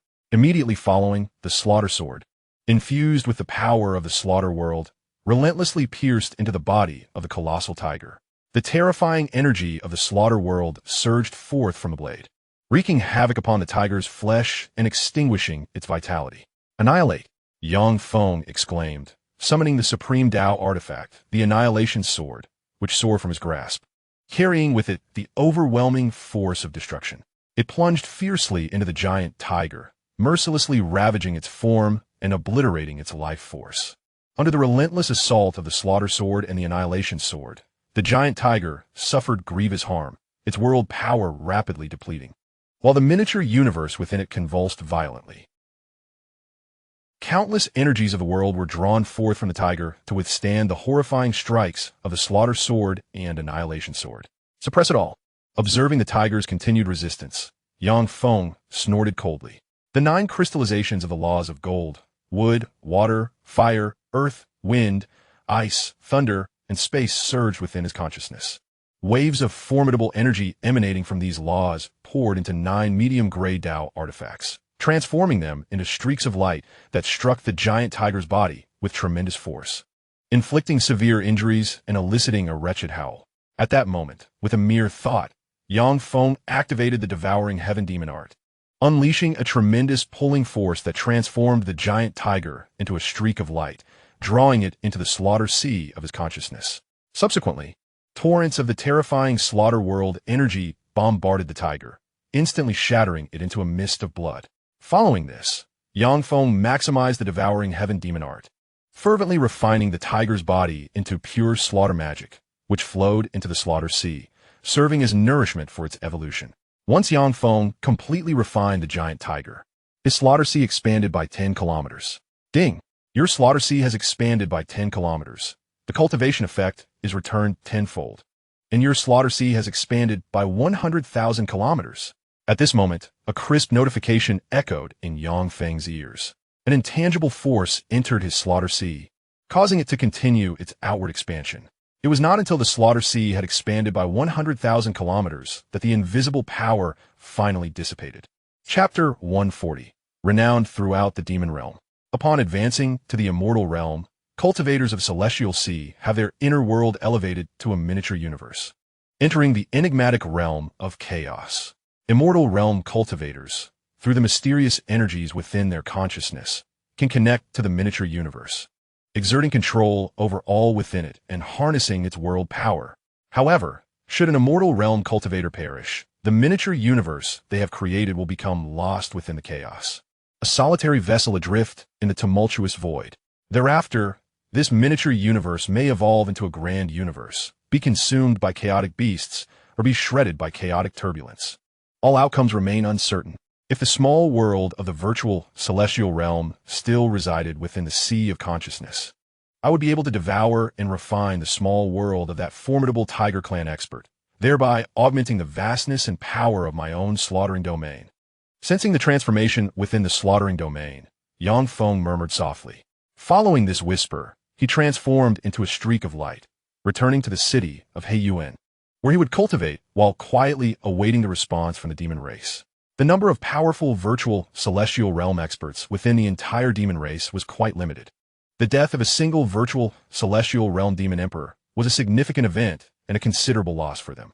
Across the entirety of the celestial demon realm, the combined number of virtual celestial realm experts barely exceeded 100, each one of them exceedingly precious. The birth or demise of a virtual celestial realm expert was a monumental occurrence, capable of altering the dynamics of certain regions within the celestial demon realm. The commotion caused by Feng's slaying of the Tiger Clan's virtual celestial realm demon emperor resonated widely, with many nearby experts sensing and witnessing the event. Swiftly relaying the news, within a matter of days, the human race gained a new virtual celestial realm combatant. and the news of the Demon Emperor's demise circulated rapidly throughout the celestial demon realm, provoking exclamations and discussions among numerous powerful beings and high-ranking officials of various races. In the depths of the underground training chamber of the City Lord's estate in the foremost human city, Tianxing City, an elderly man clad in white robes opened his tightly shut eyes, a brilliant glimmer emanating from them as he murmured, "It is indeed a joyous occasion that our human race has birthed a being capable of slaying a virtual celestial realm demon emperor. With this, we now possess two combatants of virtual celestial realm strength, significantly elevating our racial status. Even in the face of the demon race, we can now stand a bit taller." Once Yang Feng, the one capable of slaying virtual celestial realm practitioners, ascends to the virtual celestial realm himself, his combat prowess will rival that of peak virtual celestial realm experts, potentially even reaching true celestial realm strength. At that time, our human race's standing will ascend rapidly, making parity with the demon race an attainable reality. After his musings, the elderly man produced a communication jade slip, dispatching a message to the higher-ups of Tianxing City, urging them to closely monitor Yang Feng and the movements of the demon race. Should any demon experts mobilize en masse, he wished to be informed at the earliest opportunity. As the white-robed elder reflected, deep within a vast mountain range extending for countless miles, a towering furnace stood beside the dwarven king, who gazed at the information in his hands and quietly lamented, "The human race has gained a virtual celestial realm combatant, instantly enhancing their status. I wonder when our dwarven lineage will produce a virtual celestial realm expert." In the heart of a colossal wasteland, a grand technological city rose above the ground, bustling with countless airships, flying vehicles, and hoverboards weaving through the urban landscape. At this moment, in the central region of the technological city, atop a building soaring to 999 stories, the Goblin King set down the intelligence report in his hands and murmured softly, "The human race has birthed a transcendent being of extraordinary combat prowess. Having even slain a demon emperor, the celestial demon realm is destined for chaos. Our Goblin clan must intensify our research into technology and swiftly forge an invincible mechanical legion, alongside Goblin mech warriors that can rival the might of transcendent beings." In a vast canyon, scattered across its sides were houses towering over 100 feet. Colossal giants, measuring 10 to several dozen feet in height, busily traversed the immense gorge. The giant king, standing over 90 feet tall, gazed at the intelligence in his hands and quietly murmured, "The emergence of this unparalleled genius among the humans, possessing transcendent strength, has dramatically enhanced their overall capabilities and combat might. Once this exceptional human matures, it will be exceedingly difficult for the demon race to suppress the development of humanity." According to the records of our giant race, humans are one of the most elite races across the myriad realms, no less formidable than the demon race, perhaps even superior. We giants can be considered a branch of the human race, allowing us to engage in meaningful dialogue and, if necessary, form an alliance with them. Deep within the sacred grounds of the demon race, at the heart of the magnificent and resplendent palace, exuding an ancient and profound aura, 36 powerful beings of the demon race, possessing transcendent strength, gathered around a circular table. Among them, a tiger race transcendent stood up, his face aflame with fury as he declared loudly, "Esteemed colleagues, the human Yang Feng has slain our demon emperor, a blatant affront to our dignity and a provocation to our authority. I propose that we dispatch our mightiest warriors to eliminate Yang Feng forthwith, while simultaneously obliterating Black Abyss City, so that the other races in the celestial demon realm understand that we are not to be trifled with. Not only Yang Feng, but all human cultivators must be eradicated."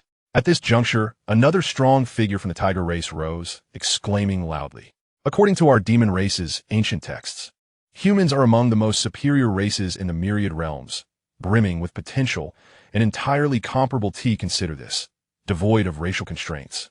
The two formidable beings of the human race, endowed with the power of the virtual immortals, could launch unrestrained assaults upon our demon kin. In the face of such relentless aggression from these two human virtual immortals, who among our demon tribe, aside from us emperors, could withstand their might?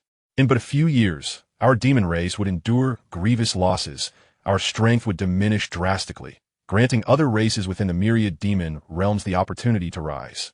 Thus, before we eliminate these two human virtual immortals, I do not advocate for the annihilation of the human race. For allowing these two beings to act without restraint would be perilous.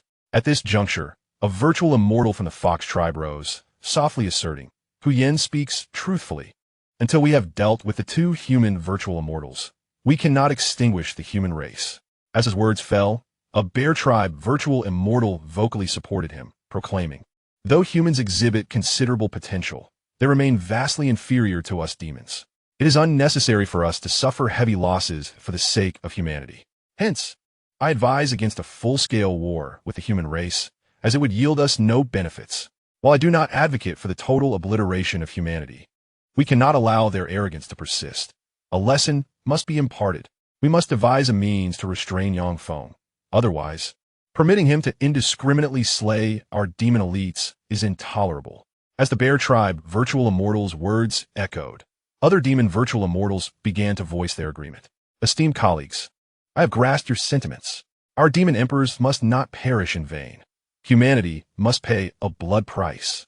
Once this assembly concludes, the Tiger Tribe as emperor can target a populous human city, destroying it, using the blood of millions to honor the spirit of our fallen emperor.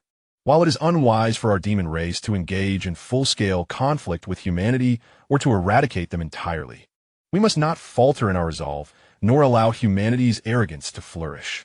Therefore, Yin shall represent our demon tribe in a visit to Yuan City, to convey to Feng that he must refrain from further aggression against our demon emperors. Otherwise, we shall unite our forces to obliterate humanity and encircle and eliminate him.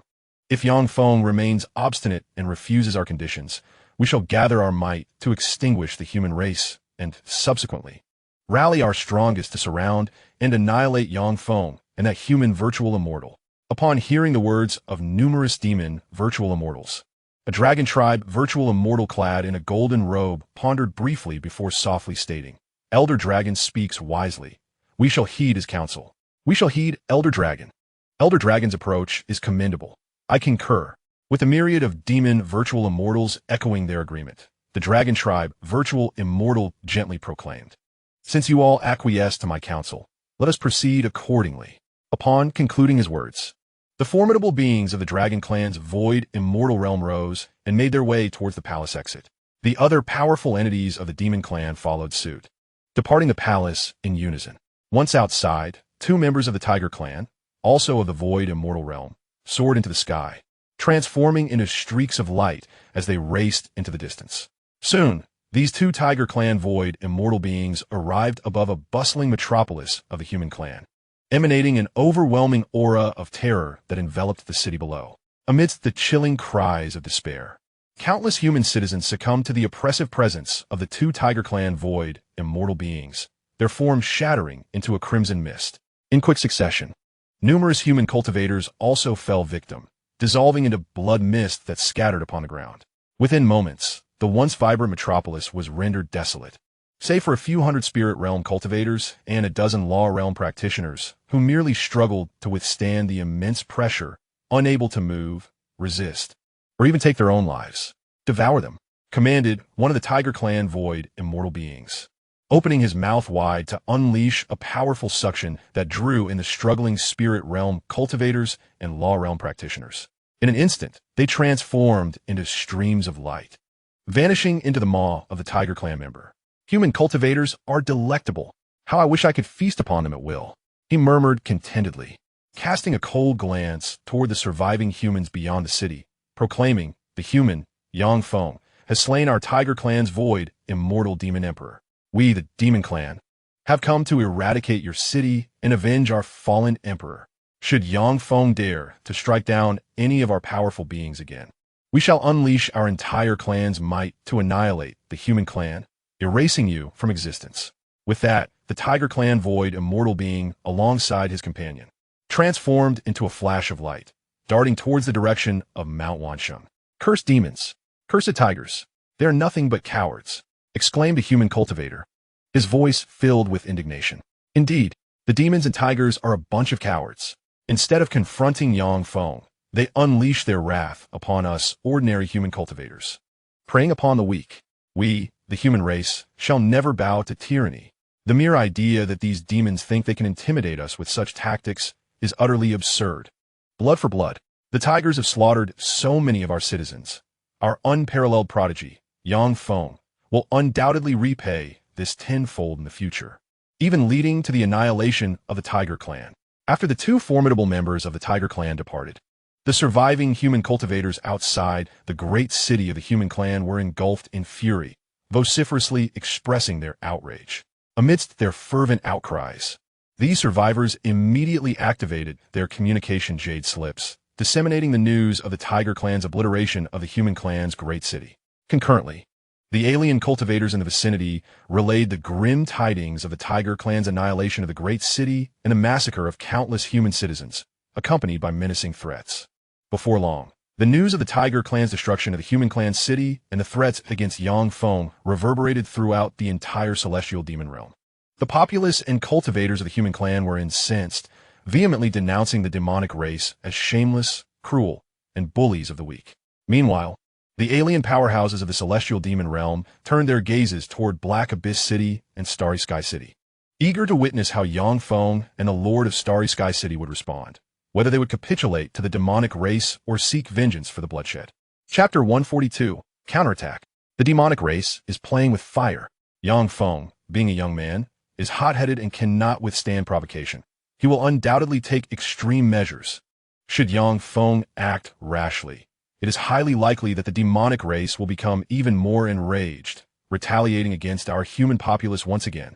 Moreover, Yang Feng is likely to continue his cycle of vengeance. In such a scenario, a full-scale war between our human race and the demonic race would be inevitable, leading to our own annihilation. Thus, it is imperative that we prevent Yang Feng from taking rash actions and thwart any attempts by the demonic race to wage an all-out war against humanity. Upon receiving the intelligence from his subordinate, the Lord of Starry Sky City's expression shifted dramatically, and he involuntarily exclaimed. After this exclamation, the Lord emerged from his meditation chamber, soaring into the air like a streak of light, racing towards Black Abyss City.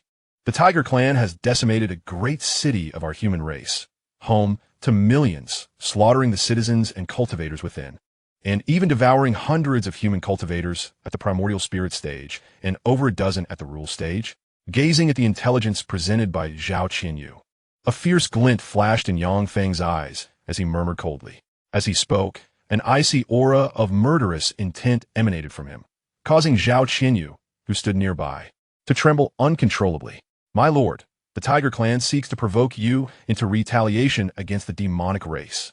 This will enable them to persuade other demonic factions to mobilize their elite forces to annihilate our human race and encircle you. Therefore, my lord, you must exercise restraint and avoid impulsive actions. Feeling the chilling, murderous intent radiating from Yang Feng, Zhao Qianyu trembled and, after gritting his teeth, softly advised. The Tiger Clan has obliterated a city of our human race with millions of inhabitants, and you expect me to hold back and not retaliate? Are you still a champion of the human race? Yang Feng retorted disdainfully. Let me make it clear, I cannot and will not endure this. The Tiger Clan has destroyed a city of ours. I shall obliterate 10 of their large tribes in return. Furthermore, those Tiger Clan powerhouses deserve to perish. I shall seize the opportunity to lure them out of the mountain of Halloween, to annihilate them all, in solemn tribute to the countless lives lost from our human kin. Should the demon race declare war upon us for this, I shall eradicate each and every one of their clans, ensuring their complete extinction from the realm of myriad demons. As the Lord of Black Abyss City, you must possess a map detailing the distribution of the demon forces, correct? Hand it over to me immediately, lest I resort to the soul-searching secret technique upon you. Upon hearing Zhao Qianyu's persuasive entreaty, Yang Feng spoke with a menacing aura. Zhao Qianyu's heart tightened at Yang Feng's fierce words, and he hastily retrieved a jade slip from within his celestial abode, presenting it to Yang Feng. My lord, this is the map of our realm of myriad demons, containing the distribution and brief descriptions of the demon and most alien forces. Taking the jade slip, Yang Feng expanded his consciousness to swiftly peruse its contents, then rose from the Lord's manor of Black Abyss City, soaring into the air like a streak of light, racing toward the horizon. After departing from Black Abyss City, Yang Feng focused his thoughts, invoking the laws of space to vanish from his location, reappearing above a tribe of tigers. Enemy attack! Enemy attack! Enemy attack! upon seeing Yang Feng suddenly appear above their tribe. The strong warriors of the Tiger Clan immediately shouted in alarm, channeling their internal energies into beams of light, rushing towards Yang Feng. As the Tiger warriors charged at him, Yang Feng summoned his slaughtering sword from the depths of the slaughtering abyss, imbued with terrifying power of slaughtering laws, hovering before him. 10,000 swords technique. With a soft utterance from Yang Feng, the slaughtering sword blazed with brilliance and beams of sword light, forged from the essence of slaughtering laws, shot forth like harbingers of death, descending upon the Tiger warriors.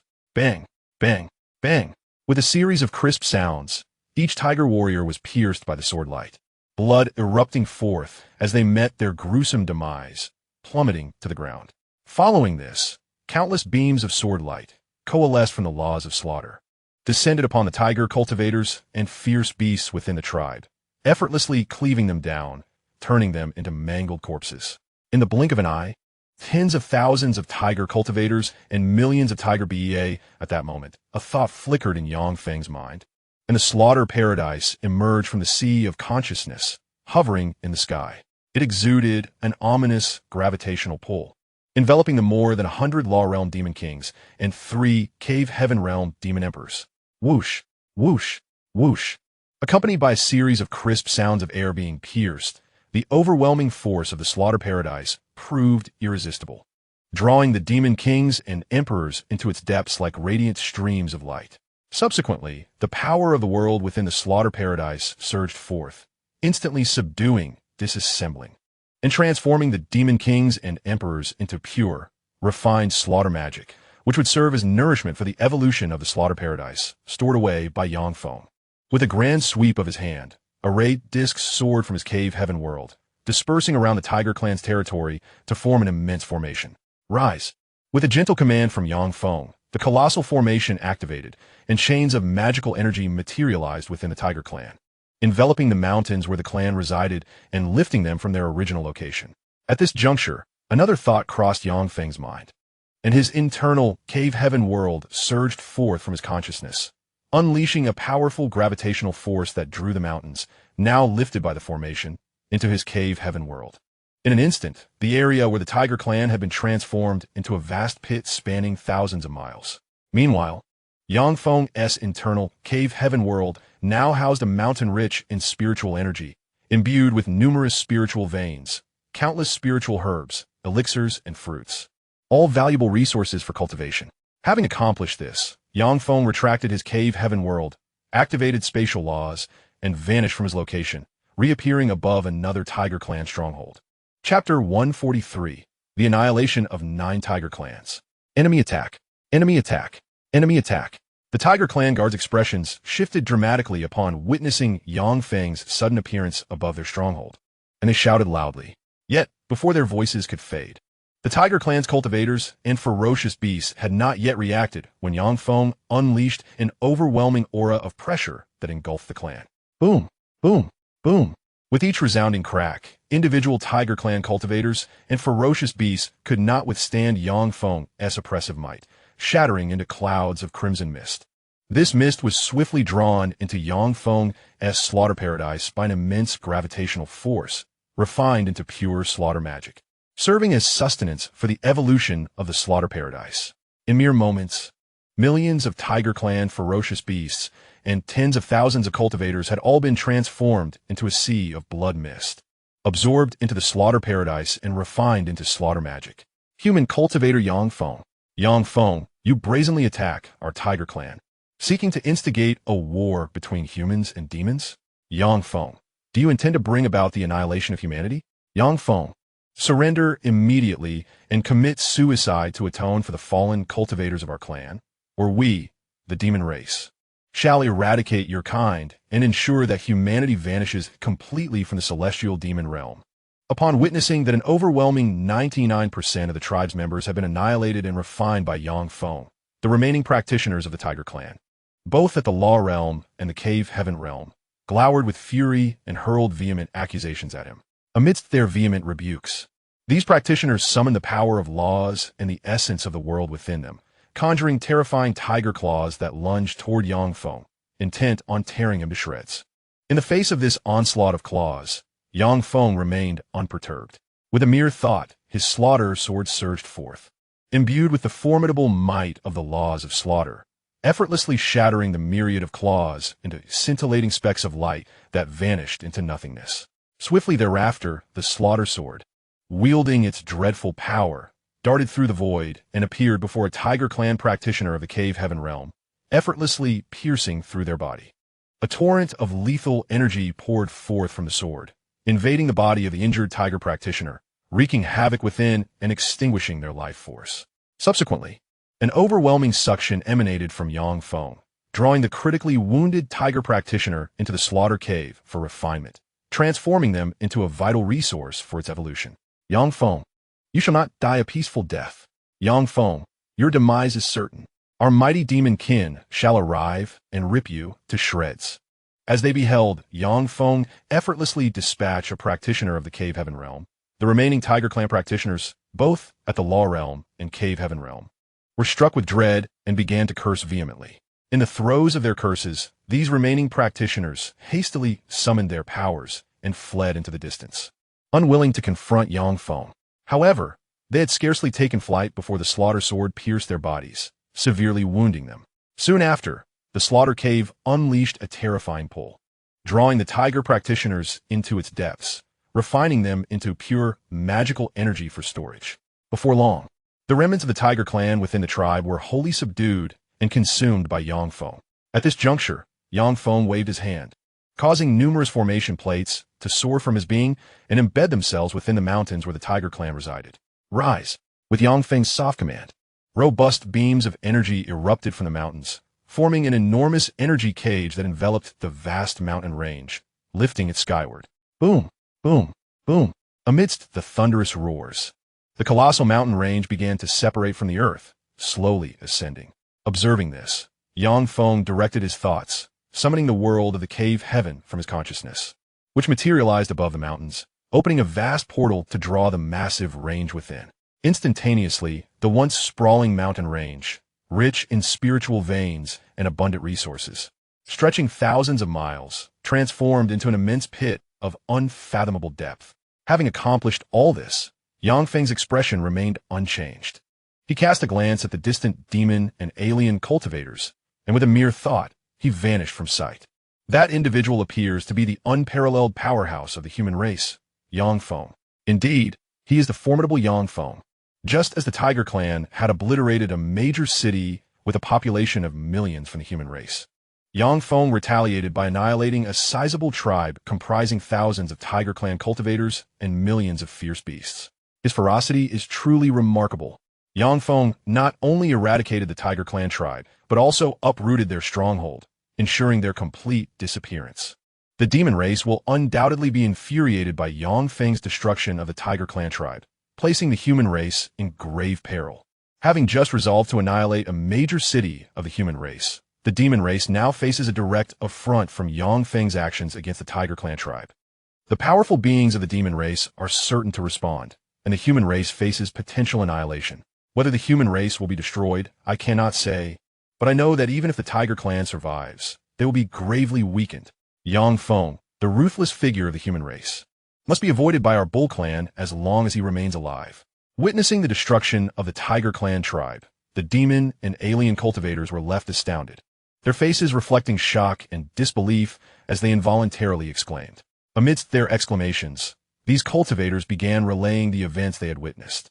Soon, news of Yang Feng's massacre of a large Tiger Clan tribe and the relocation of their stronghold spread throughout the celestial demon realm, causing ripples of shock among countless powerful beings and inciting fury and murderous intent among the demon race, especially the Tiger Clan. As the various powerful beings of the celestial demon realm were shaken, and the demon and Tiger Clan cultivators seethed with rage, Yang Feng harnessed the laws of space to effortlessly appear above numerous Tiger Clan tribes, employing thunderous methods to obliterate them one after another and transferring their stronghold into the Cave Heaven world. In less than a day, Yang Feng had successively eradicated 9 Tiger Clan tribes, boldly declaring his intent to annihilate all 10 tribes within a single day. His ruthless nature left the various races of the celestial demon realm astounded, prompting them to heighten their vigilance and advise their kin to avoid conflict with the human race. Meanwhile, the fury of the demon race, particularly that of the Tiger Clan's virtual immortals, was ignited by Yang Feng's actions. They hastened to the 10th Tiger Clan tribe, seeking to ambush Yang Feng and slay him on the spot.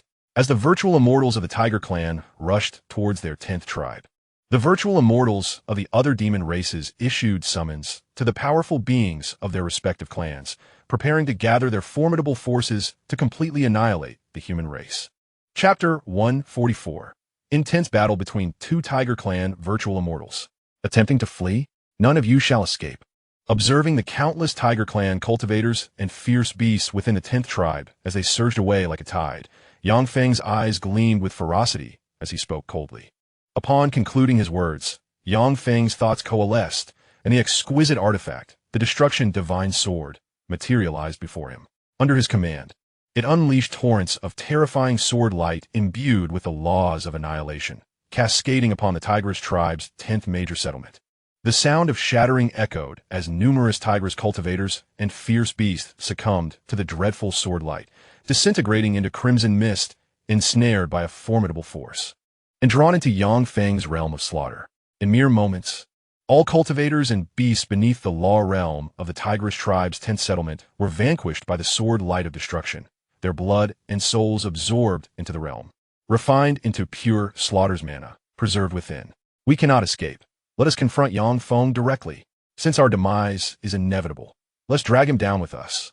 Yang Feng, if you deny me life, I shall not grant you ease. Brothers, let us unite. Even in death, let's ensure Yang Feng shares our fate. Witnessing Yang Feng's ruthless prowess as he effortlessly slaughtered millions of Tigris beasts and tens of thousands of cultivators, those who had barely evaded his grasp found themselves locked in his divine perception, their expressions shifting dramatically as they shouted fervently.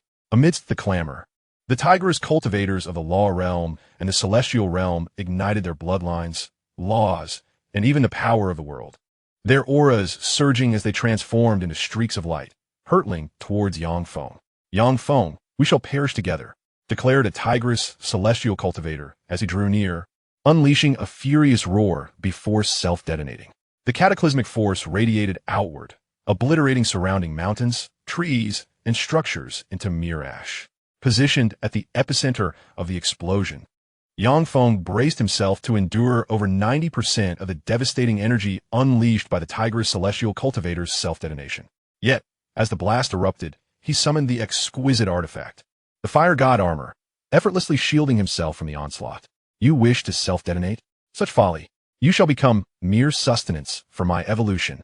At that moment, Yang Feng's gaze fell upon the swiftly approaching 2 Tigris celestial cultivators and over 100 law realm cultivators.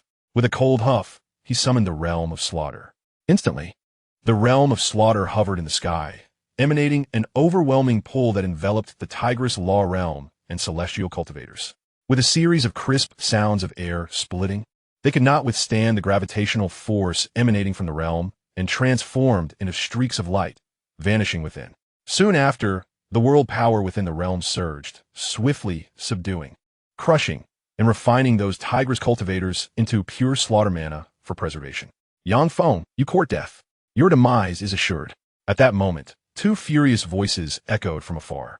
As 2 formidable figures of the Tiger Clan, both at the virtual immortal realm, emerged thousands of miles away from Yang Feng. A terrifying aura emanated from these 2 beings, enveloping Yang Feng with the intention of using their overwhelming pressure to confine him, rendering escape impossible.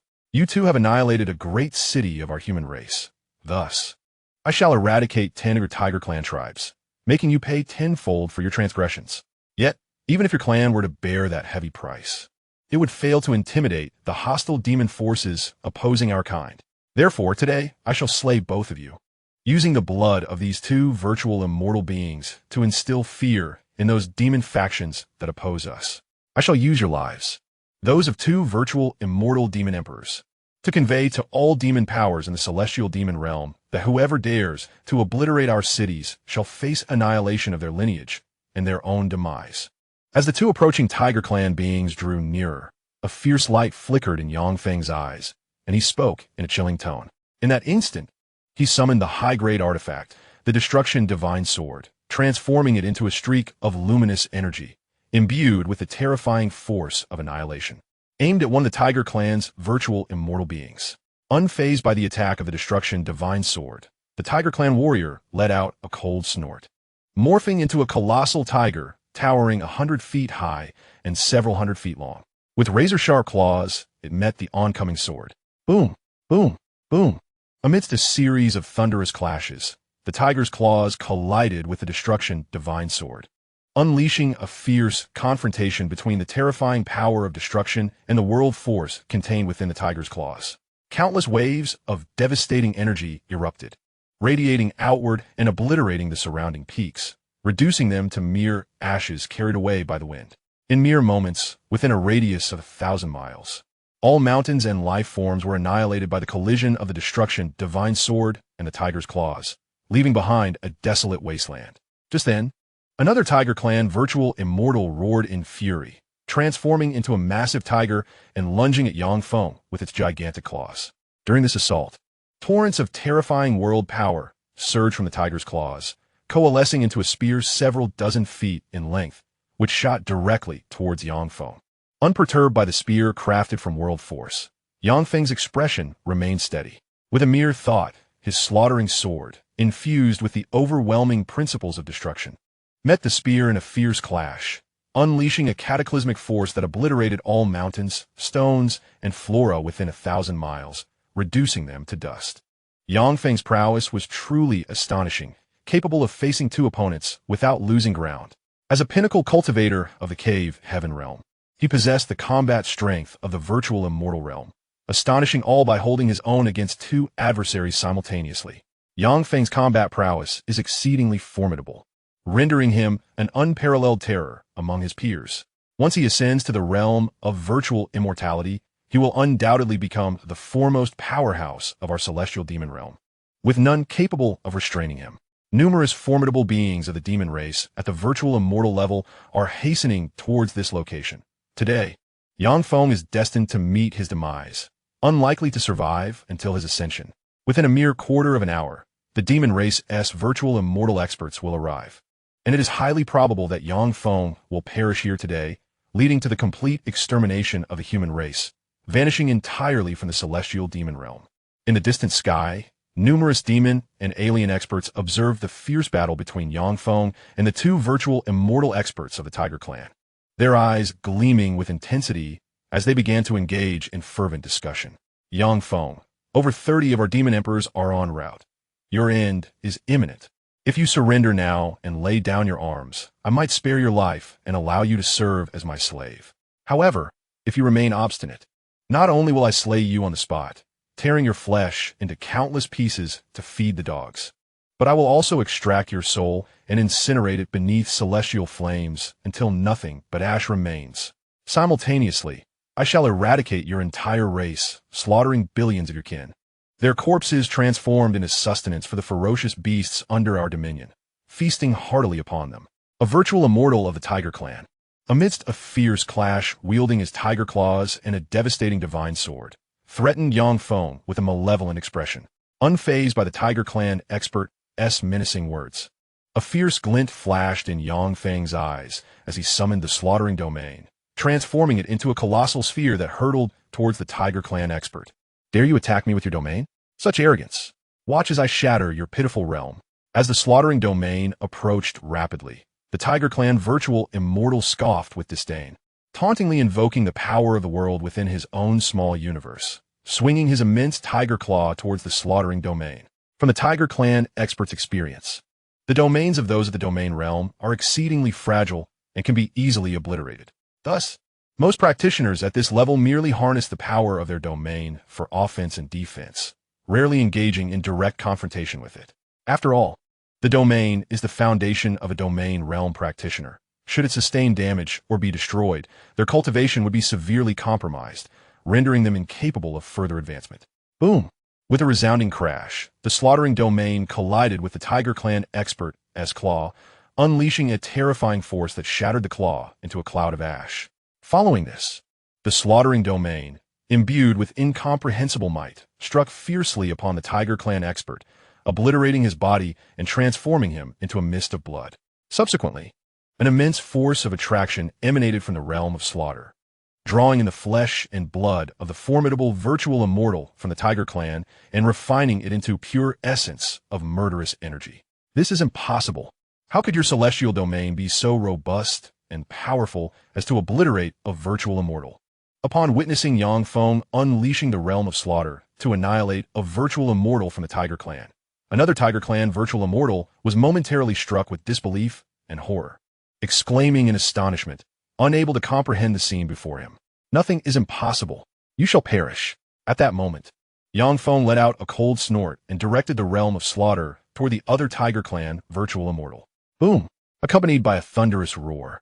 The second Tiger Clan virtual immortal was shattered by the realm of slaughter, transforming into a mist of blood. Immediately thereafter, the realm of slaughter glimmered, absorbing the blood mist of the fallen virtual immortal, refining it into pure murderous energy and storing it within. Yang Feng had indeed vanquished two virtual immortals of the Tiger Clan.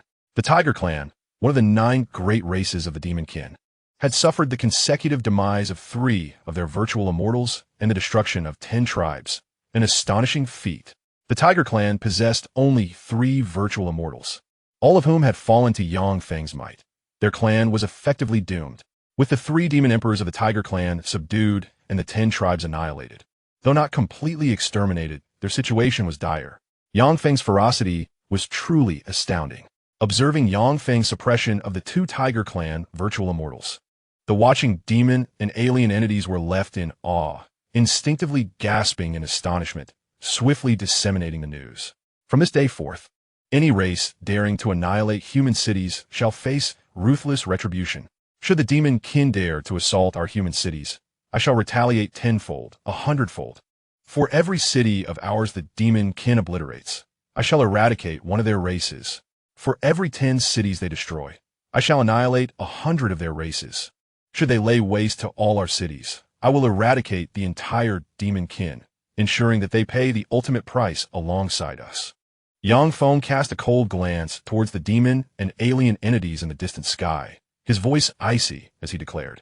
As he spoke, Yang Feng harnessed the power of his inner world, amplifying his voice to envelop an area spanning hundreds of thousands of miles, reaching the ears of every sentient being within that vast expanse.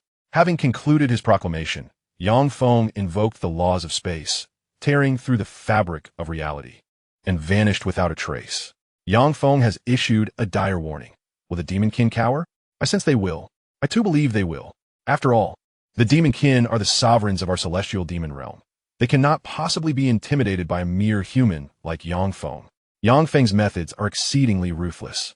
Should the demon race annihilate a human city, he would undoubtedly carry out his threat, eradicating an entire demon clan in retaliation. Although the demon race is formidable, it would be unwise to destroy a human city and provoke Yang Feng before eliminating him. Such an act could incite his fury, leading to the complete annihilation of the demon clans.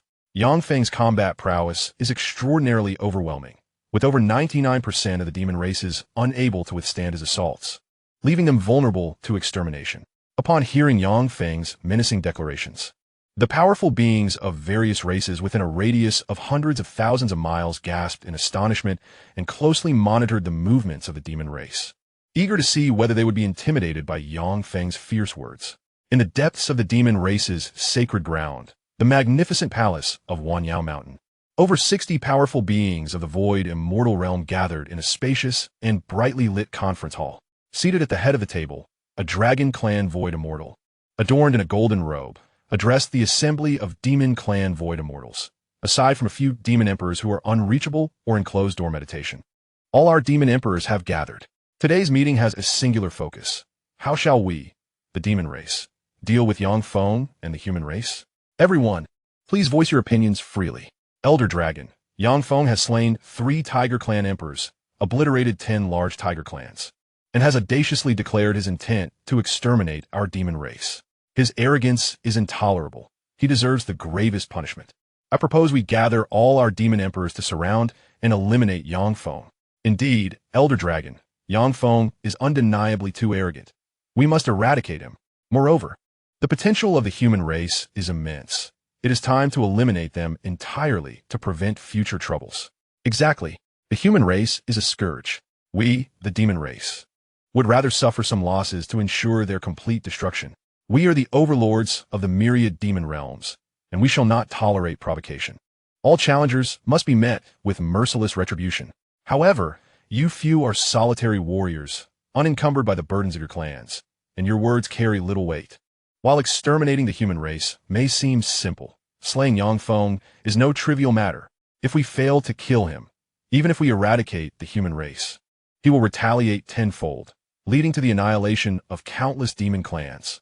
Feng's strength and combat ability are formidable. Aside from Elder Dragon, none among us stand a chance against him. Surrounding and killing him would be exceedingly difficult. As long as Feng lives, our efforts to annihilate the human race would be futile, only provoking his wrath and resulting in the extinction of numerous demon clans. Our demon race is vast and powerful, not to be trifled with by someone like Feng. Until we have dealt with Feng, I do not recommend the extermination of a human race. Though they are weak, we could easily obliterate them. Yet, given Feng's might, I advise against their destruction until he is vanquished.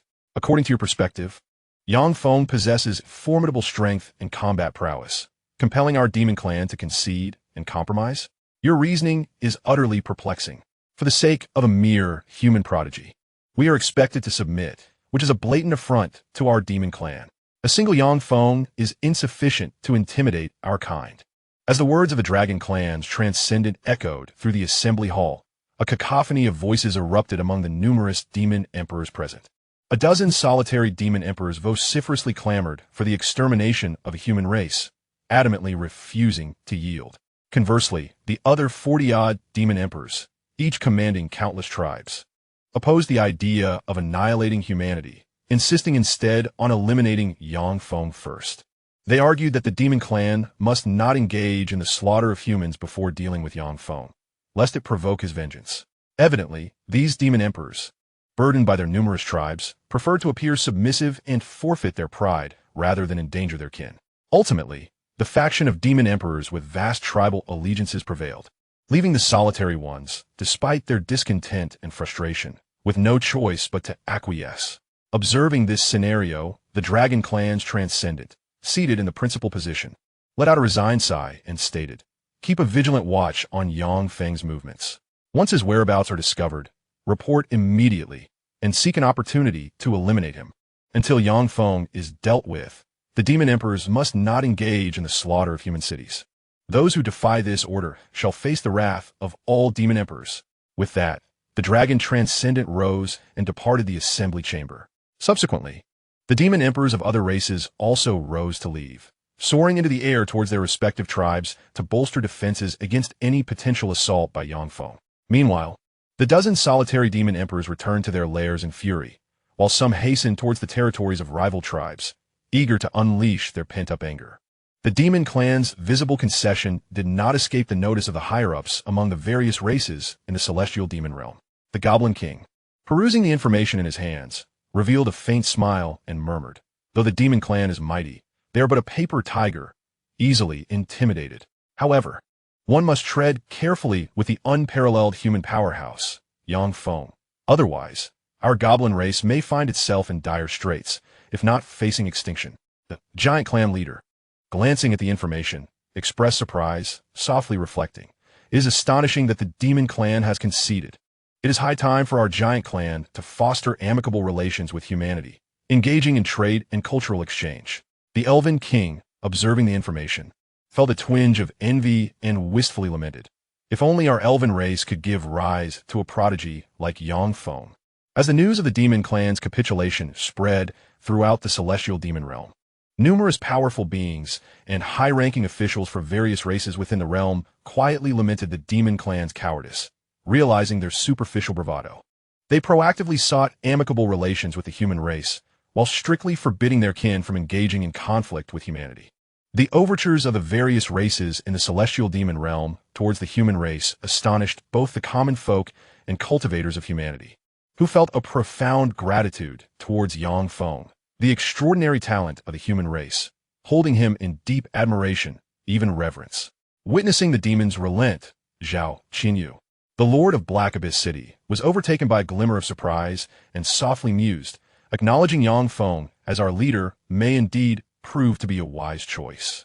The demons have conceded. We, the human race, have narrowly escaped a cataclysmic annihilation. Yet, he recognized that Yang Feng, despite his brilliance, was rather reckless, and a single misstep could jeopardize the entire human race. With the demon submission and the numerous alliances formed, the Lord of Celestial Star City breathed a sigh of relief and murmured, "The demons have indeed yielded.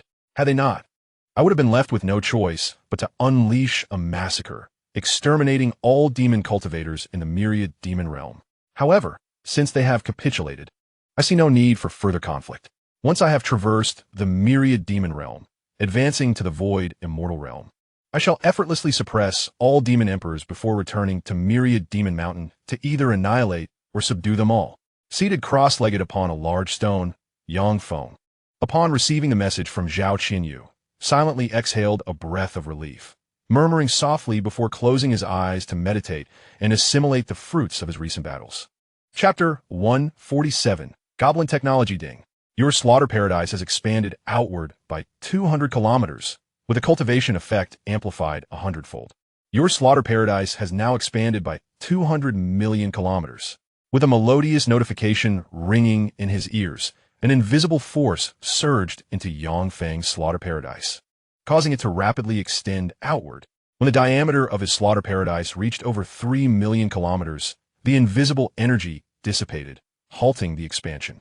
At that moment, a torrent of formidable world energy emerged from the slaughter paradise, refining Yang Feng's physique and bringing him closer to the void immortal realm.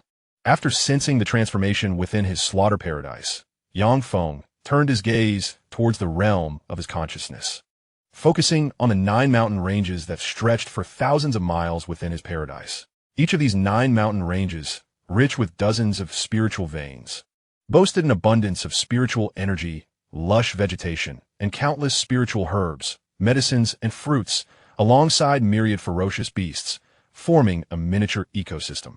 With these 9 mountain ranges, my paradise will no longer be so monotonous. I shall be able to harvest whatever spiritual herbs, medicines, and fruits I desire for my cultivation at any time. Simultaneously, with the presence of these 9 majestic mountain ranges, whenever I encounter rare spiritual materials, elixirs, or fruits for cultivation, I could transplant them into the mountains for nurturing. Observing the lush trees adorning these 9 mountains, the abundant spiritual materials, elixirs, and fruits, alongside the myriad ferocious beasts inhabiting the area, Yang Feng murmured softly. After this whispered utterance, he rose into the air, transforming into a streak of light, soaring into the distance. Before long, Yang Feng found himself above a vast canyon, where he beheld towering giants, some reaching heights of several dozen to over 100 jaw. These giants were indeed colossal, possessing frightening strength.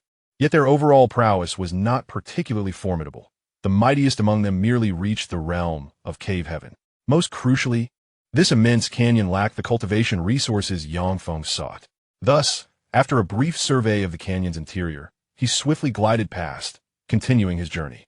Shortly thereafter, Yang Feng arrived above a series of low hills, where circular furnaces emitting black smoke came into view, prompting him to extend his spiritual awareness and scan the low hills below. Soon, a group of dwarves entered his perception. At that moment, some dwarves were engaged in refining steel using the circular furnaces, while others were crafting various armors and weapons from the steel, showcasing their exceptional blacksmithing skills. However, Yang Feng did not place significant importance on these dwarves. After a cursory glance, he continued his flight undeterred. In no time, he traversed the low hills and arrived at a vast expanse of wilderness, where a sprawling modern city caught his eye, causing his spirits to lift. He immediately released his spiritual awareness to scan the urban landscape. Subsequently, towering skyscrapers came into view, alongside goblins maneuvering their flying vehicles, goblin flying cars, airships, and hoverboards, navigating the spaces between the buildings. The technological prowess of these goblins was indeed fascinating, far surpassing that of the Blue Star before his transmigration. After assessing the goblin city, Yang Feng murmured once more, transforming into a streak of light, heading straight for the goblin metropolis. Suddenly, an alarm blared, enemy attack. As Yang Feng entered a radius of 100 miles from the goblin city, a crimson light swept across him, triggering a cacophony of piercing alarms throughout the urban area. Instantly, goblin mech warriors ascended from the city, darting towards Yang Feng with remarkable speed. The immense cannons atop the skyscrapers swiftly adjusted their aim under the guidance of the goblin warriors, ready to unleash their firepower at any moment. Additionally, colossal goblin warships, each stretching 1,000 meters and radiating terrifying waves of power, emerged from the depths of the military encampment within the city, advancing towards Yang Feng's location. In an instant, a multitude of mechanical warriors, crafted by the ingenious hands of the goblins, encircled Yang Feng, their formidable gun barrels extending ominously towards his form. At that moment, the Goblin King, adorned in resplendent golden armor, emerged from the depths of the Goblin City, hovering 1,000 meters away from Yang Feng. He bellowed, "I am Hadley, the sovereign of the Goblin Kingdom. I am curious to know why our distant friends from the human realm have ventured to our domain." As soon as Yang Feng's voice echoed, the Goblin mech warriors surrounding him turned pale, exclaiming in disbelief, "What is this?" Upon hearing the Goblin King Hadley's words, Yang Feng responded in a calm and measured tone, "I am Yang Feng, a cultivator of the human race. I happen upon your kingdom and, intrigued by your architecture and technology, wish to explore and admire it." Yang Feng of the human race. They gasped, realization dawning upon them. He is the unparalleled powerhouse of the human realm. The revelation of Yang Feng's youth left them utterly astounded. The goblin warriors instinctively took several steps back, desiring distance from the formidable figure. "Yang Feng, you're most welcome to our Goblin Kingdom. I would be honored to serve as your guide and showcase the wonders of our realm." Hadley's countenance shifted slightly at Yang Feng's words, yet he approached warmly, a smile gracing his features. With a wave of his hand, he commanded the goblin warriors to withdraw, and the massive cannon tubes atop the city's edifices retracted. The distant goblin warships descended back into their encampment. Having heard of Yang Feng's reputation for vanquishing 3 Tiger Clan emperors and annihilating 10 of their tribes, King Hadley dared not engage in conflict with him, fearing the obliteration of his kingdom. Observing the Goblin King's demeanor and the actions of his warriors, a subtle smile graced Yang Feng's lips as he replied, "I appreciate your kindness, your majesty." With Yang Feng's affirmation, Hadley led him through the Goblin Kingdom, proudly introducing him to the grand structures, artillery, mechs, warships, airships, flying cars, and hoverboards that exemplified goblin ingenuity.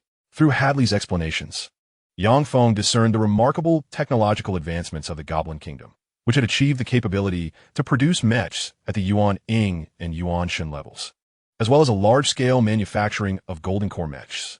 Moreover, the warships crafted by Goblin technology boasted formidable combat prowess and defensive capabilities equivalent to lesser-grade Dao artifacts. Had the Goblin Kingdom possessed a formidable presence of transcendent beings, their technological might could have easily forged a powerful mech legion to dominate the myriad realms of demons. Being a soul hailing from the world of technology, Yang Feng possessed a keen understanding of its formidable power and the vast potential it held. Consequently, following the introduction of the Goblin King, Yang Feng expressed his desire to procure battle mechs, warships, and other goblin technologies, as well as to employ a cadre of goblin scientists and skilled workers. Chapter 148, Trade and the Elven Forest. The battle mechs, warships, and other goblin technologies, along with the goblin scientists and technicians, form the very foundation of our imperial kingdom. Thus, we cannot sell them, but may exchange them for technologies and knowledge that would benefit our realm.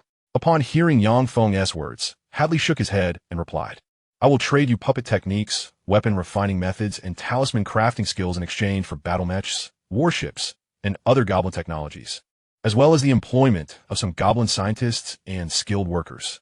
In response to Hadley's remarks, Yang Feng smiled slightly, after which he concentrated his thoughts and retrieved 3 jade slips from his pocket dimension, presenting them to Hadley.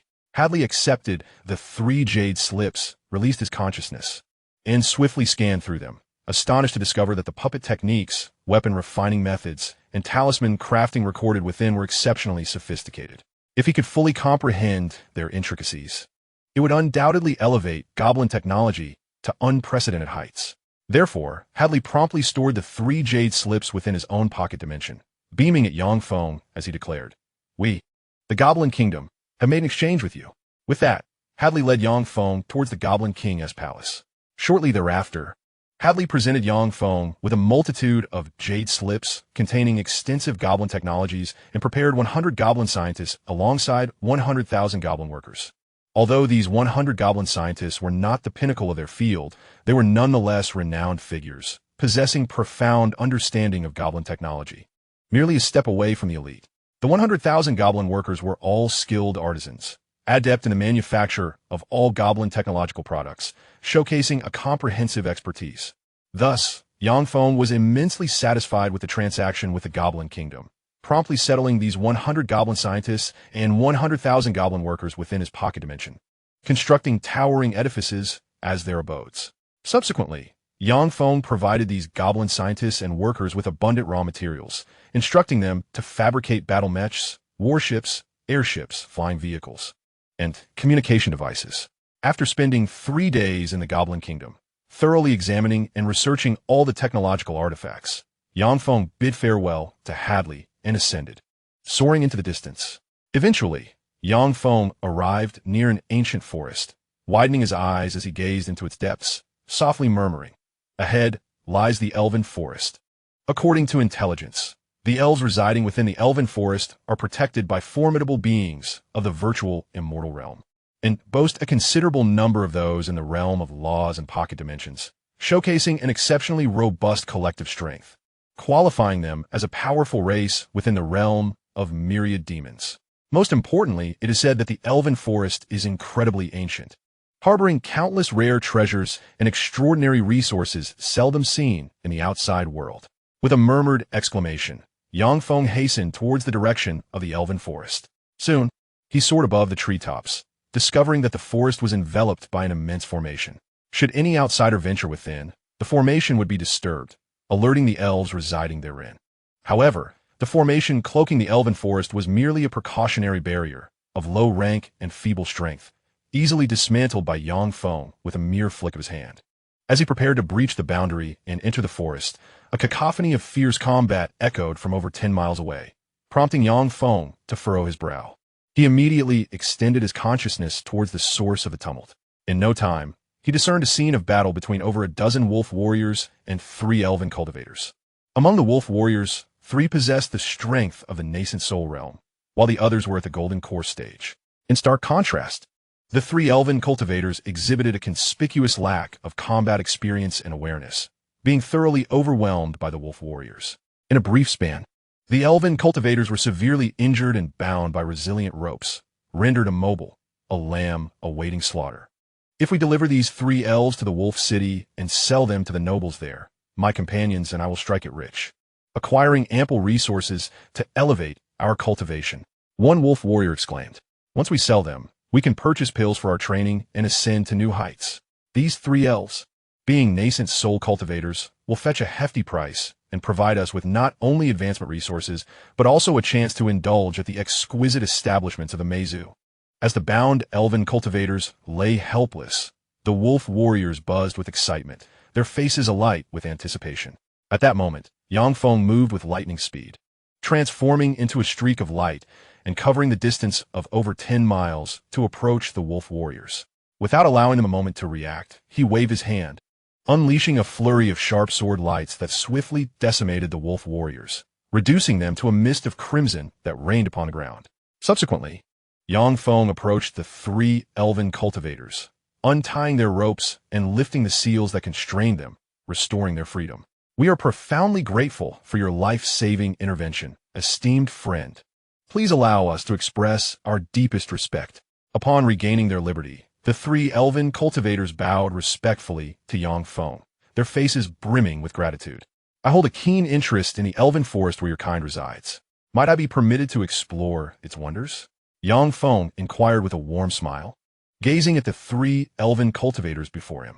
"Esteemed elder, you have vanquished the wolf tribe warriors and saved us 3. You are indeed our benefactor.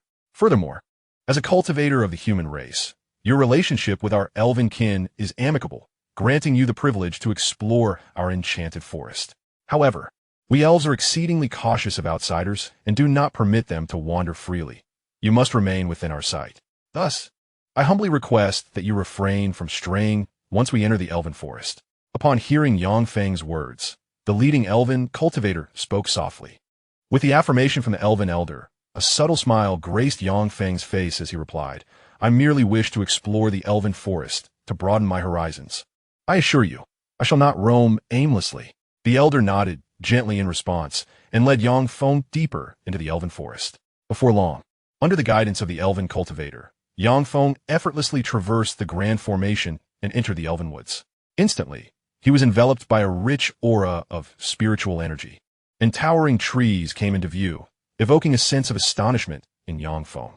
He privately marveled at the splendid environment of the elven forest, recognizing it as an excellent locale for cultivation.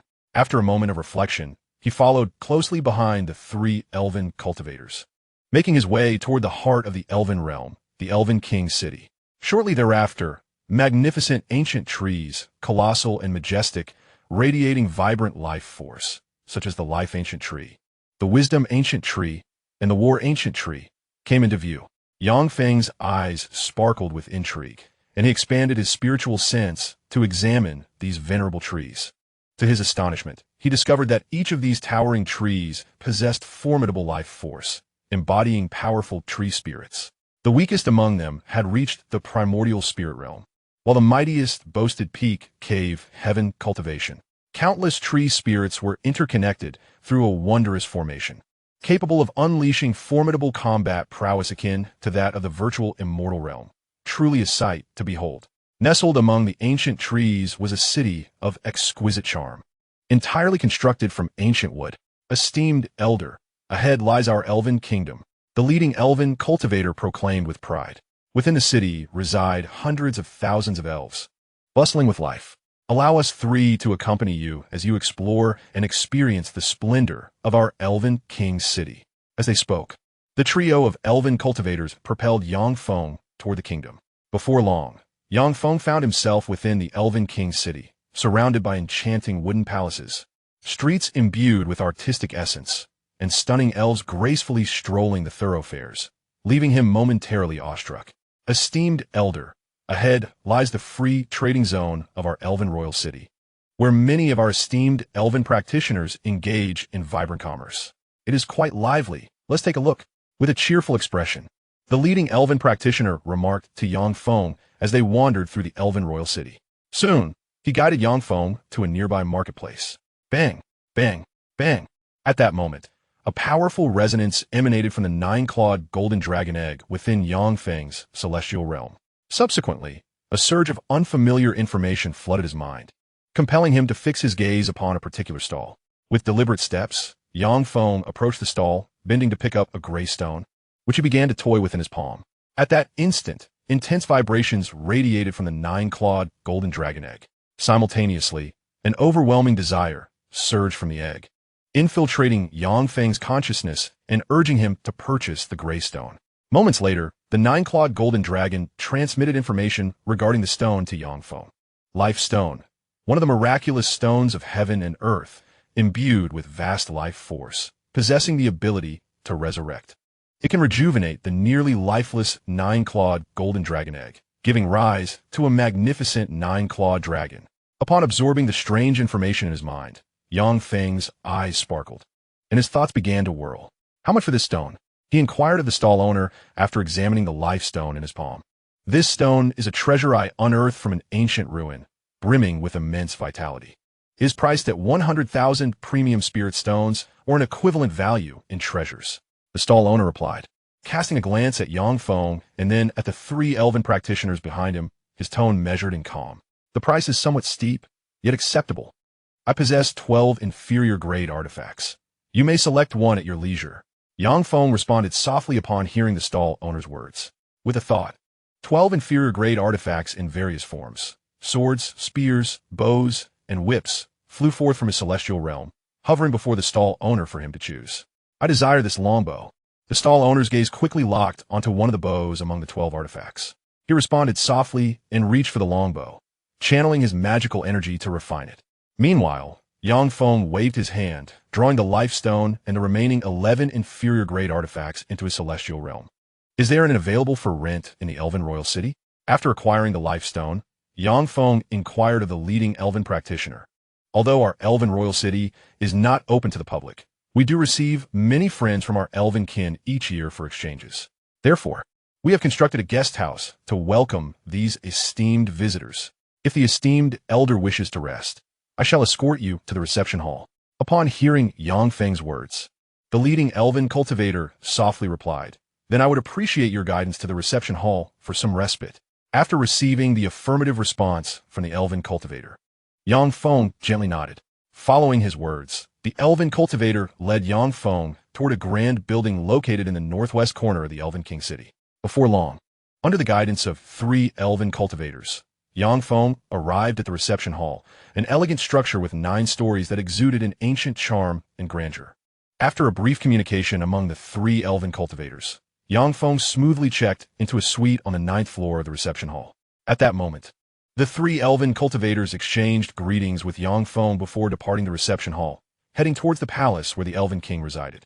It was evident that they intended to report the day's events to the king.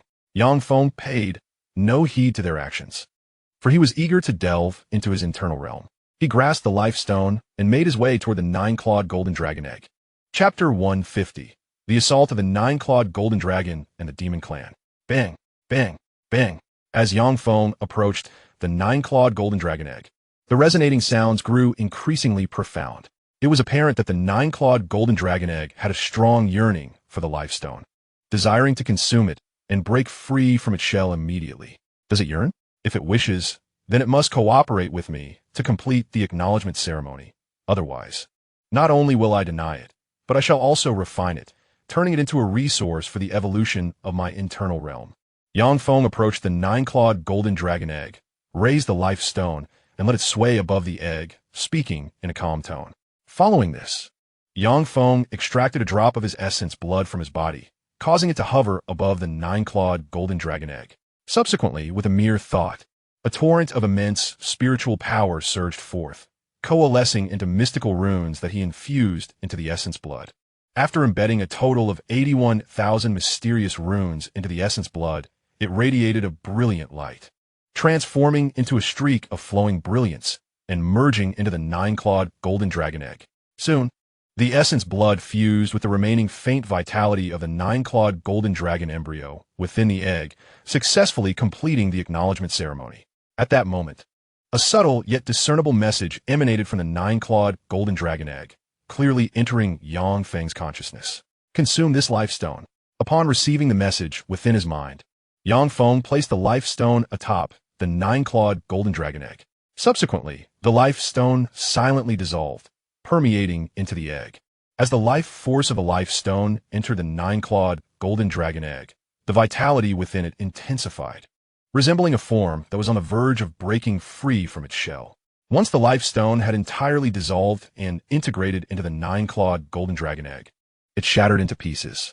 A creature over a meter tall, adorned with 9 golden claws, emerged from the egg of the 9-clawed golden dragon. At that moment, a terrifying aura of law radiated from the dragon, making it impossible to gaze directly upon its magnificence. Truly, the legendary 9-clawed golden dragon, born with mastery of the laws, is indeed extraordinary and awe-inspiring.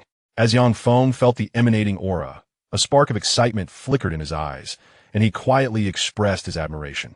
While Yang Feng reflected, the golden dragon began to open its mouth, devouring the remnants of its golden eggshell. After consuming the entire shell, its size doubled, and the intensity of its aura surged, elevating its power to the pinnacle of the law. Among the myriad of dragon races, the 9-clawed golden dragon ranks just below the ancestral dragon. Undeniably a royal lineage within the dragon realm. From birth, the 9-clawed golden dragon possesses the strength of the law, reaching the realm of true immortal upon maturity, and attaining the terrifying might of an immortal king in the advanced stages. Endowed with inherited memories, with adequate resources and time, it can seamlessly cultivate to the realm of the immortal king, becoming a sovereign of the celestial realm, an immensely formidable being. To have the 9-clawed golden dragon recognize me as its master and to possess such a companion is an extraordinary stroke of fortune. Once it matures, I shall gain an unparalleled ally. Naturally, I shall not allow the 9-clawed golden dragon to grow at a leisurely pace. I will employ the secret techniques from the Beast Mastery Compendium to hasten its development, enabling it to reach the realm of true immortal sooner. After all, the maturation period of the 9-clawed golden dragon is exceedingly long. If left to its own devices, by the time it reaches full growth, I would have already become invincible, rendering its assistance unnecessary. Observing the nearby nine-clawed golden dragon, feeling the immense aura it radiated, Yang Feng's eyes sparkled with excitement and anticipation. As he mused, the nine-clawed golden dragon approached him slowly, nuzzling its golden head against Yang Feng's body, displaying affection. With 9 claws, you shall be called Little Geo, Yang Feng said with a smile, gently patting the dragon's head. Thank you, master, for the name. A clear, childlike voice resonated in Yang Feng's ears. In an instant, the 9-clawed golden dragon transformed into a child over half a meter tall, garbed in golden attire, adorned with 2 golden horns. After the transformation, the child embraced Yang Feng's leg, playfully seeking affection. As Yang Feng played with Little Geo, a throng of Wolf Clan warriors, led by 2 wolf demon emperors, marched towards the outskirts of the elven forest, a formidable force approaching. Break through for me, as a resounding roar echoed outside the elven forest. A formidable Wolf Clan demon emperor unleashed the might of his inner world, conjuring a colossal wolf claw that lunged towards the defensive barrier of the elven forest.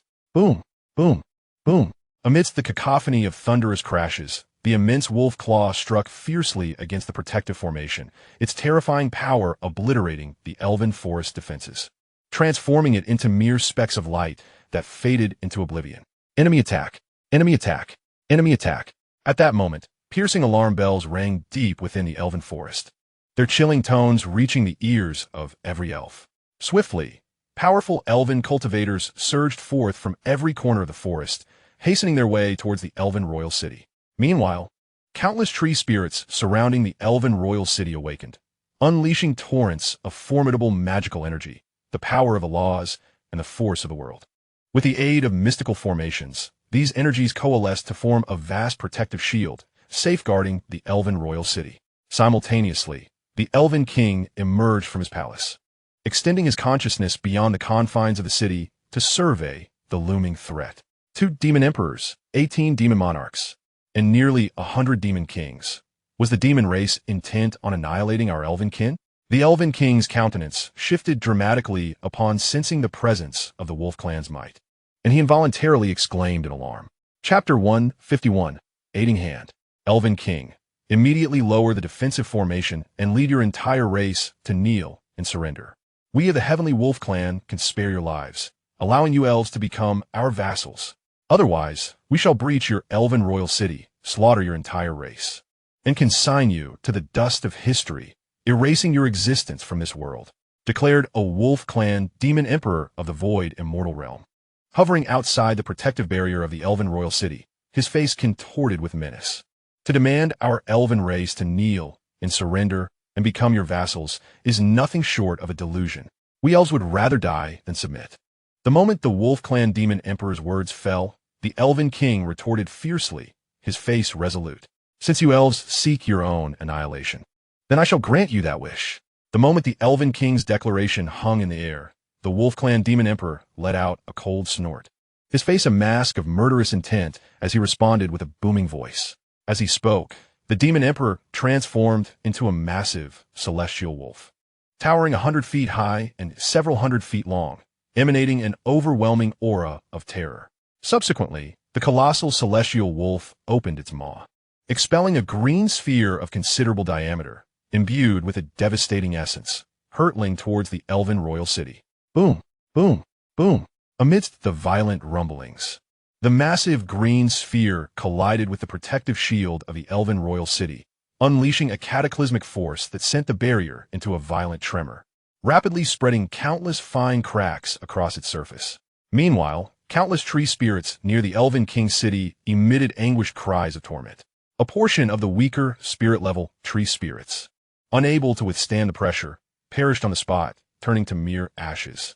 Witnessing this scene, the elven king's expression shifted dramatically. He summoned the world's power within him, condensing it into a sharp arrow, which transformed into a streak of light, hurtling directly towards the wolf tribe's ethereal emperor. However, before the arrow, forged from the essence of the world, could approach the ethereal emperor of the wolf tribe, it was shattered effortlessly by a single swipe of his claw, dispersing into motes of light. Are we to witness the annihilation of our elven race today? The elven king murmured, his face pale as despair flickered in his eyes upon seeing his attack easily thwarted by the wolf tribe's ethereal emperor. Kill! At that moment, the wolf tribe's ethereal emperor bellowed, his towering figure of 100 feet transforming into a flash of light as he charged towards the protective shield of the Elven King city. If the 100-foot-tall figure collided with the protective barrier, it would undoubtedly shatter it, leaving the Elven King city vulnerable. At that juncture, tens of thousands of wolf cultivators would pour into the Elven King city, slaughtering the millions of elves within, rendering them a mere footnote in history. The Elven race is a friend of mine, Yuan Ying. If you wish to annihilate them, you must first pass through me. Just then, a resounding voice resonated from the welcome pavilion, enveloping the entire Elven King city, reaching the ears of every Elven cultivator. Following this, a long sword imbued with the essence of destruction soared from the welcome pavilion, slicing through the air with lightning speed, penetrating the protective barrier of the Elven King city, and cleaving down upon the colossal heavenly wolf.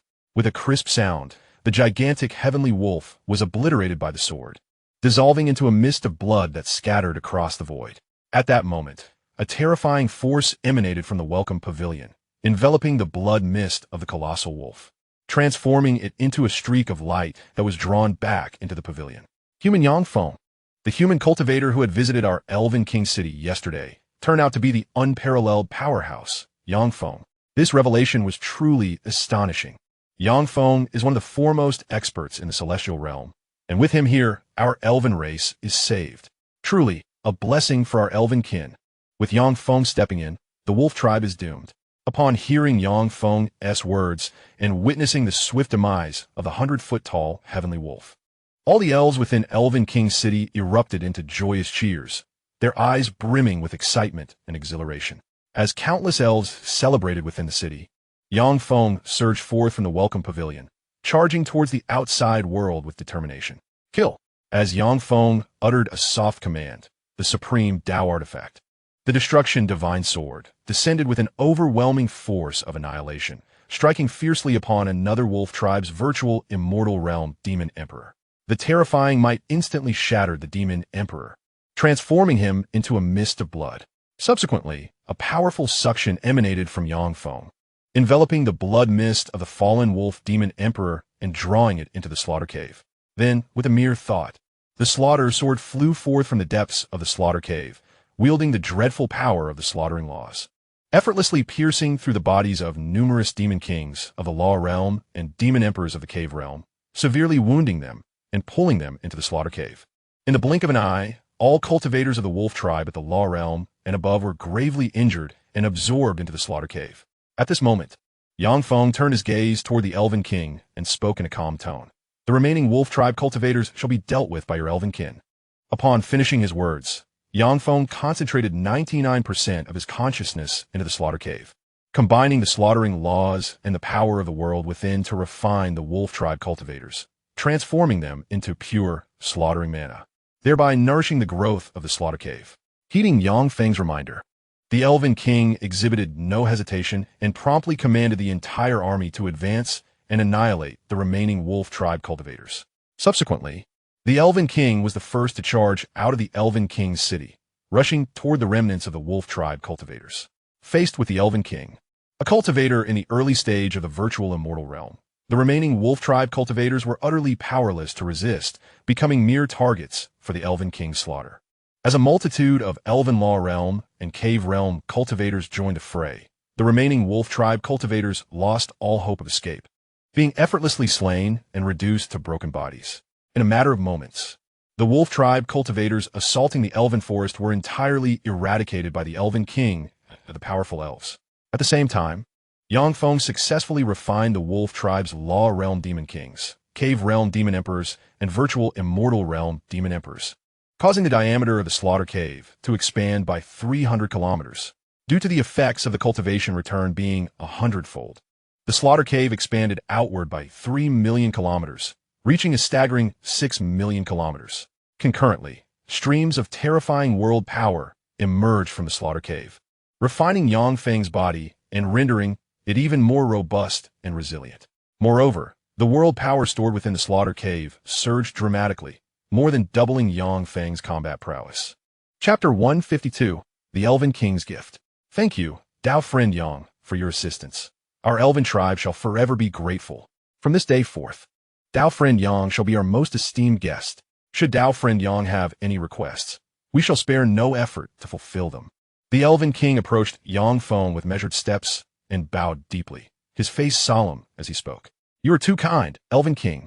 The demon race poses a grave threat to our human kin. My actions in eliminating the cultivators of the Celestial Wolf clan serve to weaken the power of the demons. With a smile illuminating his face, Yang Feng spoke to the solemn-faced elven king. My dear friend Yang, the surrounding noise is rather distracting. Shall we converse in the palace? The elven king suggested softly, casting a glance at the other elven cultivators. Certainly, Yang Feng nodded gently in agreement. With Yang Feng's affirmative response, the elven king guided him to his residence within the palace.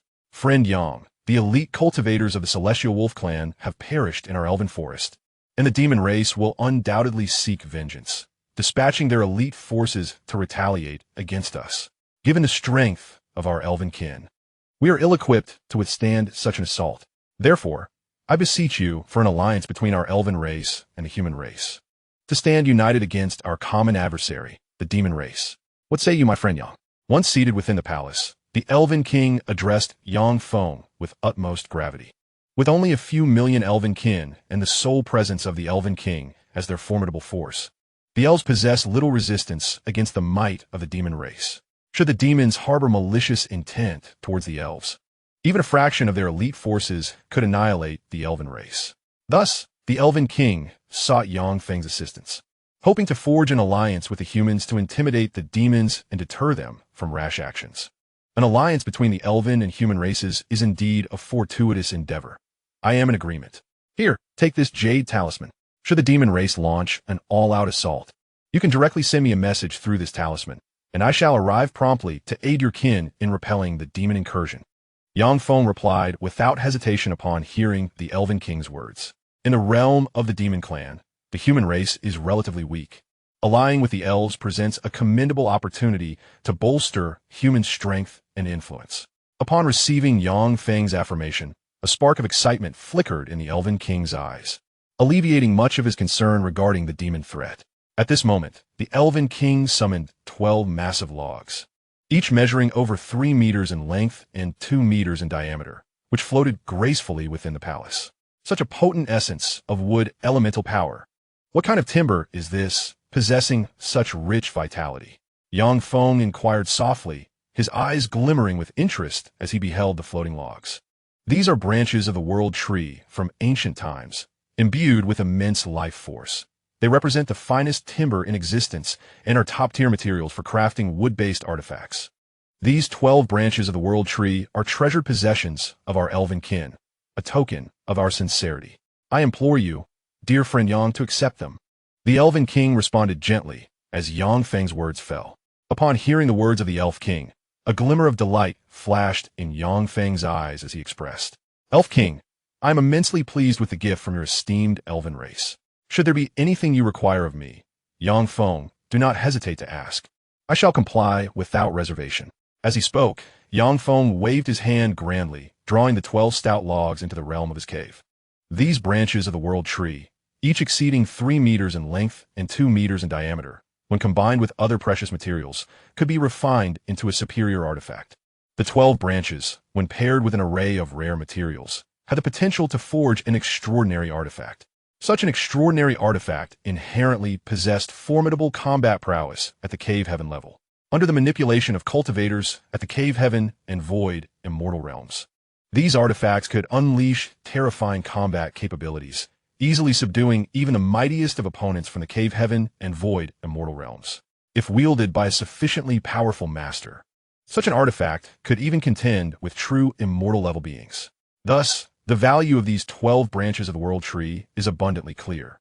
Hearing Yang Feng's words and witnessing the excitement on his face, a faint smile flickered in the Elf King's eyes as he began to discuss the circumstances of the celestial demon realm and various cultivation matters with Yang Feng.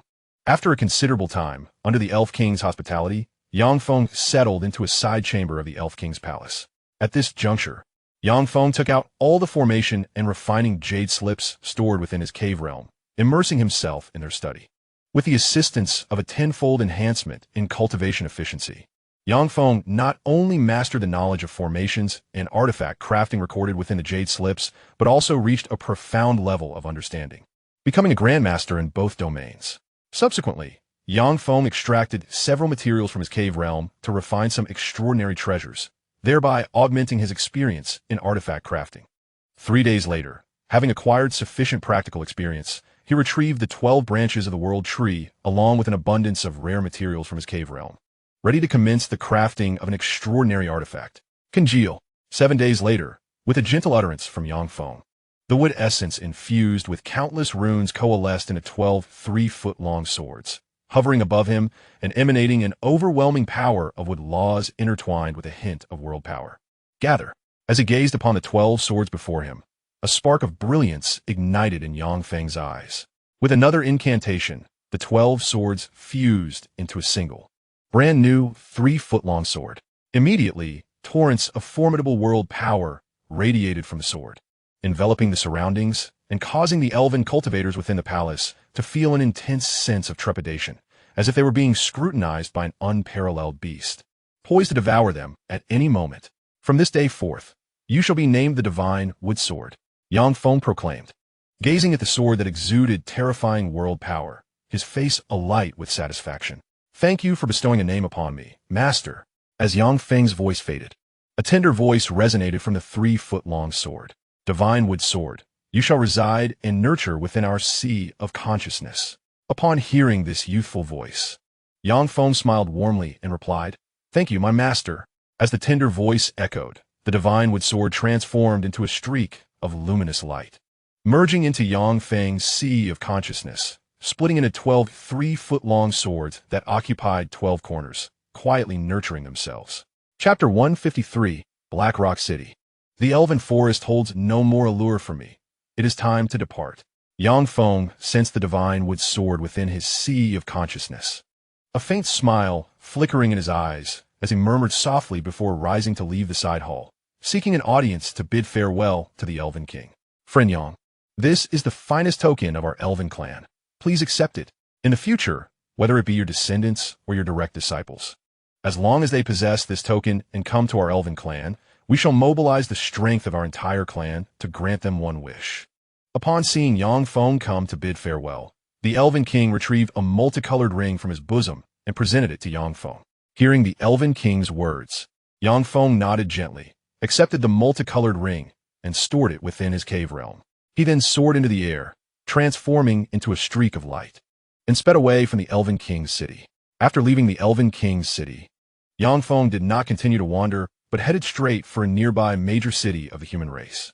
Black Rock City, situated at the foot of the Black Mountain Range, is one of the top 10 cities of the human race in the Celestial Demon Realm, ranking 3rd. The city lord of Black Rock City possesses peak cultivation strength in the Cave Heaven realm and is just one step away from advancing to the Immortal realm, making him one of the top powers among the human race in the Celestial Demon realm. Under the protection of the city lord, Black Rock City and its surrounding territory, spanning thousands of miles, are home to millions of human citizens, making it one of the largest human gathering points in the Celestial Demon realm.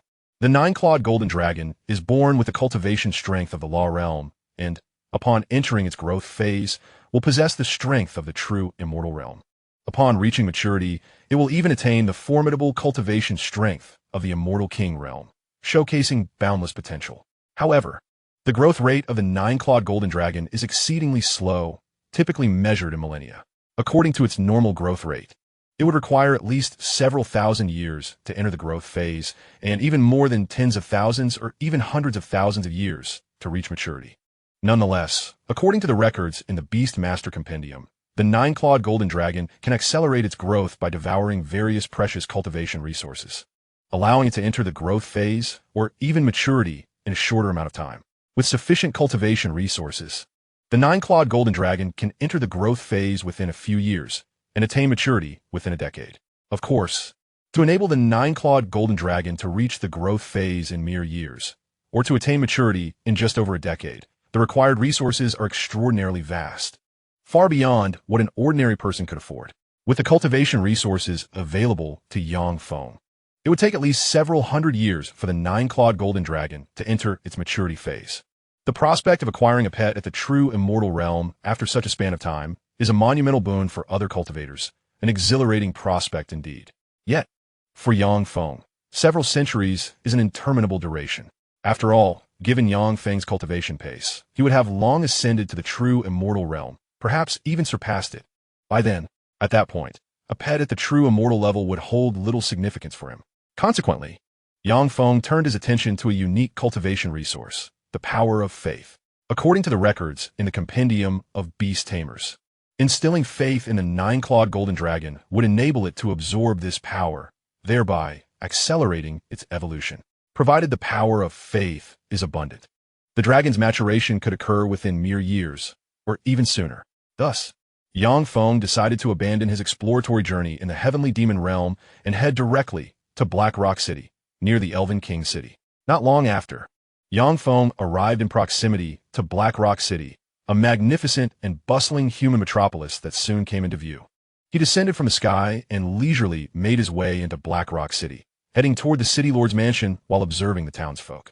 It quickly became evident to Yang Feng that the citizens of Black Rock City led prosperous lives, with many possessing martial prowess. The number of practitioners at the True Qi, True Element, and Gale Energy realms was substantial. Even those at the Mystic Force, Yin Yang, Celestial, and Divine Ability realms were not few, indicating a collective strength that surpassed that of Black Abyss City, which is also one of the 10 major human cities in the Heavenly Demon realm. Clearly, the populace of Black Rock City had embraced martial arts with impressive results. Not only did the citizens boast considerable cultivation levels, but the city also gave rise to numerous cultivators, significantly enhancing its potential, far surpassing that of Black Abyss City. Shortly thereafter, Yang Feng arrived at the entrance of the city lord's mansion and addressed the guard stationed there. "I am Yang Feng of the human race, here to seek an audience with your city lord. Please convey my request. Yang Feng of the human race, you are the unparalleled powerhouse of our people. The great hero Yang Feng, you are the one who vanquished the 2 demon emperors of the Tiger Clan." As Yang Feng's words fell, the guards at the city lord's mansion involuntarily raised their voices, their faces alight with excitement and fervor. "Indeed, I am a Yang Feng you speak of." Yang Feng responded with a faint smile, observing their enthusiasm. As he spoke, he emanated a hint of the aura of a celestial realm expert, causing the guards to tremble slightly, instantly confirming his identity. Subsequently, one of the guards respectfully saluted Yang Feng and hurriedly made his way deeper into the city lord's mansion. Soon, a middle-aged man clad in a turquoise robe emerged briskly from the depths of the lord's mansion, his face alight with excitement as he addressed Yang Feng. "Greetings from Su Dayo, the lord of Heinz City. Welcome, esteemed friend Yang, to our humble abode." "Lord Su, you are too gracious," Yang Feng replied with a gentle smile, observing Su Dayo's exuberance. "My friend Yang, I have arranged for a fine pot of tea. Let us retreat to a quieter corner to sip and converse," Su Dayo eagerly suggested, taking Yang Feng's right hand and guiding him deeper into the lord's mansion. Once settled in the reception hall of the mansion, Su Dayo lifted a cup of steaming tea and remarked, "Esteemed friend Yang, this is our special concentration tea from Heinz City, renowned for its exquisite flavor. Do indulge." With that, Su Dayo raised the cup to his lips and took a delicate sip. Yang Feng, too, lifted his cup, inhaling the aromatic steam before savoring a small sip. "This tea is delightful, quite fragrant," he expressed, prompting a broad smile from Su Dayo. "Since you find it pleasing, I shall gift you 10 pounds of concentration tea," Su Dayo declared, his excitement palpable. "I thank Lord Su in advance," Yang Feng responded, placing his cup down with a grin. After a brief exchange of pleasantries, Yang Feng adopted a serious demeanor and spoke. "Lord Su, I wish to erect a statue of the Golden Dragon in Heinz City, to inspire our human populace to revere the Golden Dragon. What are your thoughts on this?" "Esteemed friend Yang, the Golden Dragon belongs to the Dragonkin, and our relationship with them is somewhat strained. Even if a statue were to be erected, it is unlikely many of our people would worship the Golden Dragon. However, should you desire, I can construct a statue in your honor for the citizens of Heinz City to venerate you. Additionally, I can place a statue of the Golden Dragon beside yours, representing your noble steed. Given your esteemed standing among our people, I am confident that once your statue is established, nearly all of our citizens will willingly revere you. The Golden Dragon, as your steed, will also garner the faith of our populace." Su Dayo thoughtfully responded, considering Yang Feng's earnest expression. You make a valid point, Lord Su. Let us proceed, as you suggest. Yang Feng agreed after a moment's contemplation. With a mere thought, Yang Feng summoned the 9-clawed golden dragon from his realm, bringing it into Su Daio's view. Upon receiving Yang Feng's affirmation and witnessing the sudden appearance of the majestic 9-clawed golden dragon within the palace, Su Daio beamed. Leave this matter to me, esteemed friend Yang. I assure you, it will be to your satisfaction. With that, Su Daio scrutinized Yang Feng and the 9-clawed golden dragon, committing their features to memory. Subsequently, Su Daio arranged for Yang Feng to reside in a secluded chamber within the Lord's mansion, where he commenced the construction of statues dedicated to Yang Feng and the 9-clawed golden dragon. Su Daio's actions were remarkably swift. Within a mere 3 days, a brand new temple was erected in Black Rock City and all human gathering points within a radius of 10,000 miles, honoring Yang Feng and the 9-clawed golden dragon. Upon the completion of this magnificent temple, throngs of human citizens flocked to pay homage, lighting incense in reverence to Yang Feng and the 9-clawed golden dragon. At that moment, a surge of mysterious power of faith manifested within Yang Feng's consciousness, coalescing into a vibrant wish pearl. Is this the legendary power of faith and the wish pearl? Yang Feng murmured softly, gazing at the tendrils of faith and the multicolored wish pearl within his consciousness. As he pondered, he meticulously scrutinized the power of faith and the wish pearl using his divine sense. Soon, Yang Feng discerned that the power of faith was an exceptionally advanced form of energy, capable of supplanting spiritual energy and demonic energy, serving as a resource for cultivators. The wish pearl, a gem compressed from the power of faith, bore similar properties to the spiritual stones formed from condensed spiritual energy, yet fundamentally remained an embodiment of faith. Moreover, the power of faith contained the myriad desires and emotions of its believers, posing a latent threat to cultivators. Should one fail to refine the emotions and desires embedded within this power, recklessly utilizing it for cultivation could accelerate one's progress, but ultimately jeopardize one's safety. Should faith falter, one's cultivation could suffer irreparable harm, ranging from regression to madness, or even disintegration of the soul. However, if one could successfully refine the emotions and desires within the power of faith into a pure, advanced energy, these threats would dissipate. The 9-clawed golden dragon, being of royal lineage among the dragon kin, possessed a formidable legacy of memory that enabled it to refine the emotions and desires within the power of faith effortlessly, allowing for unrestrained utilization of this energy in its cultivation, thereby accelerating its growth. In contrast, Yang Feng lacked the ancestral memory of the 9-clawed golden dragon, as well as its innate gifts, and had no means to address the emotional turmoil inherent in the power of faith. Consequently, upon recognizing the potential dangers associated with the power of faith, he promptly ceased any attempts to utilize it for his cultivation. Nevertheless, although Yang Feng could not harness the power of faith for his own development, it represented a highly valuable material for him, aiding in the creation of slaughter puppets and enhancing his combat prowess.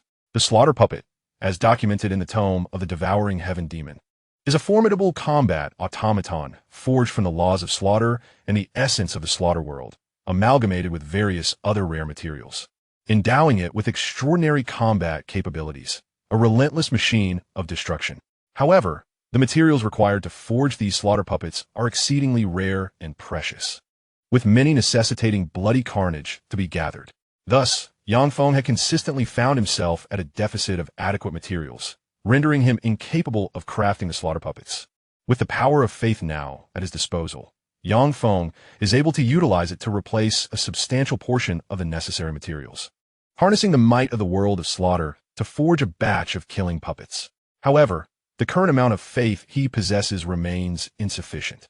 As there are too few believers, he must await the accumulation of faith before he can commence the creation of these puppets.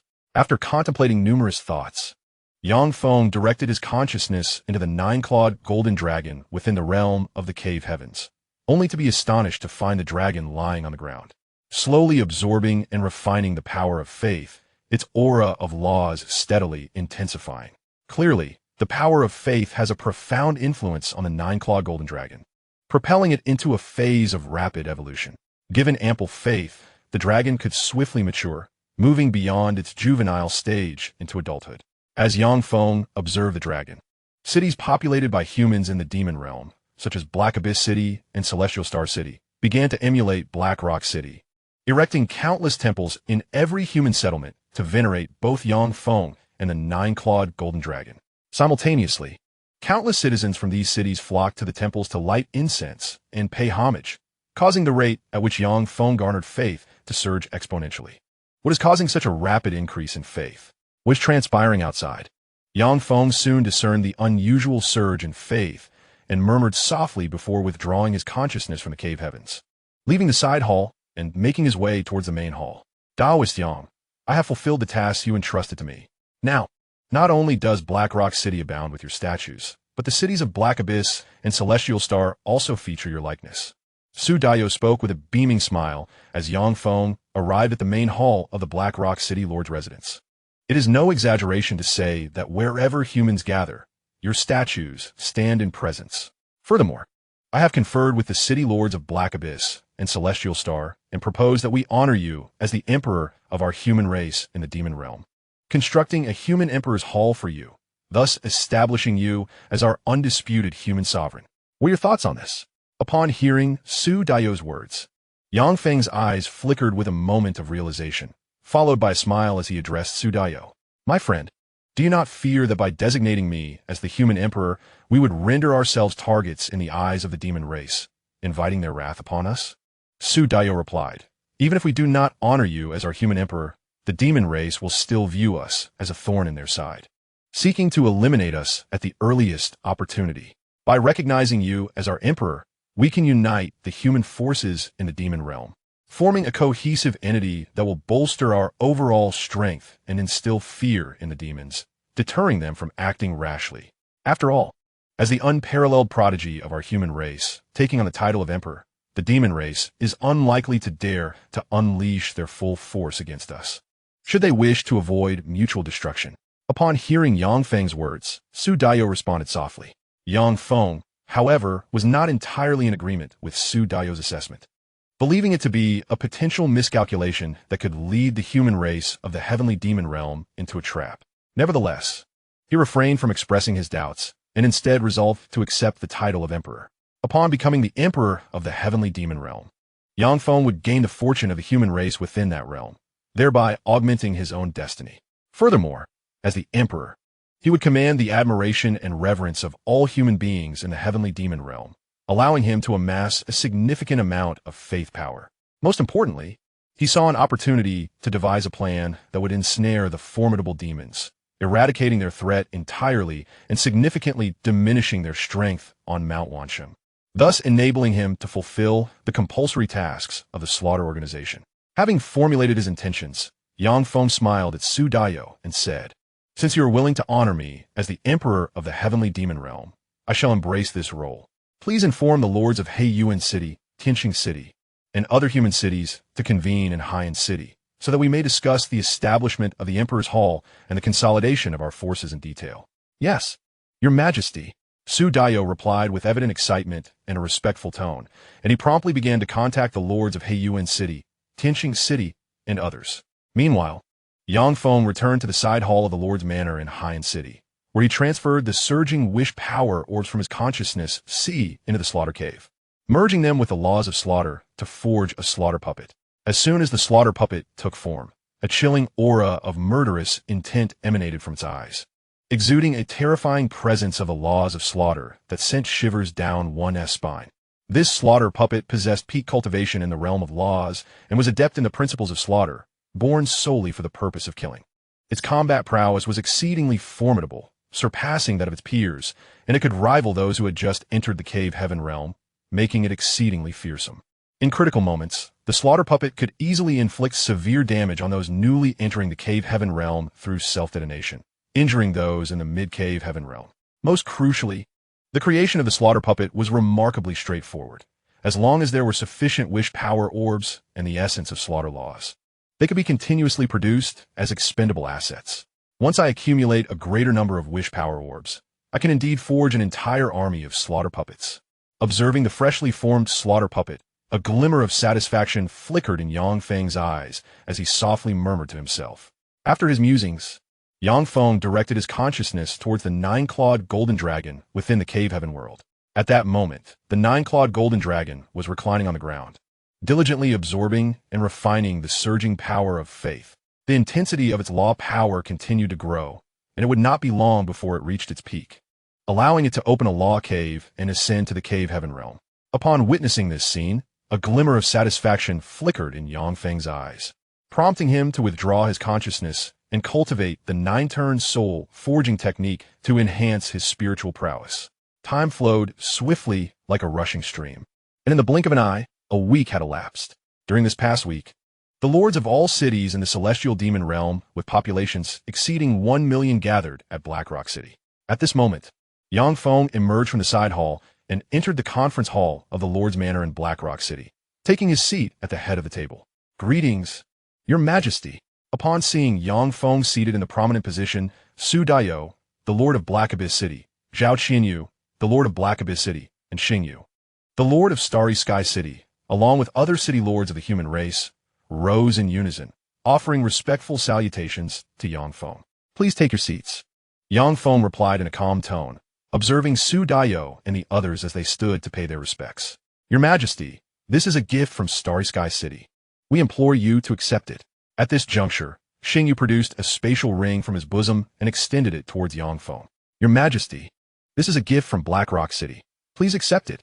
"Your Majesty, this is a gift from all the citizens of Luyu City. We beseech you to accept it." As Xingyu's words fell, Su Daiyou and the other city lords also retrieved spatial rings from their garments, presenting them to Yang Feng. It was evident that these city lords had conspired beforehand to collectively present gifts to Yang Feng in the conference hall, congratulating him on his ascension to the throne of the human emperor. Upon hearing the words of Xingyu and witnessing their actions, Yang Feng smiled slightly, waving his hand to receive all the gifts into the spatial ring, saying, "I appreciate your goodwill and the sentiments of our human populace. Here, I declare, as long as I, Yang Feng, am alive, no one shall dare to insult our human citizens. Otherwise, I shall eradicate their entire lineage. Your Majesty is formidable and awe-inspiring. May your Majesty's longevity match that of the heavens. May your Majesty's fortune be as vast as the Eastern Sea." As Yang Feng's voice faded, the multitude of human city lords within the conference hall erupted into exuberant cheers, their faces alight with excitement and fervor. They relished having such a commanding leader in Yang Feng, for only a leader of his caliber could safeguard them and the human populace from the oppression of the demon race. Observing the fervent expressions of the human city lords below, Yang Feng smiled gently, a look of satisfaction crossing his features. He raised his hand to calm them and urged them to sit down, commencing discussions regarding the construction of the human emperor's palace, the establishment of the human emperor's guard, and the organization of the grand coronation ceremony. After concluding discussions with Su Daiyou and the other human city lords regarding the construction of the human emperor's palace, the formation of the human emperor's guard, and the arrangements for the coronation ceremony, Yang Feng entrusted the various preparations to Su Daiyou and the other city lords for handling. Yang Feng returned to the side hall to examine the items sent by the city lords of the human race, curious to discover if any treasures could enhance his strength and combat prowess. Chapter 156, Star Core and a Ninefold Thunder Tribulation. Although the overall strength of the human race in the celestial demon realm is not formidable, the resources at their disposal are quite abundant. As he surveyed the gifts from the city lords of various human cities, a glimmer of brilliance flashed in Yang Feng's eyes, and he couldn't help but softly exclaim in wonder. After scrutinizing only a portion of the gifts, Yang Feng uncovered numerous precious treasures among them, including some extraordinary artifacts and even exquisite ones, which filled his heart with immense joy and heightened his anticipation for the remaining gifts. The Star Core. When Yang Feng's consciousness entered the spatial ring sent by a city lord of a small human city, a dazzling stone, radiant with starlight, came into view, causing his eyes to widen in astonishment, and he involuntarily gasped. The Star Core, the core of the celestial stars, contains the majority of their energy and is a supreme treasure. Depending on the quality of the Star Core, it can be used to forge superior and even exquisite artifacts, or even celestial weapons. The Star Core within the spatial ring, while not the highest quality, is of medium quality and can serve as a principal material for crafting exquisite artifacts. Beyond its use in artifact crafting, the Star Core can also be integrated into a paradise world, providing ample energy and even allowing the evolution of celestial bodies within the paradise world, thereby enhancing its power. For others, a medium-quality star core might only facilitate a slight expansion of their inner paradise world. However, for Yang Feng, it holds the potential to break through the barriers of his inner paradise world, evolving it into a small thousand world. Furthermore, he himself could endure the baptism of the ninefold thunder tribulation and ascend to the realm of the virtual immortal. After a moment of astonishment, Yang Feng resisted the urge to immediately fuse the star core into his inner paradise world and directed his consciousness towards the spatial rings sent by other city lords, seeking even more precious treasures. Unfortunately, he did not find anything comparable to the star core or even more valuable among the gifts from the city lords. Observing this, Yang Feng gently shook his head, reflecting on his own insatiable greed. With a sigh, Yang Feng decided to integrate the star core into his inner paradise world. Immediately, a surge of terrifying power emanated from his paradise world, acting upon the star core, disintegrating it and unleashing a formidable energy that flowed into the paradise world. As the star core crumbled, the terrifying celestial force was released and infused into Yang Feng's inner paradise, causing it to begin expanding outward. Boom, boom, boom. Amidst the resounding roars, Yang Feng's inner paradise world shattered the limitation of 10 million kilometers in diameter, reaching 10,000,001 kilometers, then 10,000,002 kilometers. As Yang Feng's internal celestial realm reached 10,000,001 kilometers, it ceased its outward expansion. Countless stellar energies surged, transforming into a radiant sun and moon, suspended above the celestial realm. A chime resonated, announcing that his internal celestial realm expanded by 10,000 kilometers, breaking through its limitations to ascend into a minor thousand worlds. With cultivation effects returned 1,000-fold, his minor thousand worlds then expanded outward by 100 million kilometers. At this moment, a melodious notification echoed in Yang Feng's ears. An invisible force descended from the heavens and merged into his minor thousand worlds, enabling further expansion until it reached 100,000,001 kilometers before halting. During this process, immense energy flooded into the sun and moon hovering above the minor thousand worlds, greatly enhancing their power, radiating an even more scorching and formidable light. As the power of the five elements receded, terrifying world energy was birthed from Yang Feng's minor thousand worlds, coursing into his body to reinforce it, rendering him more resilient and powerful. Boom, boom, boom. At that moment, a series of thunderous roars erupted above Black Rock City. Countless bolts of lightning converged in the skies, forming a colossal thundercloud spanning 10,000 miles. The thunderous tribulation. This was the ninefold thunder tribulation. Who among us has broken through their limitations to ascend into the realm of virtual immortality? Another cultivator of the virtual immortality realm has emerged among our human race, just as we were preparing to establish the Human Emperor's Hall and consolidate our forces. A new powerful figure in the realm of virtual immortality has been born, truly a blessing for our people. Witnessing the immense thundercloud and the myriad of terrifying lightning bolts within, the numerous powerful beings of the human race in Black Rock City erupted in exclamations, their eyes filled with excitement and anticipation. Once I withstand the ninefold thunder tribulation, my body will transform into that of a semi-mortal, officially ascending to the realm of virtual immortality and becoming a true semi-immortal. Observing the ominous thundercloud above Black Rock City, a glimmer of hope flickered in Yang Feng's eyes as he murmured softly. In the midst of his musings, Yang Feng's figure flickered and vanished from his location, appearing high above Black Rock City, prepared to embrace the baptism of the ninefold thunder tribulation. Is that not His Majesty the Human Emperor? The Human Emperor is about to ascend into the realm of virtual immortality? If the Human Emperor can effortlessly subdue the virtual immortality demon emperors at the celestial realm, how much more so will he be able to obliterate them as a virtual immortality cultivator? Once the Human Emperor ascends to this level, he will undoubtedly become the foremost powerhouse in our celestial realm, elevating our human race to one of the most formidable factions in the celestial domain.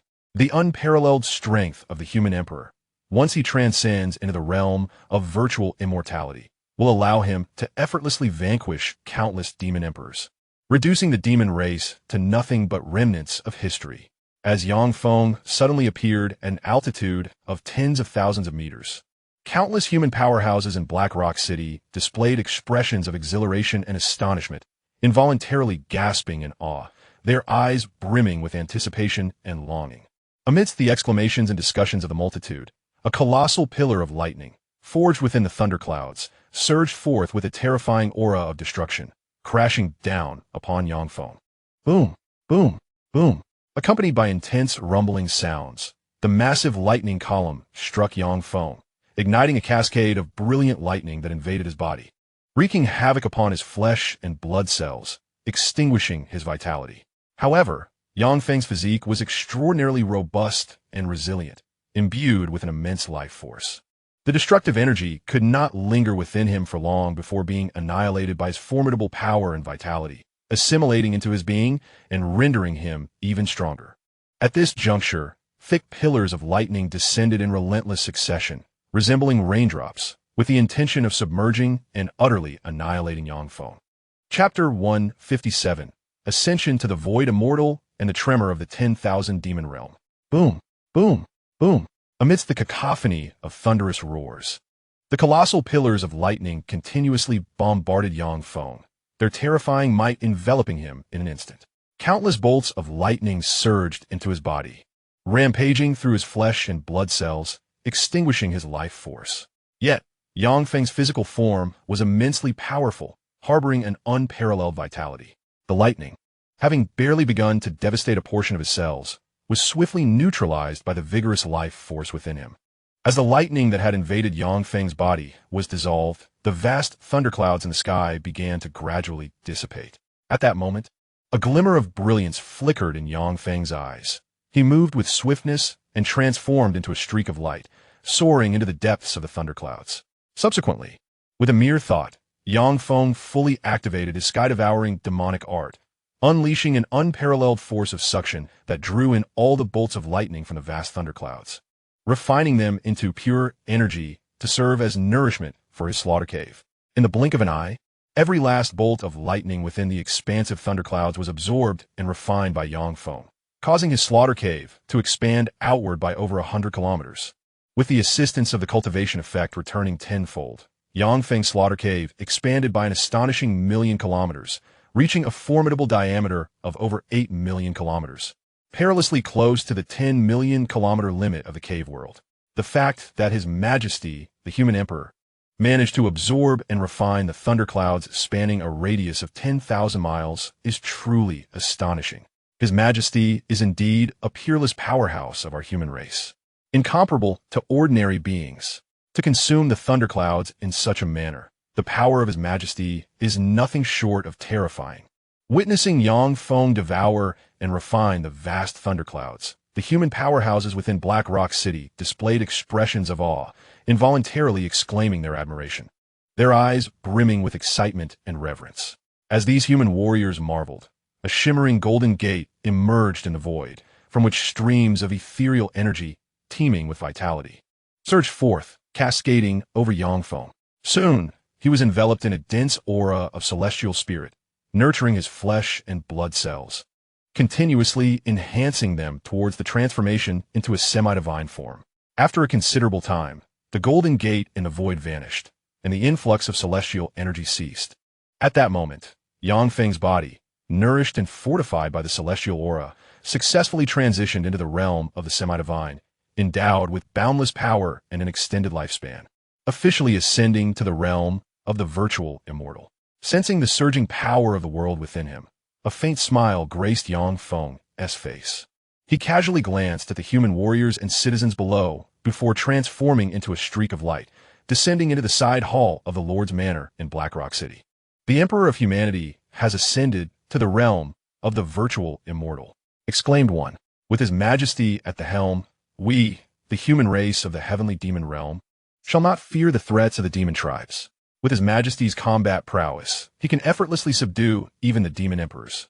Our people are on the verge of rising. Those human powerhouses who witnessed Yangfeng's ascension to the realm of the virtual immortal were filled with exhilaration, unable to contain their astonishment. After a chorus of exclamations, these human warriors swiftly recognized Yangfeng as a virtual immortal and revered him as the Emperor of Humanity. with news of his impending coronation spreading rapidly throughout the heavenly demon realm within a month. Meanwhile, the spies from various alien races and demon tribes lurking around Black Rock City relayed the information regarding Yang Feng's ascension and the impending establishment of the Emperor's Hall to their higher-ups. Yang Feng of the human race has ascended to the realm of the virtual immortal and is to hold his coronation in a month. King Hadley of the Goblin Kingdom gazed at the intelligence in his hands, a look of astonishment flashing in his eyes as he involuntarily exclaimed. After a moment of reflection, Hadley calmed himself, instructing his subordinates to prepare valuable gifts, intending to personally present them at Yang Feng's coronation. Yang Feng has ascended to the realm of the virtual immortal. Our elven race has truly secured a golden opportunity. The Elven King, looking at the information, felt a surge of joy, murmuring to himself with a face full of excitement. The ascent of Yang Feng to the realm of the virtual immortal and his intention to consolidate human power to establish the Emperor's Hall is a monumental event for our heavenly demon realm, remarked the chieftain of the giant clan, his eyes reflecting surprise as he contemplated the news. After this realization, the chieftain prepared to attend the coronation in a month. As the leaders and formidable beings of various races, including the Goblin King, the Elven King, and the Giant Clan Chief, marveled at Yang Feng, the Demon Emperor and powerful entities of the demon race convened within the Grand Hall of Wanqing Mountain. The atmosphere was thick with tension, akin to the foreboding calm before a tempest. Esteemed colleagues, Yang Feng has ascended to the realm of the virtual immortal. Given his previously demonstrated formidable combat prowess, none among us stand a chance against him. He could effortlessly vanquish any one of us. This signifies that Yang Feng has become the foremost powerhouse in our celestial demon realm, capable of effortlessly subduing any demon emperor among us. Presently, Yang Feng is consolidating the forces of a human race, preparing to cultivate its warriors. Given the rapid cultivation speed of humans, under Yang Feng's guidance and protection, it will take at most a few centuries for a significant number of formidable beings to emerge, including those of the Law Realm, the Cave Heaven Realm, and even the virtual immortal realm. This is undoubtedly an outcome that we, as demons, cannot and shall not accept. Therefore, I propose that during the grand coronation ceremony of the human emperor, all demon emperors among us should unite and ambush Yang Feng to eliminate this threat once and for all. What are your thoughts on this matter? From the high seat, the Dragon Clan's virtual immortal gazed upon the assembly of virtual immortal demon emperors, his eyes glinting with ferocity as he spoke in a chilling tone. Yang Feng must perish. I concur with the resolution of the Dragon Clan leader. The threat posed by Yang Feng is too great. He must be eliminated. I support the proposal of the Dragon Clan leader. I agree. I too am in accord. I endorse this. As the words of the Dragon Clan's virtual immortal echoed, the other virtual immortal demon emperors vocally expressed their agreement. Clearly, these powerful beings recognized the peril Yang Feng posed and were preparing to unite in order to eradicate this threat. Chapter 158. The coronation of the human emperor. Time flowed as swiftly as a stream, and in the blink of an eye, a month had passed. During this past month, human warriors gathered in Black Rock City, constructing a resplendent and grand human emperor's hall atop a perilous peak situated over 1,000 miles from the city. Meanwhile, Yang Feng devoted his time to refining 81 Dao artifacts, depleting a significant portion of the rare materials amassed by the human cities.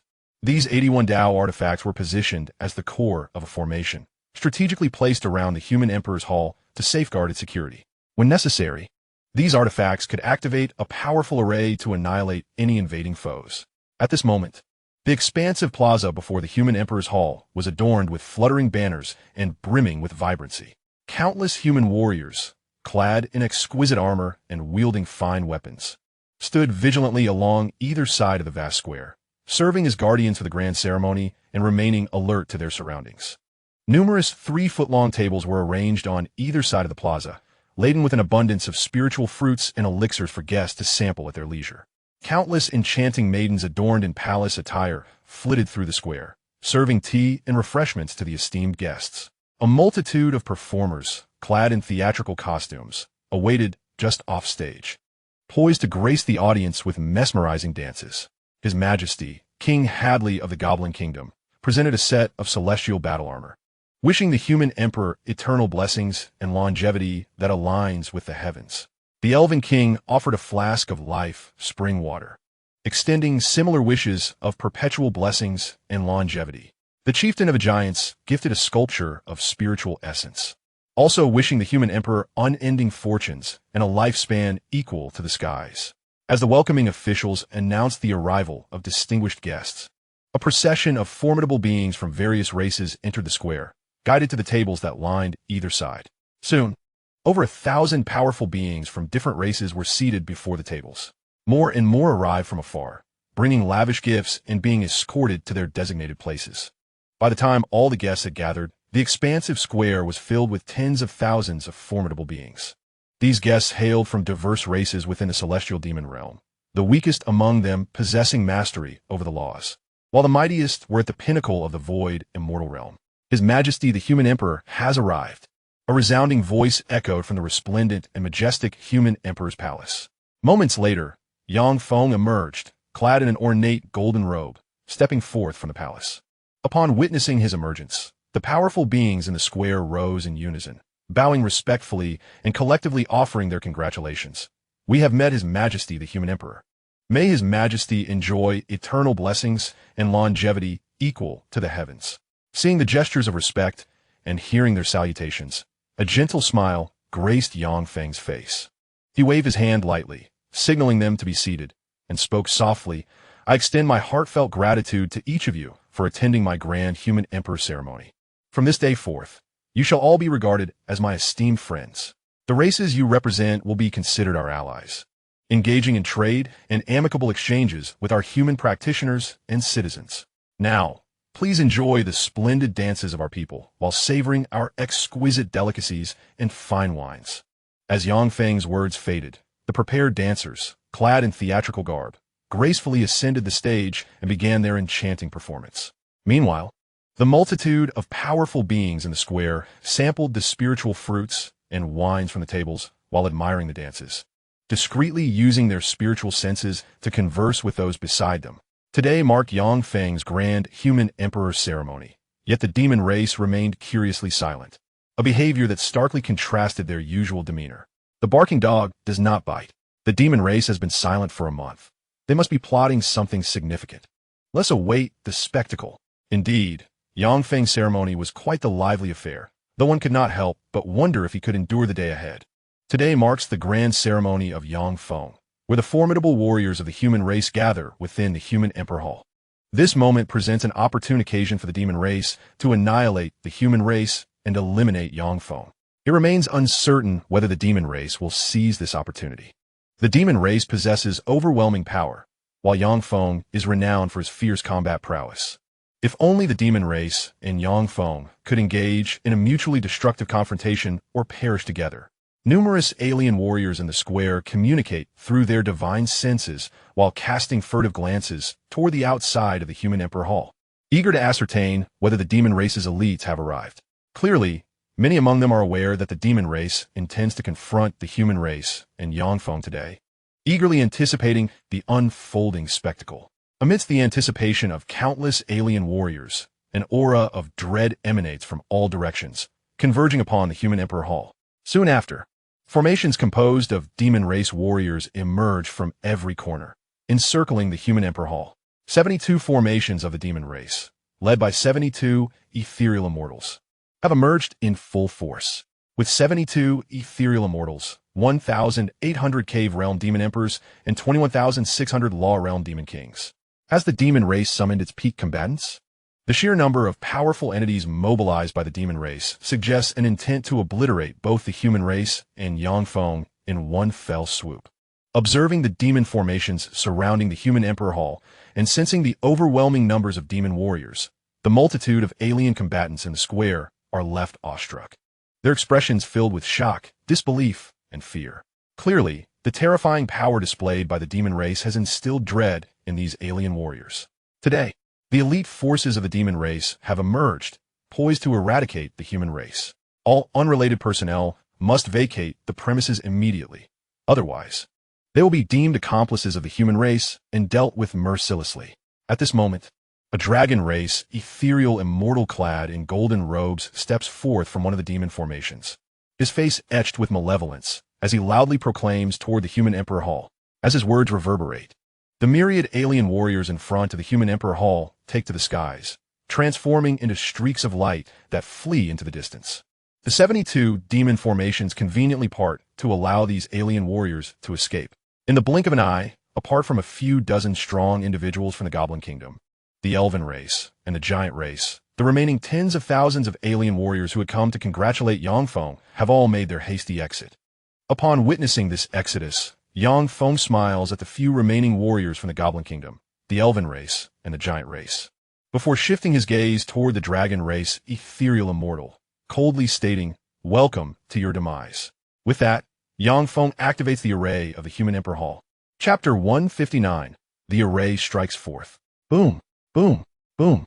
Amidst the thunderous roars, robust pillars of energy ascended from the periphery of the Imperial Palace, converging above to form a colossal hemispherical shield, enveloping an expanse of 1,000 miles around the palace.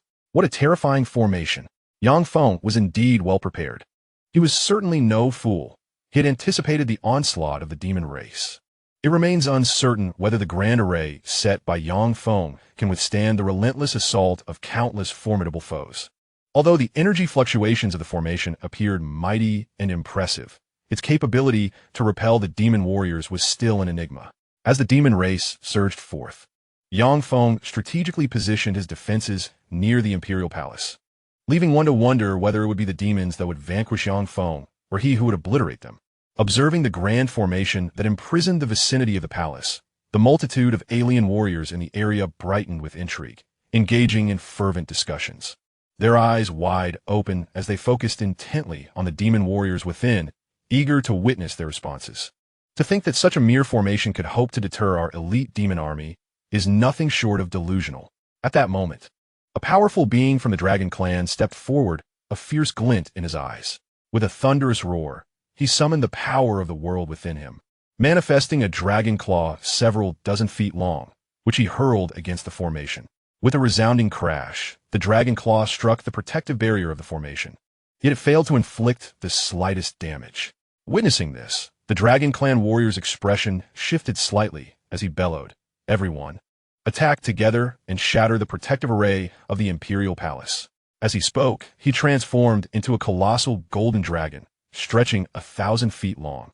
Releasing a deafening roar and brandishing his razor-sharp claws, he unleashed a devastating strike upon the protective formation. Simultaneously, the 71 demon emperors of the virtual Immortal realm, along with 1,800 demon monarchs of the Cave Heaven realm and 21,600 demon kings of the Law realm, revealed their true forms. They harnessed the world power, Cave Heaven power, and Law power within them, launching a ferocious assault on the protective array of the Imperial Palace. Instantly, waves of incomprehensible power crashed against the protective formation, causing it to tremble violently, with minute cracks beginning to appear on its surface. To think you can breach the Swallowing Heaven array is nothing but a fantasy. Yang Feng scoffed disdainfully as he observed the formation's cracks. As he spoke, the killing Cave Heaven emerged from his sea of consciousness, hovering above his head, releasing torrents of horrific killing power that surged into the Swallowing Heaven array, causing its might to escalate dramatically.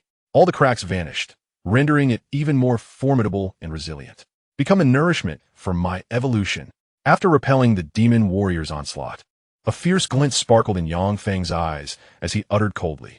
After speaking, Yang Feng exerted all his strength to activate the Devouring Heaven Great Array. One by one, Dao artifacts soared from the Imperial Palace, imbued with terrifying power, ruthlessly striking the bodies of the Demon Clan's Law Realm and Cave Heaven Realm cultivators. They easily pierced through their flesh, causing blood to spatter and vital energy to be severely wounded, eliciting a chorus of anguished cries. Subsequently, the killing Cave Heaven, serving as the core of the formation, unleashed a terrifying suction force, drawing in those demon cultivators, gravely wounded by the Dao artifacts, into the killing Cave Heaven. There, the power of the world suppressed and refined them into pure killing mana. In a fleeting moment, over 10,000 Law Realm demon cultivators and more than 600 Cave Heaven Realm demon cultivators were suppressed and refined by the killing Cave Heaven into streams of pure killing mana. At that moment, a thought crossed Yang Feng's mind, and the killing mana within the killing Cave Heaven immediately transformed into nourishment for its evolution. prompting the killing cave heaven to expand outward. A clear notification echoed in Yang Feng's ears. Your killing cave heaven has expanded outward by 120 kilometers, with a cultivation effect returning 10,000-fold. Your killing cave heaven has expanded outward by 120 million kilometers. With this announcement, an invisible force surged into the killing cave heaven, enabling it to extend a staggering 120 million kilometers, reaching an astounding 8 million kilometers. With the power of the world dramatically increasing. Refine it for me. Feeling the transformation of the killing cave heaven.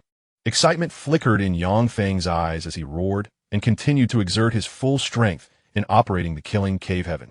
Soon, 81 Dao artifacts, wielding immense power, easily devastated the demon clan's law realm and cave heaven realm cultivators. The suction force emanating from the killing cave heaven drew in these gravely injured cultivators, refining them into pure killing mana for storage. Before long, a significant portion of the demon clan's law realm and cave heaven realm cultivators have been severely wounded and refined, filling the killing cave heaven with pure killing mana. At this juncture, Yang Feng chose not to continue the slaughter of the law realm and cave heaven realm demon cultivators, instead directing his gaze toward the 72 void, immortal realm demon emperors. All of you shall perish. With a furious roar from Yang Feng, the killing cave heaven transformed into a sphere, striking fiercely against a void, immortal realm demon emperor of the ape clan. The overwhelming power instantly shattered him, turning him into a mist of blood. Immediately afterward, the killing cave heaven released a powerful suction, drawing in the blood mist of that ape demon emperor, refining it into streams of pure killing mana. The sphere formed by the killing cave heaven then continued its relentless assault on a void, immortal realm demon emperor of the wolf clan, effortlessly shattering him as well and absorbing him into its depths, refining him into pure killing mana. In the blink of an eye, the sphere formed from the slaughtering cave had obliterated a total of 12 virtual immortals among the demon emperors, completely subduing and refining them into pure magical energy. The remaining demon emperors of the virtual immortal realm, gripped by terror, hastily sought refuge, distancing themselves from the menacing sphere. Thinking of fleeing? Do you truly believe you can escape? All of you shall perish. As he observed the remaining virtual immortal demon emperors retreating into the distance, a look of disdain flickered in Yang Feng's eyes.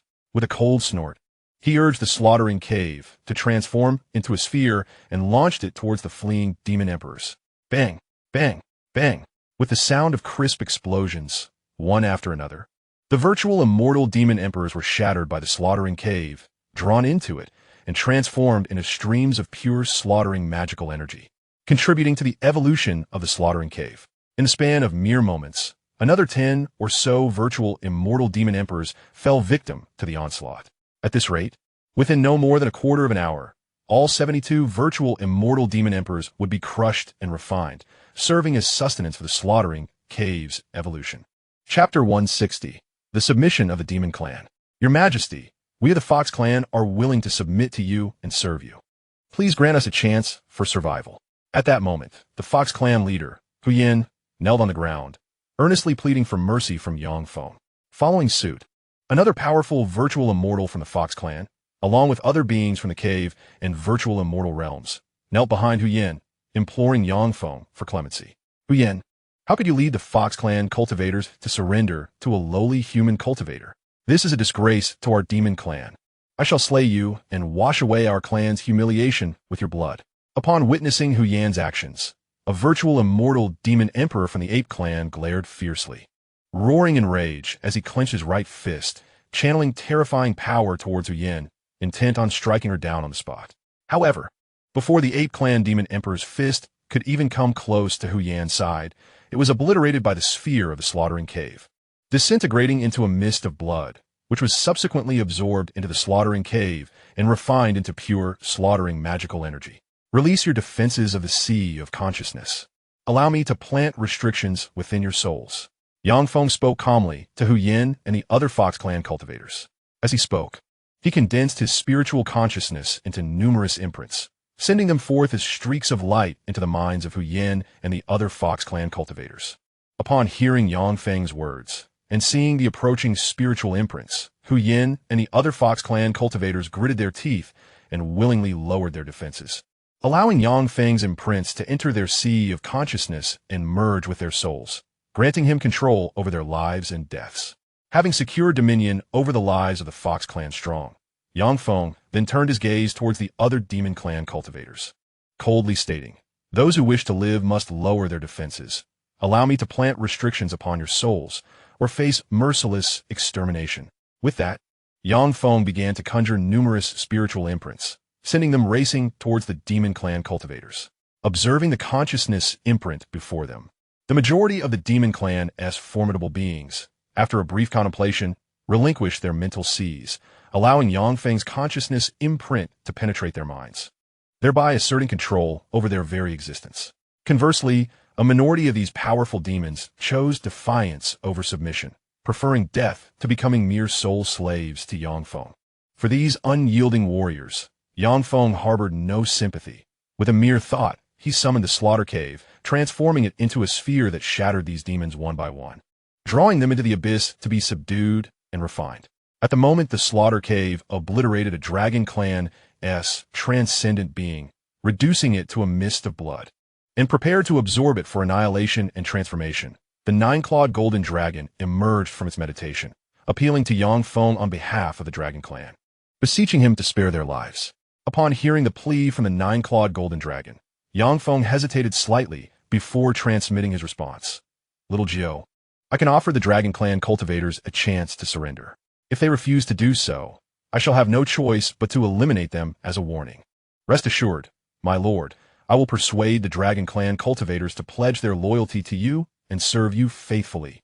Upon hearing Yangfeng's words, a glimmer of joy flickered in Little Jiu's eyes. It swiftly emerged from the world within Yangfeng, transforming into a magnificent nine-clawed golden dragon, towering hundreds of feet long. Manifesting in the void, the nine-clawed golden dragon. How astonishing it is that we have a nine-clawed golden dragon in the celestial demon realm. The dragon clan cultivators, ensnared within the devouring heaven array, gasped in astonishment, their faces betraying their shock. "I am Little Jiu, the nine-clawed golden dragon, and I am both the mount and companion of my lord. In my capacity as a nine-clawed golden dragon, I command you to surrender to my lord, to bow before him and serve him." As countless dragon clan cultivators gasped in awe, Little Jiu waved its 9 golden claws and proclaimed to those ensnared in the devouring heaven array. Hearing Little Jiu's words and witnessing its glimmering claws, as well as the menacing presence of Yangfeng in the distance, the dragon clan cultivators fell into contemplation, their earlier resolve to die rather than submit dissipating. The 9-clawed golden dragon is the sovereign of our clan. Since our royal is urging us to yield to his majesty the human emperor, we, the dragon clan of the celestial demon realm, shall submit to his majesty and serve him. After a prolonged silence, the dragon clan leader, Long Yu, who possessed peak transcendent cultivation, transformed into human form and respectfully bowed to Yangfeng. Having spoken, Long Yu relinquished his mental defenses, allowing Yangfeng's consciousness imprint to enter his mind, merging with his soul and granting Yangfeng dominion over his life and death. Witnessing Long Yu's actions, the other dragon clan cultivators followed suit, releasing their consciousness to accept Yangfeng's imprint, thus becoming his soul slaves. As the formidable beings of the dragon clan submitted, the remaining demon clan warriors relinquished their earlier resolve, willingly releasing their divine consciousness to accept Yangfeng's imprint. Many of these residual demon warriors became the soul slaves of Yangfeng. Thus, the invaders from the demon clan either met their demise at Yangfeng's hands or became his sole subordinates. The demon clan had indeed suffered a crushing defeat. How utterly devastating their loss was. Such a multitude of powerful demons was entirely subdued by Yangfeng, an astonishing spectacle to behold.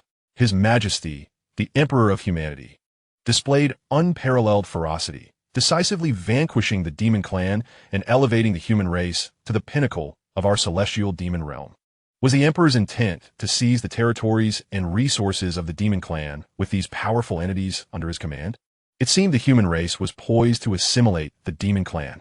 Should the humans successfully absorb the demons, they would undoubtedly ascend as the sovereigns of the celestial demon realm. The expressions of the onlooking alien warriors shifted dramatically, their faces betraying a mix of astonishment and trepidation as they gasped in alarm. Amidst the murmurs of the alien warriors, Yang Feng contemplated and subsequently closed the devouring heaven great formation, restoring freedom to the remaining demon warriors.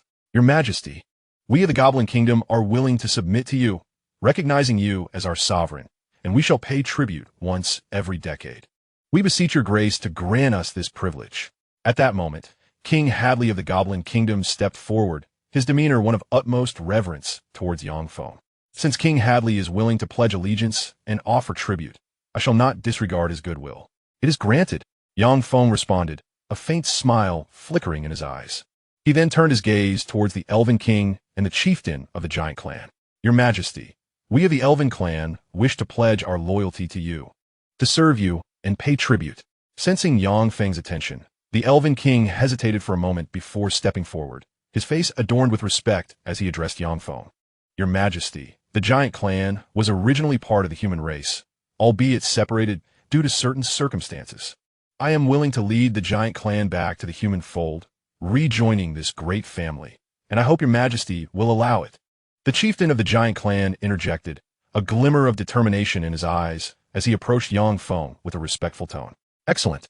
From this day forth, the Elven clan shall be my subjects under my protection. Furthermore, the giant clan shall now be considered part of the human race, receiving our guardianship. I shall dispatch some elite human cultivators to the giant clan to assist in managing their populace. Yang Feng replied with a smile, acknowledging the pledges of the Elven King and the giant clan chieftain. Finally, Yang Feng's gaze fell upon the more than 10,000 alien warriors gathered over 1,000 miles away, as he spoke in a calm tone. Esteemed guests, the demon clan has been defeated and consumed by our human race. The Goblin Kingdom and the Elven race are willing to acknowledge me as their sovereign, to pay me tribute and submit to my rule. The giants are even prepared to join our human lineage, becoming one with us. I wonder whether you wish to honor me as your ruler, serve me, and pay me tribute, or if you prefer to merge your entire clan directly into humanity, thereby becoming one of us. Upon hearing Yang Feng's words, the multitude of alien powerhouses gathered over 1,000 miles away changed countenance, plunging into deep contemplation and silence. It was evident that Yang Feng aimed to seize the opportunity presented by the defeat and annexation of the demon race, intending to capture all the alien powerhouses attending the human emperor's ceremony and bring them under his command. However, none of these alien strongmen were inclined to serve Yang Feng, nor did they wish to pay him tribute. Yet, faced with Yang Feng's implicit threat, none dared to voice their dissent, opting instead for silence as a means to express their stance. Ladies and gentlemen, should you choose to remain silent, I shall take it as an affirmation of your willingness to serve me, to honor me as your emperor, and to pay me tribute. I shall grant you another quarter of an hour to deliberate. After this interval, should no objections arise, we will formalize a covenant of law, binding you and your respective races as my vassals, to serve me and obey my commands. Observing the silence of a multitude of alien powerhouses, Yang Feng smiled slightly. He then regarded the vast assembly from over 1,000 miles away, eagerly awaiting their response. Your Majesty, we of the Black Magic clan will only recognize the demon god, and cannot proclaim you as our emperor, nor can we serve you or pay you tribute. Please understand. At that moment, a powerful figure from the Black Magic clan, radiating a strong aura of dark energy, stepped forward, clasped his hands in a gesture of respect, and spoke in a calm tone. Following his words, the Black Magic powerhouse waved his hand, leading 3 Celestial Realm practitioners and over 10 Law Realm cultivators into the air, swiftly departing towards the horizon. Did I permit your departure? Yang Feng's eyes glinted with menace as he spoke in a frigid tone. In that instant, the previously deactivated devouring formation was reactivated, enveloping an area of over 3,000 miles. Immediately, waves of intangible power surged forth from the devouring great formation, ensnaring the Black Magic cultivators and rendering them immobile, like lambs awaiting slaughter. Your Majesty, what is your intention? Do you mean to annihilate our Black Magic clan simply because we refuse to recognize you as emperor and serve you? The Black Magic powerhouse's face contorted with rage as he confronted Yang Feng, feeling the binding force within him. The Black Magic clan conspired with the demon race, seeking to obliterate our human lineage, an unforgivable crime deserving of death. I hereby declare your execution in the name of the human emperor. Yang Feng's voice was as frigid as ice upon hearing the words of the Black Magic powerhouse. As the conversation unfolded, the formidable heaven-swallowing array commenced its full operation, unleashing waves of terrifying power that enveloped over a dozen cultivators of the Black Demon clan, transforming them into streams of light that vanished into the slaughtering cave. In no time, these cultivators were subdued and refined into pure, slaughtering mana, serving as sustenance for the evolution of the slaughtering cave. At this juncture, Yang Feng directed his gaze toward the multitude of foreign powerhouses, speaking in a tranquil tone. "Esteemed guests, I wonder how your deliberations have progressed. Are you willing to submit to me, Yang Feng, and serve under my banner?" The powerful entities of various races from the celestial demon realm were gathered here. If Yang Feng did not seize this opportunity to bring them under his command, the prospect of doing so in the future would require tenfold or even 100-fold more time and effort, with no guarantee of success. After all, if they could not best Yang Feng in combat, they could simply hide away, with so many hiding places scattered throughout the celestial demon realm. These formidable beings at the Law, Cave, and Void Immortal stages could easily find refuge, rendering Yang Feng powerless to act against them. Thus, he was resolute in not allowing this chance to capture the strengths of the celestial demon realm to slip through his fingers. Once all the powerful beings were brought under his control, Yang Feng would effectively unify the entire celestial demon realm. At that point, the resources of the realm would fall into his grasp, granting him an abundance of cultivation materials, alleviating any concerns regarding ascending to the true immortal stage. "Your Majesty, I am willing to lead the Dwarven clan in submission to you, to serve you and offer tribute. Your Majesty, I am willing to lead the Termite clan in submission to you, to serve you. Your Majesty, I am willing to lead the Frog clan in submission to you, to serve you and offer tribute." Upon hearing Yang Feng's words and recalling the fate of the Black Demon clan's powerful members not long ago, the multitude of foreign powerhouses hesitated briefly before collectively expressing their willingness to submit to Yang Feng. Witnessing this development, a subtle smile graced Yang Feng's lips. With a wave of his hand, the power of the laws surged within him, coalescing into a series of runes that manifested in the void, forming a contract of laws. Subsequently, with a mere thought, a divine consciousness imprint transformed into a streak of light, merging into the law contract, disappearing from sight. Esteemed guests, please inscribe a fragment of your divine consciousness imprint onto the law contract. After completing this procedure, Yang Feng, with a beaming expression, addressed the multitude of foreign powerhouses. Hearing his words, they hesitated slightly before depositing a fragment of their divine consciousness imprint into the law contract. Once all the foreign powerhouses had contributed their imprints, Yang Feng, with a thought, assimilated the law contract into his sea of consciousness for nurturing. Esteemed guests, as long as your cultivation and combat prowess have not surpassed mine, it would be wise not to contravene the terms of the contract. Otherwise, I will sense it immediately. At that moment, I shall personally take action to eliminate you and eradicate your entire race, ensuring your complete disappearance from this world. 3 months hence, you shall come to the Human Emperor's Hall, bearing the treasures of your respective races, and tender the first tribute. At this moment, Yang Feng cast his gaze upon the multitude of over 10,000 foreign warriors, speaking in a tone as frigid as ice. Upon concluding his statement, Yang Feng waved his hand, allowing the throng of foreign warriors to depart. Chapter 162. The Evolution of the Slaughter Cave. Once the foreign warriors had taken their leave, Yang Feng gestured grandly, sealing the devouring great formation. He then descended from his throne, a smile gracing his features as he addressed King Hadley of the Goblin Kingdom. "The Goblin King and the chief of the Giant Clan, the Goblin Kingdom, the Goblin race, and the Giant Clan shall forever remain our steadfast allies, as well as my cherished friends. Your support during critical moments fills me with great joy. Unlike other races, you need not pay exorbitant taxes. Merely a modest tribute will suffice to signify your allegiance. Should any other races dare to insult you, do not hesitate to seek my aid.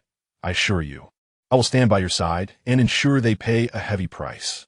Upon hearing Yang Feng's words and assurances, King Hadley, the Goblin King, and the chief of the Giant Clan all displayed expressions of elation, promptly pledging their loyalty. After engaging in cordial conversation with Hadley, the Goblin King, and the chief of the Giant Clan, Yang Feng entrusted the subsequent matters to Su Dayo, Zhao Qianyu, and other human powerhouses, retreating to the Human Emperor's Hall to enter seclusion and cultivate, consuming the gains from his previous endeavors. Let the evolution commence. Yang Feng directed his consciousness into the slaughter cave, gazing at the immense reservoir of slaughtering mana within, his face alight with anticipation. Shortly thereafter, the slaughtering mana began to merge into the slaughter cave, initiating its outward expansion. The diameter of the slaughter cave expanded outward by a staggering 1,200 kilometers before depleting the accumulated slaughtering mana within. Ding!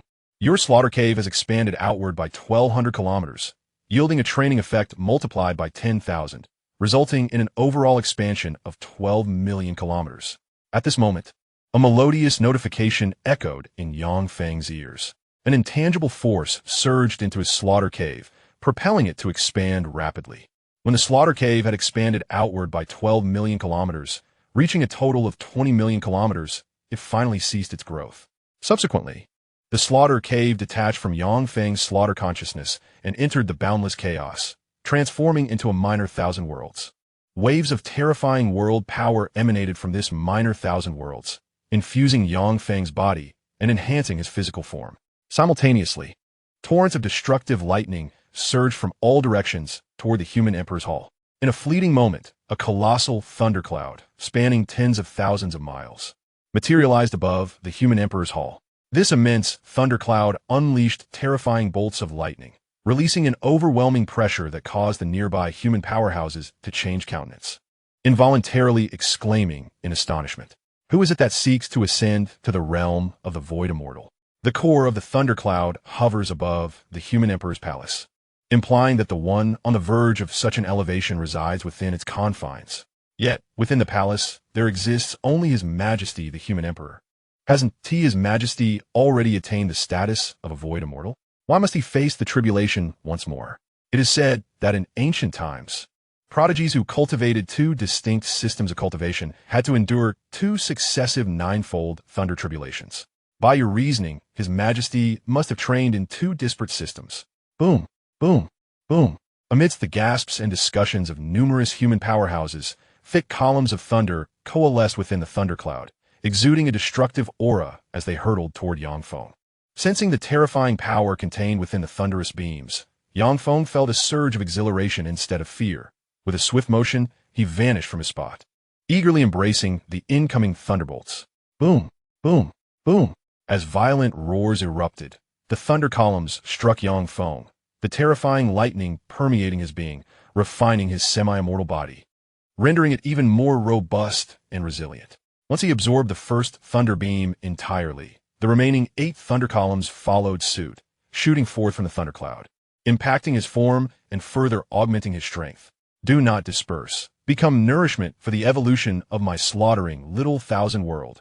Yang Feng gazed at the thunderclouds above, a gleam in his eyes as he uttered a command, channeling the world power of the slaughtering little thousand world to unleash an unparalleled force of attraction, drawing in the thunderclouds spanning tens of thousands of miles into his realm. Subsequently, the laws of the slaughtering little thousand worlds surged, refining all the lightning that had entered.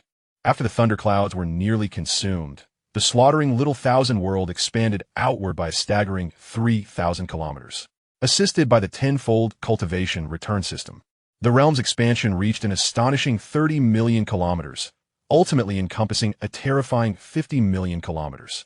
Waves of formidable power from the slaughtering world surged forth, enhancing Yang Feng's physique. At that moment, a golden gate manifested in the void, emanating streams of celestial energy that cascaded upon Yang Feng, enveloping him completely.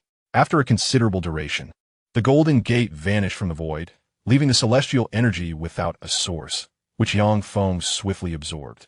Following the consumption of this abundant celestial essence, his semi-immortal body grew even more formidable, drawing him closer to coalescing the immortal spirit body and ascending to the true immortal realm.